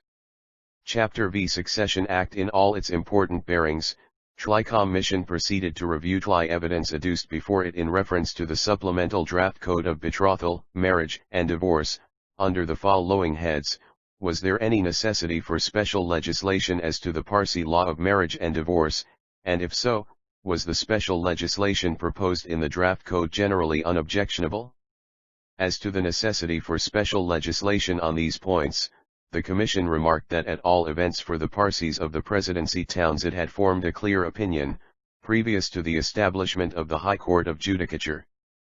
Before that the Bombay Parsis, a body constituting the preponderating majority of the entire Parsi population of India, far in advance of any other portion of the Parsi race in wealth, intelligence, and civilization, had, since the decision of the Privy Council in 1856, been living in a state of lawlessness as to all that regards the marriage tie, of which even in the most barbarous communities there are not many well-attested examples. They had no law at all on the subject. Each man did as seemed good in his own eyes. Paper, carefully prepared by the secretaries of the Parsi Law Association and submitted to the Commission, disclosed the occurrence, within 2 years, of not less than 26 well-known cases of bigamy. This fact was sufficient to show the chap, v. the law of bigamy. 267 Necessity for some cliange in the law as it applied to the Parsi community of Bombay. We have already noticed in previous pages the wholesome and salutary rules which were passed by the Parsi Panchayat in the year 1818 against bigamy, but there was nothing in the law to uphold them. The Indian Penal Code, enforced by the legislature in 1860, has, however, made marriage, and during the lifetime of husband or wife punishable as an offence, and that provision of the law was calculated to check the tendency to bigamy, which had been increasing among the Parsis. The Mahomedans and Hindus can take more than one wife, because their customs and religion sanction a plurality of wives. Hence a Hindu or a Mahomedan who marries during the lifetime of his first wife is not indictable under the provisions of the Indian Penal Code. But with the Parsis the question was a doubtful one. All the books of the Zoroastrian religion are not extant. It is known that, with or without the sanction of the Panchayat, Parsis have taken a second wife during the lifetime of the first, and it is doubtful, if a case had been taken before a criminal court, prior to the passing of the Parsi Marriage and Divorce Act, under the Penal Code, whether a conviction would have been obtained so as usage and custom could have been pleaded in its favor. 268 History of the Parsis. Chapter V. In their draft act the Parsi Law Association had inserted provisions legalizing the validity of infant marriages and betrothals among Parsis, and prescribing criminal penalties in respect of the violation of duties and obligations supposed to arise out of these marriages and betrothals. These provisions naturally did not meet with the approval of the European members of the Commission, who regarded the practice of infant marriages and betrothals, a practice plainly derived from the Hindus, and not in any way sanctioned by Zoroastrian scripture or ancient usage, as very much opposed to the true progress of the Parsi community in civilization and morality. They did not, therefore, recommend the enactment by the Indian legislature of any laws that had a tendency directly or indirectly to sanction a practice they were agreed in regarding as injurious. The European members of the Commission further observed that they had good reason to believe that the alterations they had suggested in that Resi 3ECT would be favorably received by a large and highly influential minority among the Parsi community, and the author of this work can bear testimony, as a Parsi, to the correctness of the view expressed by the European members of the Commission. Had any legal sanction been given to such customs, by imposing criminal penalties, the Parsis would have been prevented from making the advance which they v. A change of creed. 269 have made of recent years in discountenance the objectionable practice of infant marriages, a custom equally opposed to the principles of those who were invited to legislate and to the true interests of those on whose behalf legislation was solicited. The next question on which the European members differed from the Parsis on this commission, as was very natural, was, whether the Indian legislature could rightly be asked to recognize difference of religious belief existino before and at the time of marriage, as a valid ground for rendering a Parsi marriage ipso facto void, or to recognize difference of religious belief arising after marriage as a just reason for making a Parsi marriage voidable. The European members of the Commission said that they could not recommend that either of these provisions should be adopted by the Indian legislature.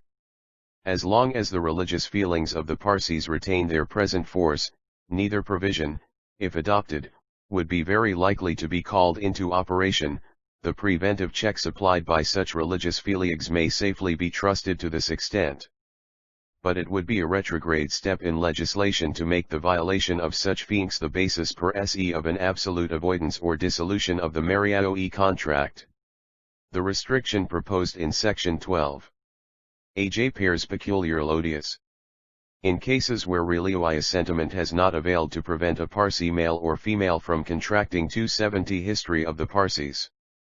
Chapter v. Marriage with a stranger of another faith, the intervention of Hid to render such marriage contract civilly null and void would appear to be singularly harsh and oppressive. On these two important questions, about which the European members of the Commission differed from their native colleagues, the Government of Bombay, in its resolution dated October 20, 1863, rightly agreed with the former and expressed itself thus: the Honourable the Governor-in-Council considers that the Commission has taken exactly that view of this question which good policy and common sense would dictate. The Commission would not prohibit such marriages by explicit legislation, but at the same time it would omit the provisions in the proposed Act which relate to them, and which are intended to assert and vindicate the duties and obligations arising from such contracts. It would leave them to be dealt with, hi foro domestico as it were, by the Panchayat. This is, in the opinion of the Honourable the Governor-in-Council, exactly the proper view. The British government cannot justly be called on, when legislating for the assertion of Parsi rights, to recognise customs which it deems injurious, and which have no sanction from the religious law of the Parsis, but which have been insensibly adopted from the Hindus around them. The Honourable the Governor-in-Council also considers that he should express an opinion on the ninth question discussed by the committee. Can the Indian legislature be rightly asked to recognise difference of religious belief existing before and at the time of marriage as a valid ground for rendering a Parsi marriage ipso facto void, or to recognise difference of religious belief taking place after marriage as a valid ground for rendering a Parsi marriage voidable? The European members of the Commission cannot recommend that either of these provisions should be adopted by the chap. v. Appointing a tribunal. 271 Legislature. The Parsi members take the opposite view. The Honourable the Governor-in-Council would commit this most difficult question to the careful consideration of the Government of India, with an expression of his own opinion that he takes the same view as Sir Joseph Arnold and Mr. Newton on the first, but not on the second provision. The Honourable the Governor in Council would not interfere with a contract entered into between two parties with their eyes open. But the question is more difficult as to a change of religious belief by one of the contracting parties after marriage. He is of opinion that the marriage should, in the event contemplated, be voidable at the instance of either party, due provision being made for the wife if her conduct be pronounced by the courts to be blameless. He arrives at this conclusion from a consideration of how much in the East the forms of religious belief enter into the domestic life, and that it is the duty of the British legislature in a matter of this kind to regard Eastern rather than European feelings the feelings, in other words, of the governed. The legislature, therefore, in passing the Act agreed with the views expressed by Sir Joseph Arnold and /Ir Henry Newton, and by the Government of Bombay, on the two important questions just referred to, and the provisions proposed in the draft Act submitted by the Parsis in respect thereto were omitted. There was one more question which the Commission had to consider and to give its opinion upon, and that was whether the Panchayat under the limitations proposed in the supplemental draft code, as amended, was likely to prove a satisfactory tribunal for the adjudication of questions of marriage and divorce among Parsis. 272 History of the Parsis. Chapter V. On this point the Commission was of opinion that, subject to such rules as to practice and procedure as were added by it in the draft Act, there would be no objection to the Parsi Panchayat being authorized as a tribunal for adjudicating on questions of Parsi marriage and divorce subject to appeal to the High Court. The more far-seeing of the Parsis did not, however, view this proposal with favor. It would never have been possible to have always selected the best men of the community to act on the Panchayat, and thus it could never have commanded that respect which is always instinctively paid to properly constituted and authorized tribunals of the country. As the right of appeal to the High Court was reserved, every case decided by the Panchayat would have been taken on appeal before that court. The legislature therefore very rightly and wisely substituted the mode prescribed in the Act it had passed, by which all matrimonial causes among Parsis are decided in Bombay by a judge of the High Court, assisted by 11 Parsi delegates appointed by government on their nomination by the Parsi justices of the peace for the city, and in the Mufassal by the judge and delegates who are duly selected by him in consultation with the community. The district courts are presided over by the judge of the Zilla, district. Ave may quote here chap. V. The matrimonial court. 273 The reasons which induced the Select Committee of the Legislative Council to substitute the matrimonial courts for the Panchayat. The Honourable Mr. Anderson, in moving that the committee's report be taken into consideration, said, "The principal alteration in the bill is the substitution of Parsi matrimonial courts for Panchayats. With reference to Panchayats I would wish to offer a very brief explanation. The term taken by the Parsis from the Hindus around them has not been very happily chosen, and it does not convey the idea of the kind of tribunal which it was in contemplation to establish. That tribunal was one of which the members were to be chosen by the Parsis themselves, and of which the members were men in whom the Parsis had confidence. But it was never intended that the route under the tree mode of investigation which the idea of a Panchayat suggests should be adopted. But I freely admit that the Parsi matrimonial courts will constitute far more efficient tribunals than the Panchayats, and that they will fulfill all the conditions which the legislature has a right to impose on an institution which it invests with grave responsibilities. It is proposed, then, to establish Parsi chief matrimonial courts in the presidency towns of Calcutta, Madras, and Bombay, and Parsi district matrimonial courts in such places as the discretion of the Governor-General in Council and the local governments may suggest. District under the Act may include more than one ordinary judicial district, and such places in which, on account of the fewness of the Parsi inhabitants, the local governments shall not deem it necessary to establish matrimonial courts, are to be regarded as under the jurisdiction of the chief matrimonial courts in the presidency towns. The matrimonial courts in Calcutta, Madras, and Bombay are to be presided over by the Chief Justice, or other judge of Her Majesty's High Court of Judicature in those towns, aided by 11 delegates, and the district matrimonial courts by a district judge aided by 7 delegates. The delegates are to be Parsis, appointed by the local Val. TT 274 History of the Parsis. Chapter V Governments, and to be in number not more than 30 for a presidency town, and not more than 20 for a district as constituted under this Act. From the delegates thus appointed are to be chosen in due rotation those who assist at the trial of suits in the matrimonial courts.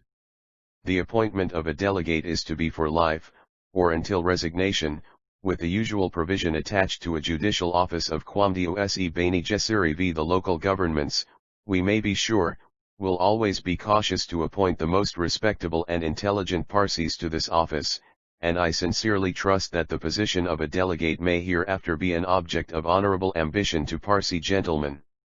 In suits tried in the matrimonial courts all questions of law and procedure will be determined by the presiding judge, but the decision on the facts is to be the decision of the majority of the delegates assisting at the trial. Should such be the wish of either party to the suit, the case may be heard with closed doors. The procedure is to be as far as possible that of the Code of Civil Procedure, and an appeal will lie from the decisions of all matrimonial courts, whether chief or district, to Her Majesty's High Court of Judicature. Now, I think that the courts which it is thus proposed to establish will exactly attain the objects which the bill had in view. All suits for the declaration of nullity of marriages, for dissolution on account of desertion, for divorce and judicial separation, and for restitution of conjugal rights, will in effect be decided by the Parsis themselves, while the presence and active supervision of an experienced judge will be an ample guarantee to the general public, not merely that the investigation will be a fair one for that, as far as intention goes, would be the result if the matter were left exclusively to the adjudication of the Parsis, but that the complex rules of evidence and the various minutiae which are involved in the conduct of a trial are duly observed, and, what is an important point with an inexperienced tribunal, that the zeal and ability of advocates have no more than their just weight with those in whom the power of decision is vested. 1. The Parsi Chief Matrimonial Court at Bombay has now been in existence for 19 years. That it has worked most satisfactorily. Chap. V. The practical result. 275 The valuable, lucid, and exhaustive report of the Parsi Law Commission, which was presided over by a president at once so able, learned, liberal, and sympathetic as Sir Joseph Arnold, who, during his career on the bench of the High Court, had won the AFFEC, will be seen from the address Uliakleetli Parsi delegates presented to the Honourable Mr. Justice Melville in the year 1883, when that learned judge retired from the bench, and the reply which he gave thereto. We quote here the address as well as the reply from a newspaper report of the day. Sir Jamshedji Jajibhai said, on this occasion, which may possibly be the last when your lordship presides in the Parsi Chief Matrimonial my court, allow me, on behalf of brother delegates and myself, to address you a few words of cordial farewell. It is now 10 years since you first presided in this court, and I am expressing the PHNG of THE delegates who have during this period assisted your lordship in the investigation of the various cases that have been brought on for trial, and I may say that your lordship's decisions have throughout been distinguished for impartiality and ability, and for that discretion and that tenderness and sympathy for the feelings and customs of the class of litigants brought before you, which have inspired confidence in this court. In establishing a special court for the determination of matrimonial disputes between Parsis, the Government of India enced a wise and benign consideration for the special position of the Parsi community in India, and your lordship has tried to act up to the wise policy thus adopted, in making this tribunal one to which the Parsis might confidently appeal for justice, and where the law would surely find a just and true interpretation, consonant with the manners and sentiments of those for whose benefit this court has been constituted. Considering the delicate, sometimes the painful, nature of the cases brought before your lordship, the administration of justice in this court requires more than in any other tribunal the exercise of high qualities of discretion, tact, and patience, and a more than ordinary amount of experience, in all whichly your lordship has excelled, and had it not been for these high qualities and great abilities brought to bear upon such cases, our task would have been one of extreme difficulty. As it was, however, the delegates of this court had always the benefit of your lordship's great attainments. Dis 276 History of the Parsis. Chapter Vishan and commanded tly respect of all classes of Her Majesty's subjects, was forwarded to tly Legislative Council of India, strongly recommended by the Government of Bombay, with the suggestion that the draft acts relating to Parsis, as amended by the commiscretion and experience and witlial of tliat courtesy and patience which have made our work in this court so agreeable. For all your kindness to us we take this public occasion to thank you most sincerely, and in bidding you goodbye, we beg you to accept our best wishes for your health and welfare, and for the enjoyment of the repose which you have so well merited by your arduous and assiduous labors. Regretting as we do the occasion of your separation from us, we still hope it may be only temporary, and that you may return soon with renewed health to preside in this court for many and many a year. Mr. Justice Melville, in reply, spoke nearly as follows: Sir Jamshedji Jajibhai and gentlemen delegates, I am very much obliged to you for your kind sentiments and for your good wishes for my future welfare. As you have observed, the duties of a judge of this court are of a delicate nature, requiring some tact and discretion, but I cannot say they are arduous. I have had a return prepared for me by Mr. John Gear, the clerk of the court, showing the number and nature of the cases decided during the period I have been its presiding judge, and I find that during a period of 10 years there have been in all 31 suits, or, on an average, about 3 suits a year. Now, this is a very small number, and there must be some reason to account for this paucity of suits. It cannot be on account of the expenses of litigation being high. There is Rs.20 stamp for the plaint, and the other fees are proportionately small, so that if a party were to conduct his suit in person he could do it for a less sum than for a suit in the small causes court. It therefore cannot be said that the expense of a suit in our court is heavy, and that parties are restrained thereby from seeking matrimonial relief. Nor can it be said, I think, that our court, we as it is constituted, is unpopular. English are accustomed to think that no court can adjudicate so well on the merits of a case as that which consists of a judge and a jury. Now, the constitution of this court is even superior to a jury, for the gentlemen appointed to assist the court are not selected haphazard, but are appointed after deep and chap, v. Mr. Justice Melville. 277 Zion, should be passed into law. His Excellency the Governor in Council was pleased to add what, as a Parsi, the author feels proud in quoting, that Her Majesty possesses no subjects who, for loyalty, intelligence, capacity for public duties, liberality, sympathy, mature consideration by the government, from the 4lite of the Parsi community, for their education, intelligence, and status in their community, so that the constitution of the court is somewhat after the model of your old Panchayat. Under these circumstances, we must try to find some other causes why there are not more suits instituted in our court. It would suggest itself to everyone that this paucity of cases may be accounted for either by the matrimonial relationship between a husband and wife being of a more peaceful and amicable kind among the Parsis than other nations, or that amongst the Parsis there exists in a high degree the feeling that such disputes should be settled out of court, and that friends are ever ready to intervene and amicably settle their differences. It is probable that both these causes operate to a certain extent. From the return I hold in my hand it appears that there have been out of 14 cases for divorce only 3 suits in which the husband has succeeded in this court. Now, nothing can be more creditable to the Parsi community than this. It speaks well and highly of the chastity of their women, and can well account for the few cases in our court, for where the chastity of the women of the community is so high there can be little need for its matrimonial court, and this in itself is matter for congratulation. There have been 11 cases for restitution of conjugal rights. Now, gentlemen, restitution is unknown in the courts of Europe or America, and is only kept in vogue in England and in this country, as it is incorporated in your matrimonial act. I have discussed this subject in a case that came before me some years ago in this court, and it is not for me to question the wisdom of the legislature.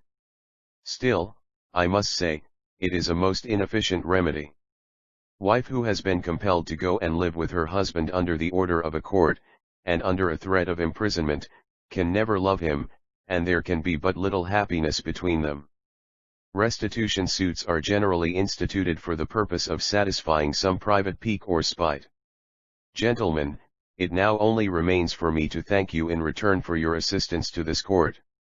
During the period I have presided over this court I have ever found the delegates 278 History of the Parsis. Chapter V with suffering, and honest admiration for British justice, have a better claim to a full and indulgent consideration of their needs than the Parsi community of Bombay and the Mufassal. The valuable labors of this commission resulted in the passing of the Succession and Marriage Acts in the form in which they are given in Appendices B and C. In a work like this relating to the Parsis, who, from the time of their arrival in India up to 1865, a period of 1200 years, had no recognized laws to govern their social relations, the author has deemed it right to devote a few pages to tracing the history of the various efforts made from time to obtain legislative sanction to their mode of regulating intestate succession and marriage and divorce, and ready and willing to discharge their duties. They have been always punctual in their attendance, and there has never been an instance in which the administration of justice has been delayed by their non-attendance. I must particularly thank you for the very intelligent interest you have always taken in our deliberations. I have often been struck by the shrewd questions put by delegates to a witness, after he has undergone a rigorous examination, cross-examination, and re-examination by counsel, the answers to which have frequently changed the tenor and worth of the evidence given. It is seldom that I have had to disagree with the verdict of the delegates, and when I had, it is very likely that I was wrong and they were right. And this degree of intelligence is to be expected as long as the selection of delegates continues to be made with such watchful and careful discretion as is happily now the case. Personally I have ever received the greatest courtesy at your hands, and to me it is a matter of regret that this will be the last time I shall sit with you in this court, for although I hope to return, yet even of this I am uncertain, but it is certain that, even if I do return, arrangements made in my absence will not be disturbed. Chap. V. Meritorious Services. 279 Also to explaining the grounds upon which the legislature has been induced to accede to their wishes. In this connection he desires to acknowledge that he is chiefly indebted to the valuable report of Sir Joseph Arnold's Commission, and that he has, in great part, adopted the very language of that admirable document. Before we conclude this chapter it is but right to record here what the author believes is the general feeling of the entire Parsi community, that the successful result of the efforts of the Parsis in obtaining their laws from the government was chiefly owing to the zealous and disinterested exertions of the late Mr. Manakji Nasirvanji Peti, the first president of the Parsi Law Association, and afterwards of his successor in that office, the Venerable Mr. Framji Nasirvanji Patel, of Mr. Herji Bhai Hormasji Sthna, the vice president, and, more particularly, of the two able and zealous honorary secretaries Messrs. Naorozji Fardunji and Sarabji Shapurji Bengali, both well known and respected in the community for their unceasing efforts in everything affecting its welfare. Both these latter gentlemen, it is gratifying to observe, have recently been honored in recognition of their public worth by Her Majesty the Empress of India by being enrolled as Companions of the Order of the Indian Empire. Chapter 6. Education. The original language of the Parsis exchanged for Gujarati limited education effect of contact with European slight knowledge of English change at beginning of century. The first schools Moot Stuart Elplean Stone his view of education fund raised on his departure founding of a college bearing his name addressed to him the Parsis prominent in the matter their keen desire for education the Sir Jamshedji Jajibhai Parsi institution its origin the government of India. Except the trusteeship the school attendance the school in Hornby EO General Waddington's opinion progress of the schools the university degrees taken by Parsis Mr. Dada by Naorozji Parsis as teachers as physicians annual dinner of the Grant Medical College Parsi engineers education now general among all classes results of English example female education dates from 1849 the first girls' school what used to be taught the students literary society in Opportune essay. A similar movement in Calcutta. Mr. Drinkwater Bethune. Strength of the Bombay movement. Messrs. Patton and Reed. Raising a fund. English sympathy. Parsi Girls' School Association. Difficulties of female education in the East. Objection to male teachers. Female teachers. Se of instruction. Books used. Various endowments. New schools. The Education Commission. Views of Dr. Hunter and Mr. Lee Warner. The promoters of the success of female education. Other schools. The study of English. The Alexandra Native Girls' School Institution. A bizarre interest taken by the Queen, Empress. Royal contributors opened by the Duke of Edinburgh. Signal success. A unusual spectacle. National custom. Spread of knowledge of English. Knowledge now general. The Parsis ahead of their neighbors. Their preeminence in different pursuits and professions. Let NS now proceed to record in their turn the growth, development, and present condition of education among the Parsis. For a number of years. How long? Chap 6. English example. 281. After they came to India, it is impossible to say with any degree of certainty. Tli adhered to and used their own language, viz. Persian, but as time rolled on they gave it up for Gujarati, the language of the Hindus among whom they dwelt. The education which they subsequently received was imparted to them in that language, and the study of Persian was only followed by a few who obtained the consideration due to scholars from a knowledge of the Oriental tongue of their race. Even in Gujarati the ordinary education among them extended to little beyond reading, writing, and arithmetic. From the presence and example of Europeans the Parsis derived the first desire for increased knowledge. After they came into contact with Europeans at Surat they commenced to acquire a smattering of English, chiefly because it was necessary to enable them to carry on their business. They seldom attained any great proficiency, and none of them could be said to be tolerably conversant with the English language until the commencement of the present century, when 2 or 3 English schools were conducted in Bombay by Eurasians, or soldiers whose time of service in the army had expired.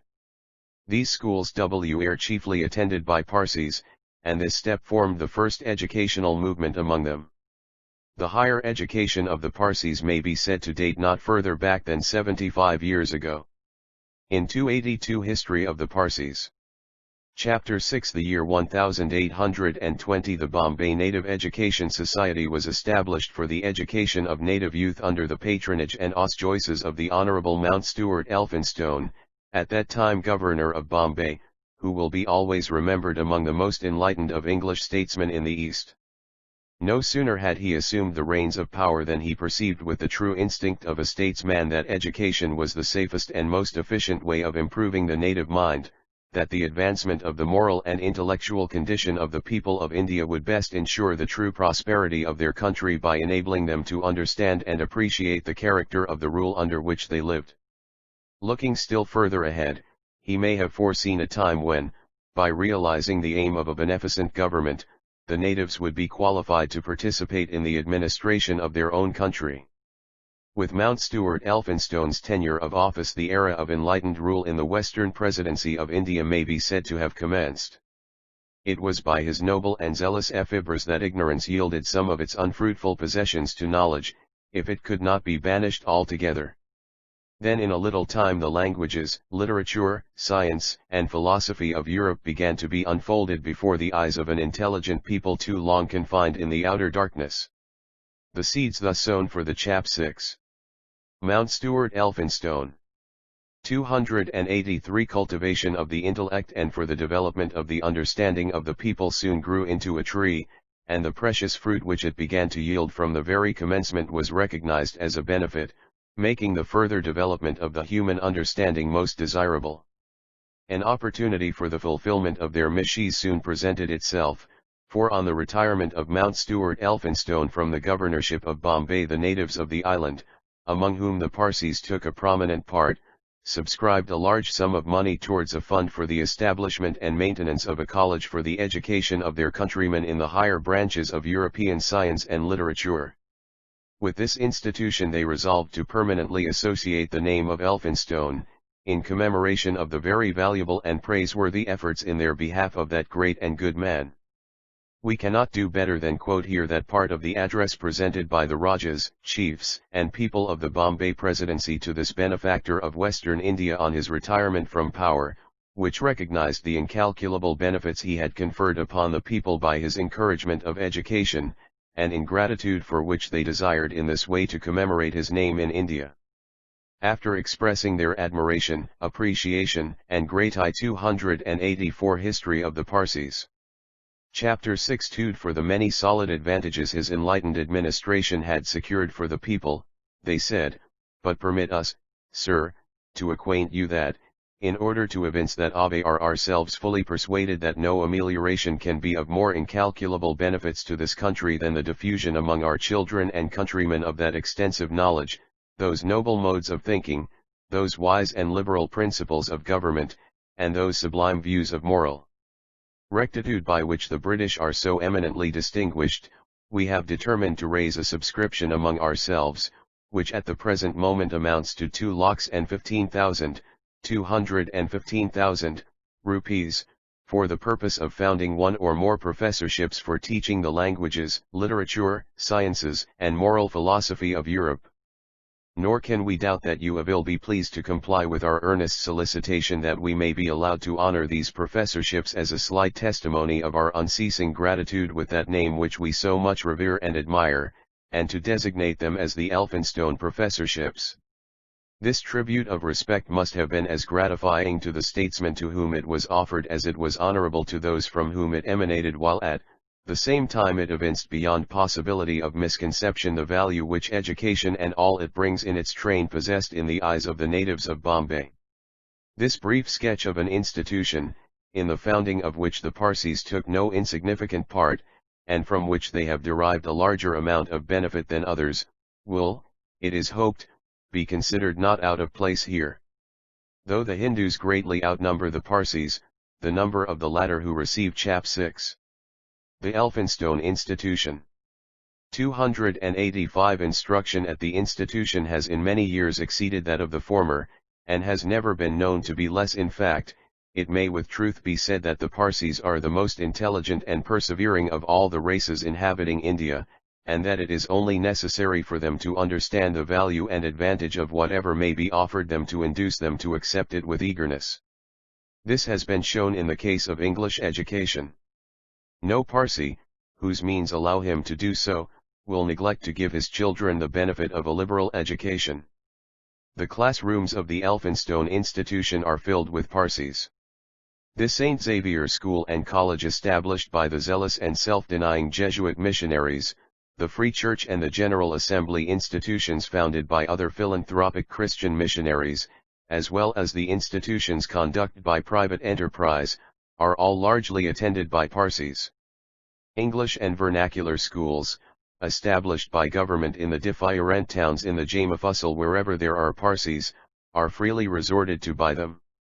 It may be said, indeed, that the Parsis are in comparison benefiting themselves more largely than any of their neighbors through the education provided by the state and other agencies. They are convinced we leave out Mahomedans altogether from our calculation, as, until recently, they never troubled their heads at all. About English education. 286 History of the Parsis. Chapter 6 That the time has arrived when without a sound and liberal English education no Parsi can hold his own, whatever may be his position without it by reason of birth or wealth. The poorest of the community also participate in the benefits of education. In this connection it is right to give prominent notice to a noble institution, the name of which will be familiar to those who have been in Bombay, and indeed to those also who have watched from a distance the progress of education in this presidency. Allude to the Sir Jamshedji Jajibhai Parsi Benevolent Institution, which was founded by a Parsi, and as it is maintained and managed exclusively by Parsis for their OTI race, a short account of its origin and objects will not be uninteresting to the reader. In the year 1842, when Sir Jamshedji Jajibhai was raised to the dignity of knighthood, the Parsis were highly gratified at the mark of honor bestowed upon one of their number. They considered it their paramount duty to offer publicly their sincere congratulations to the man who had, by his well-known public spirit and generous application of the means placed by Providence at his disposal, not only earned honor for himself but reflected credit on the race of which he was a member. The Parsis accordingly presented a handsome testimonial to Sir Jamshedji accompanied by an address, in which they said, Chap 6. The Sir Jamshedji Fund.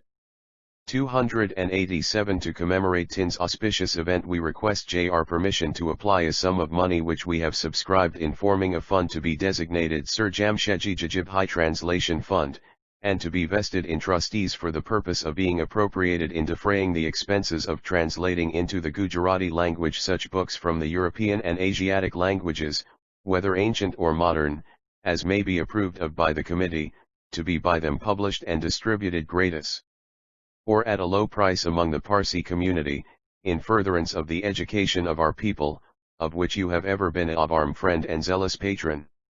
Sir Jamshedji's reply to Tlia's address will clearly explain the origin of the institution which now bears his illustrious name. He said, Nothing could please me more than the purposes to which you propose to devote the funds that have been subscribed. I shall ever wish my name to be connected with every endeavor to diffuse knowledge amongst our people, and the surest way to incite them to elevate and improve themselves, to fit them to appreciate the blessings of the government under which they live, and to deserve those honors which have now, for the first time, been extended to India, is to spread far and wide amongst them, gratuitously or in a cheap form, translations into our own language of the works of the most approved authors. Connected with this subject is a scheme that I have long contemplated for relieving the distresses of the Parsi poor of Bombay, Surat, and its neighborhood. You know full well the state of misery in Afhish many of our people are living, and hopeless ignorance in my Afhish their children are permitted to grow up.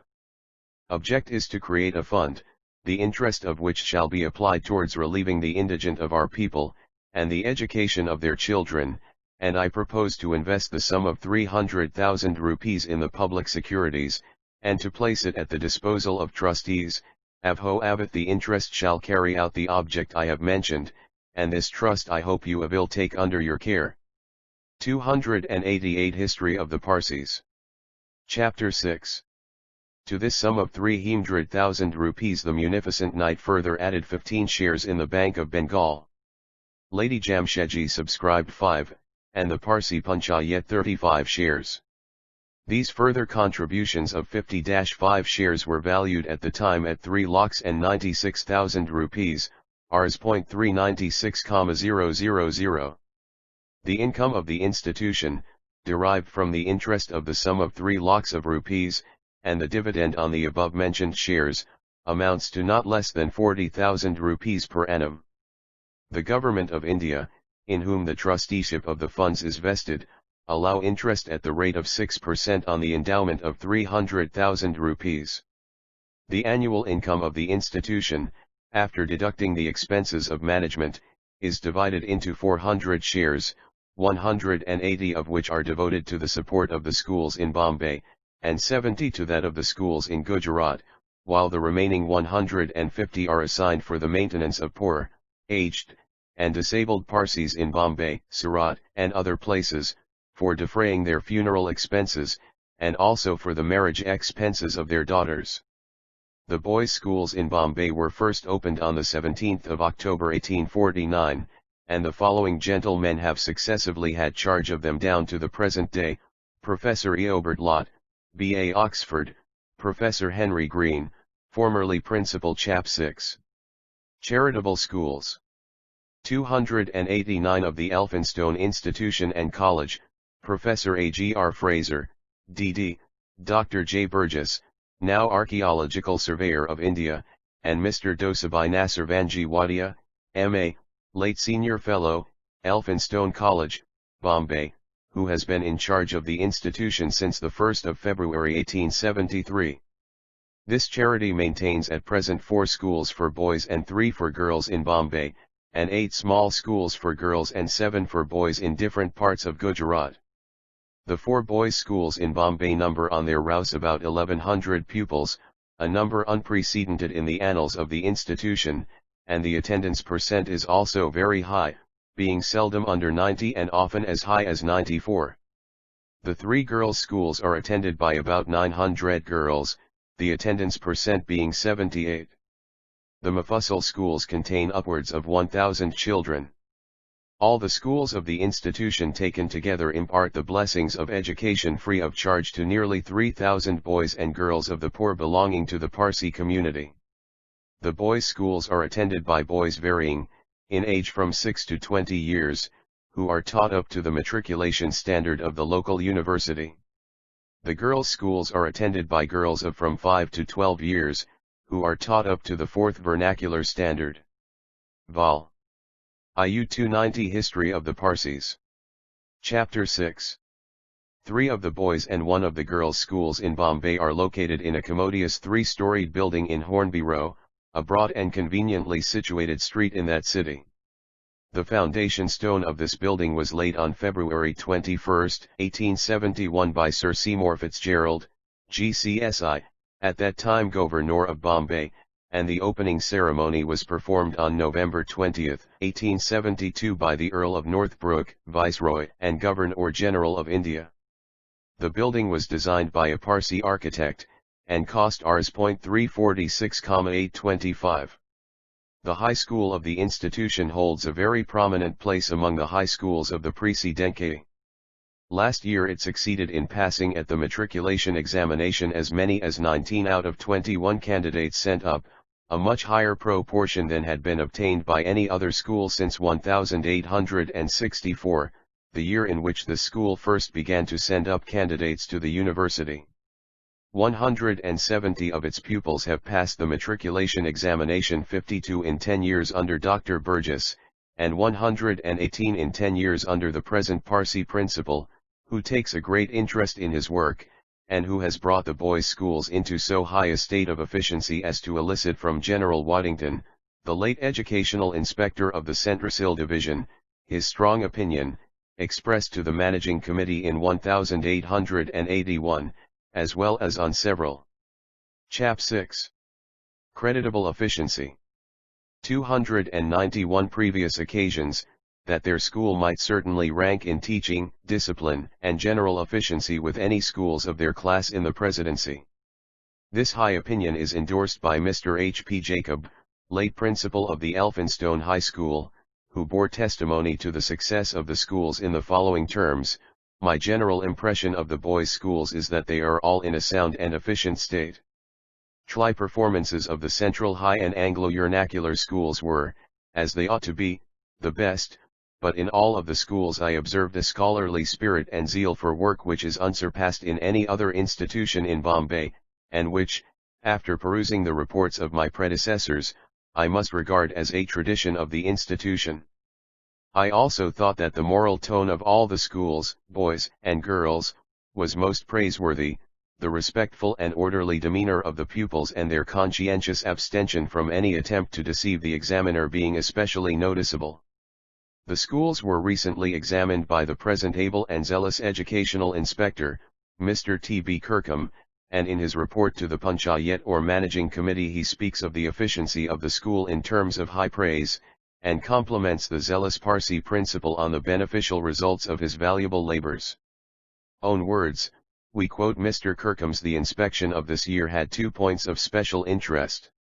In the first place, I had not seen the institution for nearly 4 years, and was thus in a favorable position for judging of the history of the Parsis. Chapter 6 Real direction of its growth, and, in the second place, the date of my visit coincided with the close of the 10th year of the present principal's tenure of OFLO and CE, and this circumstance naturally invited a retrospective glance over the years 1873 to 1883. It gives me great pleasure to be able to report that both comparisons are highly favorable to the present time. In all parts of the institution I found the same patient, thoughtful striving after improvement which I noticed in 1879, and a consequent strengthening of all the best features of the school, whilst as regards Mr. Wadia's principalship it would be difficult to imagine a 10 years' history of any scholastic institution with so much to gratify and so little to regret as the history of your institution as recorded in the official reports of the various educational inspectors who have held office during that period. The history appears to be one of unchecked growth, both in numbers, in proficiency in studies, and in character and tone. The principalship of Mr. Wadia has been an unqualified success. I am glad to be able to report to the Panchayat as favorably of the girls' schools as I have done of the boys. All these schools have been most carefully superintended by Mr. Nanabiza Sarvanji, and all three are conspicuously efficient. The course of study is as yet exclusively vernacular, but in their own language the girls acquire a high degree of intelligence and large funds of information. With regard to the important question of manners and tone, I paid a visit of surprise to the central institution at 9:30 one morning, and observed the assembling of the pupils in all parts of the building and their intercourse with one another till the school bell struck at 10:30. The boys appeared to be healthy and happy, active and full of spirits without being turbulent, whilst the manners of the girls, who assembled by means of special staircases, were charming. It is with great pleasure that I find myself able to submit a report so uniformly favorable as the above to the Panchayat, and to endorse so completely the judgments recently recorded by General Waddington and Mr. H. P. Jacob. The present satisfactory state of the institution has not been attained without constant and conscientious hard work. It has been a sreat advantage to have at the head for so many years continuously Chap 6. Satisfactory results. 293 A principal who has succeeded in impressing his individuality upon every part of the institution.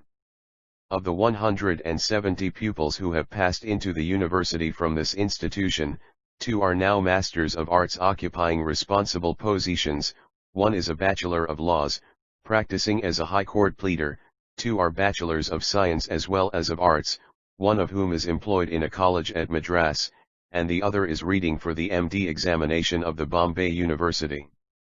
There are 3 Bachelors of Arts, 11 are Licentiates of Medicine and Surgery, 1 of them being a member of the Indian Medical Service, and 2 Assistant Suroians in the service of government.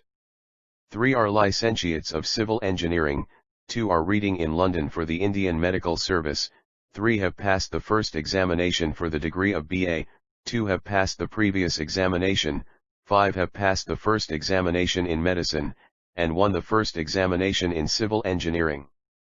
Of the rest, some are prosecuting their further studies at the different colleges in Bombay and Pune, and others are employed as teachers, clerks, and in other similar capacities. Of those who leave the institution without coming up to the matriculation standard, some join different trades as apprentices, others obtain employment in banks, mills, and mercantile offices, and on the 294 History of the Parsis. Chapter 6 Railways, while others adopt the profession of newspaper reporters. Many also of those who belong to the institution previous to the establishment of the university have attained positions of respectability, for which they are chiefly indebted to the education they received there. This is a brief account of an institution without which the children of indigent members of the Parsi community would have been deprived of the benefits of education.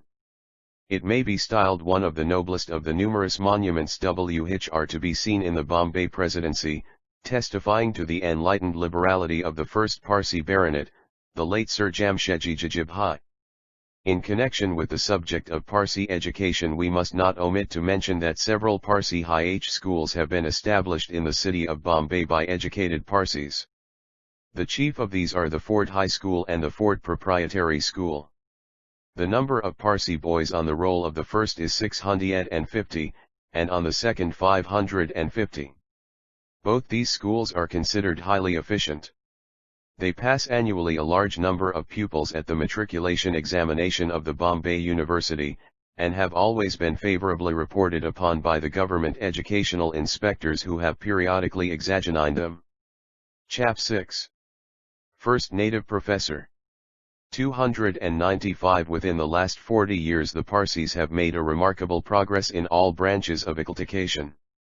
Few years after the establishment of the Elphinstone Institution and College, a large number of the Parsi youth educated within its walls began to occupy useful positions in the community, and some obtained distinguished posts in the institution and college.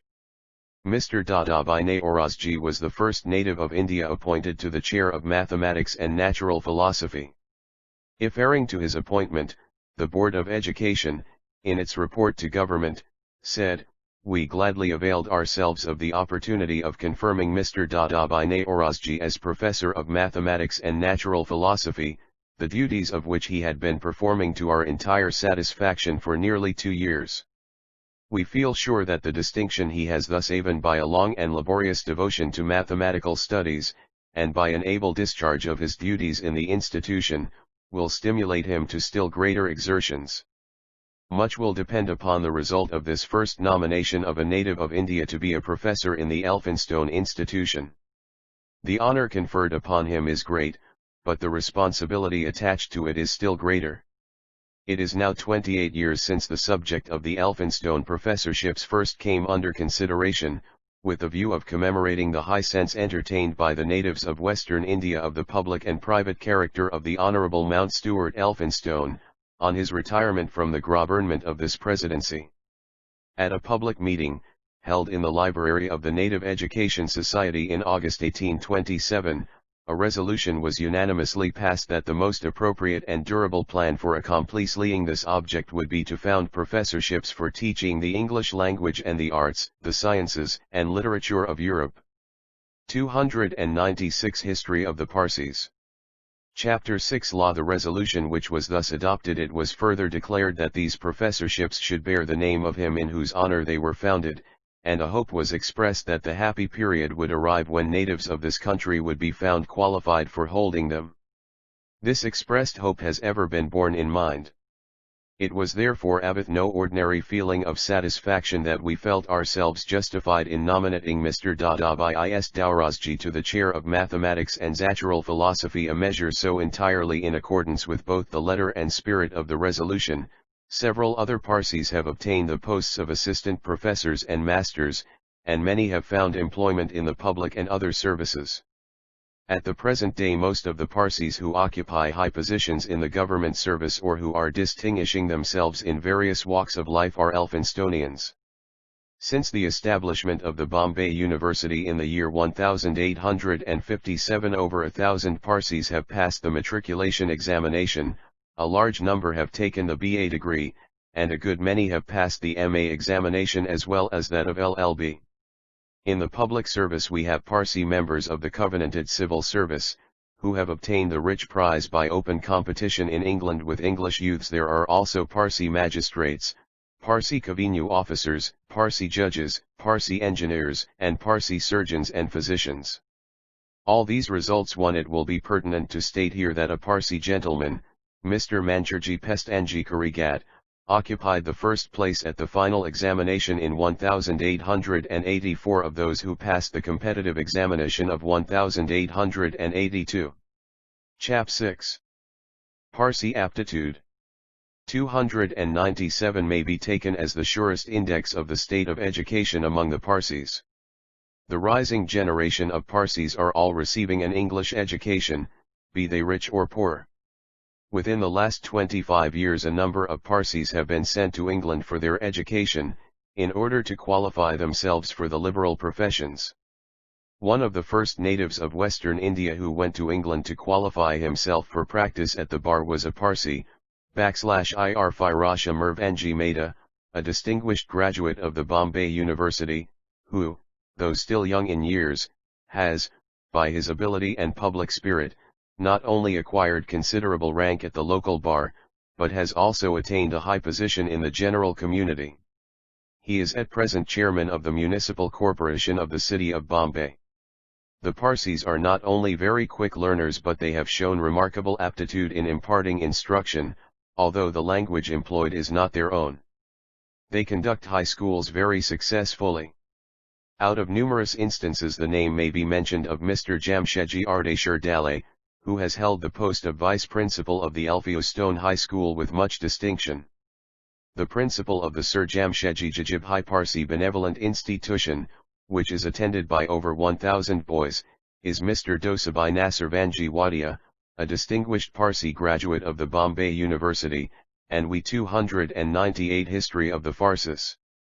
Chapter 6 have in a previous page quoted the high opinion expressed by the government educational authorities of the efficiency of the school under his charge. The Ford Proprietary School, the Ford High School, and some other high schools are all conducted by Parsi headmasters with a staff composed mostly of Parsi teachers.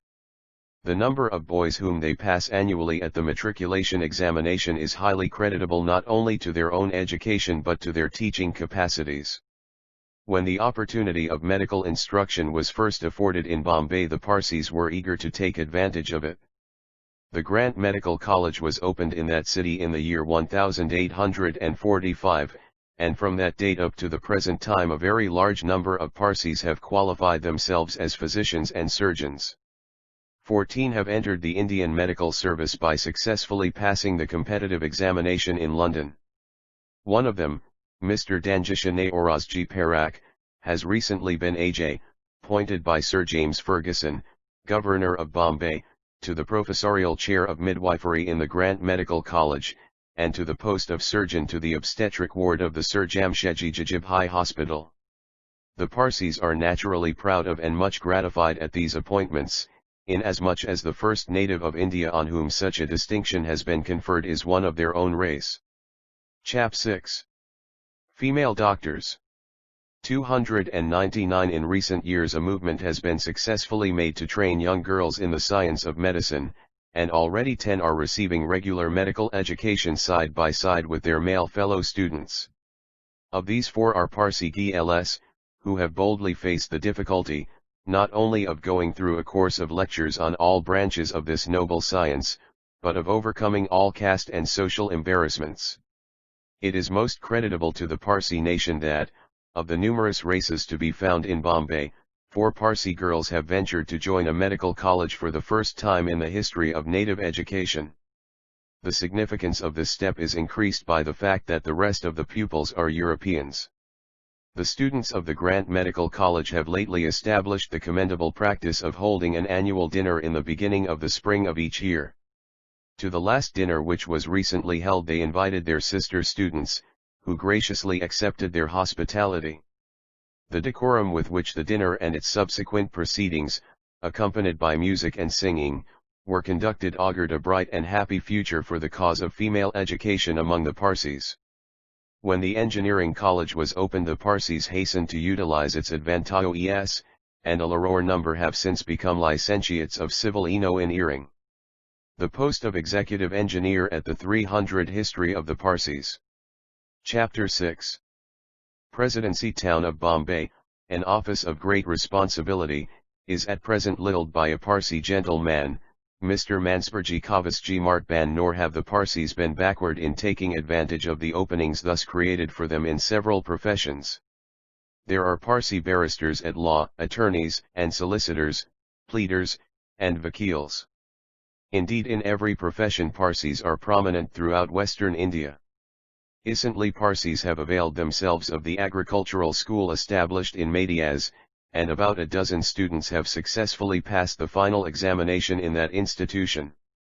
They have been employed either as tutors or as superintendents of agriculture in different parts of India, including we native states. Are also able to state that 1 or 2 Parsis have for the first time qualified themselves as veterinary surgeons. The educational movement first commenced among the Parsis under the auspices of the Bombay Native Education Society. The majority of those who took advantage of it belonged to the middle and the poorer classes.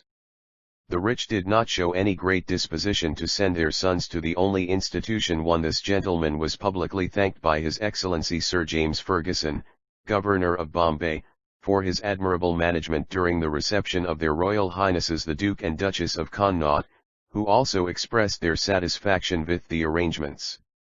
Chap 6. Progress of Education. 301 which at that time could impart a sound education. They preferred to send them to private schools which, although very inefficient, kept them from mixing with the boys of less favored classes.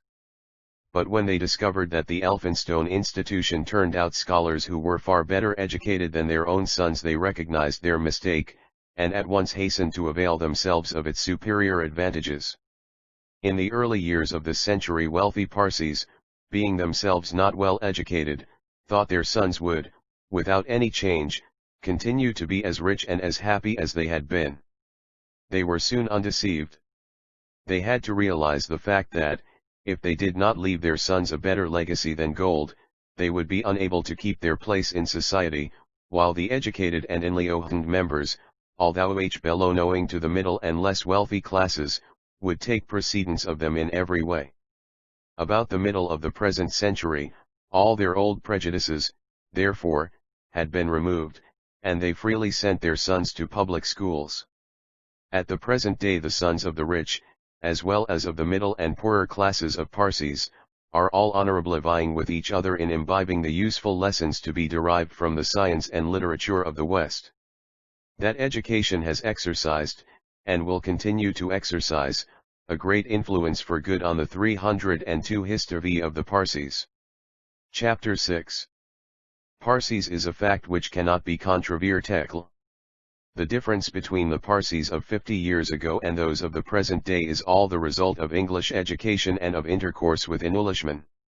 Our educated men have, almost without exception, been remarkable for the purity of their conduct, while the disinterestedness of their views, their honesty of purpose, their love for their countrymen, and their high moral courage have excited unanimous praise from all who have been brought into contact with them.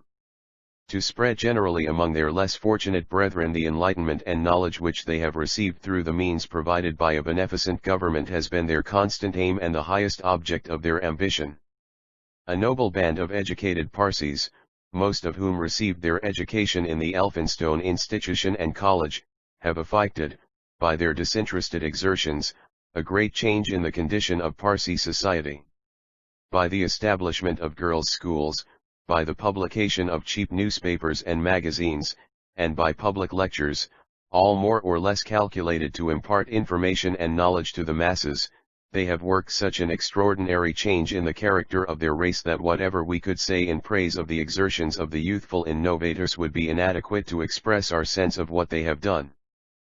We are content to say that Chap 6. Female Education. 303 They have fully succeeded in awakening DG in the minds of their countrymen. AJ. 6 Reception of the necessity of a general and rapid advance in the paths of knowledge and enlightenment, if they desire to rank among the civilized nations of the earth. The Parsis are now acting in this spirit, and they have only to continue to do so for another age to produce, under God's blessing, no insignificant results. Even today those seeking instruction and enlightenment are not confined within the walls of the schools. At the meetings of the literary societies, at public lectures, and in libraries large numbers of Parsis are always to be seen acquiring information in every shape, and from whatever source it can be obtained. Much good is expected from this thirst for knowledge, as the effect of English education upon the Parsis generally will be to raise them still higher in the scale of civilization. The history of female education among the Parsis is very interesting. Have said already that the exertions of the educated Parsi youth have worked a great change in the condition of Parsi society. Foremost among these we place the establishment of girls' schools in the year 1849, from which date female education among the Parsis can only be said to have commenced. Before that Parsi ladies of the upper classes knew how to read and write a little Gujarati, which is their vernacular. The Parsis of old, follow 304 history of the Parsis. Chapter 6 In the example of the Hindus and Mohammedans, among whom they dwelt, did not make the least effort to educate their women. They did not see the advantages of doing so. What does a woman want to learn for? They may have asked as others have. She has not to go out like men in order to earn her bread. It was thus they replied to any question which might be put concerning female education. In those days people generally thought that the extreme limit to which female education should extend was to teach their wives and daughters to scrawl letters, in order that they might be able to write out a list of clothes before sending them to the washerwoman or laundress, to understand the daily bazaar expenses, which, if they exceeded 5 rupees, would pass the limits of their comprehension, and to read the name and residence of their husbands or fathers on a small bit of paper when it was sent from the market with the fuel or corn. There might have been a few exceptions of clever ladies, but the 3 acquirements of reading, writing, and arithmetic were luxuries indeed, and the possessor was envied on account of her superior training. A great change, however, at last began to take place. The young men who had been educated in government schools and colleges viewed the question of female education in its proper light.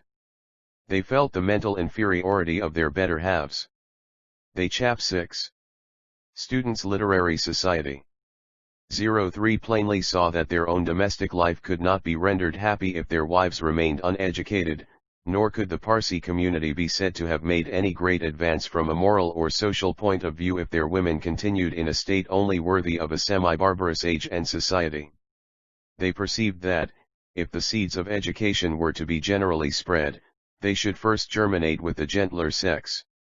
The influence which a mother or sister exercises upon a child was fully appreciated, and the youths, perhaps enthusiastically, determined to do some service to their country and countrymen by earnestly directing their attention to the cause of female education. The Students' Literary and Scientific Society proved the great medium for the exposition of the feelings and sentiments of these young men. Numerous essays on the social condition of the women of India were read there, and the necessity of education as a means of raising them in the social scale was emphatically pointed out. Discussions on these subjects appeared in newspapers, magazines, and afterwards in lectures to the vernacular branches of the society was composed of professors, masters, students, and ex-students of the Elphinstone Institution. It was in a somewhat languishing condition before the arrival of Professors Patton and Reed. On their joining the society a new life and impetus were given to it. 46 students, Parsis as well as Hindus, were members. In the first session, after Professors Patton and Reed had joined the society, 20 meetings were held, at which 35 essays were read and discussed, most of the questions treated being of a social character. Vol. IX 306 History of the Parsis. Chapter 6 Society mentioned. The most energetic of the educated Parsis never allowed any opportunity to be lost of sifting and bringing prominently forward the question of female education, and of impressing its advantages on the people. Still nothing had practically been done beyond some effort made by an individual husband or father to teach his tfet or daughter. To the society we have named the Parsis of Bombay are indebted for a systematic scheme for the education of their daughters. Numerous essays, which were read on this much discussed subject, had prepared the minds of the public for action, and the last of them came when every one was eager, if not ready, to commence the good work. The evening on which this essay was read may be deemed the proudest in the history of the Students' Literary and Scientific Society. When the reading was concluded, the members present proceeded to the consideration of the necessary measures for the consummation of their long-cherished desires. They rightly thought that there had been Sufi Biramji Karsheji Gandla's essay came in projer time. It was brimful of enthusiasm. His earnest appeal accompanied, in the impressive Oriental style, with a prayer to the Almighty to do something, met with a hearty response. Let every student here present use his influence with the members of his own family to get one pupil at least. Yes, responded scores of voices. Let us teach the schools ourselves, and show that we are in earnest. Yes. Yes. Exclaimed all. Report of the Students' Literary and Scientific Society for 1854-55. Chap 6. Movement in Calcutta. 307 Scient talking, Antley at the time had arrived for action. Accordingly the work was inaugurated that very evening. But the first and essential question to be answered was, could anything be done without pecuniary aid? This difficulty was also overcome. Several members of the society not only volunteered to act as teachers but offered apartments in their own houses as temporary schoolrooms. The hours of instruction were fixed from 7 till 10 a.m., so that the other avocations of the volunteer teachers might not be interfered mth. Under this arrangement 4 Parsi girls' schools were opened on the 2 of October 1849, and on the first day 44 pupils attended. It must be mentioned that about this time, when the question of female education was attracting the greatest attention in Bombay, a new stimulus came from an unexpected quarter. It happened that the cause of female education was being advocated in Calcutta, at the same time, with a sjaderit and eloquence almost unprecedented by the late Mr. Drinkwater Bethune, at that time law member of the Legislative Council of India. His large-hearted munificence and broad views seemed to promise for Eastern India the commencement of an era of increased happiness and knowledge. In Bombay his example and exertions roused to action the spirit of youthful patriots. In that city they had no high official to back them. 308 History of the Parsis. Chapter 6 Up, as Mr. Bethune did their fellow labourers in Calcutta, but it was perhaps all the better that it was so. Official support might have contributed a bright light at the beginning, dazzled many, and attracted the people by the novelty, but with all these aids female education would have remained an exotic plant. There would have been wanting the stability and strength against accidents which are so conspicuous in an indigenous system.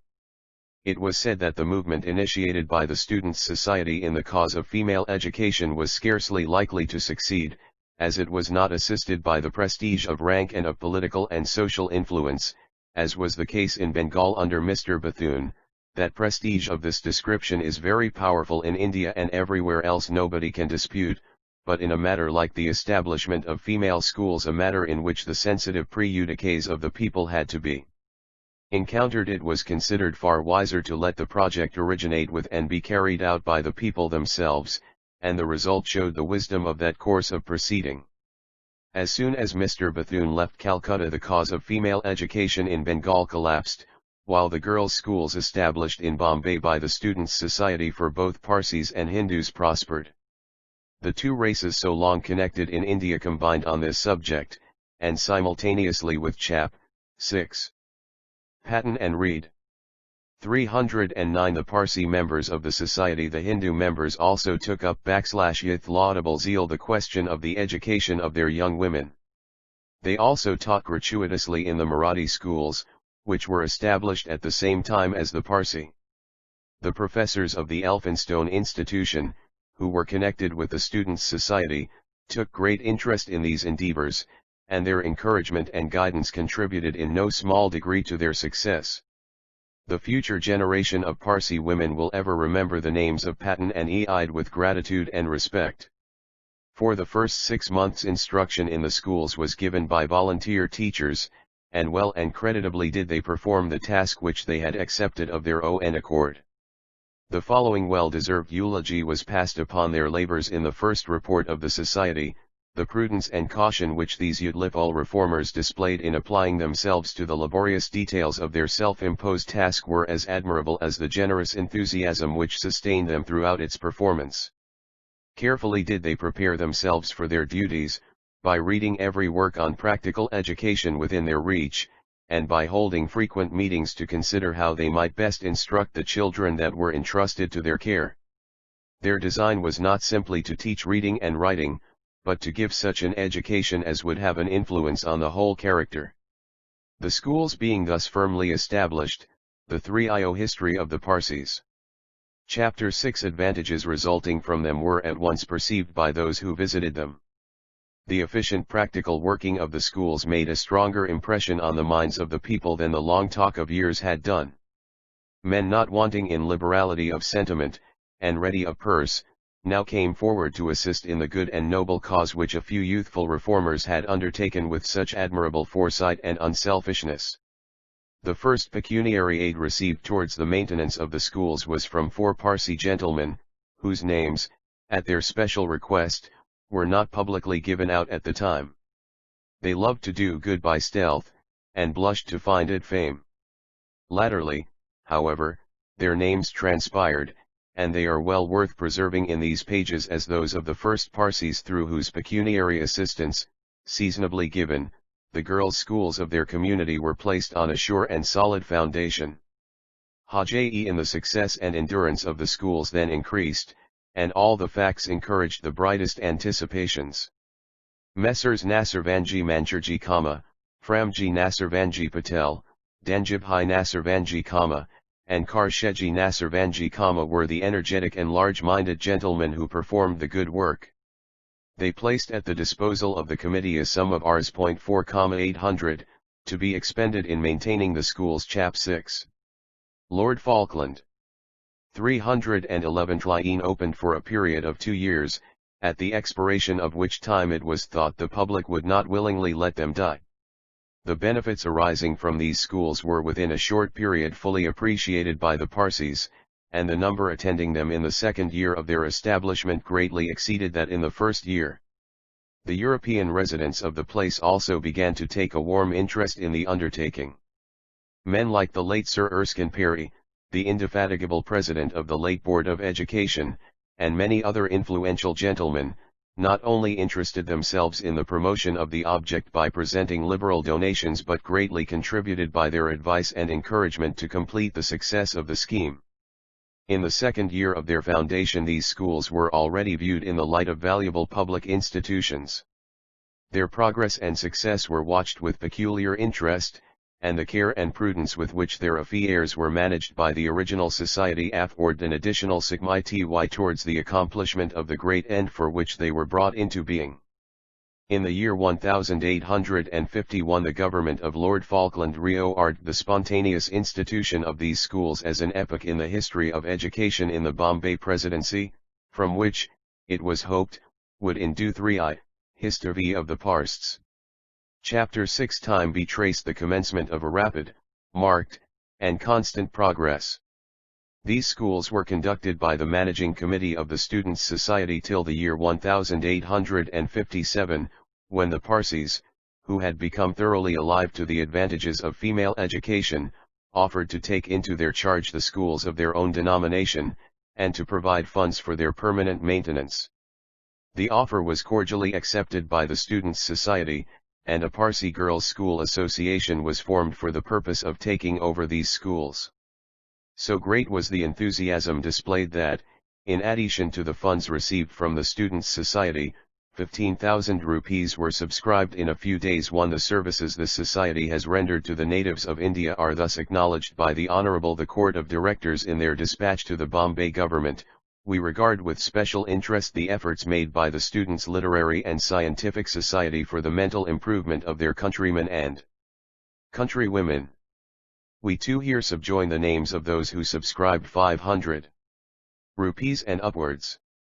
Framji Nasirvanji Patel ES.2000 Manakji Nasirvanji Peti Karsheji Nasirvanji, 1000 Biramji Jajibhai Bamaji Framji, Denjibhai Nasirvanji, Jangir Nasirvanji Wadiasunabai Nasirvanji, Pestanji Framji, Dosabai Framji, Dosabai Hormasji, Pestanji Hormasji, 1000 1000 1000 1000 1500 500 500 500 Sarabji Pestanji Framji 500 Chap 6 Parsi Girls Association 313 for their better maintenance.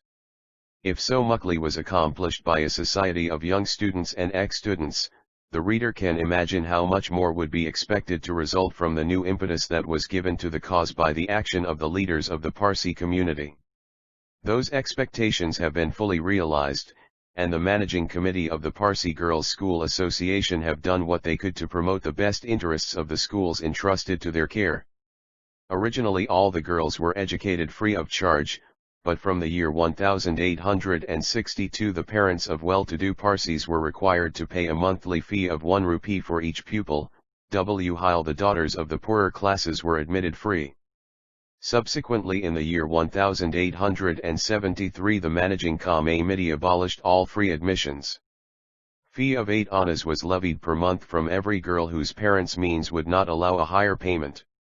Thus eleemosynary instruction has been totally discontinued in the female schools belonging to the Parsi Girls' School Association, although the schools of the Sir Jamshedji Jajibhai Parsi Benevolent Institution, some of which are in the neighborhood of those belonging to the association, continue to impart instruction to most of the F.N. pills free of charge.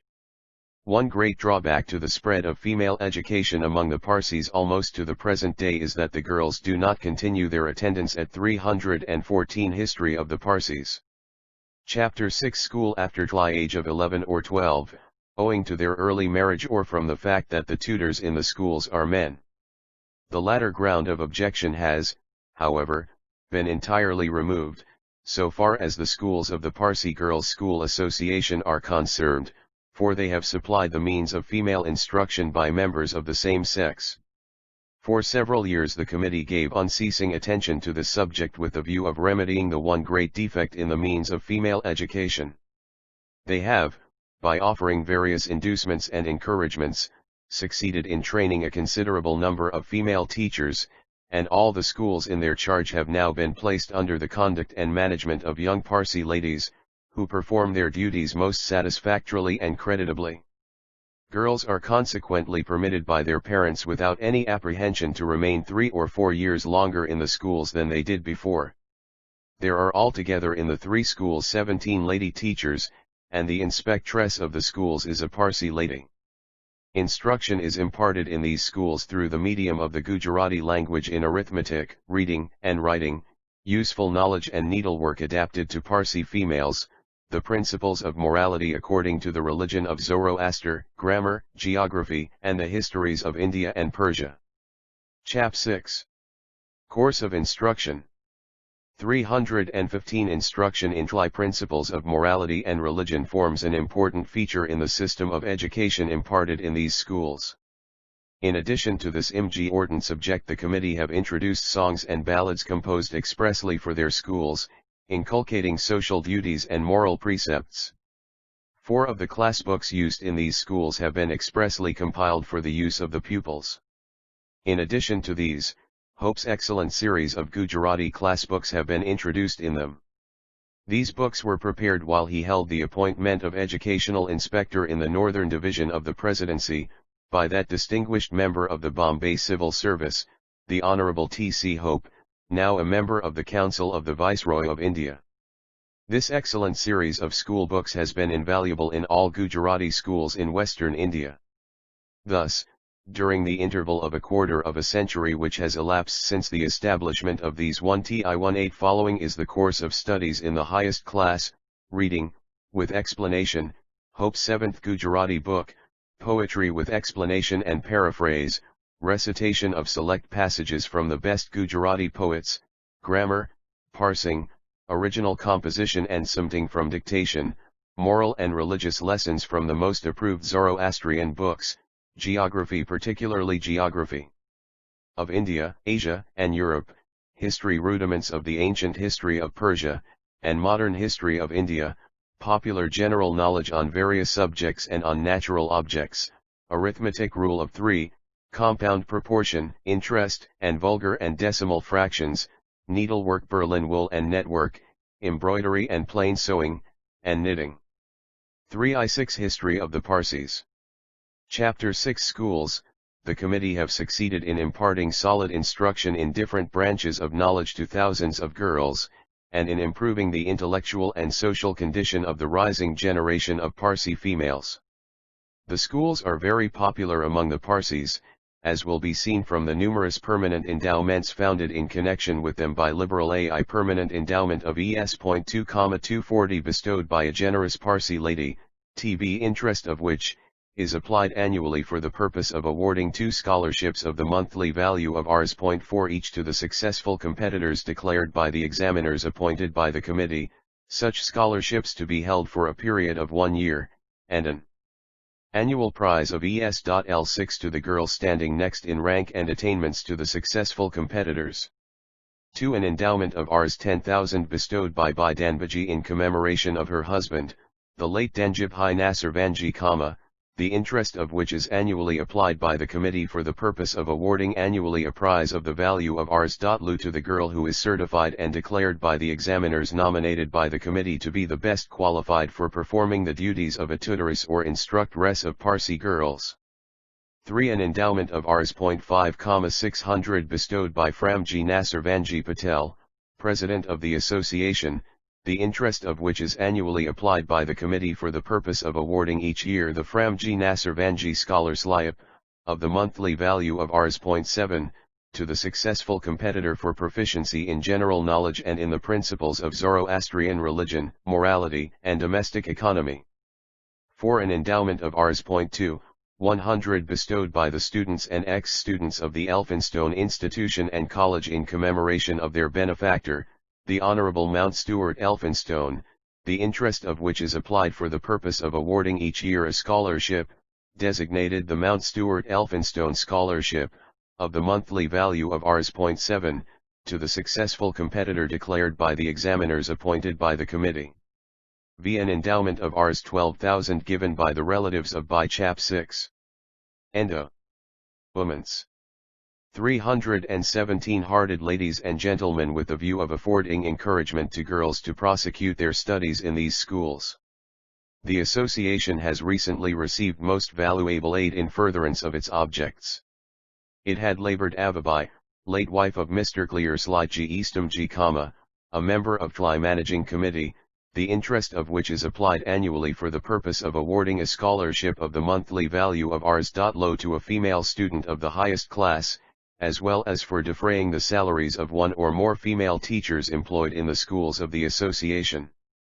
6. An endowment of Rs. 1,500 given by the members of the Managing Committee for founding a scholarship of the monthly value of Rs.5, to be called the Naorazji Fardunji Scholars High, in commemoration of the services rendered to the Parsi Girls' School Association by him as its honorary secretary for the period of 7 years.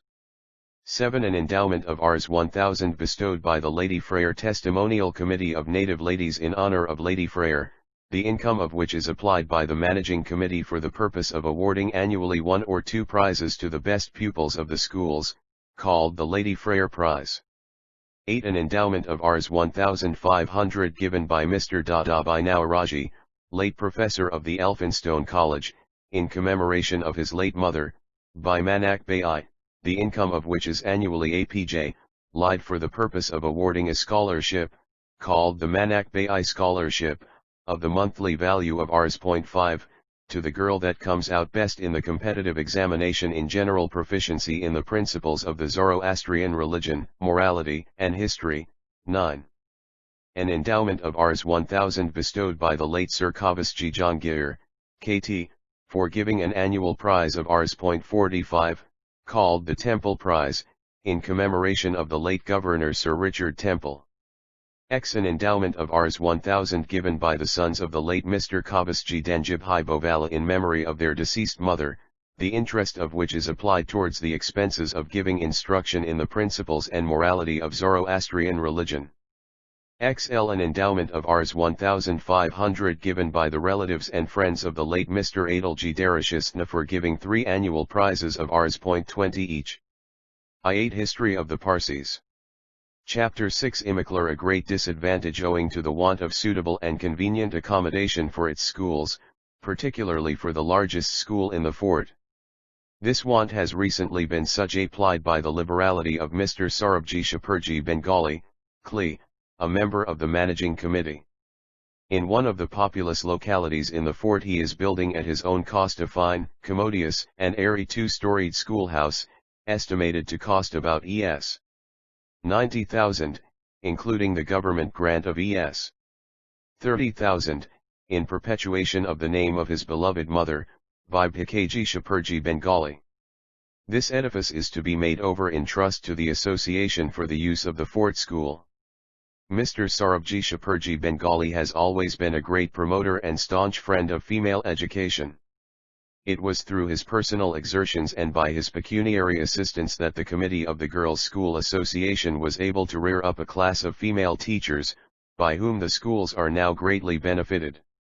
When the Education Commission appointed by the government of Lord Ipan was sitting in Bombay, the Managing Committee collected the girls of all their schools in the Framji Kavasji Institute with the view of giving the members of the commission an opportunity of seeing the schools and explaining to them the principles upon which they were conducted, and the state in which they were. The Chap 6. The Education Commission. 319 Education Commission were gratified beyond expectation with what they heard and saw, and the learned President, the Honorable Drive W. W. Hunter, and Mr. W. Leovarner, an accomplished and distinguished member of the Bombay Civil Service, who was also a member of the Commission, were pleased to express the great satisfaction they felt in seeing we the schools and the progress they had made. Cannot do better than quote here their interesting remarks as a valuable testimony of those most competent to judge of the labors of the Parsi Girls' School Association. Dr. Hunter, after a few preliminary observations, said, "There are 2 or 3 points in your address to which I should like for a moment to allude. In the first place, I was much struck by your system of training up your own teaching staff. You educate little girls, then you select the most promising of those girls and train them as teachers.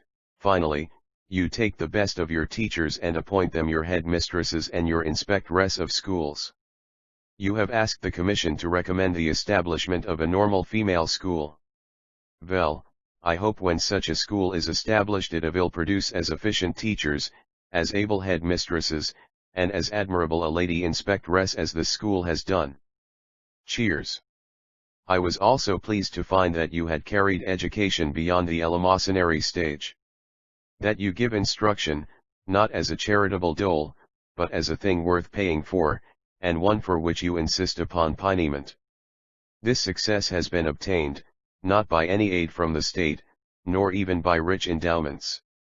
You began, ladies and gentlemen, by giving your own personal exertions as unpaid teachers, and you have prospered because you deserved to prosper. But what has impressed me most of history of the Parsis? Chapter 6. All are the thousand happy young faces around me. You are doing the truest work of female education. You are teaching little children to grow up into happy and intelligent girls, so that they may hereafter develop into good and sympathetic women. Mr. Lee Warner said, "This institution is a remarkable proof that public sympathy is not withheld from female education.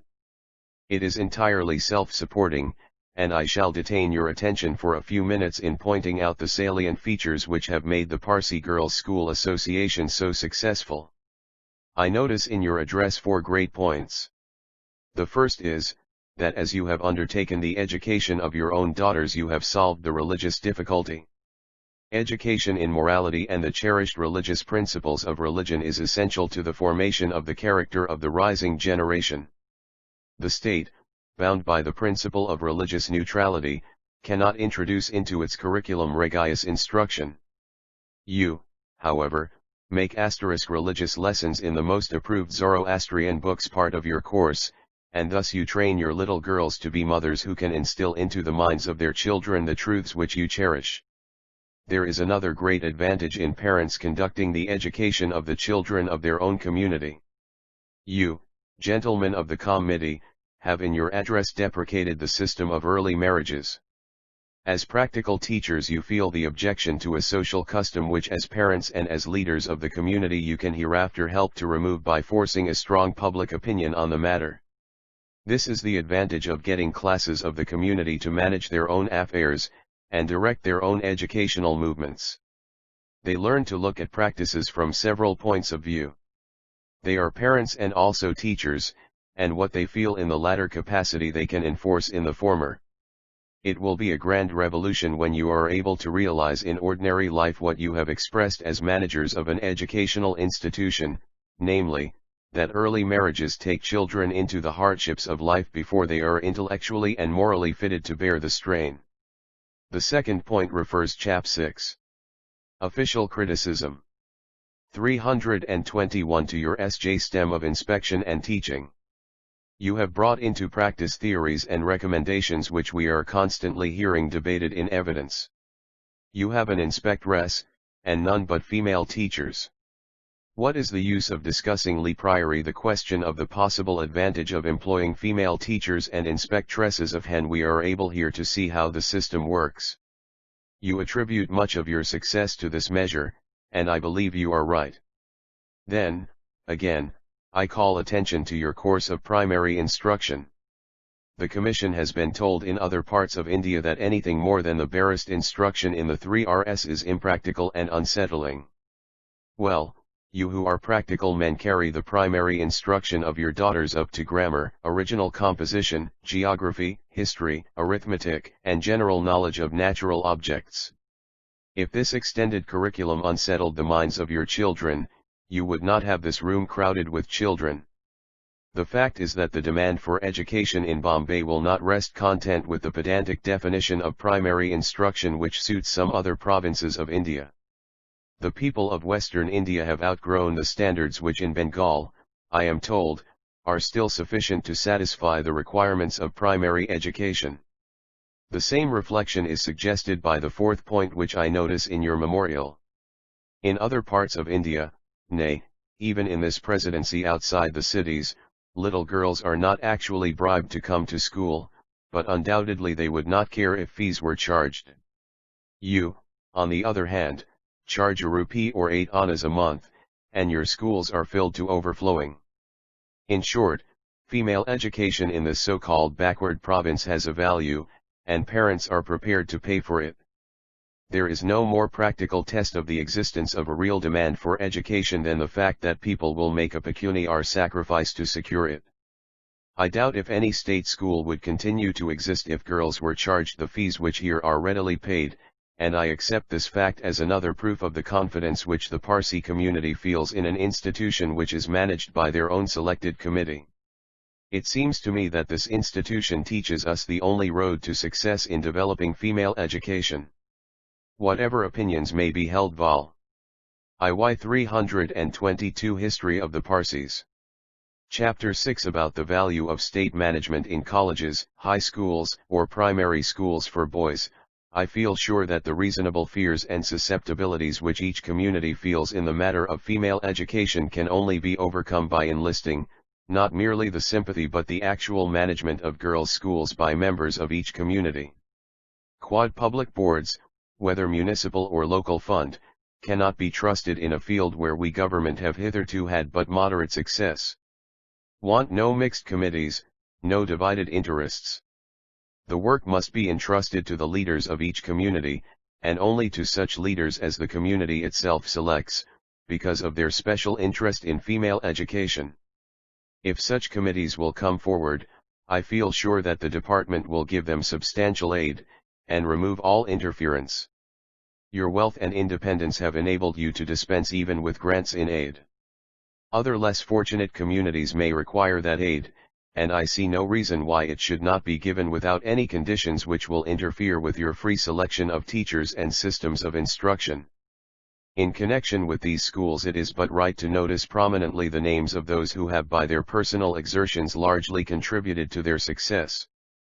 Mr. Framji Nasirvanji Patel, who was one of the 4 Parsi gentlemen who, without their names being known, supported the Parsi schools while they were under the charge of the Students' Literary and Scientific Society, has been the president of the association from its commencement, and, in addition to frequent handsome donations, has most efficiently fulfilled the responsibilities of his office. Mr. Herjibhai Hormasji Setlma has always creditably performed the duties of the office of vice president. Mr. Karsheji Nasirvanji Kama, who was another of these 4 chap 6. The first leaders. Z2 gentlemen, Lias been from the first the honorary treasurer of the association, and one of the most active members of the Manin committee. It is only right to add that in the days of Mr. Karsheji Kama's prosperity there was hardly a single educational or other institution whose objects were not furthered by his handsome and liberal contributions. He was the patron of educated men. In all their difficulties they went to him for advice, and if they had any project to carry out for the good of the people, they had only to give him a hint in order to receive pecuniary assistance. The first Parsi reformers would hardly have been able to accomplish half the good which they effected without Mr. Karsheji Nasirvanji Kama's encouragement and support. Mr. Naorazji Fardunji, Kli, who W as the first honorary secretary, has also been one of the most indefatigable members of the Committee of Management. In fact, all the members of the committee may be truthfully said to take a warm interest in the schools under their charge. Besides the before-mentioned schools, as we have said already, there are also schools in Bombay and Surat for the instruction of Parsi girls in connection with the Sir Jamshedji Jajibhai Parsi Benevolent Institution, which are attended by about 900 girls. In all the girls' schools we have mentioned the 324 History of the Parsis. Chapter 6 reader will have noticed that the instruction imparted therein is in Gujarati, the vernacular of the Parsis. We are glad to say that English is now finding a place in their course of instruction. In connection with the subject of female education, it is worthy of remark that among the natives of India, at all events among those of Western India, the Parsi girls were the first to learn English. Before the schools were opened wherein English is at present taught to native girls, a few Parsi families had introduced English education into their homes. But to a Parsi gentleman is due the credit and honor of having established a seminary where a knowledge of English was imparted. Refer to Mr. Manakji Karsheji Shroff, formerly a judge of the Court of Small Causes at Bombay, a man who has been in many respects in advance of his co-religionists. He has thrice visited Europe, and is well known to many men of note in England. He was the first native of India to have been enrolled as a member of the Royal Asiatic Society in the year 1863. He established and won Royal Asiatic Society. At the general meeting of this society, held at 2 o'clock on Saturday the January 17th, Sir Henry Willock in the chair, Manakji Karsheji, a highly respected native Parsi gentleman of Bombay, was unanimously elected a non-resident member. This is the first instance in which the society has drawn into its body a native of India, and may be regarded as an auspicious evidence of the desire of the better class of natives to associate with us in the work of social and of moral improvement. The Atlas, London, 25th Janium J 1835. Chap 6. The Alexandra Institution. 325 English School for Native Girls, and started a subscription list for its support and maintenance, heading it himself with a handsome donation of 4,000 rupees.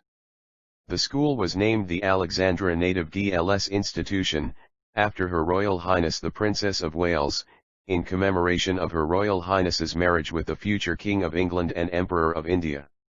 Her Most Gracious Majesty the Queen Empress has, it is understood, taken a lively interest in the progress of the institution, not only because it is named after her beloved daughter, but because of Her Majesty's well-known solicitude for the advancement and happiness of her Indian subjects, and particularly for the success of every scheme calculated to raise the position of women in the scale of civilization.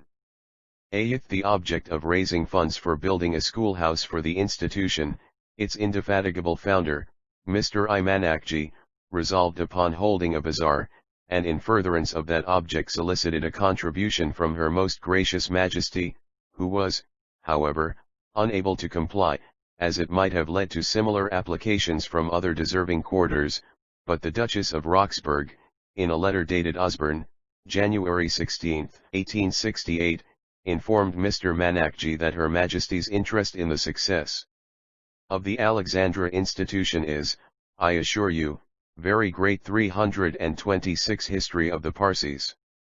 Chapter 6. And I am commanded to say that the princesses will forward something in the way of drawings, etc., to prove their Royal Highness's goodwill towards the excellent undertaking. This bazaar was held in the year 1870. It was the most attractive ever witnessed in Bombay, on account of the many inestimable contributions from royalty. Her Royal Highness the Princess of Wales made a contribution in the shape of a handsome gold watch. The Princess Louise graciously sent a picture drawn by Her Royal Highness's own hands. Her Majesty the Queen of Prussia sent a vase and a déjeuner of porcelain, accompanied by her best wishes for the success of the noble institution. Her Royal Highness the Duchess of Saxe-Coburg and Gotha sent a set of Gotha china manufacture. Her Royal Highness the Crown Princess of Prussia was graciously pleased to present 4 albums, with impressions from pictures of Her Royal Highness, representing Prussian soldiers during a campaign, as well as 2 photographs of Her Royal Highness in tortoise-shell frames, and 6 albums containing the photographs of their Royal Highnesses the Crown Prince, Crown Princess, and their children. Her Imperial Highness the Duchess of Oldenburg contributed a carpet, and their Royal Highnesses the Duchess of Cambridge and the Princess Mary Adelaide sent some beautiful things worked by their own hands. Her Imperial Majesty. Chap 6. Royal Gifts. 327 The Empress of the French also graciously favored the bazaar with a handsome contribution of a beautiful counterpane which she had worked herself. The bazaar, thus enriched by such handsome and valuable contributions from the most lofty and high-placed ladies of Europe, was opened in the year 1870 by His Royal Highness the Duke of Edinburgh, at that time travelling in Bombay. On that occasion a large number of richly dressed native ladies and girls, varying in age from 6 to 13 years, were present. It was a sight which can only be seen in Bombay, and His Royal Highness was much gratified at a spectacle which presented itself to him for the first time during his travels in the East. Yesterday, at 4:45 p.m., His Royal Highness Prince Alfred, accompanied by His Excellency the Governor and members of staff, visited the Framji Kavasji Institute, where the girls of the Alexandra Native Girls English Institution were accommodated in the hall, and where a large number of Parsi ladies were present in the hope of seeing the Duke of Edinburgh. Half an hour later, in the same hall, the annual exhibition for the distribution of prizes to the girls of the institution was to take place, and the arrangements at the moment of the prince's visit had therefore been satisfactorily completed in every respect. In the hall were also exhibited, on well-appointed tables, the various articles intended for the fancy bazaar in connection with the institution, which commences this afternoon at 2 p.m. Large number of European ladies and gentlemen were also present, attracted more especially by the prince's intended visit. His Royal Highness and His Excellency the Governor on entering proceeded to the center of the hall, and heard an English song sung by the girls of the institution. Recitation in English was then given by Miss D. F. Kama and Miss Eam Chandar Balkrishna, in a distinct and clear tone, and the ease and fluency with which the passages were delivered showed 32-8 History of the Parsis. Chapter 6. The school, started under such auspices and support, soon flourished. Bombay has the credit of being the place where were imjarted in a public school for the first time the elements of an English education under the superintendence of English ladies. It has now been in existence for 20 years, and many of the Parsi ladies who speak English received their education in this seminary. To Mr. Manakji Karsheji is therefore due the credit of having created a love for English education amongst the Parsis, and, still more, of having provided facilities for its that Tlaibad made creditable progress in TB's study of TB English language. At this stage of TB proceedings an incident occurred depicting as it did a peculiar native custom adopted on festive occasions, could not fail to attract TB notice of Europeans. In front of TB Prince went and stood two Parsi ladies, Mrs. Kabarsbji Kavasji Bandupvala and Mrs. Bamanji Kabarsbji Kama, TB1WD TB a gold embroidered scarf from Benares in Berbad, and TB at Bur SVD TB a garland of flowers. One after another they put TB scarf and TB garland round His Royal Highness's neck. The latter lady, after putting TB garland, performed a manipulation of the bands peculiar among the natives, bubak is a sign of great affection and esteem.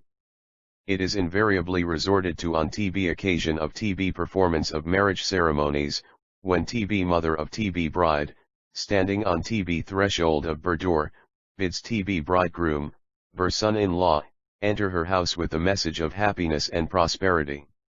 It is done by putting the palms of both bands to the cheeks and making a cracking noise by pressing TB fingers and bending the finger joints sharply backwards. This part of TB ceremony seemed greatly to astonish TB Prince, who must have been highly gratified when he heard of TB pleasant significance attached to it. Round of cheers, deep and continued, greeted the Prince on his arrival, which were repeated with greater zeal as His Royal Highness left the Institute to proceed to the spot near the bazaar gate where the foundation stone of a new sailor's home was to be laid. Times of India, ISTB March 1870. Chap 6. Justifiable Pride. 329 Attainment. Since the establishment of his school many Parsi families, who have been unwilling to send their girls out, have commenced to teach them English in their own houses through English governesses. Parsi girls have of late made considerable progress in English music. The performances of some of them on the piano as well as their singing have been admired by European critics. Are happy to say that Parsi girls now consider that music is an accomplishment without which a lady's education cannot be said to be complete. Having thus shown the origin, progress, and present state of education among the Parsis, both male and female, the author, as a Parsi, feels proud in being able to record that education among them has made rapid strides within a period of half a century, for it can only be said to have begun at the commencement of the present century, and that the results attained are in the highest degree satisfactory. In this matter, as well as in much else, they have shown themselves to be far in advance of the other races of the peninsula. In the report of the census of 1881 will be found extensive tables giving interesting information regarding education. Its author, Dr. Wee, in an analysis of the comparative state of education in 1872 and 1881, and where referring to the state and advance of education amongst the Parsi race, 330 History of the Parsis. Chapter 6 writes, examining education according to faith or class, we find that education is most extended among the Parsi Pojle, female education is more diffused amongst the Parsi population than any other class. And again, analyzing the returns of education of the general population, he writes, contrasting these results with education at an early age amongst Parsis, we find 12.2% Parsi male and 8*84% female children, under 6 years of age, under instruction between 6 and 15. The number of Parsi male and female children under instruction is much larger than in any other class. Over 15 years of age, the smallest portion of illiterate, either male or female, is found in the Parsi population. This is a tribute to the enlightened spirit of our race, to the enlightened views of the scattered fragments which, after many vicissitudes and heroic struggles, have become united and acquired cohesion under the beneficent influence of civilization. In connection with the subject of education, it would be a distinct omission to pass over the share of the Parsis in the newspaper press. In no other pursuit are they more conspicuous. The first newspaper in Gujarati, the Bombay Samachar, was started by a Parsi, Mr. Fardunji Martbanji, the father of the present enterprising proprietors of the De/Tar Ashkara Press, the Rastko/Tar newspaper, and other periodicals. Chap 6. The Newspaper Press. 331. The first type founder in the vernacular language was a Parsi, the late Mr. Biramji Jajibhai Chapgar. In former years all publishing work was cloned by lithography. The first compositor in English was also a Parsi. In conducting the vernacular newspapers in Bombay, the Parsis stand foremost. For a long time they had the monopoly of publishing newspapers and doing general printing work. The Marathi papers and printing establishments, though conducted with ability and possessing much influence, are a growth of recent years. The first native who was employed as a manager of an English newspaper was a Parsi. The first native reporter upon the staff of an English newspaper was a member of the same race, who was subsequently promoted to the post of manager and sub-editor. At the present day the manager of the Bombay Gazette is a Parsi, Mr. Jahangir Biramji Martban, a grandson of the founder of the vernacular press in Bombay. As newspaper work increased in Bombay with the general progress of the city, the reporting staff was brought out from England, but Parsis are also still employed as shorthand reporters. The Times of India, which was the first English newspaper in Bombay worthy of the name, included among its proprietors the leading Parsis of the time. The most popular vernacular literature is chiefly cultivated by the Parsis, and disseminated far and wide through their agency for the good of the people. 2. History of the Parsis. Chapter 6. In novel and dramatic writing, as it is understood in Europe, Parsis have of late shown considerable aptitude. The first Gujarati magazine was started by a Parsi, Mr. Naorozji Fardunji, one of the most worthy and painstaking citizens of Bombay. The Gujarati press, conducted by the Parsis, exercises much influence on local politics, and is regarded with favor by the government. The number of daily and weekly newspapers and monthly and other periodicals conducted by Parsis exceeds those published in the other vernaculars, and, considering their small number as compared with the other sects in Bombay, it speaks a great deal for the desire of the Parsis to acquire knowledge. End of vol. I printed by R. and R. Clark, Edinburgh. / Happy Face, Please do not remove cards or slips from this Pocket University of Toronto library.